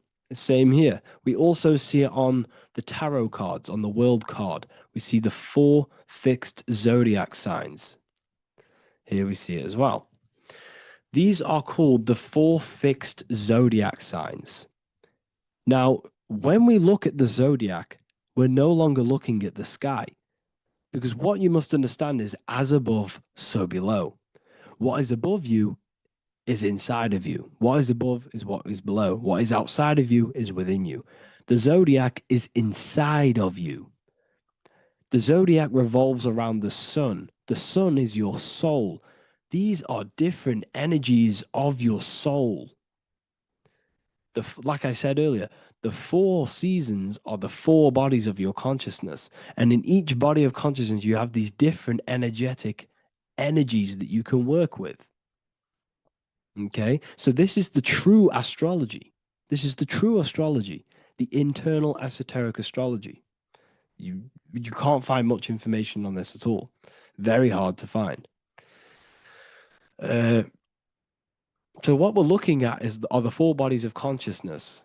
Obviously, when you look in the middle of each when we look in the middle of each season, spring, the middle of spring is Taurus.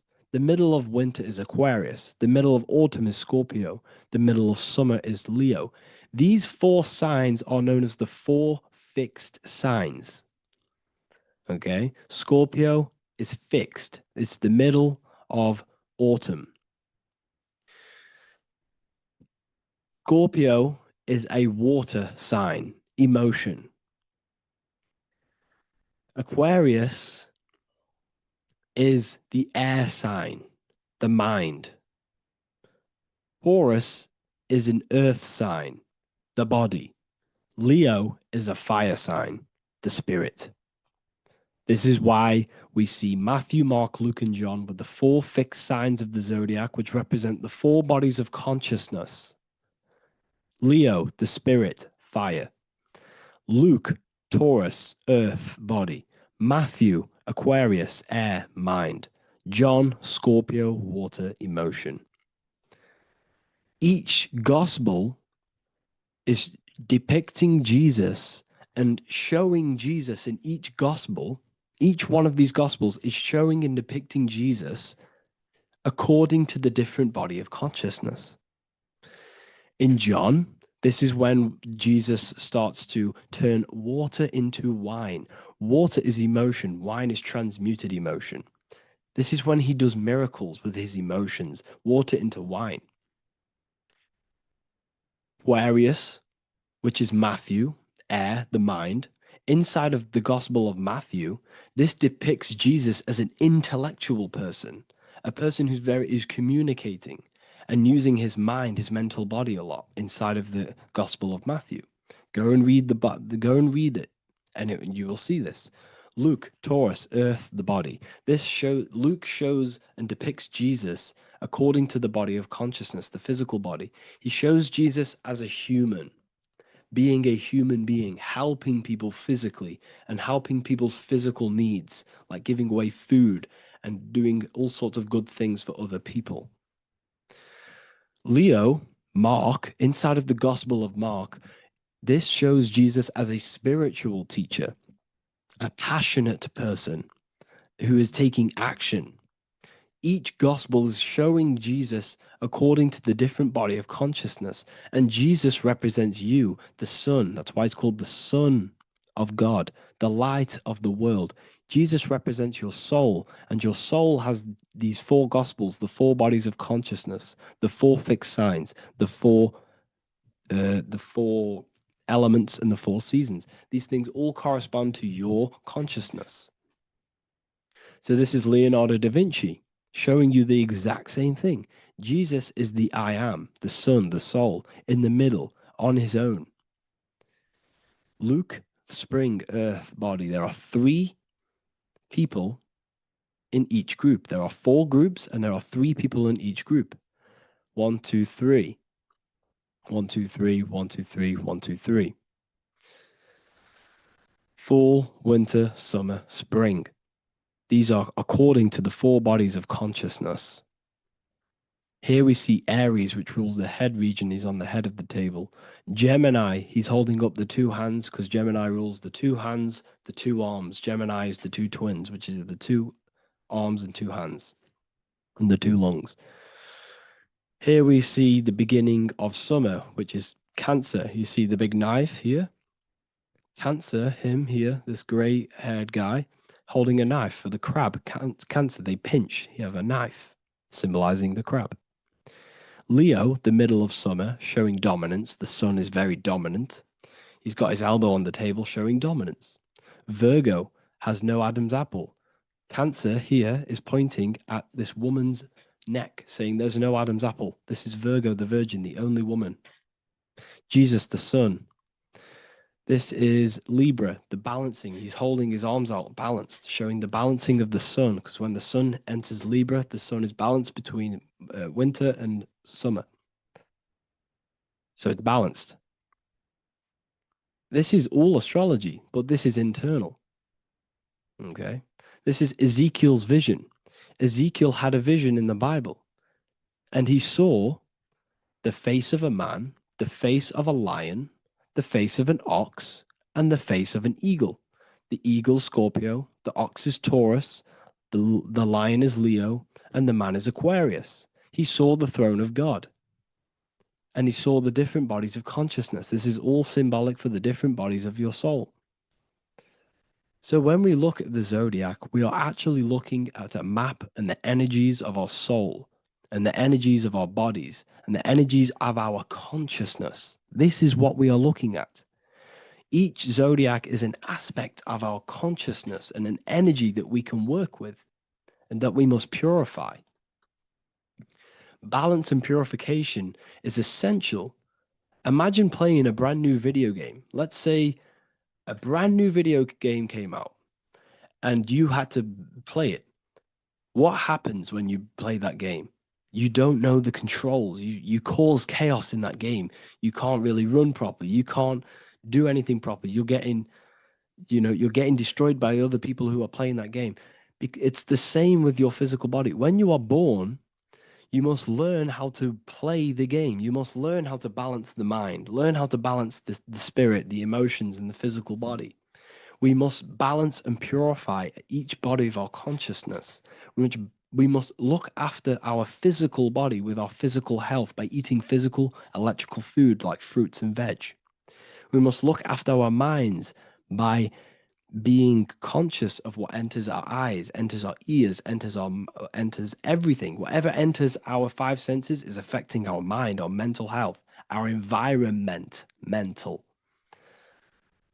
We need to look after our thoughts, control our thoughts by purifying our thoughts, only positive thoughts. Then we must purify our emotions, feeling only gratitude and love and not feeling these negative, dull emotions. Then we must look after our spiritual body through meditation and looking after our spirit. But remember, when we look after our mind, it all begins in the mind. Each body of consciousness is interlocked with the other.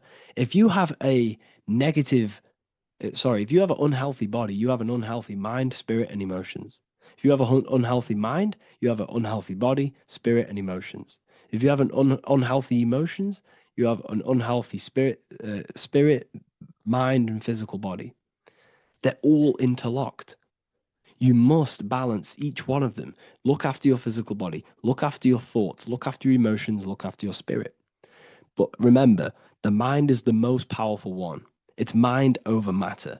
Once we look after the mind, because once we start to control our minds and control every thought we think, this will then turn into discipline in our physical body. Because once we learn how to discipline the mind, we learn how to discipline what we eat, we learn how to discipline what we feel, we learn how to discipline our spirit. This is all interlocked, but work on the mind first. Work on the mind first. All of this knowledge is inside of the brand new Book of Wisdom, Volume 2. This is a revolution of human consciousness. If you've read it, please leave a review down below. If you've read Volume 1, leave a review down below. This is the next revolution. I don't see this information anywhere. This is the next revolution of human consciousness. And of course, if you are serious about this and you truly want to gain enlightenment and join an amazing community where you can connect with me on live calls, lectures, the Manifestation Mastery course, you can gain access to my library with over 45 PDFs plus my books. And if you do join the university, you can order a Volume 2 free of charge. All you have to do is to pay for shipping. If you truly take your knowledge serious and you want to take advantage of life, join the university. This is where truth seekers belong. Just want to say thank you all. Please leave a comment. Please leave a like. It's going to help me a lot spread this knowledge to the world. And yeah, share this with a friend and subscribe. Thank you all.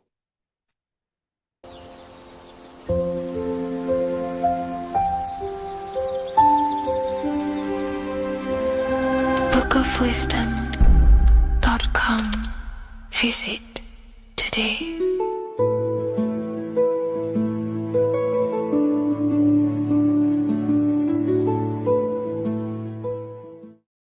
This isn't just spiritual fluff. Your words are vibrational commands that teach your subconscious what to believe and what to create in your reality. Now, I'm not going to sit here and tell you how words are these vibrational things that create reality. In fact, they are. However, the power of words does not hold in the vibration of the word. Yes, it has a little effect on plants. Yes, every word is a vibration that speaks to every cell in your body. However, this is not the main power of words. The main power of words is restructuring your consciousness and invoking energy inside of your own consciousness. I'm going to go over these two in detail for you. Your life is an externalization of your consciousness. Your belief system, your internal world, are building blocks to create your external world. What you believe in is how you see reality. It is the filter that you see to see reality. If you want to change reality, you have to change your consciousness first. There's no point trying to create a change, a manipulation in the external world, because it won't last very long. You have to restructure your inner temple, your inside world of thought and emotion. For example, your external reality is an externalization of every thought past. You become what you think about. So if we can control what we think about, we will control who we become.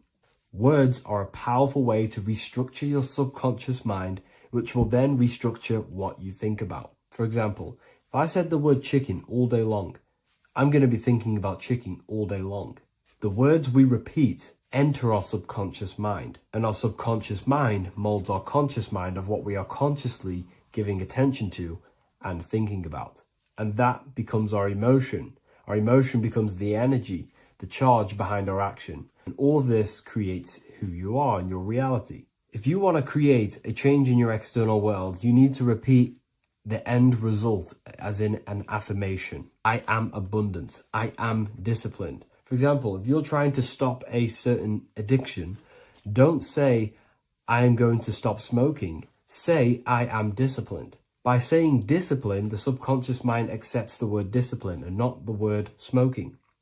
If you repeat smoking, I am not smoking, your subconscious mind will just pick up smoking and then do more smoking. So if you are trying to create discipline in your life and trying to stop something, say, I am disciplined. The reason for this is powerful because you're conditioning your consciousness. You're conditioning your subconscious mind and filling it with the word discipline. And I'm not going to say do this a certain amount of times a day or do this in the mornings.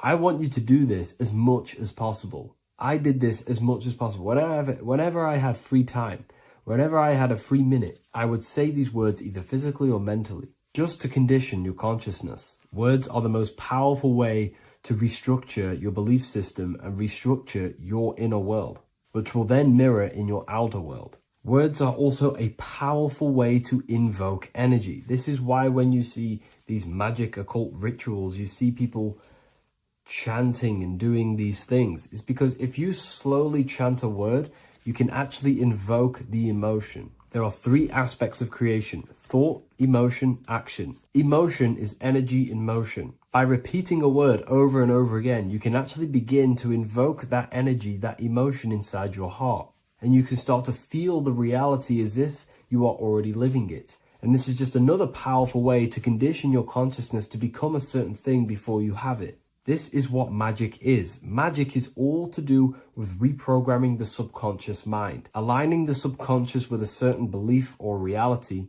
which will then produce an effect in our thoughts, our emotions, and our actions, which will then create that reality. So if you want to create something in your life, literally just repeat, I am something.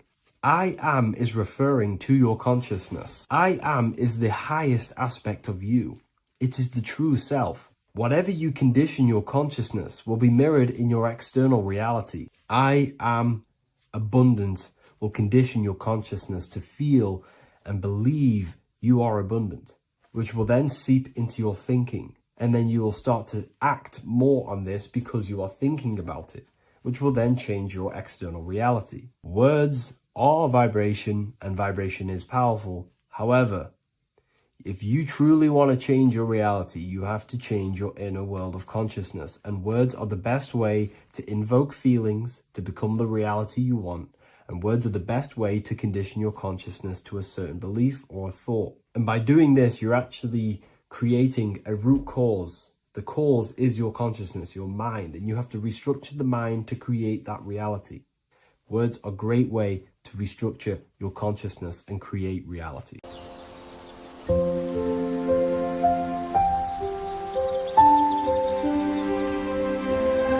bookofwisdom.com.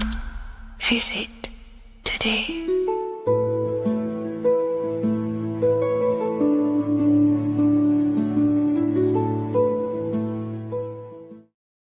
Watching pornography makes you see people as objects. It does a lot of psychological damage to the human mind. And if you truly want to progress in life, your spiritual journey, mastery, whatever it is, mastering your sexual urges is essential to become powerful, successful, and become the best version of yourself. And there are some occult practices that I used to help master this urge. They're not really techniques, they're more mindsets, which will definitely help you overcome your urges. So if you want to quit pornography today, this is the way forward that I used to create this version of myself. Before we go into the tactics, we must understand that whatever we do in darkness comes into light some way or another. If you watch pornography, you know you have a problem, you keep this to yourself. We all naturally do. These things are private, and what we do in our private time molds our subconscious mind, and we keep it away from people. But whatever we do in darkness always comes to light. If you're doing things you don't want others to see, such as watching pornography, it will come out through a subconscious force. It will come out in your eye contact. You won't really be able to make eye contact with the person you're attracted to. It comes out in your energy, your aura, your presence, your confidence. All of this plays a role in molding your consciousness. And especially women can pick this up so easily. Females are more subconscious, males are more conscious. Females speak indirectly, males should speak directly. If a woman is hungry, they will say, "I'm hungry. Are you hungry?" But a male will say, "Let's go get some food." You have to see the underlying subconscious messages in women because they speak in more of a subconscious language. Men speak in a direct language. And maybe even men will pick this up. If you want to be taken seriously in the business world or your career, whatever it is, this is essential for your body language and your personal power. So you must master your sexual urges. Releasing your sexual energy, your sexual fluids, removes the life in your eyes. A lot of people get dark bags underneath their eyes. I used to have them years and years ago. My eyes were always half shut. There was no life in my eyes. But as you purify yourself, the life and the energy comes back into your glaring eyes. The first tactic on mastering your sexual urges is understanding that thoughts produce emotions. Whatever we think about inside of our mental body directly corresponds to what we feel in our emotional body. What we see here is a piece of alchemical artwork showing you the light of the mind shining down into the heart. This represents the mental body with the clouds. This represents the human heart, the emotional body of consciousness. What we think about, if we think about sex, or if we watch things that are stimulating to us on Instagram, TikTok, that thought goes into the mind and the feeling gets then produced in the heart and the body becomes aroused. What we think inside of our brain becomes emotional energy in our heart. As above, so below. And what becomes in our heart is what we take action on. We take action on emotion. Human action, human behavior pretty much comes down to what we feel. We only act on what we care about or what we love. If you love that feeling of watching pornography, that is the reason why you're taking the action. So keeping this in mind at all times is very important in your journey of self-mastery. What you think is what you feel, and what you feel is what you act upon. Remove stimulations that can possibly produce that thought of watching pornography. Unfollow the people. Purify your environment so these thoughts do not enter your mind. And if you do become stimulated, remember, thoughts produce emotions. change your thoughts. Think about something else instantly. The more you think about it, the more you feel, and the easier it is to take action upon it. And the second tactic that I say to myself is that it's all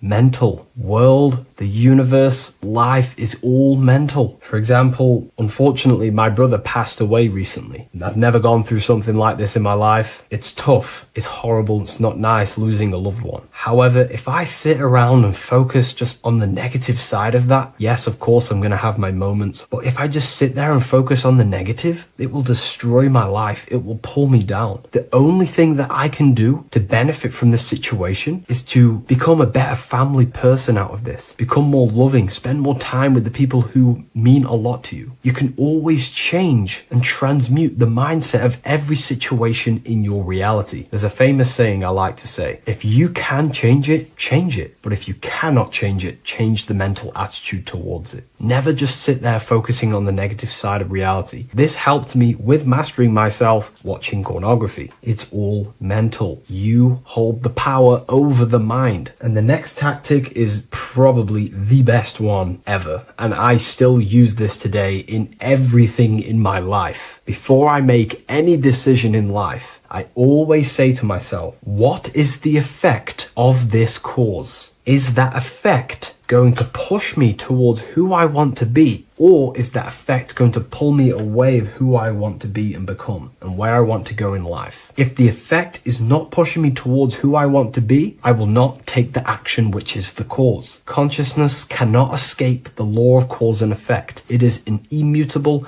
inchangeable law that is governing your consciousness and your mind. You have to keep this law in mind because it is the law that is creating and crystallizing your reality. Any decision you make, what is the effect of this cause? The law of cause and effect is a force that you cannot escape. So you have to work with this law and become conscious of the law. So before you do take the action, what is the effect? Is watching pornography going to push me towards who I want to be and where I want to go? If it's not, do not take the action. That's where willpower comes in. You can do little exercises for willpower, meditation for 30 minutes of not thinking. You can do rituals that strengthen the connection to your mind with your willpower. At the end of the day, the willpower is the most essential force in the consciousness. Another thing is remove any music that talks about it. Even the words will be producing thoughts in your mind. What you feed your consciousness is ultimately what you project back outwards. Don't listen to the rap music. Don't listen to any music that talks about it. Try and remove this from your environment. These tips that I've given you don't just work in quitting pornography. These work in every aspect of your life, and they will dramatically change your life if you become conscious of them and actively use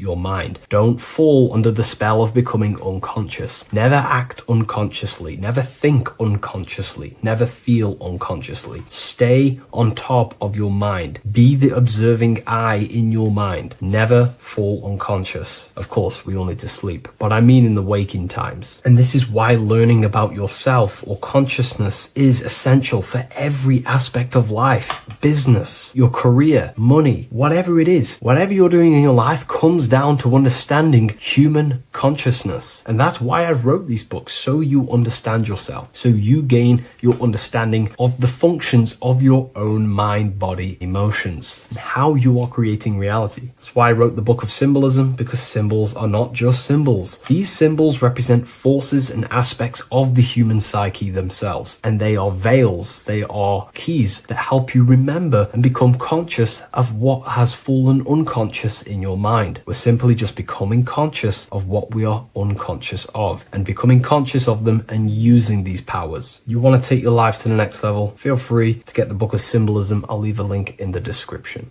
Take care, everyone.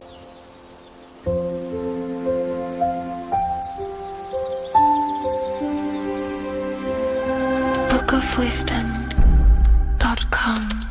Visit today.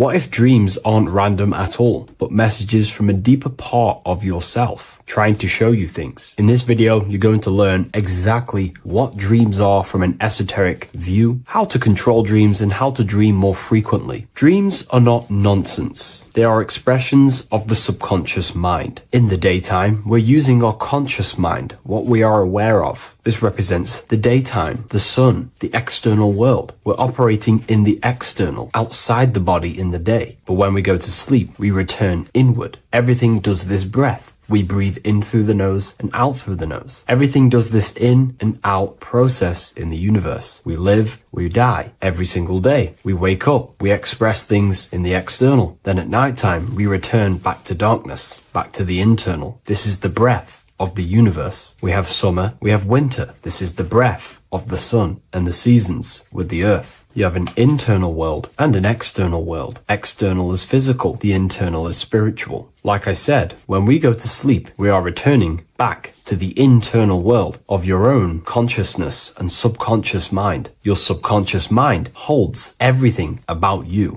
your memories, your traumas, everything you've ever learnt, your language, your name, your job, everything you identify with is stored within this vast network of the subconscious mind. It is your own personal consciousness. Therefore, when we dream, we return back to the subconscious mind, and we are in fact thinking, but in a subconscious way. The subconscious does not speak the same language as the conscious mind. The conscious mind uses language, thoughts, and all things that are very logical and very easy to understand. The subconscious is the complete opposite. It is very indirect, metaphorical, and symbolic. The subconscious communicates and works in symbols. Ultimately, symbolism is the language of consciousness. This is why in occultism and esotericism, it is filled with occult symbols, because symbols are used to communicate directly with the consciousness within the subconscious mind, and the subconscious mind is ultimately connected to the collective consciousness. We are all connected and tapping into the mental plane, where we receive thoughts, ideas, depending on what we attune our mind to. That's why we call it a mindset. But getting back on topic, the subconscious mind is your own personal network. It is like a net, an interconnected web of your thoughts, memories, traumas, emotional blockages, and all the things you identify with and have experienced in your life is stored within this network. It can be seen as a web. One example of the subconscious mind using symbolism is this next story I can tell you. Let's say I was in a very traumatic car crash as a young child. I experienced a lot of emotional trauma in that car, and that deeply impressed my subconscious mind with that trauma of emotion that I felt. Therefore, every time I see a car in my external world, that car is now a symbol that represents the state of consciousness I was feeling in that particular time of the traumatic car crash. The car is a symbol for a state of consciousness within my subconscious mind. Just like when you see a word, that word triggers what you believe that word to be in your subconscious mind. Symbols are the language of the subconsciousness. Therefore, when we dream, we are basically seeing symbols of our own personal subconscious mind. Our higher mind, which is basically our subconscious, the higher version of you that exists beyond your human thinking mind, communicates using symbolism. The higher mind does not speak human thoughts, human language. It speaks the language of symbolism. Therefore, when we dream, every event, every person, everything that happens, and everything you see is your own personal subconscious mind materializing within the plane of the astral plane. This is a dimension that sits just above the physical world that everything is pulled out of. For example, look around you. Everything you see around you was thought, then imagined. Imagination is the astral plane, and this astral plane sits above the physical world. As above, so below. These objects were thought, imagined within someone's mind, and then pulled into a physical reality. Therefore, the imagination is what you're experiencing within a dream. It is your subconscious mind thinking and materializing within the imaginative plane. For example, let's say you are a Christian, you believe in Jesus your whole life, you have lots of emotion towards Jesus. This deeply impresses your subconscious mind. You believe in him so much, you go to sleep, you have a dream that you meet Jesus. You did not meet directly with Jesus. You met with your own belief. It was your own belief materializing within the imaginative plane and revealing itself to you. Dreams are materializations of your memories, your subconscious beliefs, traumas, and anything that could be inside the subconscious mind. It is your subconsciousness revealing itself to you in a material form. Let's say you have a nightmare. There is a big dark figure chasing you and you are running away in fear, away from this dark figure chasing you. That dark figure is not an external entity. It is not a spirit or a jinn or a demon. It is in fact an aspect of your own mind. It is a symbol that represents maybe a fear, a trauma, or something you are running away from internally, inside your subconscious mind. Something that you are not addressing, but something that is fearful, something that can be controlling you on a subconscious level. Let's say you have a fear to address something in your personal life. You want to address someone who is getting on your nerves at work. You continuously put this off and you fear doing that situation. Over a long period of time, this can slowly control you subconsciously. You start to avoid the person, avoid any contact. It is subconsciously controlling you. This is not the best example, but you can see what I mean. Hidden fears and traumas in the subconscious mind can subconsciously control your actions and ultimately lead you to low states of consciousness, keep you from reaching your higher potential, and ultimately create blockages within your own consciousness. That figure in the dream is a materialization of something that you are fearing and running away from and not addressing. This is why people always have dreams of traumas that they have experienced as a child or when they were younger, or maybe from a year ago or two. It's because that emotion is deeply impressed in the subconscious, and the subconscious is always trying to reveal things to you, communicate to you that you need to change, purify, and maybe heal within your own consciousness. This is how the higher self communicates to you, through the language of symbolism. Once you understand this, dreams can become a very powerful tool, not just entertainment at night time. Your consciousness never rests. Your consciousness is eternal. It is the very spark of the divine. Your body needs rest. Your consciousness is not physical. It does not need rest. So this is a way you can identify what your dreams are trying to show you, is by writing them down. A dream journal. Every single dream that you have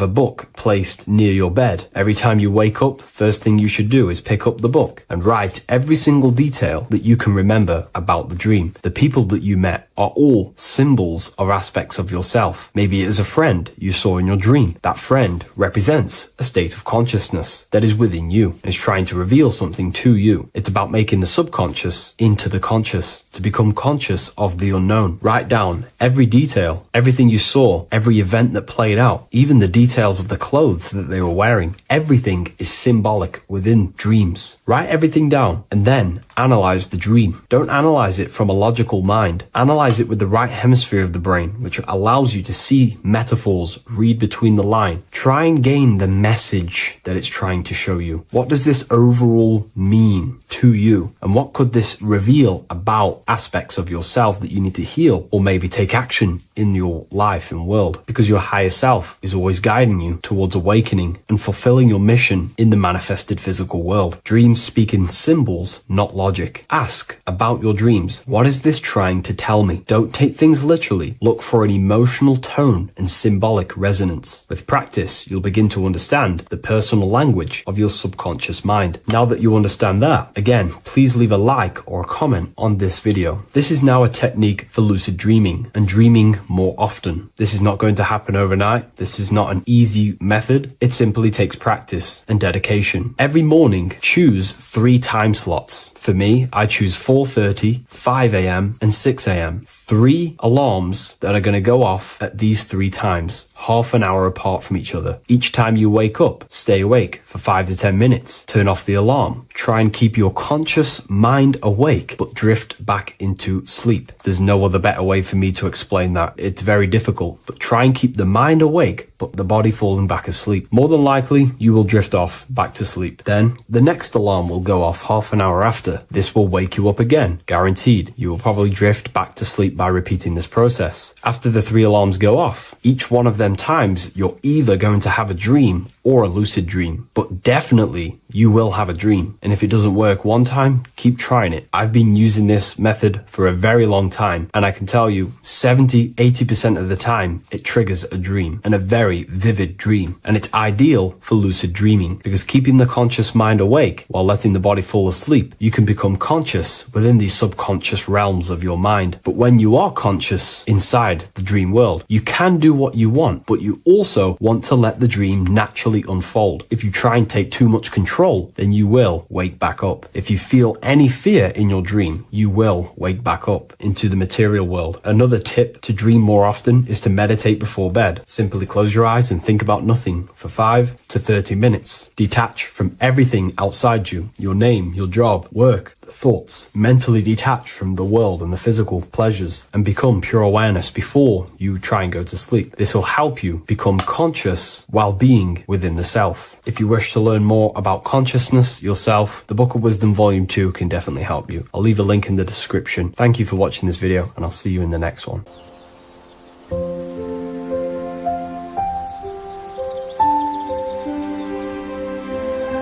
bookofwisdom.com.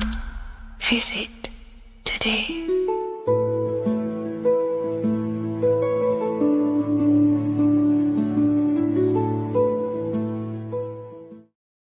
How are we doing, people? It's Revival of Wisdom. We're back today talking about sun worship. Okay? And please enjoy. Sit back and enjoy the video. First thing we need to understand is that the sun is the risen Savior. It's the light of the world. Without the sun, we have nothing. Now, the sun is the Son of God. We didn't make the sun. No one owns the sun. But who created the sun? Obviously, the Creator created the sun. Therefore, it is the Son of God. And that is what Jesus is symbolizing in the Bible. The Bible is a metaphorical story. That's why it's called the greatest story ever told. Because it is a story about the sun, the zodiac. It's about you, the systems in the body. It's about everything that is sacred in this creation. Now you can see the suns behind Jesus' head in all of the ancient portraits, even the ones that are more modern. You still see a sun on the back of his head because he is the sun. He's the light of the world, our risen Savior. And this is what Christians are lost because they don't realize it's a symbolic story and they think Jesus was a historical person. He's not a historical person. Okay, this is what we need to get out of our mind. This wasn't a historical person. It's the Son, our risen Savior. The Son is the soul. It's the soul of this creation. Because what is a soul? A soul is pure life force, pure energy. Whatever a soul inhabits, it gives life to. Like our soul feeds our body. The sun feeds the earth because the sun is a soul, and that's why the ancients called it Sol. Because it's the soul and it's in you and it's the light of the world. It's the light of everything. It gives life to all things. Here's Jesus and his 12 disciples. The 12 disciples symbolize the 12 zodiac signs. Aries, it rules the head region because the 12 zodiac constellations rule specific regions of your body. Aries, the ram, you have a cerebrum in your head. This is Aries on the head of the table. His Gemini rules the arms and the lungs. The two twins, Gemini. He's holding up 2 hands for the 2 hands and arms. The twins. Cancer has a knife in his hand. It's not so clear, but he has a knife in his hand. Cancer is the crab. Crabs have claws. And he's pointing at Virgo's Adam's apple, saying there's no Adam's apple there. It's a woman. Who's the 6th sign? The 6th sign is Virgo, the Virgin, the only woman in the painting. Now notice how there are 3 people in 4 groups for the 4 seasons and for the 3 months and 3 zodiac signs in each season: spring, summer, fall, winter. Matthew, Mark, Luke, and John with the suns on the back of their heads, because it's the 4 states of the sun. The 4 states of the sun. Now, sixth sign, Virgo, the Virgin, the only woman in the painting with no Adam's apple. Then we have the sun, Jesus, red and blue, red shift, blue shift, electromagnetism. The ancients knew this. He's got one hand open, one hand down, because the sun gives and retrieves. The sun rises and it falls. It gives, then pulls away. That's what the sun does, and that's what he's doing. His arms are out, symbolizing the rays of the sun, casting down onto the earth, giving and then receiving. Libra, his two hands are equal, he's holding his arms out equally, because Libra is the two balanced scales. Libra is when the sun is balanced between the summer and the winter. It's being judged. The sun isn't balanced. That's what Libra is, the two scales. Capricorn is the goat. Goats have two horns, and you can see the two horns on his head here. See? So this is astrology. This is what Leonardo da Vinci is depicting here. It's astrology. He knew the story of the Bible is all astrology. It's all based on astrology. The Son of God, the real sun. Now here are some Bible verses. I am the light of the world. Obviously, that's the sun. What other light is there that lights up the world? The moon can't do it. It's the sun, the one and only sun, our risen Savior. Because if the sun didn't rise, we'd all be dead. So it's our risen Savior. And it dies for our sins every night and then gets reborn every day. Now, Jesus calms the storm. Mark 4:35-41. The disciples are all on a boat and there's a heavy storm. But Jesus is asleep. The disciple says, Jesus is asleep. We need to awake him. They wake up Jesus, and Jesus got up and rebuked the wind and said to the waves, quiet, be still. Then the wind died down and it was completely calm. Well, when Jesus was asleep, this is the sun not being risen. It's not risen yet. Because in the night times, that's when the storms happen on the sea, in the ocean. And when they awake Jesus, Jesus rises because he's the sun. He rises and everything calms. Because when the sun comes, the storms go. You see? So it's the sun. It's all about the sun. Here's another, Luke 22:10.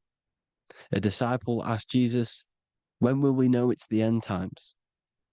And Jesus says, as you enter the city, a man carrying a jar of water will meet you. Follow him to the house that he enters. Well, this is clearly talking about astrology, the topic that Christians think is satanic, when they don't realize the whole thing's based on astrology. Because the end times is the end of Pisces, which is the two fish, which is the age we've just gone out of. And you can see all these ancient churches here with two fishes, because they knew it was the age of Pisces. There's an ancient photo, ancient artwork with the two fish, Pisces. And the end times, as it talks about in the Bible, when Christians think the world's going to end or something. But no, it's just the end of Pisces. As you enter the city, a man carrying a jar will meet you. Follow him to the house. The house is the zodiac sign that he enters. And the zodiac sign is Aquarius, because that's what it is, a man carrying the water. We know this is astrology because a woman, that is a woman's job in the ancient times. In the ancient times, the woman used to get the water. You would never see a man collecting water back then. That was the woman's job, whilst the man builds the houses, for example. You see, so we know it's talking about astrology because astrology is the man holding the bucket of water.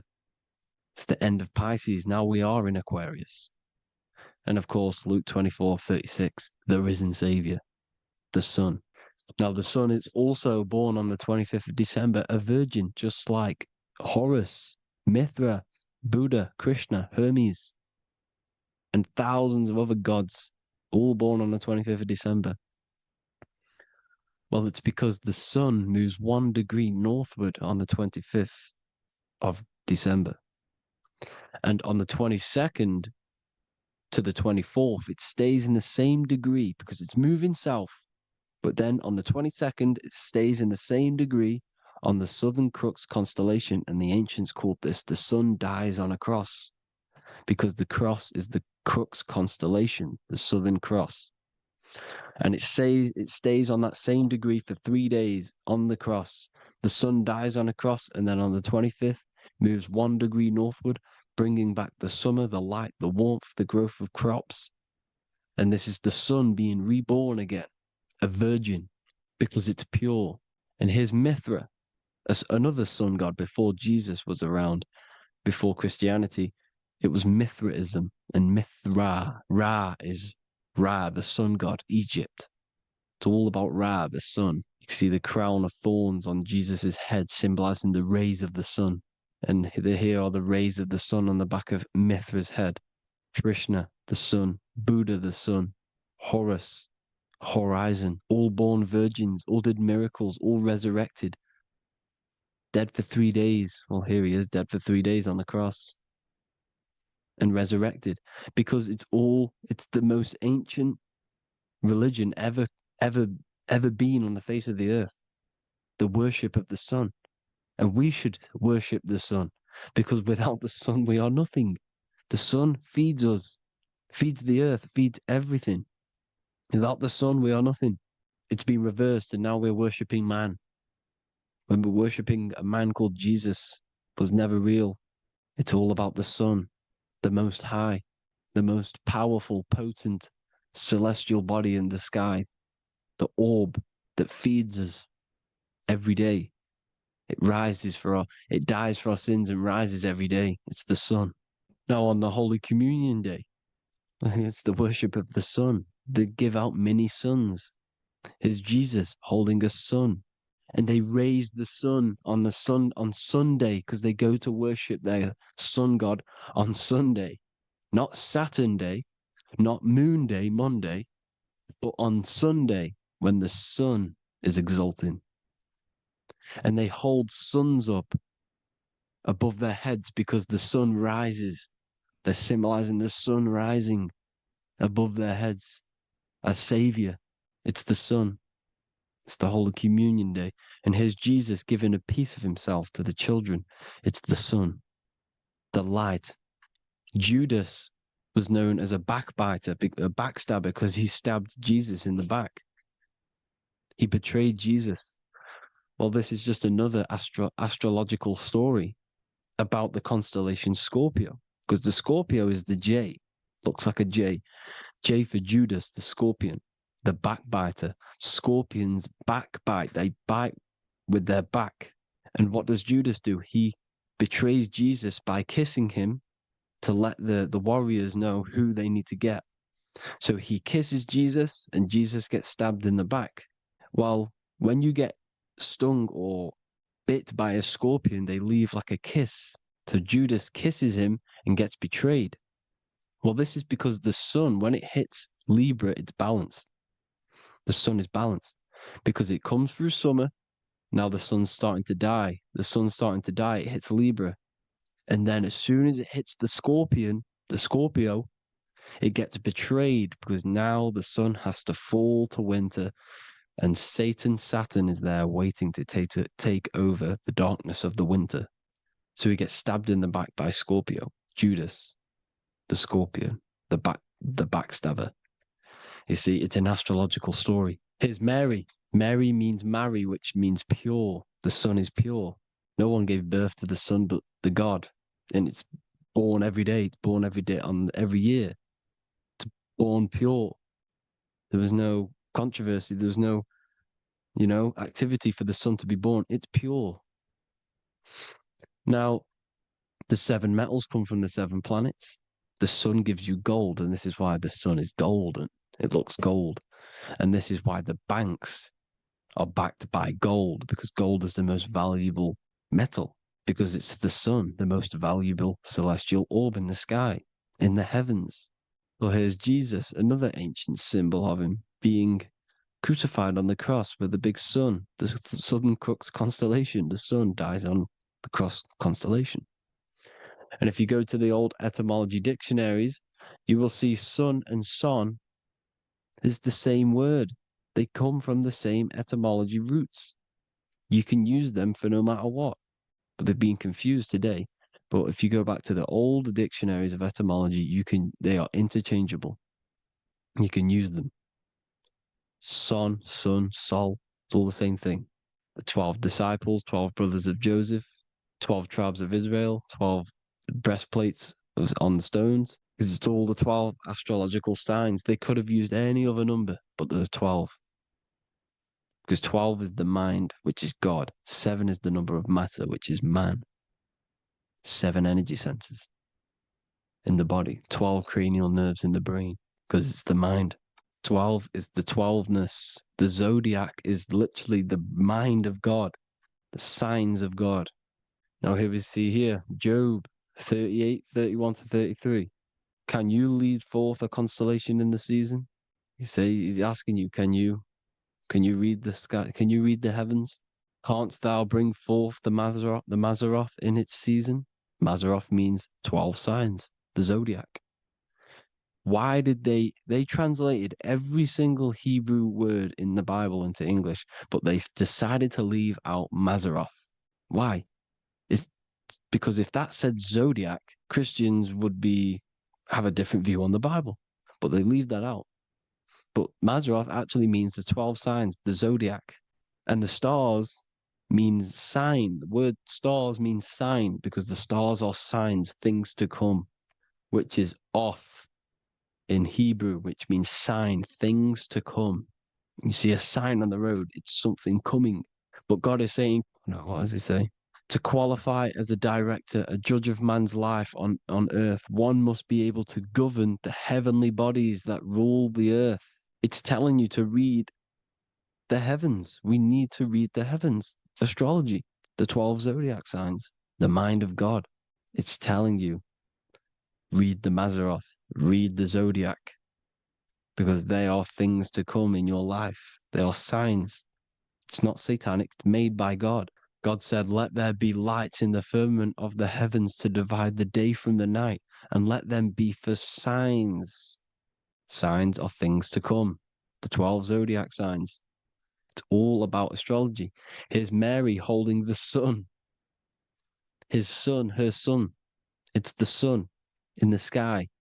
The one and only, the most high. The soul, the solo because it's on its own. The most powerful, Ra, radiance. Here's the Pope holding the sun.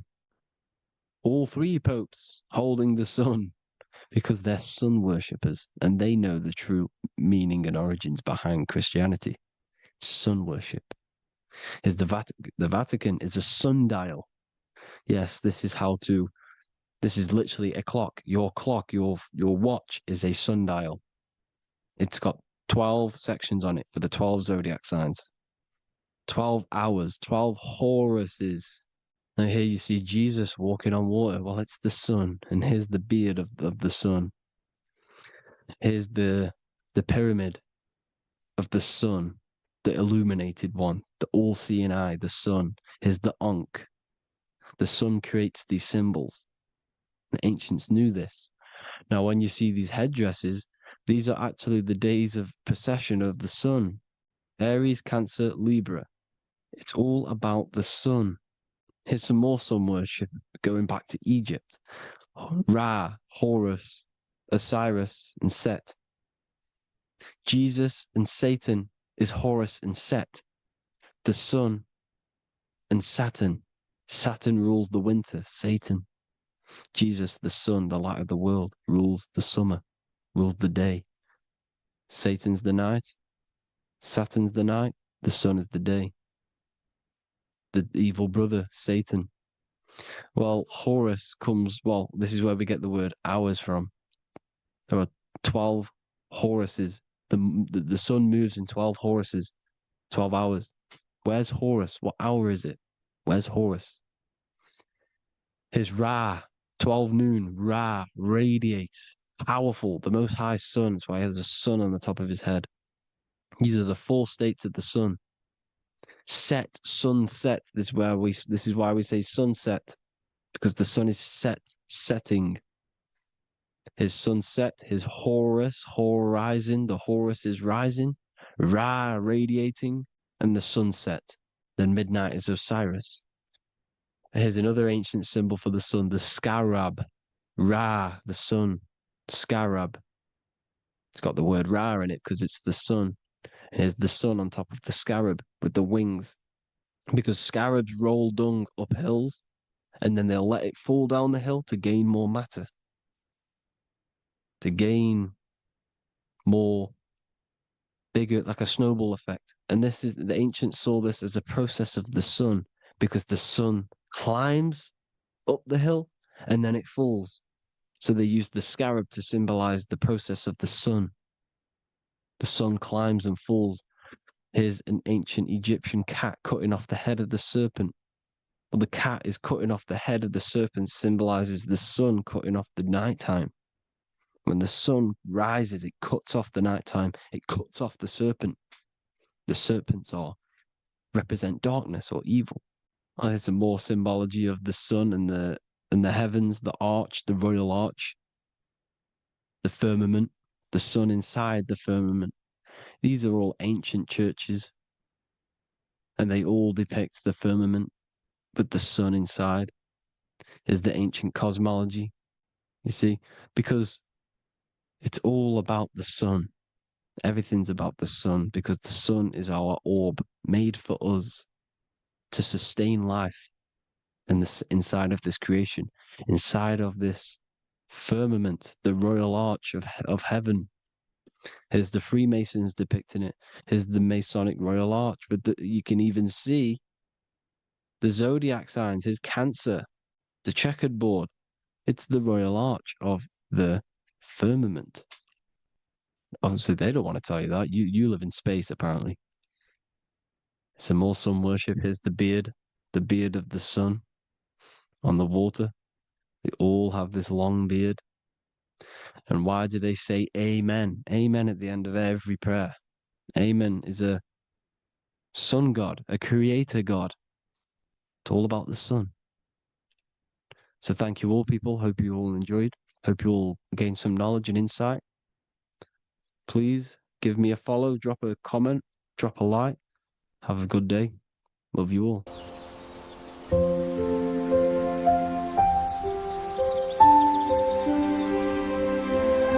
bookofwisdom.com. Visit today.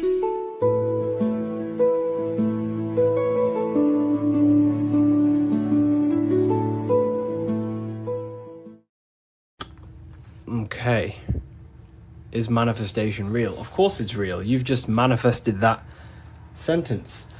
You turned a thought into an action and then generated a physical experience.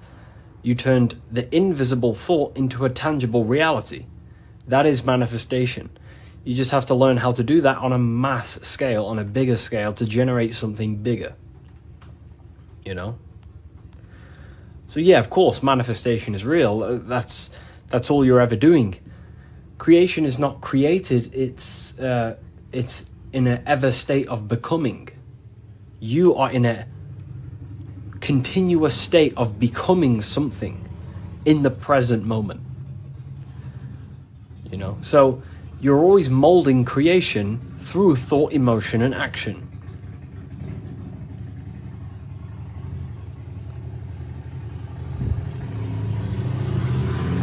Let's let the Harley Davidson go past my house. It's a very loud bike. It's a cool bike. But yeah, you're in a continuous state of creation. And that's what this symbol ultimately represents, right? Hi, if I order your book today, will it be here before next Friday? You mean not this Friday, but next? Yeah, it should be there, for sure. So, this is what this symbol ultimately represents. Because the snake can shed its skin, which means it renews its layers. It transforms from old layers into new layers. It removes old layers of skin, symbolizing transforming. But the snake is eating its tail. The end gives birth to a new beginning. And this is what the present moment is. The present moment is the continuous state of becoming and unfolding of creation. We're all tapped into the live stream of consciousness, like you're tapped into this live right now. And you are directing them life forces in the present moment through thought, emotion, and action. You direct the life flow, the life force that you're tapped into. And wherever you direct it through thought, emotion, and action, and your time and attention, that is the reality you generate. And you create that reality. And that's what the symbols are here for, people. The symbols are here to awaken you to things that you just realize about yourself. I'm not teaching you anything new. This is just something you realize. This is solid truth that you can't, escape. You can't escape the law of cause and effect. The force is too powerful to escape the force and the law of cause and effect. The law of cause and effect is over you. It governs you. So you have to work with that law consciously. Most people are not conscious of the laws that govern their life. They're not conscious of the laws that's governing their mind. Your mind is governed by laws, not man-made laws, but universal laws you cannot escape. It is impossible to escape cause and effect. So you must work with the law. God law, basically. Yeah, they're called, occult societies, secret societies. They call the laws natural law. Then, of course, you have man-made laws.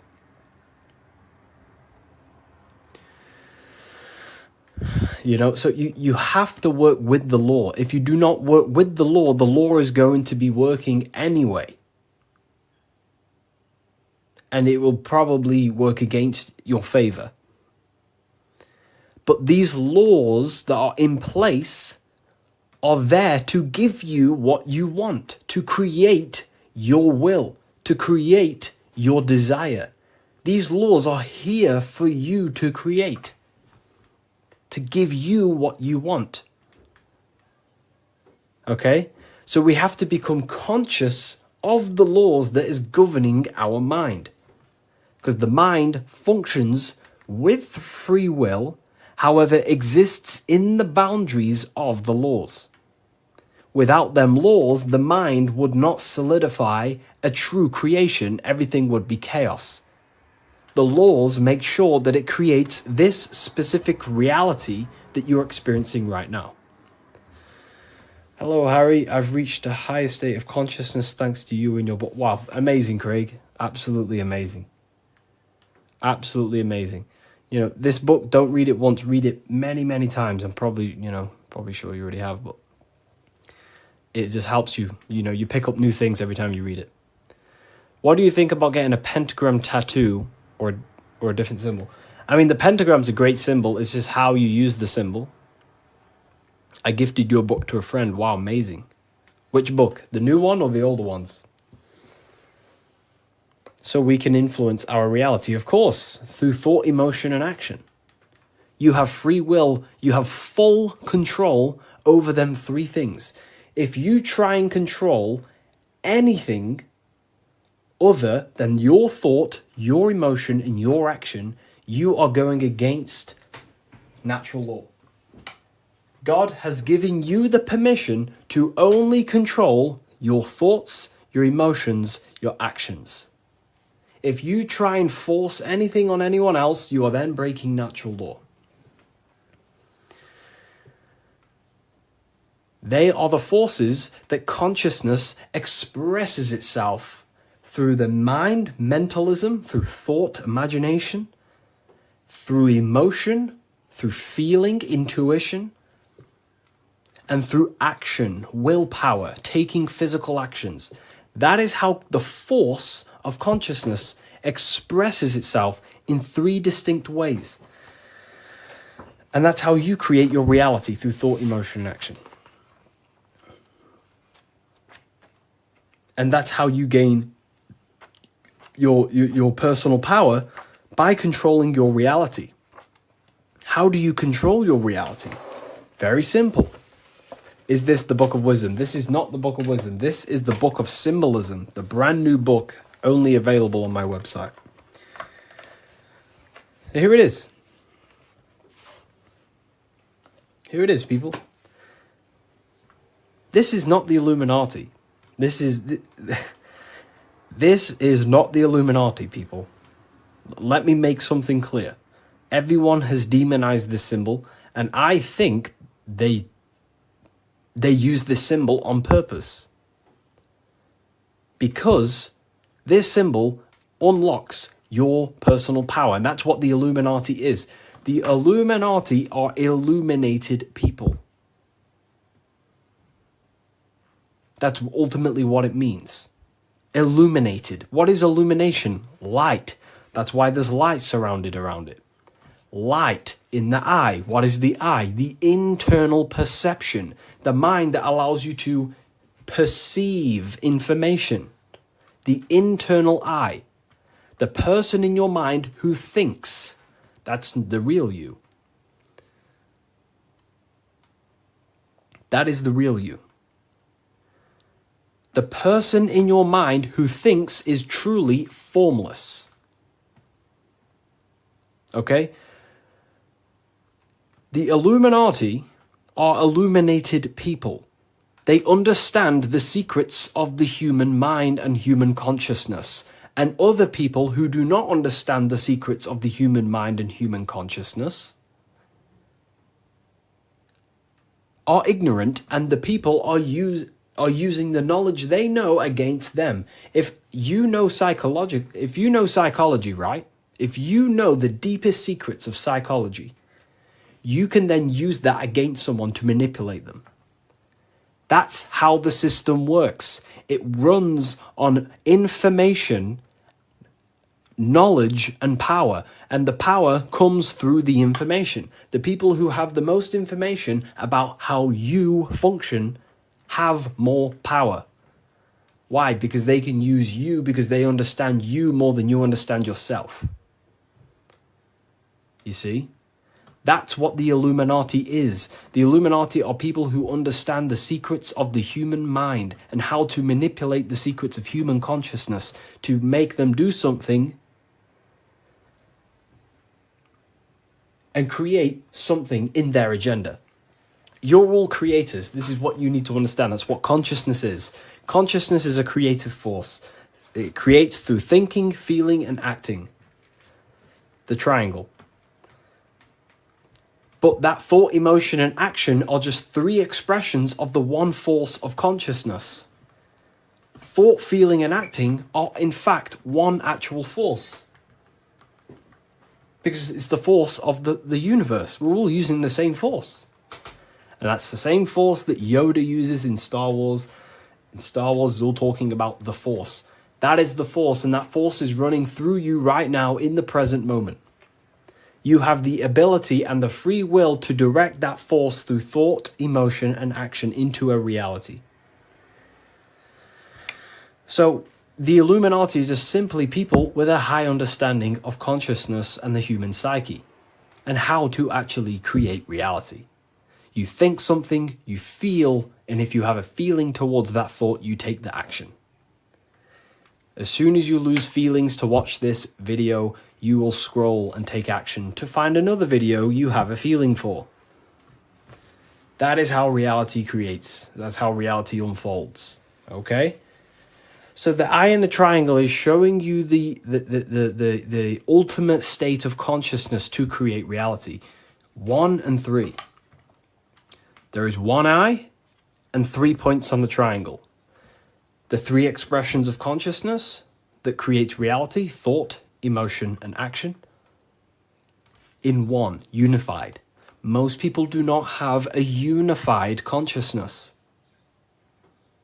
They think about creating a business, their emotions feel like watching TikTok, and their actions are eating food. That's divided consciousness. That's the checkered board. That's the Masonic checkered board. Their mind is divided in black and white, different personalities, different ideas, different desires. Their mind is not solidified on one creative project.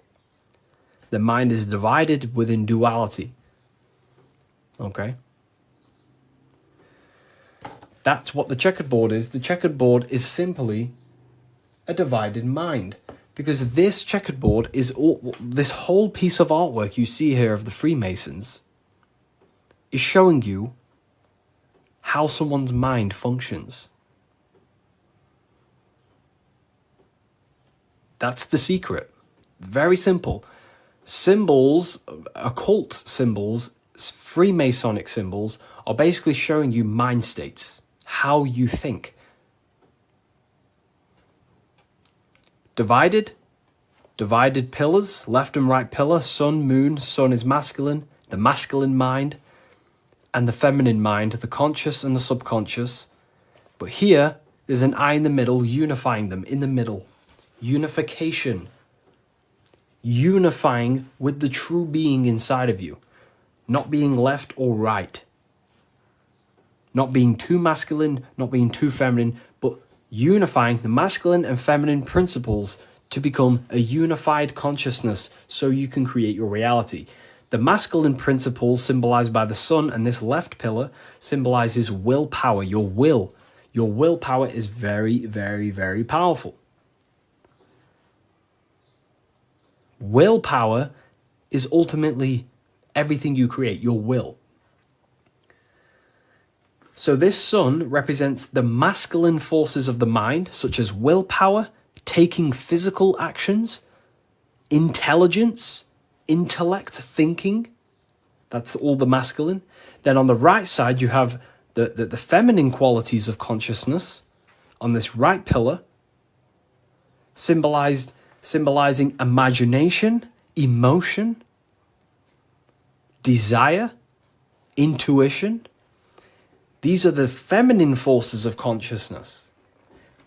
And what happens when a male and a female comes together? They give birth to a new creation called a baby. What happens when you merge your masculine and feminine qualities of consciousness? You merge your willpower, your thought with emotion and action. You give birth to a creation, a baby. The same principle.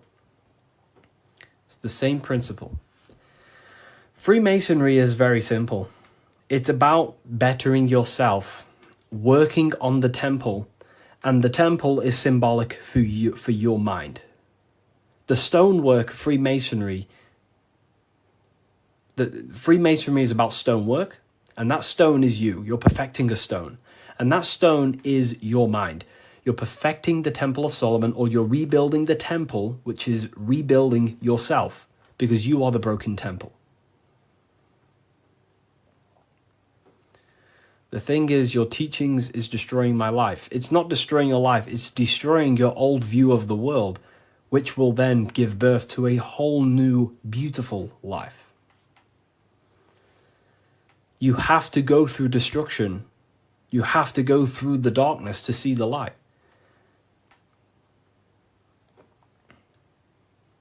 Destruction, creation demands destruction.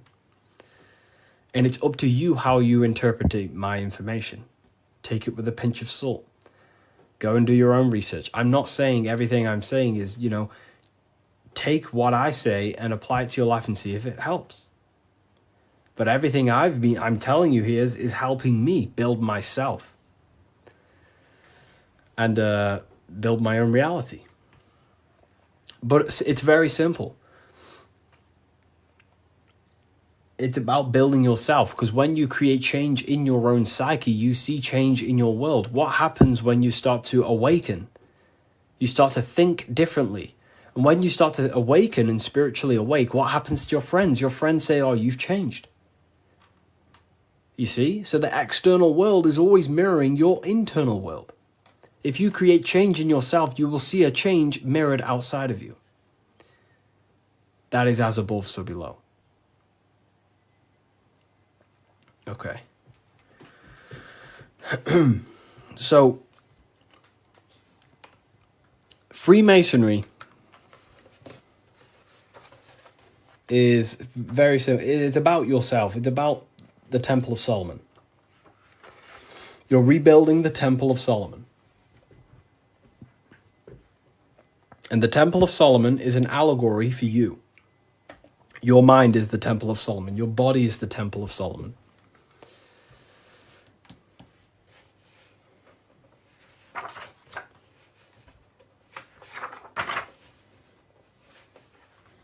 So why is it the Freemasons wear this apron, right? So you see the Freemason here wearing this apron. Well, this apron originates from stone masonry. Stonemasons. What are stonemasons? Stonemasons chip away stone, and then they use the stone to put on a building or, wherever. But Freemasonry teaches in metaphors. So this stone, this apron, was worn by the stonemasons to protect themselves from flying chips of stone hitting their genital area. So this is symbolic of doing the Masonic work, perfecting the stone, perfecting your mind. Every day you are either building your mind or building your mind's prison. Every day. You wake up, you're either destroying your mind or either help freeing your mind. You have the option, right? And they also wear this apron on the lower half in the genital areas because you think with every chakra. The chakras are basically spinning energy vortexes. This is what you see here, right? These chakras.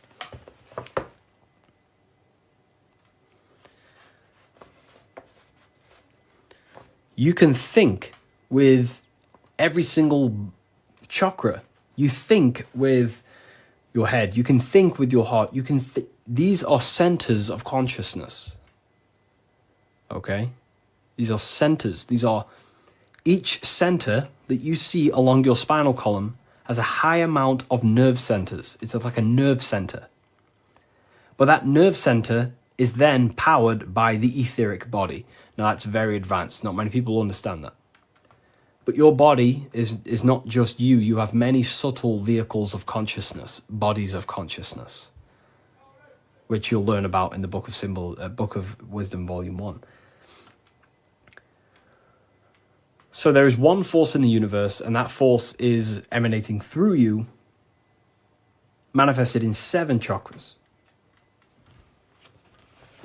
Anyways, the reason why they wear this apron on the lower half of the body, because it's a reminder to cover up, to stay conscious of their lower self. Because this is the lower self of the lower half of the body, and this is the higher self in the higher part of the body. If you think with your genitals, all you think about is sex and eating. If you think with this lower half of the body, you will only, think about sex, eating, and power. So they wear this to remind themselves to conquer their lower nature, their animalistic state. Because the Mason is aware that they need to build themselves to a higher consciousness, to the higher mind. They need to align their will and mind with the higher mind. Because ultimately, the reason why all of these teachings stem from is because it's preparation for death. This is where all this comes from, okay? You never die. This is the truth. In the daytime, you're in your physical body, and in the nighttime, you're in your astral body, and it's just a massive cycle. So daytime is life, nighttime is death. Wintertime is wintertime is death, summertime is life. As above, so below. It's just bigger and smaller, right? So, with that being said, you never truly die. You are not the physical body. You are the internal being in your mind who thinks. You are not the thought. You are the one who hears the thought. The thinker. The knower. You are the being inside your mind. not the being outside your mind, which is this physical body. So Masonry is about working with that internal self, mastering that internal voice, because that is the architect of your reality.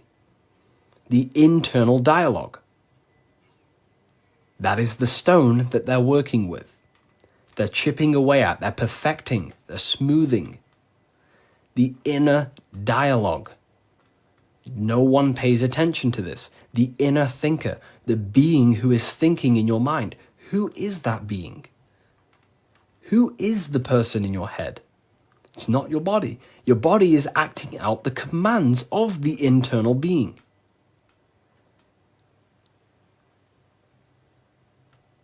So this is what we have to connect to and master: the inner dialogue, the inner thought processes, because the thought is the architect of reality. Thought creates everything. Thought creates everything in the whole universe. The whole universe originates from thought. So Freemasonry is basically about mastering the inner dialogue and working on the inner self, the person in your mind. And the deeper you get to know that inner voice, you start to realize that there are many different vehicles of consciousness. You don't just have a physical body. You have a physical, etheric, astral, and mental and spiritual body. The physical body is just the lowest dimension there is.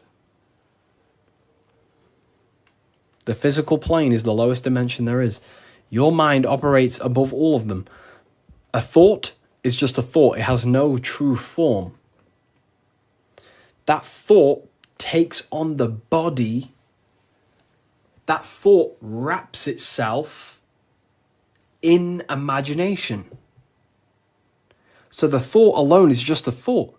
But then that thought then wraps itself in something we call astral matter, which is your imagination. The light, the screen in your mind that allows you to vision a specific object.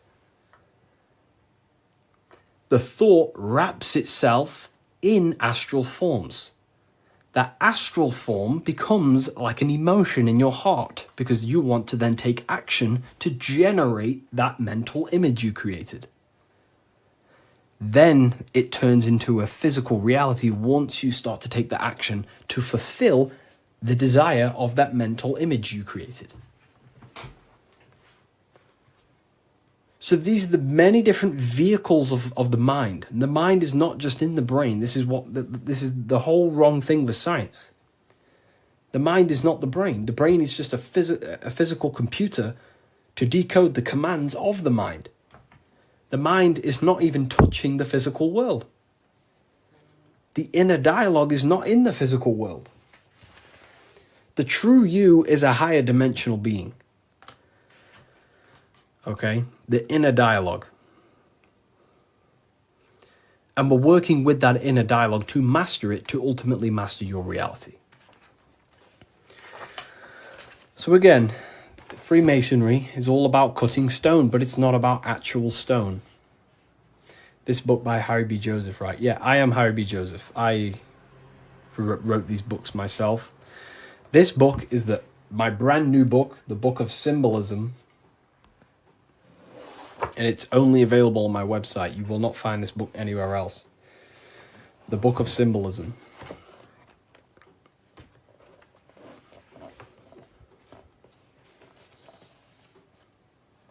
So, nice to meet you. Welcome. Okay, so, again, what does this represent?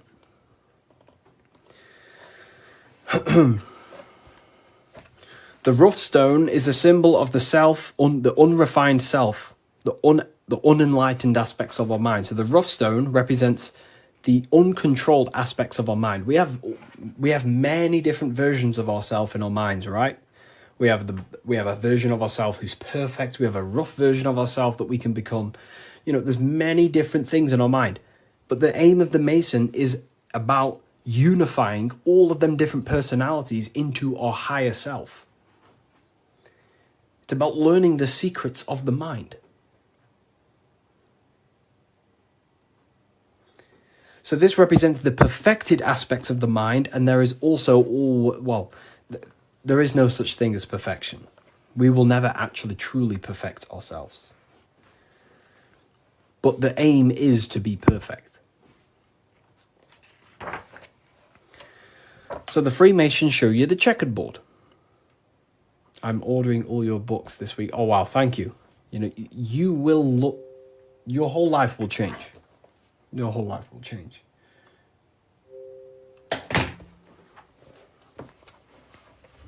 Okay.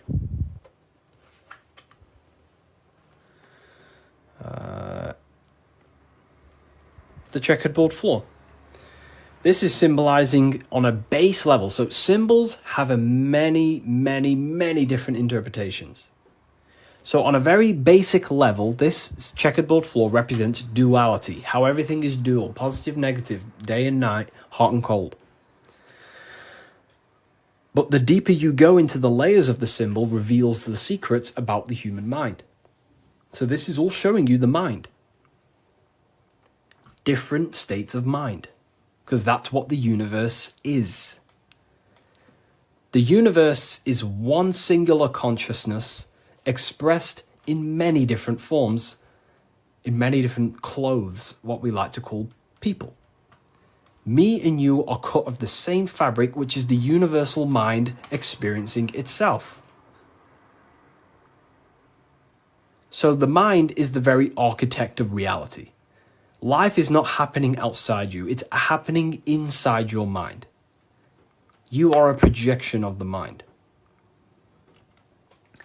However, you have the ability to identify with your ego. Your ego is very simply just a false version that your mind, it's a version of yourself that your mind has created through experience, thoughts, words, memories, and traumas, and belief systems. But beyond you, if you turn your mind off, if you stop thinking, then who are you then? That's what we call the universal soul.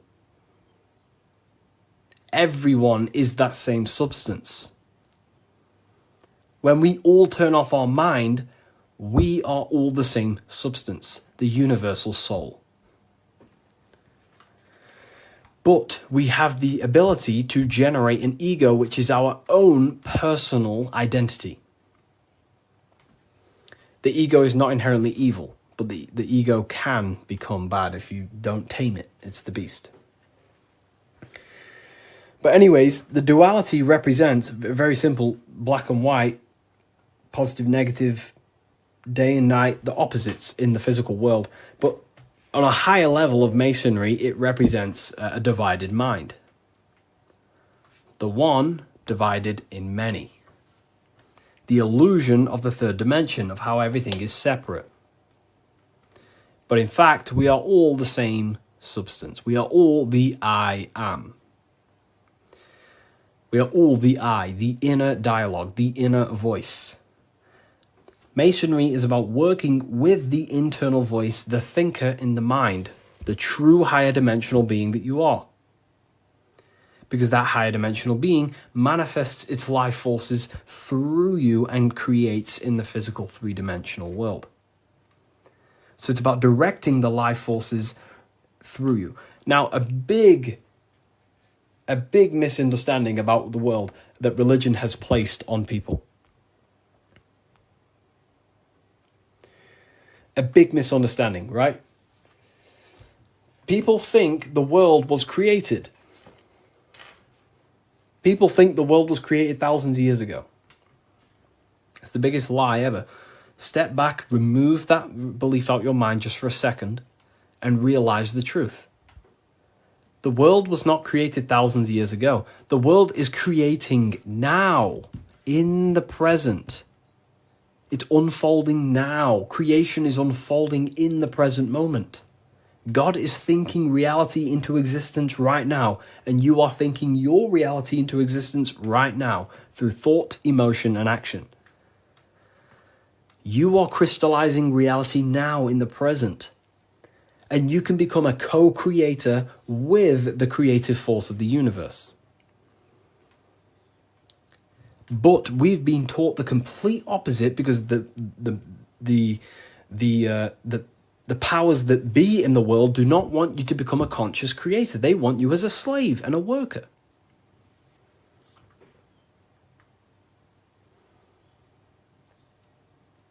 You see, so we have to understand that we are all co-creators of this world. We're all contributing towards the building project of Earth right now. But the elites make you think that the world was created thousands of years ago, and now you're just experiencing it. Now you become an experiencer. You're not an experiencer. You're an experiencer and creator. You mold it. And when you do not understand this, someone else who does understand this will use you to create their agenda. Because they understand this. And look what's happening in the world today. We are creating the agenda of a government. Why? Because we believe their lies. We don't have to, but we choose to. We all have free will. Everything else is just an illusion. Money is an illusion. It's a belief in the mind. Harry, are you a part of Freemasons? I am not. And if I ever do, I will be transparent about that.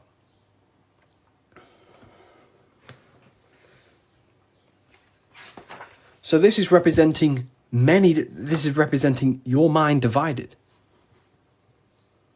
Divided consciousness. Now take a look here. What are the Freemasons trying to show you here? Squares to circles. Square, circles. Geometry.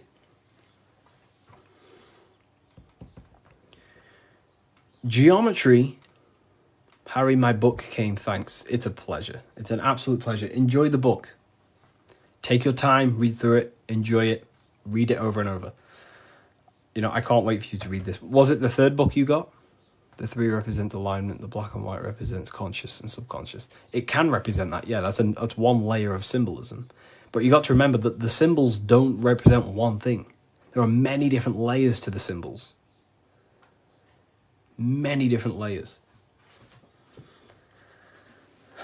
So it's going from squares to circles. So you have to understand geometry for this. There's different codes to this. A square. Can you measure the surface area of a square? Of course. Very easy. You just measure this side and that side and times it. Right? Very simple. Then you have the surface area of a circle, of a square. But can you do that with a square? No. You can't find the surface area of a circle. It is impossible. You can get very close by using pi and different, different mathematical equations, but you'll never exactly find the exact surface area of a circle. So what are the Freemasons trying to show you? Measurable and immeasurable. What you can physically touch and measure down here, the squares, and what you cannot touch and what you cannot measure. And there is a ladder going from what you can measure, the physical world, the squares, up to what you cannot measure, the circles. So this is about the upliftment of the mind. This is about the mind raising from only a physical state of awareness, raising the mind so it can function as a spiritual mind and use the higher dimensions of consciousness, such as imagination, thought. Most people's minds are stuck in the measurable, the squares, limited. They think inside the box. You have to raise your mind and think outside the box. This is what it's about. Raising your mind and using the higher dimensions, which is imagination. You cannot measure imagination. It does not exist in the physical plane. You cannot measure thought. It does not exist in the physical plane. So it's about raising consciousness to actually use the cognitions of the mind. Most people are not using the mind. Climbing in consciousness. We're going from squares to circles, measurable to the immeasurable. Okay? And that's the key. Look at the key. How do you go from the circle, the squares to the circles? You got to go through the woman, the green woman. Who's the green woman? Who is the green woman? The feminine. The feminine aspect of consciousness. You cannot just go from low consciousness to high consciousness. It is impossible. It takes a lot of work. Doing work on your mind is way harder than any labor or work you could possibly imagine. The work on yourself is not easy. And I never say, I never have, never will say it's easy. It is very, very, very difficult to change your mind because it is literally programmed. Very difficult. So you have to go through the woman. And what's the woman? The care, the desire. You have to have a desire to climb the ladder. You have to have the love and the care to do so. If you do not have the care, you will not climb the ladder. If you do not have the care to watch this live, you will continue scrolling. You have to come into contact with the feminine, the heart. You have to care to reach the higher consciousness, to take the actions that are necessary to generate that consciousness. That's the key to open the door to the upper room Jesus mentions. Jesus is always talking about the upper room. The kingdom of heaven. This is what it is. It is a higher state of understanding. A higher state of self-mastery. That is what it's all about. So in order to climb the ladder from the immaterial to the material to the spiritual, you have to care.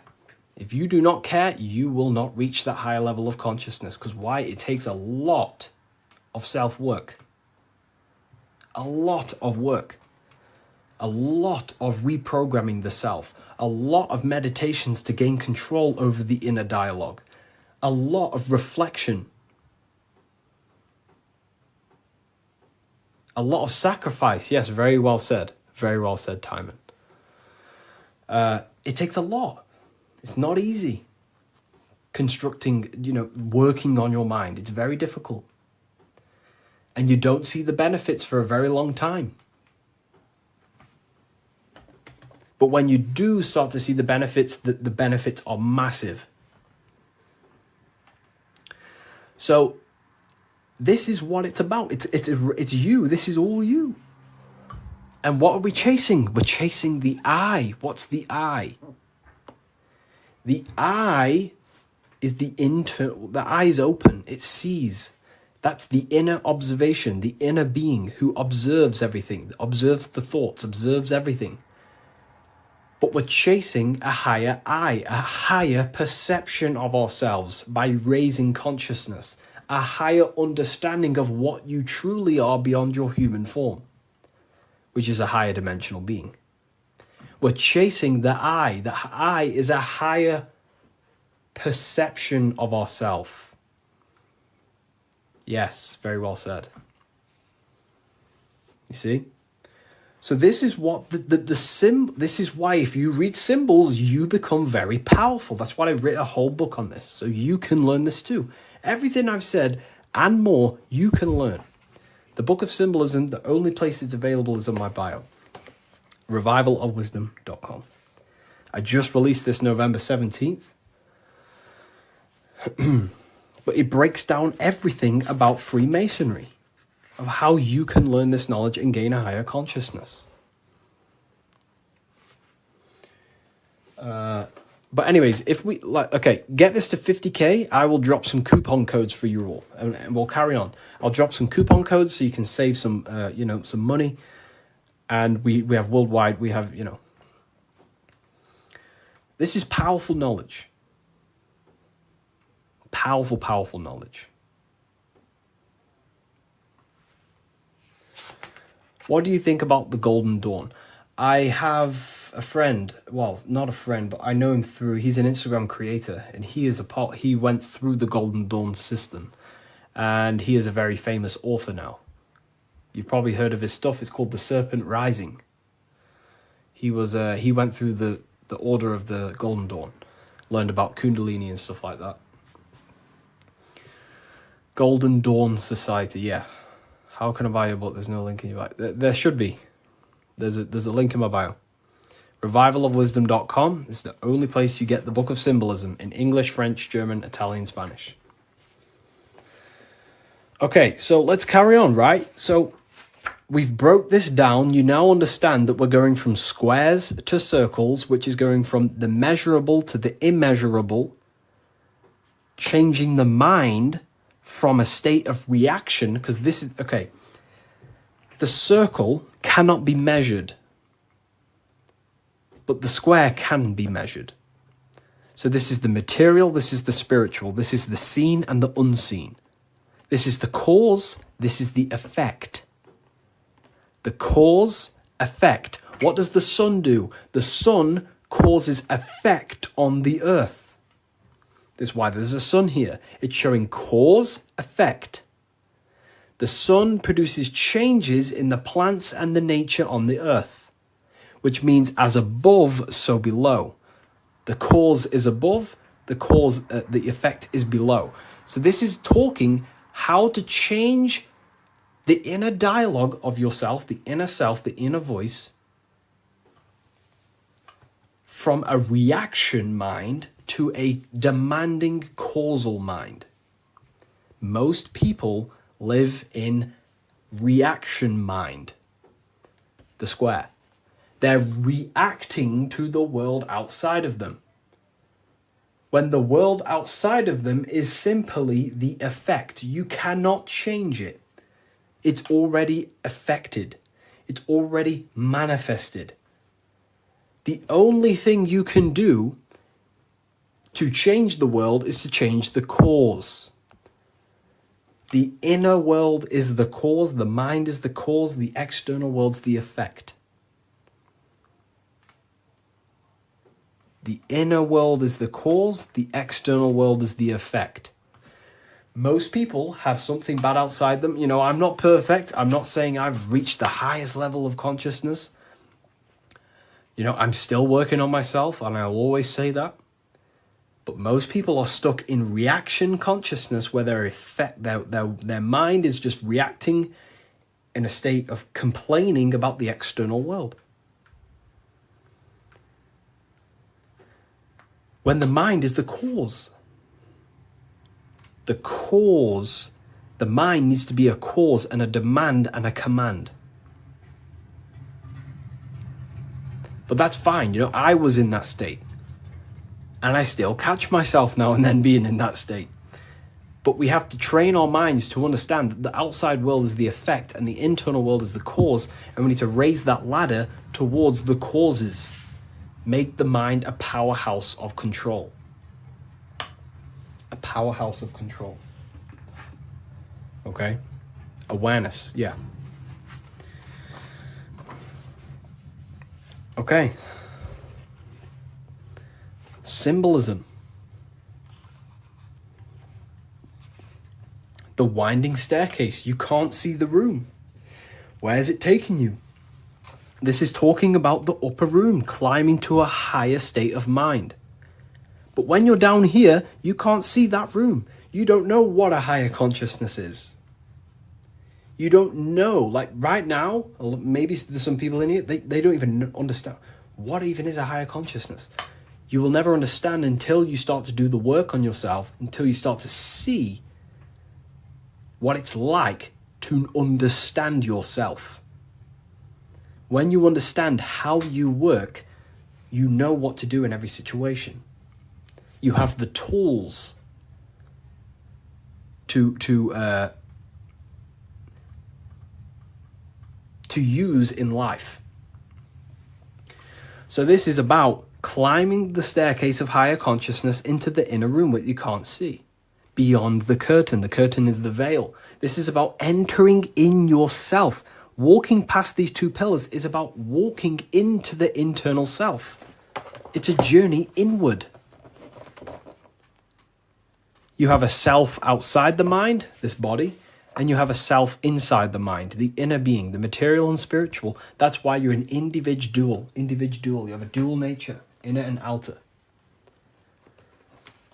So when you're walking in between these pillars, you're walking, it's symbolic of walking in your mind, walking in a journey into the self. And we're working with the inner self. This is what Freemasonry is about. But it's a winding staircase, which means you can't see where this staircase is taking you. You don't know what a higher consciousness is, what it's like to be in a higher consciousness or a higher understanding of reality in the self. So you must have faith. Faith, not faith in a God, but faith that the staircase or this journey, this work you're doing on yourself is going to lead you somewhere. You must have willpower. It takes willpower to walk the stairs. You must have care. Faith, will, and care are the three forces that help expand the mind into higher levels of consciousness. So it takes faith, will, and care to walk this staircase, to walk this path, to do the work on the self, to master the self. And a spiral staircase also represents time. It takes time.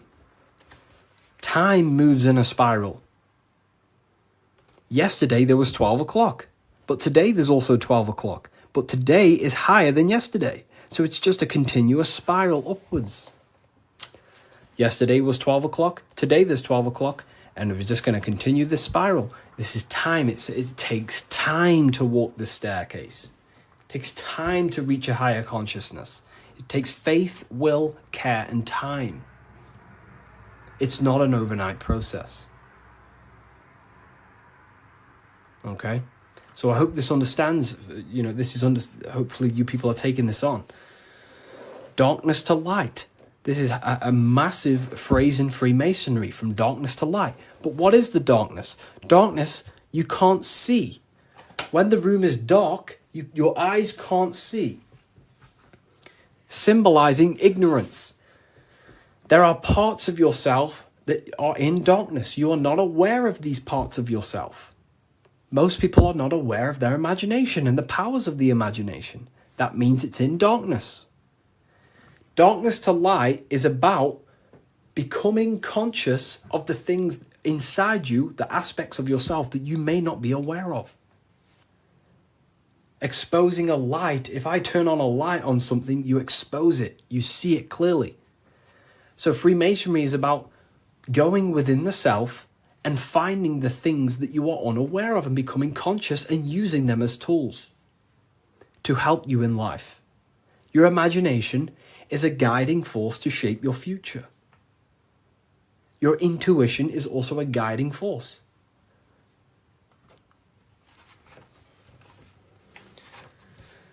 This is the hammer, the Freemasonic hammer. Why do Freemasons use hammers? The hammer, the force. What is your hammer? What is the force that drives you? What is the force? What is the desire in you that makes you go through life? We all have a hammer. My hammer is to help as many people understand themselves as possible. That makes me take my actions. That's the force inside of me that takes action. The reason why I'm on this live is to take action to help people. That's my force. That's my hammer. You have to have a hammer in life. This is a tool. You have to have the hammer. Here's some more secrets. Force, form, very powerful. Not many people understand this one. But I could sit here all day and talk about all the different symbols in this, but there's many different symbols that you can go over. Force and form. Okay, so we have hit 50k, by the way. I did promise people earlier we have hit 50k that I would give out a coupon code. I did promise people. So I'm going to have to give that coupon code, and then we'll carry on with this, breaking this down for you. Okay? So let me know in the comments if you want a coupon code. Just say the word yes or something. And if I know people want it, then I'll give one out. If not, I'll just carry on. Okay. I'm going to give you a 20% code. In fact, no, I'm not going to give you 20%. I'm going to give you 30% off. Wait, let me just test something. I don't want this to mess up for you. I want to make sure it's working properly. Okay, 2 seconds. Let me just test the website to make sure the code works. I don't want to give it out and then people, don't end up working and then people start, So let me just test it.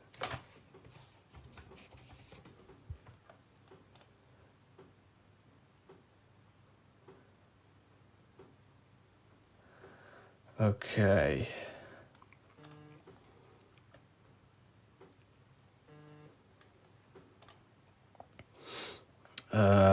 2 seconds, people.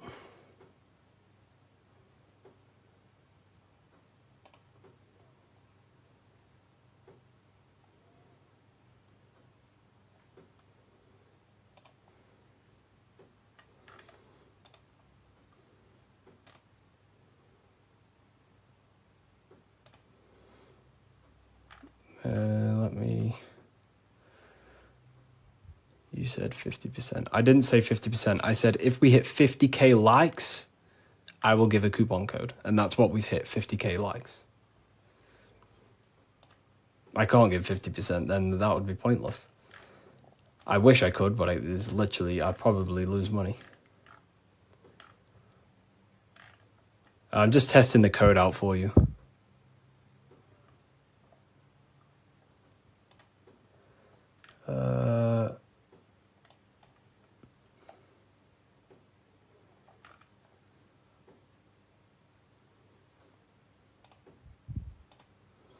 We worship you. I don't want to be worshipped. Please don't worship me. I don't want to be worshipped. I really don't.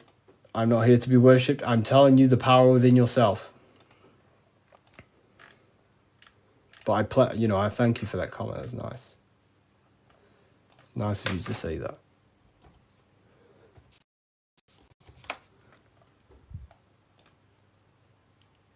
Okay, so it is working. Okay, nice. So the code is working, and the code is, I'm not giving you 20%, I'm going to give you 30%. Do I have a pen?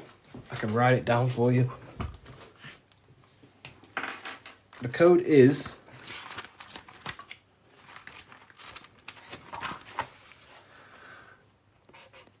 light. All caps. That's the code. All caps, capital letters. And you'll save yourself 30%. This is the brand new book of symbolism. You're going to save yourself 30% on the brand new book of symbolism. Is this where 607 Unk gets you from? I don't know. I've been around for a long time talking about this stuff.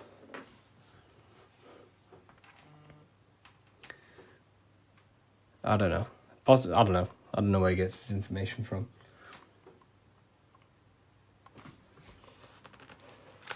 Force and form.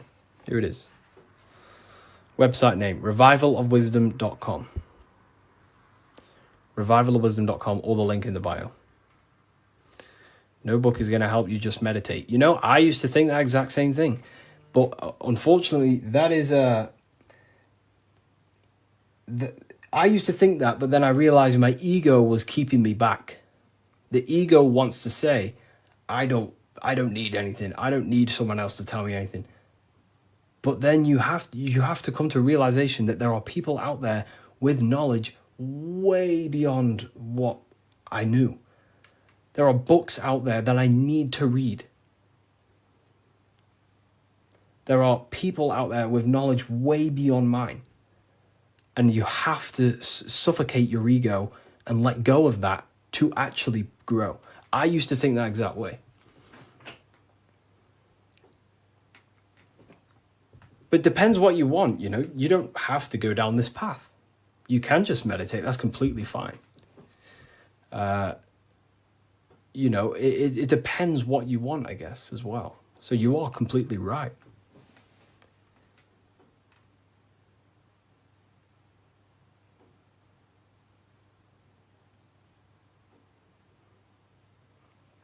You are completely right. Is there a PDF? No PDF. Physical books only. You know, we ship worldwide. What's your fave part of the book? You know, no one's ever asked me that. You know, that's a very good question. What is my favorite part of the book?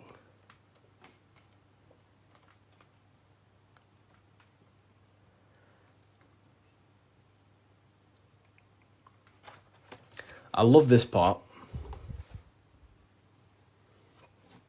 I love this part. How quick is delivery? Delivery, it depends where you are. UK is around 7 days. US, pretty sure it's about 7 days. It's a print on demand. So basically, an order will go through the website and then it'll go straight to my suppliers. They print it and then they ship it. And then they obviously send you emails with the tracking information, stuff like that. You know. But this is probably my favorite part. Is it UK based? It's not. So the supplies that I have, they have printing warehouses all around the world. I'm pretty sure they have one in the US, one in the UK. So wherever you are in the world, wherever the order is going to, it goes to the correct warehouse, so it gets shipped in time. That's basically how everything's set up. Because I don't actually stock them all. I mean, I do have quite a lot here. I'll show you. I have quite a lot of them here. These are all Book of Symbolisms. This is what they look like.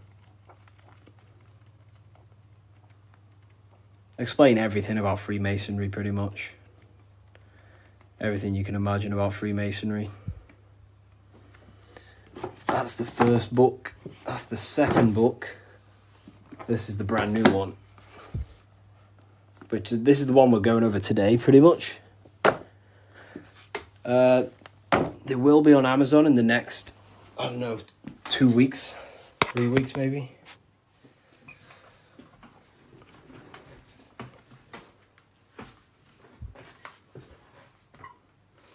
How can we use the book to live a fulfilling life? That's pretty much, the book teaches you, it's a guide to higher consciousness. It helps you understand and unlock aspects of yourself that you never knew was there.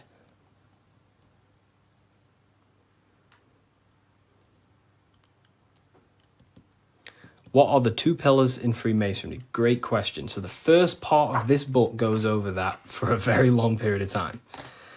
So the first whole section of the book goes over the Jachin and Boaz pillars, right?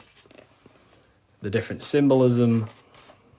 So it basically represents the masculine and feminine forces of consciousness. But it ultimately represents division as well. The number 11 is a dividing number. It's left and right, right?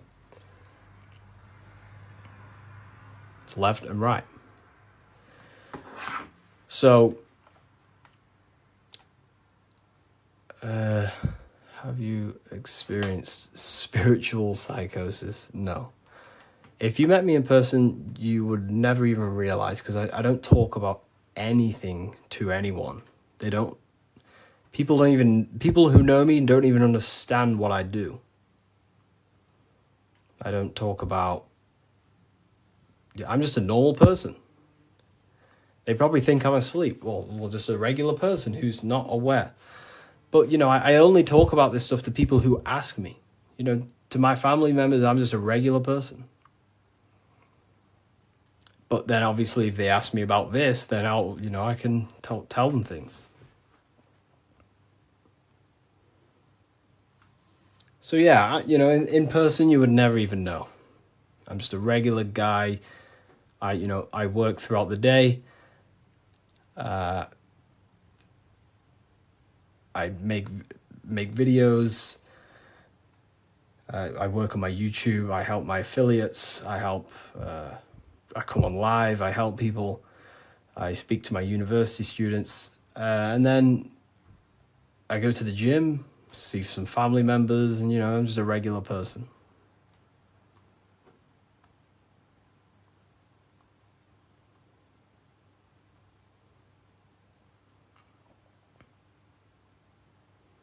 But not regular in mindset.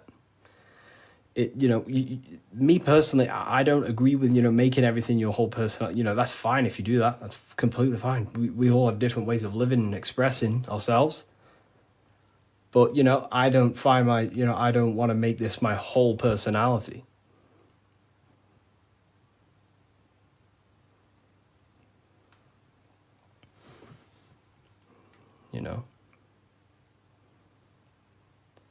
I love to read books in my spare time. I watch a lot of, listen to a lot of audiobooks. I don't really listen to much music. Whenever I'm in the car, I put on an audiobook. And just by doing that alone, you'll gain a lot of information. Just type in Masonic books or esoteric books. You will find so much on YouTube. Just listen to everything, and over a period of time, you'll start to develop pattern recognition, and you'll start to decipher your own truth. The Bully Slayer was cloned. I see some of his videos today. I don't know. I don't think he's been cloned. I think I don't know. He stayed off the internet for a while. He might have changed and stuff like that. But I love his stuff.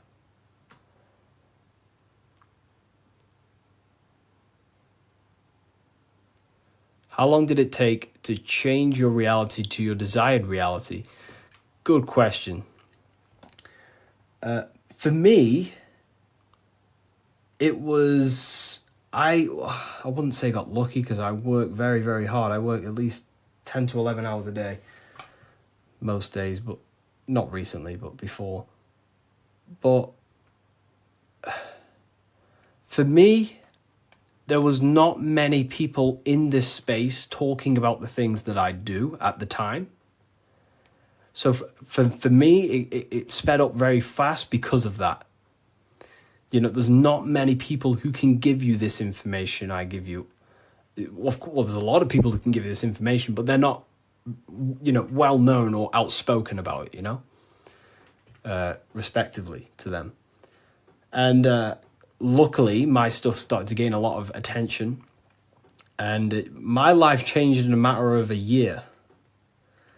But, it can take longer. For years before that, I was trying many different things. Many, many different things. But whenever you preach about mind control, I realized I'm in a prison of my own thoughts.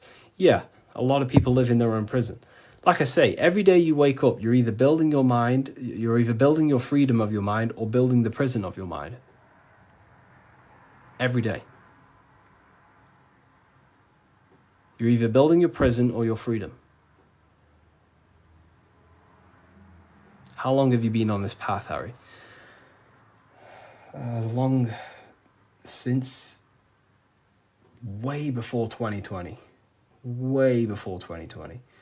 I was talking about, I can't say the thing on here, but the virus. I was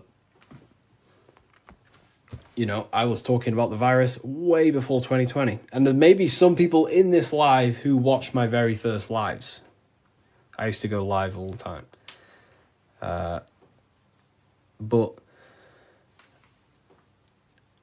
I was looking into conspiracy theories when I was year 7, year 8. And then I got really deep into conspiracies 6 years ago. And then after about a year of that, I started to switch into esotericism. And then for the past 5 years, since 2020, it's been all esoteric stuff, pretty much. Masonic, the psyche, human psyche, human consciousness, metaphysics, symbolism. So the last 2 years, it's mainly been symbolism, because I'm obsessed with symbolism at the moment. But yeah. Do you believe in God, Harry? I believe in a form of energy that gives rise to all things. Yes, and we are a part of that energy source, that conscious energy. We are an emanation of that. We are cut of the same fabric of that. It is one consciousness clothed in different beings. Harry, you said faith, will, and care and time. Didn't you say time doesn't exist? Can you explain this? You know, time is the present moment. It's an eternal now. But, you know, it takes, that's what we call time, the movement of that.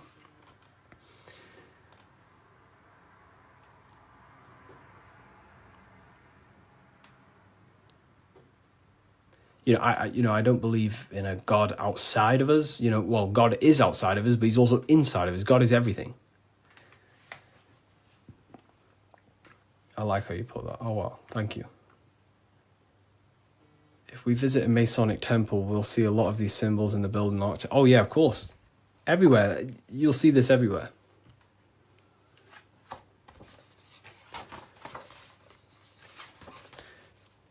And look here. This is the gate of Europe. 2 pillars. The gate of Europe, 2 pillars, middle pillar. Here's the gate of Europe again, 2 pillars, middle pillar, with the person in the middle. Here's George Washington, 2 pillars and the middle pillar. You are the middle pillar. You are the middle pillar.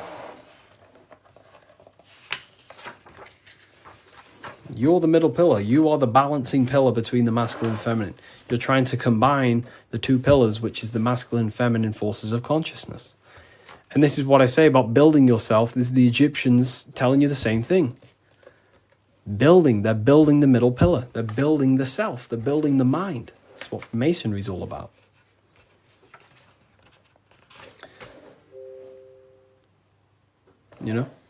So look. Here's the Anunnaki showing you 2 pillars, Jachin and Boaz. And look at the person in the middle pillar, which is balancing the masculine and feminine forces of consciousness, trying to become whole and unified, a unified mind. And he's stepping up, symbolizing raising consciousness. Stepping up to a higher level of understanding. Here's Buddha, same thing. Buddha, Vishnu, Sumerians, Egyptians. Wait on, we still got more. Jesus with the 2 pillars. Egyptians again, they're building the self. This is what it's about. It's about building the mind.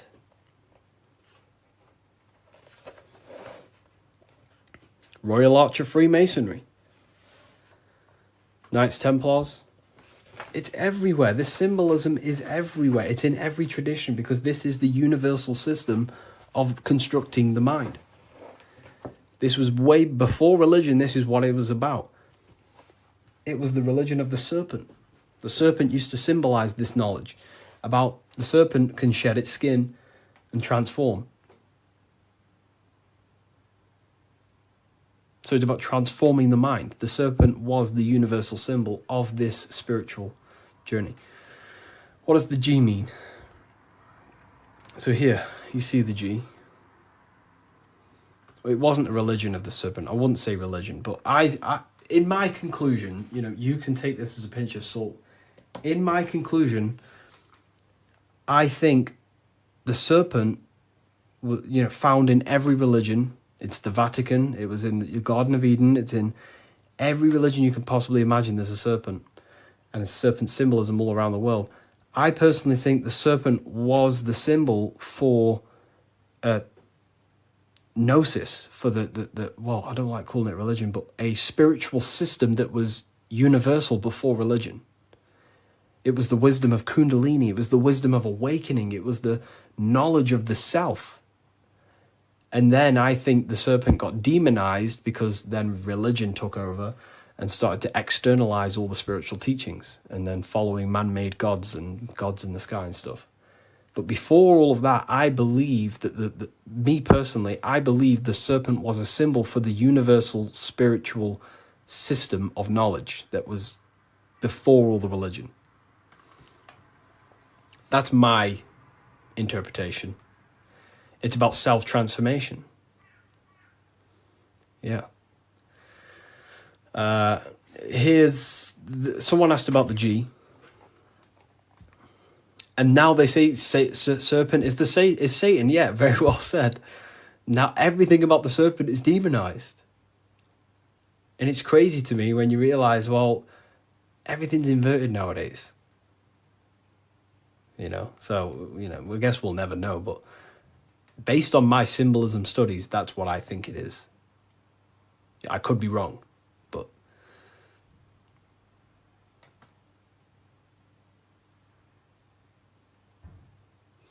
So, okay, why didn't you join Freemasonry if you believe their teachings? It's not believing anything. These symbols are self-awakening. It's not... Everything I teach you is not about believing anything. It's about shedding light on what was there, but you just may not be conscious of it. So, for example, the G, this is a Masonic symbol, and the G represents the force of care, the force of love, the heart, the generative principle, the G, the generating force of reality. That is love. The heart generates your reality. You right now are watching this live because you have a care. You care for the information I'm sharing. So that care is allowing you to take the action to generate this experience you're having right now. So in order to go through the Masonic temple and walk the path towards the light, you have to have the G inside of you, the care to walk that path. If you do not have the care, you will not take the action. If you do not have the care to watch this live, you will continue to scroll. G also doesn't have a numerology meaning. Yes, 7. 7. G is 7. And there are 7 cognitions of the mind. So the G is also gnosis. Gnosis about, knowing, gnosis. Gnosis is knowledge gained through direct experience. So you right now, you're here. You don't believe you're here, you know it. Instead of believing God, you can get to know God by gnosis, by studying the self, by entering trance-like states of meditations and understanding the self. That's gnosis. And in order to gain gnosis, you must have the G. That's why gnosis begins with a G. Because you must have a care to meditate. If you don't care about gaining a higher consciousness, you won't meditate. If you don't have a care to reach the light, which is just a higher state of understanding, you don't have the G. If you don't have the G inside of you, you will not take the actions to walk up this path, up the mountain. It's a difficult path of self-mastery. So that's the G. It's the driving force of your reality. And if you don't have the G, you won't walk up this hill. So the teachings that I teach is, it's about shedding light on something that was already there. Does the Book of Symbolism teach us how to get the G? Well, yeah, the G is just simply your care. Do you care about gaining information? Or do you not? You either have it or you don't, and you can cultivate it. We do talk about it here. all about the G and different symbolic here. So in order to get off the checkered board and rise towards the light, so we're going from base consciousness to high consciousness, from material to spiritual, in order to do that, you have to go through the woman. And what is she doing? She's caring. She's caring for the little baby. So it's symbolizing, in order to go from low consciousness to high consciousness, you have to care. You have to go through the feminine, the heart. You must have a desire in your heart to truly raise your consciousness. That's why there's a woman here caring for a little baby. You have to go through the feminine to reach a higher consciousness. So anyways, is that why religion is against women? You know, there's so much that goes into that. I believe they don't want us in contact with the feminine energy of consciousness. We're all masculine and feminine. We all have feminine qualities. We all have masculine qualities. They suppress the feminine aspect of consciousness because that's what unites. If we all loved each other, we would be united. They don't want us to love each other because that creates division. And divided people are easier to control. If we all united, we'd all realize we can take over the government. So they destroy the feminine because that's all about caring, nurturing, growing as a community and as humans with the earth, caring for the earth and things, but it's just completely demonized nowadays. And now it's just a masculine-dominated world. But Freemasonry says that the G is geometry or God. It's all the same. God, what is God? God is a creator. How do you create something? Through the G, you have to care. If you don't care about something, you will not create it.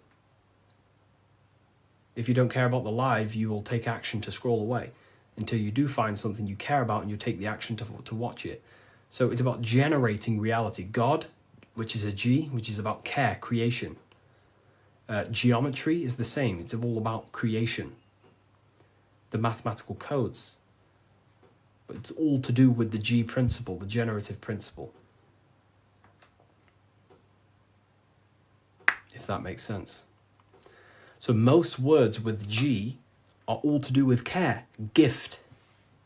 If I gift you something, it's because I care. I have a G. I have a care towards you, and I'm gifting this.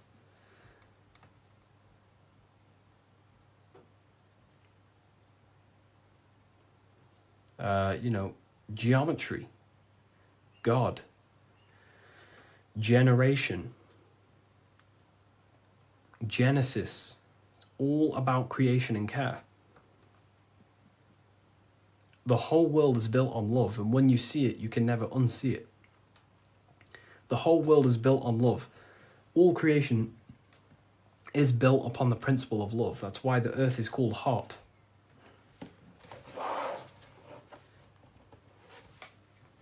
Earth is hot. Because the whole world is built through the heart, the love energy. You only take action on what you love. Some people love twisted things. Some people love hurting people,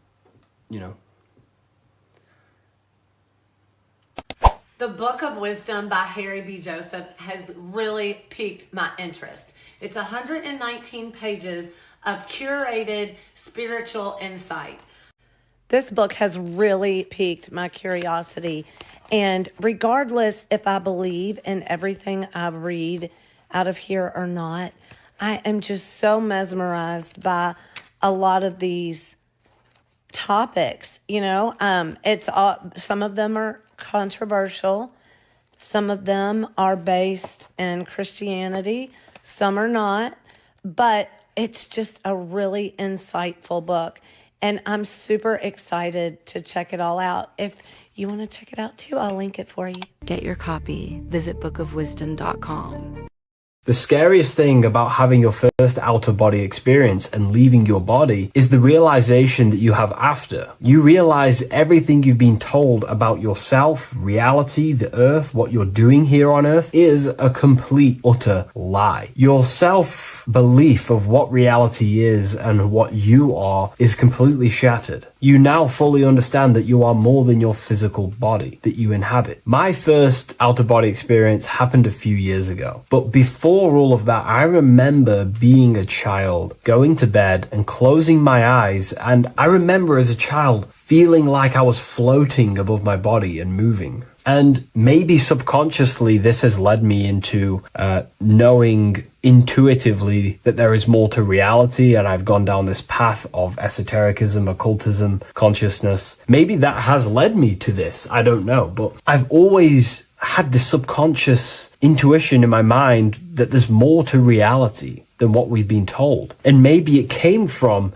having these experiences as a child. And I'm pretty sure some people in the comments will also have that experience, feeling like you're floating when you close your eyes in bed as a child. I remember this very vividly. But a few years ago, I had my first out-of-body experience, and it completely shattered everything. And it confirmed to me that I am eternal, and there is so much more to the self, to consciousness. I then realized after my first out-of-body experience that our self is not just here in the physical dimension, it's existing in every dimension there is in the universe. However, our mind is focused primarily on this physical time space. When your mind is totally giving its attention and time to this particular time space, it locks in the mind or consciousness into that particular body of consciousness, such as the physical body, right? But for example, let's say you have a daydream and your full focus isn't in the present moment and your environment that you're in physically. Your mind kind of wanders off into a daydream, what we like to call it. That again is shifting time space. Your consciousness is 40% here in the physical plane because your body's there, but then the other 60% is in this daydream, this imagination. So you're shifting time space, and what an out-of-body experience does is allow your mind to reduce that attention to the physical body and access attention to this altered body or dimension of consciousness. So I'm going to give you the story of my first out-of-body experience, because I know when I was researching this, I was always looking for personal stories about someone's out-of-body experience, and there's not many out there, to be honest with you. Well, based off my research, I couldn't find many. You find a few, but I'm going to give you my experience of my first out-of-body experience that happened a few years ago. It was early in the morning. I kept on waking up and falling asleep to my alarms. I went back to sleep after waking up for like the third time in the morning. When I fell back to sleep, that is when I had my out-of-body experience. It's also good to mention that I have been listening before that about podcasts, books about our out-of-body experiences, astral projection, and things along them lines. So this was stored in my subconscious, this topic. And I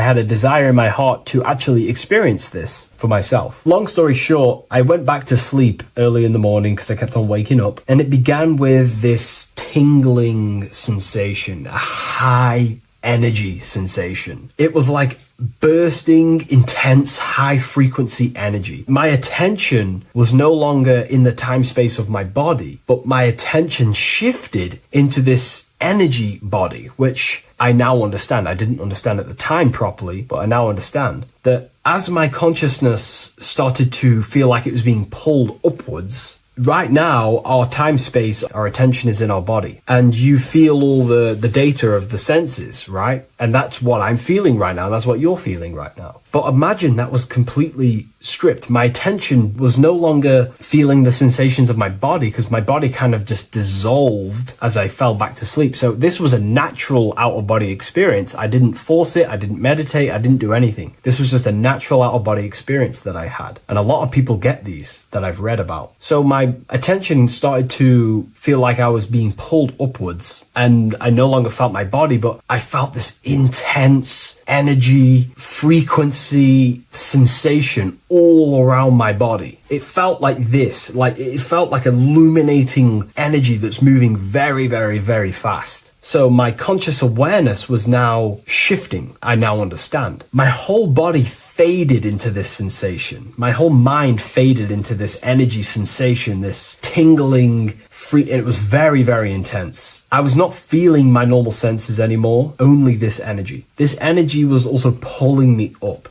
The more I was lifted up, the more intense the frequency became. So think of it like just a frequency resonator, how it just goes up and down, up and down. But then imagine the frequency resonator just going higher and higher and higher frequencies, and it would just get more and more and more intense. The energy was moving faster. This tingling was faster and faster and faster as I was being pulled up. Part of my mind began to fear this. My arms and legs grew very tense. I started to tense up because at this moment in time of the experience, I was very vaguely conscious. I was half there, half not. And as I was being pulled up, my physical body started to tense. And this is again when I started to feel my body again. But then I remembered what I heard out of body experiences is that you have to submit to the process. If you try and force an out-of-body experience, it will never happen, because an out-of-body experience is not truly out of body. What we're trying to do is trying to find a needle in a haystack. If you're trying to find a needle in a haystack, you don't go rummaging through the haystack to find the needle. What you do is you burn the haystack and then the needle reveals itself. It's the same with an out-of-body experience. We dissolve the senses of the body, so the body falls asleep, but the mind stays awake. As soon as I let go of this fear and I let go of the tensations in my body,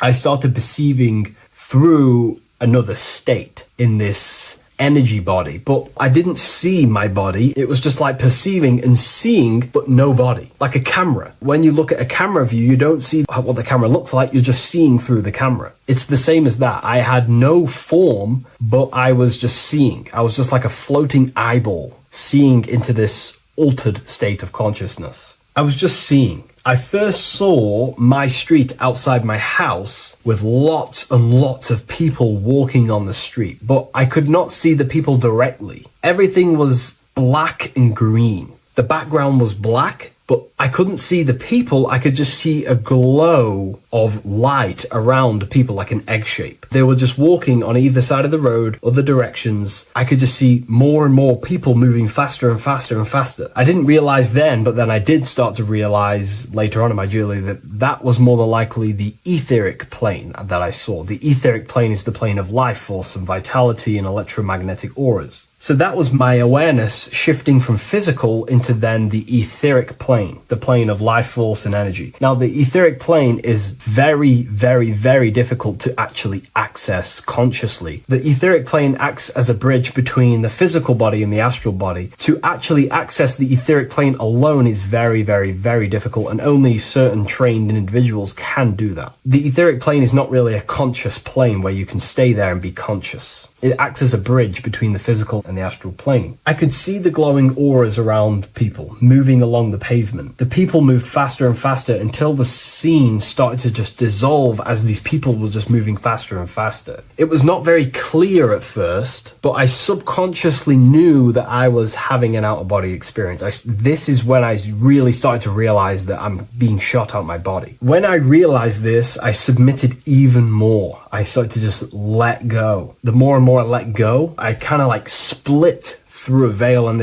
everything became super clear. Before, in the etheric plane that I think it was, the ethereal plane, things weren't very clear. I could only just see glowing auras. However, as I split through the veil of the etheric, this bridge, this place that I was going to, I then split and everything just came super, super clear. I was floating in the sky. I subconsciously knew that I was having an out-of-body experience when I realized this. As I was still being lifted upwards, I then split through the layer where everything just suddenly became super clear. But then I was awake, fully conscious, but I was not in my body. I was just like a camera in the sky. I had no body, no form. I could just see. When I entered this plane, there was some sort of voice guiding me through this whole process. It was a male voice, and it was basically guiding me where I was going. It was telling me what I can do here. This voice was pretty much saying, you can fly, you can think things into reality, you can do this, you can do that. While he was saying this voice, there was no being around me, but I felt a presence of another being. But this voice was just speaking to me mentally. Like, you can't hear it, but I just knew what it was saying.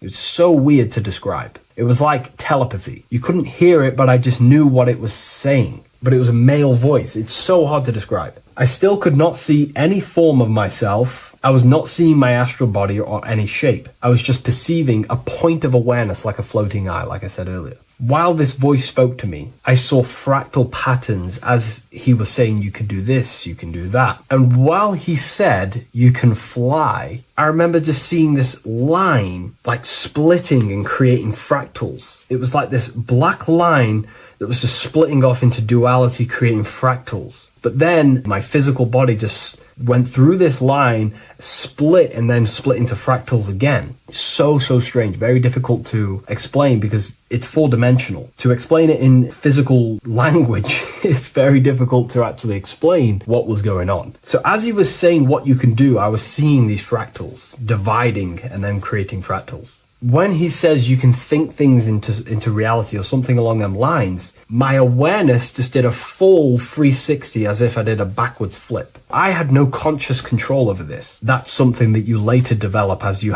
keep having these out-of-body experiences. Your first out-of-body experience, you probably won't be able to control what's going on, but you will have an out-of-body experience if you seek them. I could see all around as I rotated. I looked all the way down and then back to my original angle and point of awareness.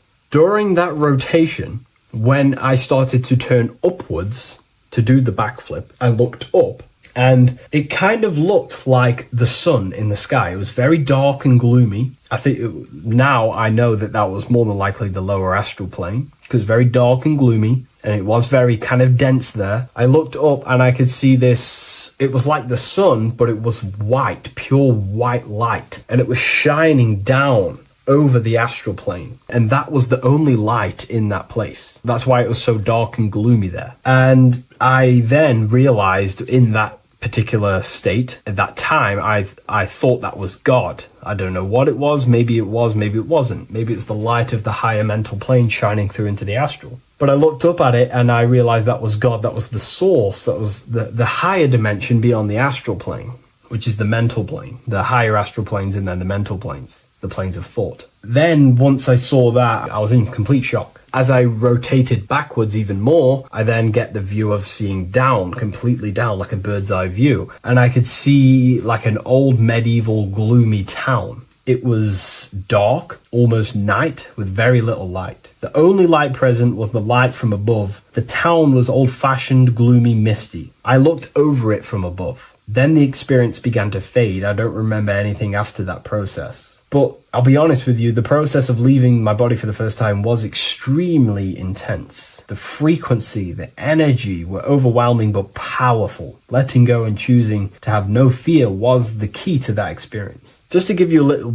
bit more wisdom on what I actually experienced now, what I realized what was happening, I now understand that the voice that I was hearing was not an external being guiding me. It was actually a higher aspect of myself, a part of my own consciousness that is not focused in the time space of the physical world. My physical mind is focused here in this timeline, but once I exited this timeline and focused elsewhere, the higher part of myself guided me towards that experience. This higher version of ourselves that we call the higher self is a higher dimensional being, but we're just unconscious of it. This being exists beyond our ordinary thinking mind. Our self exists everywhere in the universe, and we can unlock higher versions of ourselves as we progress on our journey of awakening and self-realization. Because let's say right now, only 10% of your awareness is actually in the physical plane. Science tells you that 90% of you is actually in your subconscious mind. 10% of your awareness is your conscious mind. So there's 90% of you that your conscious mind is not aware of.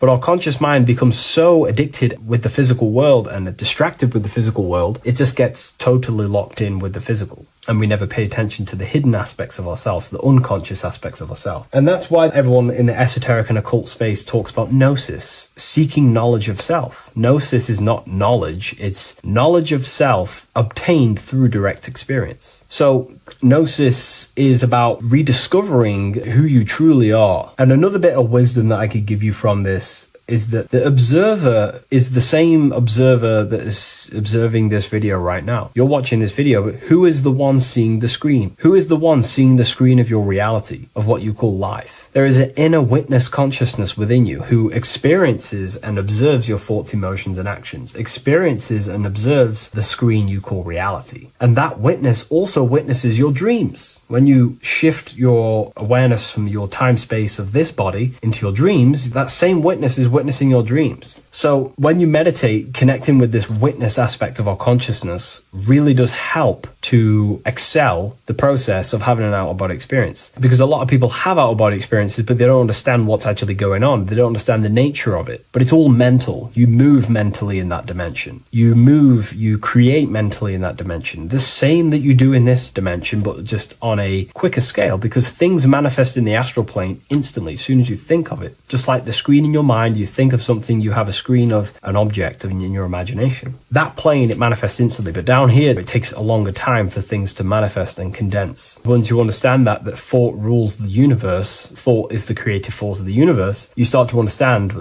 these different dimensions and these experiences that you have. But really connecting with that witness consciousness, that part of yourself that observes everything, really does help with excelling the process of having an out-of-body experience, or mystical experiences, or lucid dreams. Because connecting with that witness consciousness just makes you more conscious. Even in your physical life, staying conscious. Most people aren't conscious. They think, feel, and act unconsciously throughout their day, and they unknowingly create their reality. Connecting with that witness consciousness allows you to actually stay conscious over your thoughts, emotions, and actions, because they are giving birth to realities. That's pretty much my experience, my first out-of-body experience. What that did for me was make me so much more confident and powerful. Most of my fears just disappeared overnight. The fears of death, the fears of unknown, the fears of that I had of things shattered, disintegrated, because I understood that I am eternal. No one can use death against me to control me, because I know I am eternal. I now appear or die. So it really, really does help you, and it gives you a lot of internal power, because no one can make you scared of anything. You should not fear someone who can hurt you physically. You should fear someone who can corrupt your soul. That is the worst thing, who can corrupt your internal world, because that is what truly matters. So I hope this helps you understand out-of-body experiences. Hopefully this can help you move along in your journey. It's good to hear other stories, because this is exactly what I was seeking when I was researching this stuff. Maybe in the future I can share some more stories about my out-of-body experiences now I'm a bit more advanced. But yeah, please leave a like, comment, and subscribe on the video, and thank you all for watching.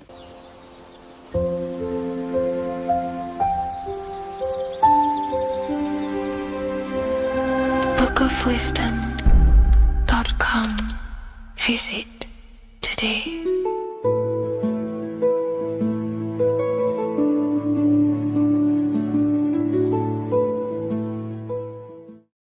The scariest thing about having your first out-of-body experience and leaving your body is the realization that you have after. You realize everything you've been told about yourself, reality, the earth, what you're doing here on earth is a complete, utter lie. Your self-belief of what reality is and what you are is completely shattered. You now fully understand that you are more than your physical body that you inhabit. My first out-of-body experience happened a few years ago, but before all of that, I remember being a child, going to bed and closing my eyes, and I remember as a child feeling like I was floating above my body and moving. And maybe subconsciously this has led me into knowing intuitively that there is more to reality, and I've gone down this path of esotericism, occultism, consciousness. Maybe that has led me to this, I don't know, but I've always had this subconscious intuition in my mind that there's more to reality than what we've been told. And maybe it came from having these experiences as a child. And I'm pretty sure some people in the comments will also have that experience, feeling like you're floating when you close your eyes in bed as a child. I remember this very vividly. But a few years ago, I had my first out-of-body experience, and it completely shattered everything. And it confirmed to me that I am eternal, and there is so much more to the self, to consciousness. I then realized after my first out-of-body experience that our self is not just here in the physical dimension, it's existing in every dimension there is in the universe. However, our mind is focused primarily on this physical time space. When your mind is totally giving its attention and time to this particular time space, it locks in the mind or consciousness into that particular body of consciousness, such as the physical body, right? But for example, let's say you have a daydream and your full focus isn't in the present moment and your environment that you're in physically. Your mind kind of wanders off into a daydream, what we like to call it. That again is shifting time space. Your consciousness is 40%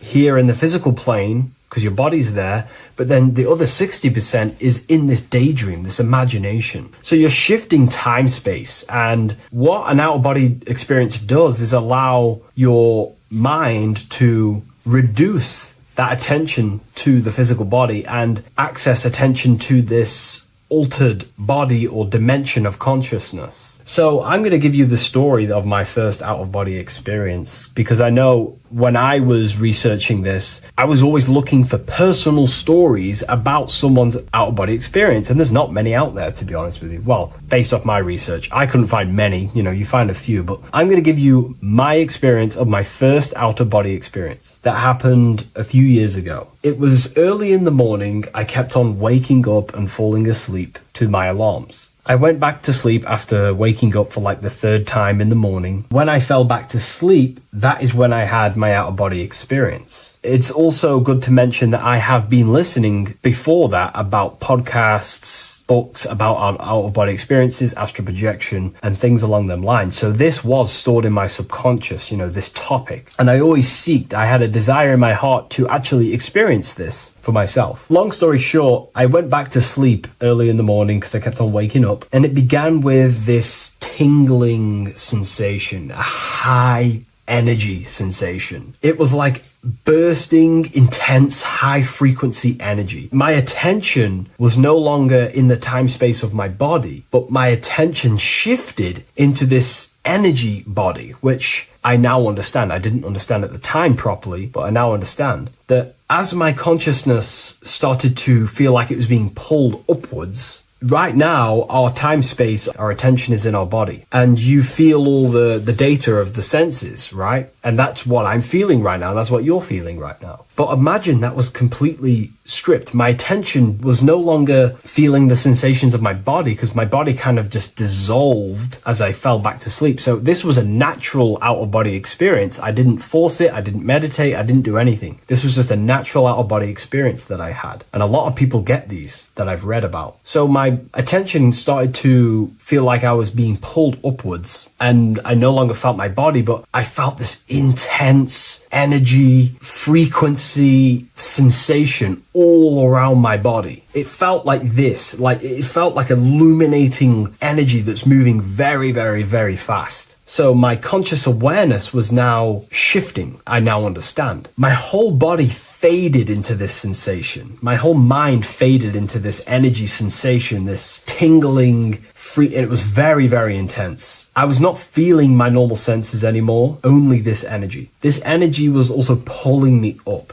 The more I was lifted up, the more intense the frequency became. So think of it like just a frequency resonator, how it just goes up and down, up and down. But then imagine the frequency resonator just going higher and higher and higher frequencies, and it would just get more and more and more intense. The energy was moving faster. This tingling was faster and faster and faster as I was being pulled up. Part of my mind began to fear this. My arms and legs grew very tense. I started to tense up because at this moment in time of the experience, I was very vaguely conscious. I was half there, half not. And as I was being pulled up, my physical body started to tense. And this is again when I started to feel my body again. But then I remembered what I heard out of body experiences is that you have to submit to the process. If you try and force an out-of-body experience, it will never happen. Because an out-of-body experience is not truly out of body. What we're trying to do is trying to find a needle in a haystack. If you're trying to find a needle in a haystack, you don't go rummaging through the haystack to find the needle. What you do is you burn the haystack and then the needle reveals itself. It's the same with an out-of-body experience. We dissolve the senses of the body, so the body falls asleep, but the mind stays awake. As soon as I let go of this fear and I let go of the tensations in my body,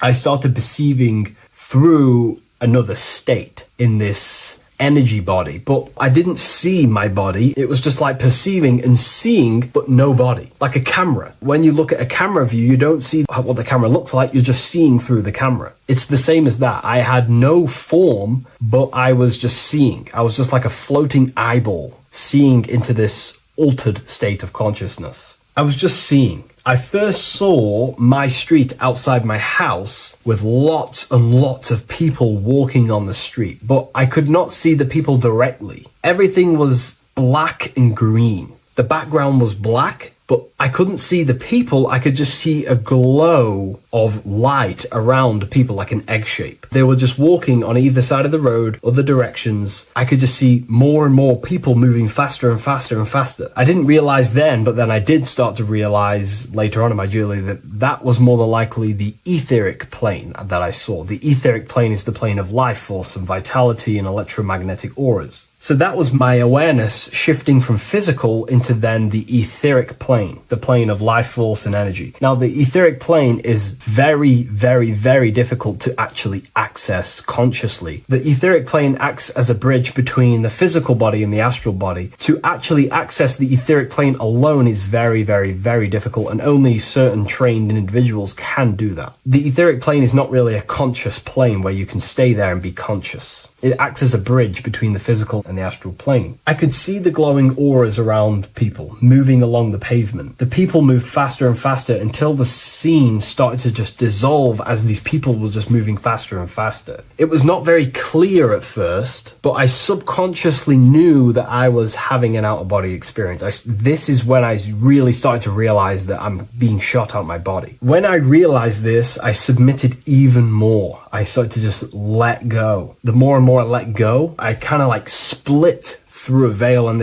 everything became super clear. Before, in the etheric plane that I think it was, the ethereal plane, things weren't very clear. I could only just see glowing auras. However, as I split through the veil of the etheric, this bridge, this place that I was going to, I then split and everything just came super, super clear. I was floating in the sky. I subconsciously knew that I was having an out-of-body experience when I realized this. As I was still being lifted upwards, I then split through the layer where everything just suddenly became super clear. But then I was awake, fully conscious, but I was not in my body. I was just like a camera in the sky. I had no body, no form. I could just see. When I entered this plane, there was some sort of voice guiding me through this whole process. It was a male voice, and it was basically guiding me where I was going. It was telling me what I can do here. This voice was pretty much saying, you can fly, you can think things into reality, you can do this, you can do that. While he was saying this voice, there was no being around me, but I felt a presence of another being. But this voice was just speaking to me mentally. Like, you can't hear it, but I just knew what it was saying.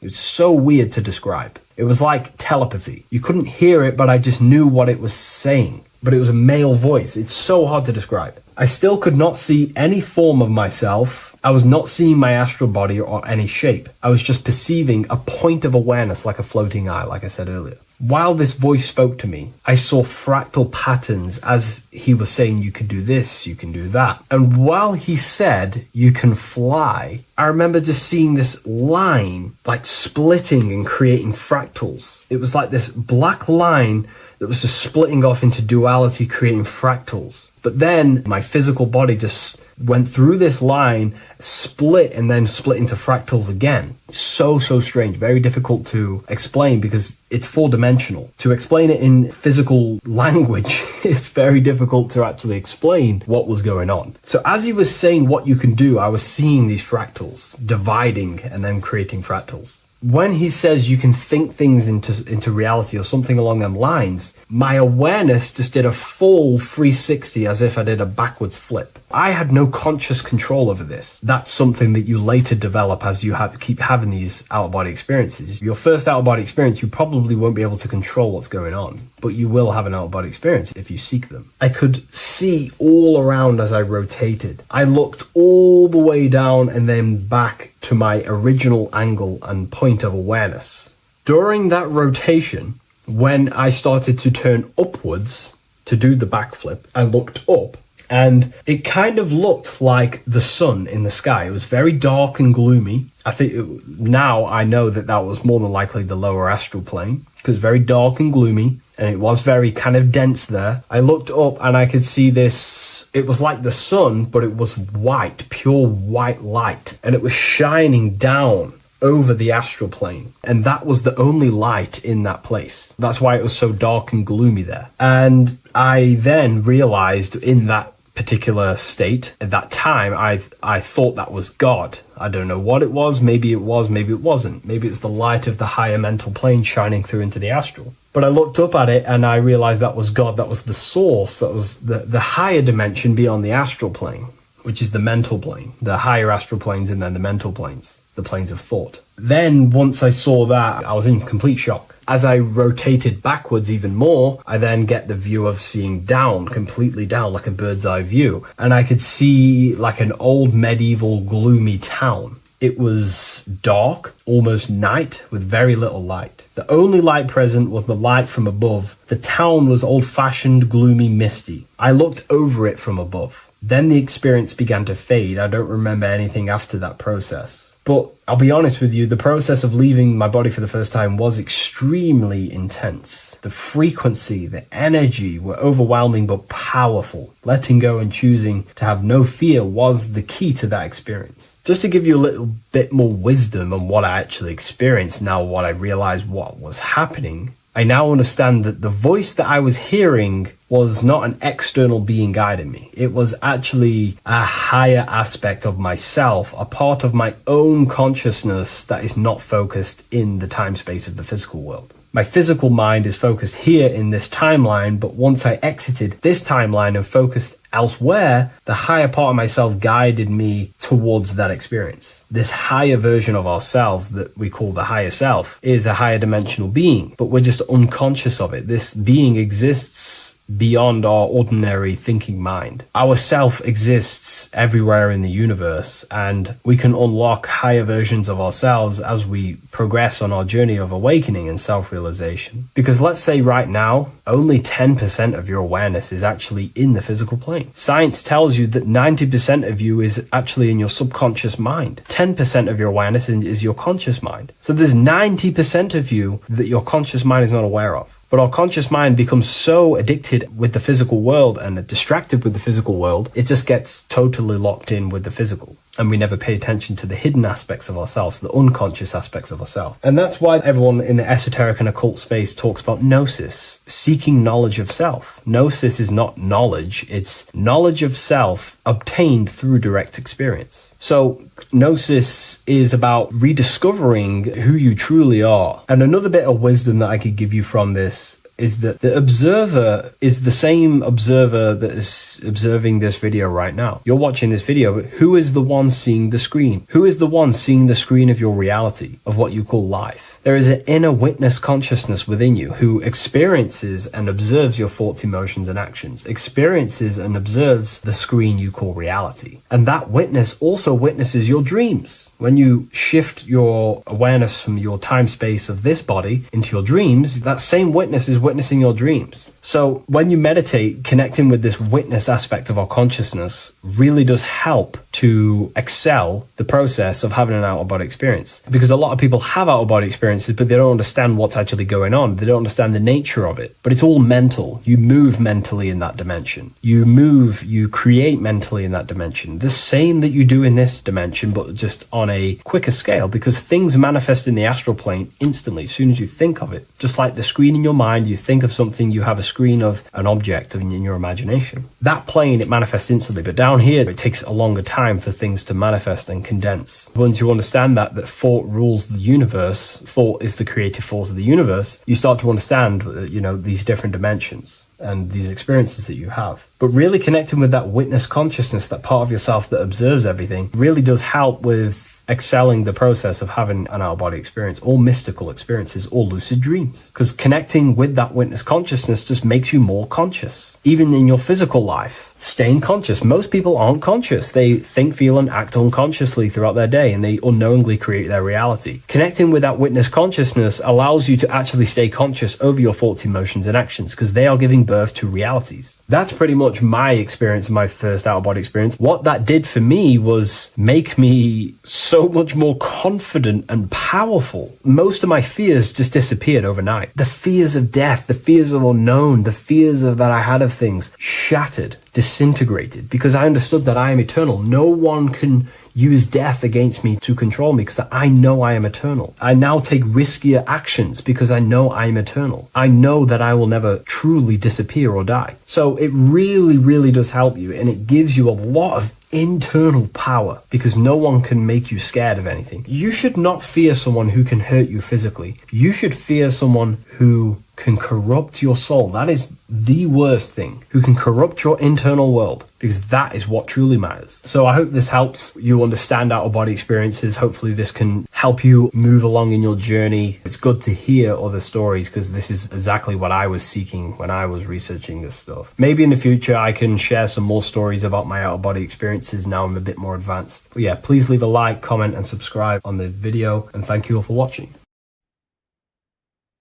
Hello, Seeker. Welcome to Revival of Symbolism, a channel devoted to the language of esoteric symbolism, guiding you to discover yourself and expand your consciousness into deeper realms of thought.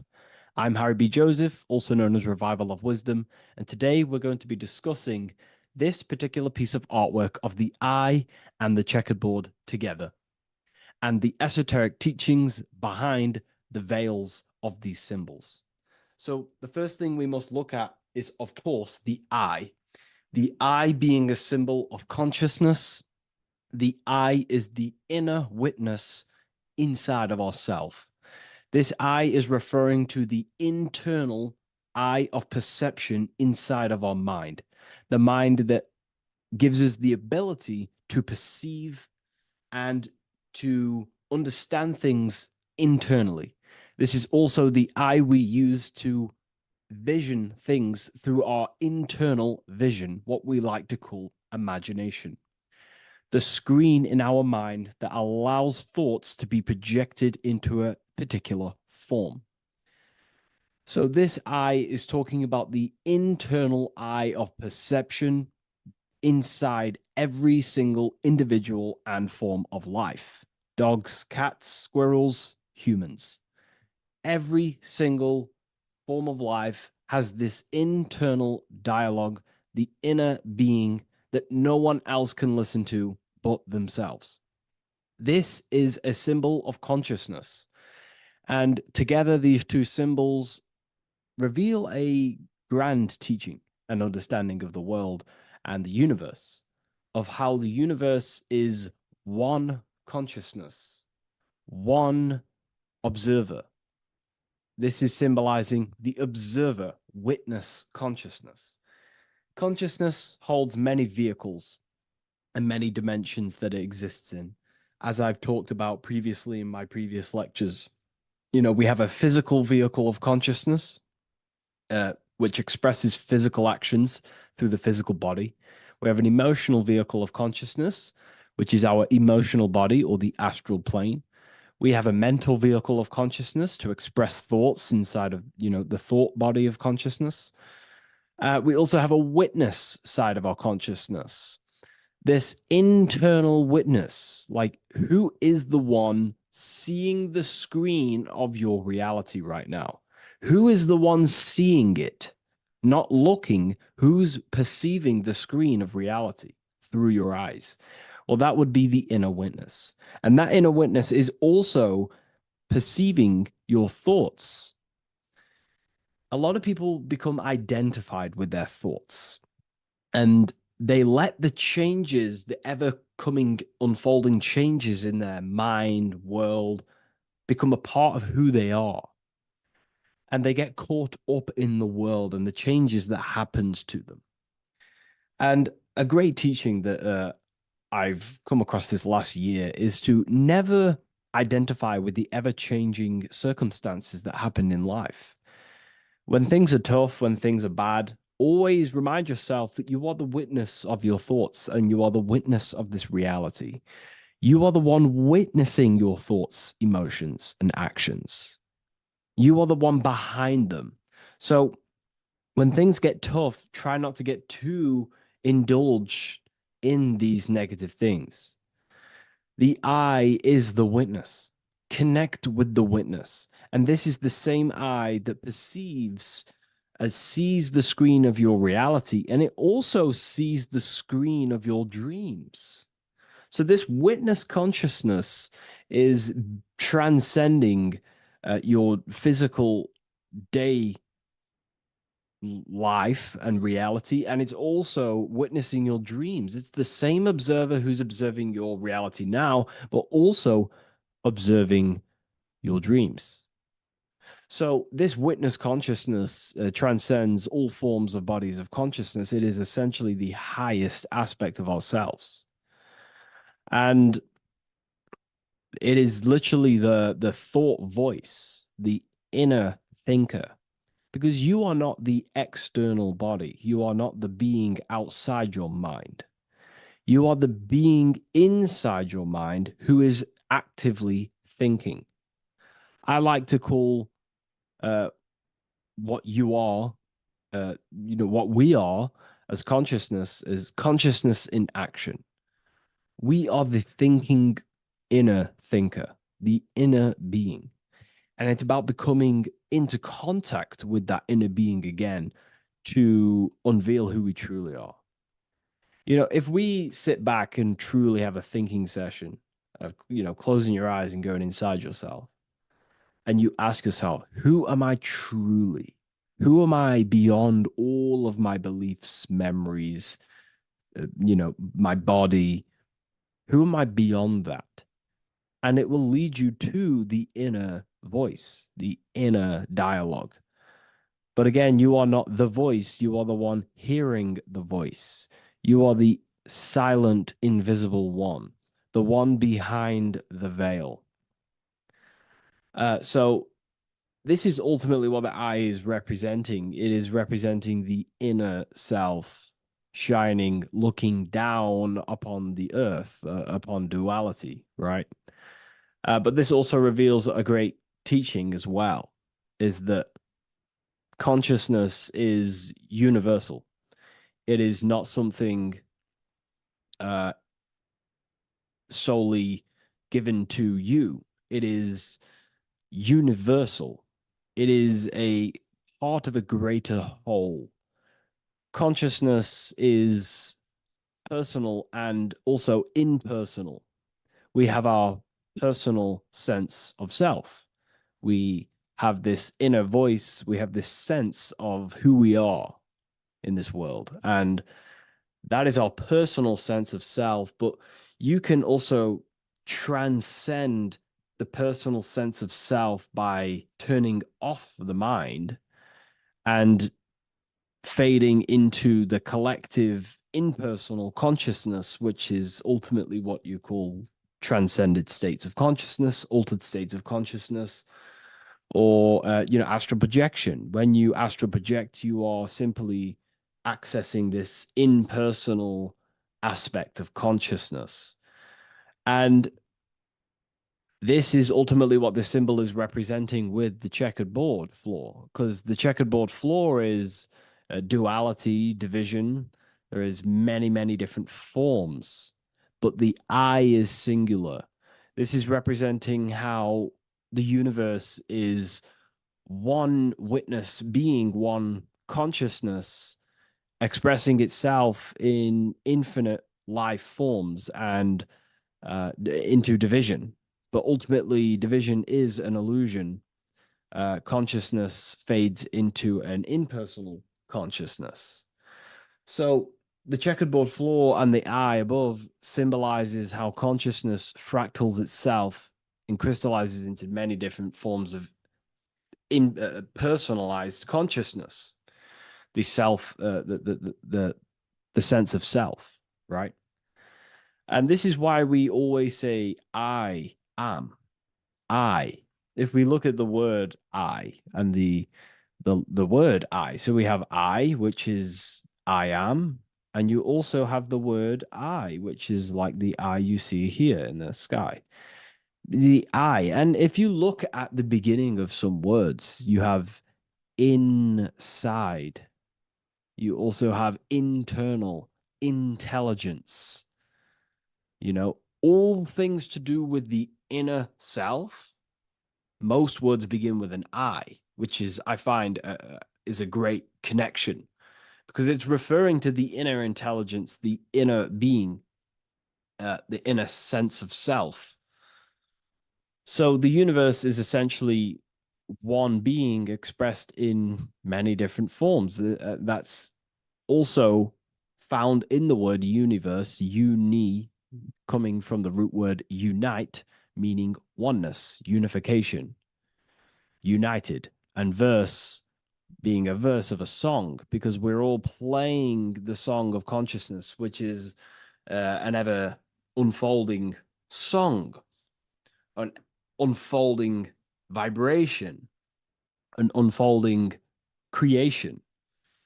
So this is simply representing how consciousness fractals itself into many different forms. And when we identify with our self consciousness, our sense of self, we no longer realize that we're a part of a greater whole. We're part of a unified field of consciousness. And there is only actually one true being in the universe, and that is the inner witness. And that inner witness is inside of every living form. And in order to truly process that, it takes a lot. You know, you have to disintegrate who you truly think you were before you wake up to this universal truth. Before you understood this, you just think, I am me, you are you, and everyone is divided and everyone is their own being. When in fact, we're all not. We're all one consciousness expressing itself infinitely. And it's kind of like a social system. Consciousness is always interacting with itself. You know, when you interact with someone else, you're interacting with yourself. It's a very mind-boggling concept to truly understand. But again, in order to truly understand this, you have to let go of who you thought you were. And when you do no longer identify with your personal consciousness and you identify with the witness consciousness, you become unified with the whole, with the greater, with the collective consciousness. And this changes the way you think, you feel, and act, because you then realize that we're all playing a part of creation on this earth. You know, we're all contributing towards the building project of Earth. And your thoughts, emotions, and actions also hold a great impact on the building project, your contribution towards humanity and the collective. And you start to have empathy for other people and you start to care for other people naturally by understanding this concept. And it's a very important concept because if the whole world truly understood this, you know, we would live in a better reflection in the material world. The world would be reflecting a better place because the world is simply just a reflection of consciousness. And the world today is so bad because people's thoughts and consciousness is not in the greatest state of mastery, of self-realization, and people don't understand who they truly are. And a religion plays a massive part in this. Our whole lives, we're stuffed with someone's going to come and save us. Jesus will return and save the whole world. It's to me, to be honest, it's complete utter nonsense. We have free will. We are the ones holding our we hold responsibility for the creation that unfolds on the earth. Us as a collective consciousness, our God manifesting, unfolding this creation and steering it in the present moment. And that's another thing. Reality was never created thousands of years ago. God is creating the world right now through the present moment, and it's unfolding. It's in a continuous state of becoming, just like you are in a continuous state of becoming.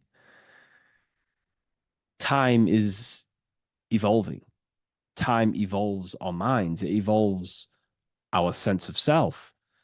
And we evolve over time as an individual and as a collective consciousness. And so does the earth go through this change as we change. So it's important that we are becoming more self-aware in the world so we can actually start to reflect a better world. But the checkerboard floor, again, is just reminding us of the duality and the illusion, because it looks like an illusion, a checkerboard floor. It's an illusion. The physical world, if you only look at the world through the eyes, you will live in the veils of illusion and never see the light, the higher understanding of the world. You will see everything as divided. You will see everything as I am me, you are you, and live in division. But in truth, we are all one. We all come from the same source, and we're all the same infinite witness expressed in different forms. And this brings me back to the concept of love. Love is the force that unifies consciousness. It unifies yourself. It unifies your relationships with people. If you love your partner, you love your brother, your sister, whoever it is in your life, it unifies. If you have a care for someone, it brings you two together and you grow the relationship by expressing care into the other person, and it grows. So love is a very expanding, it allows things to grow, and it unifies things. And when you start to love yourself, you start to unify with yourself. And when you start to love nature, you start to unify with nature. So if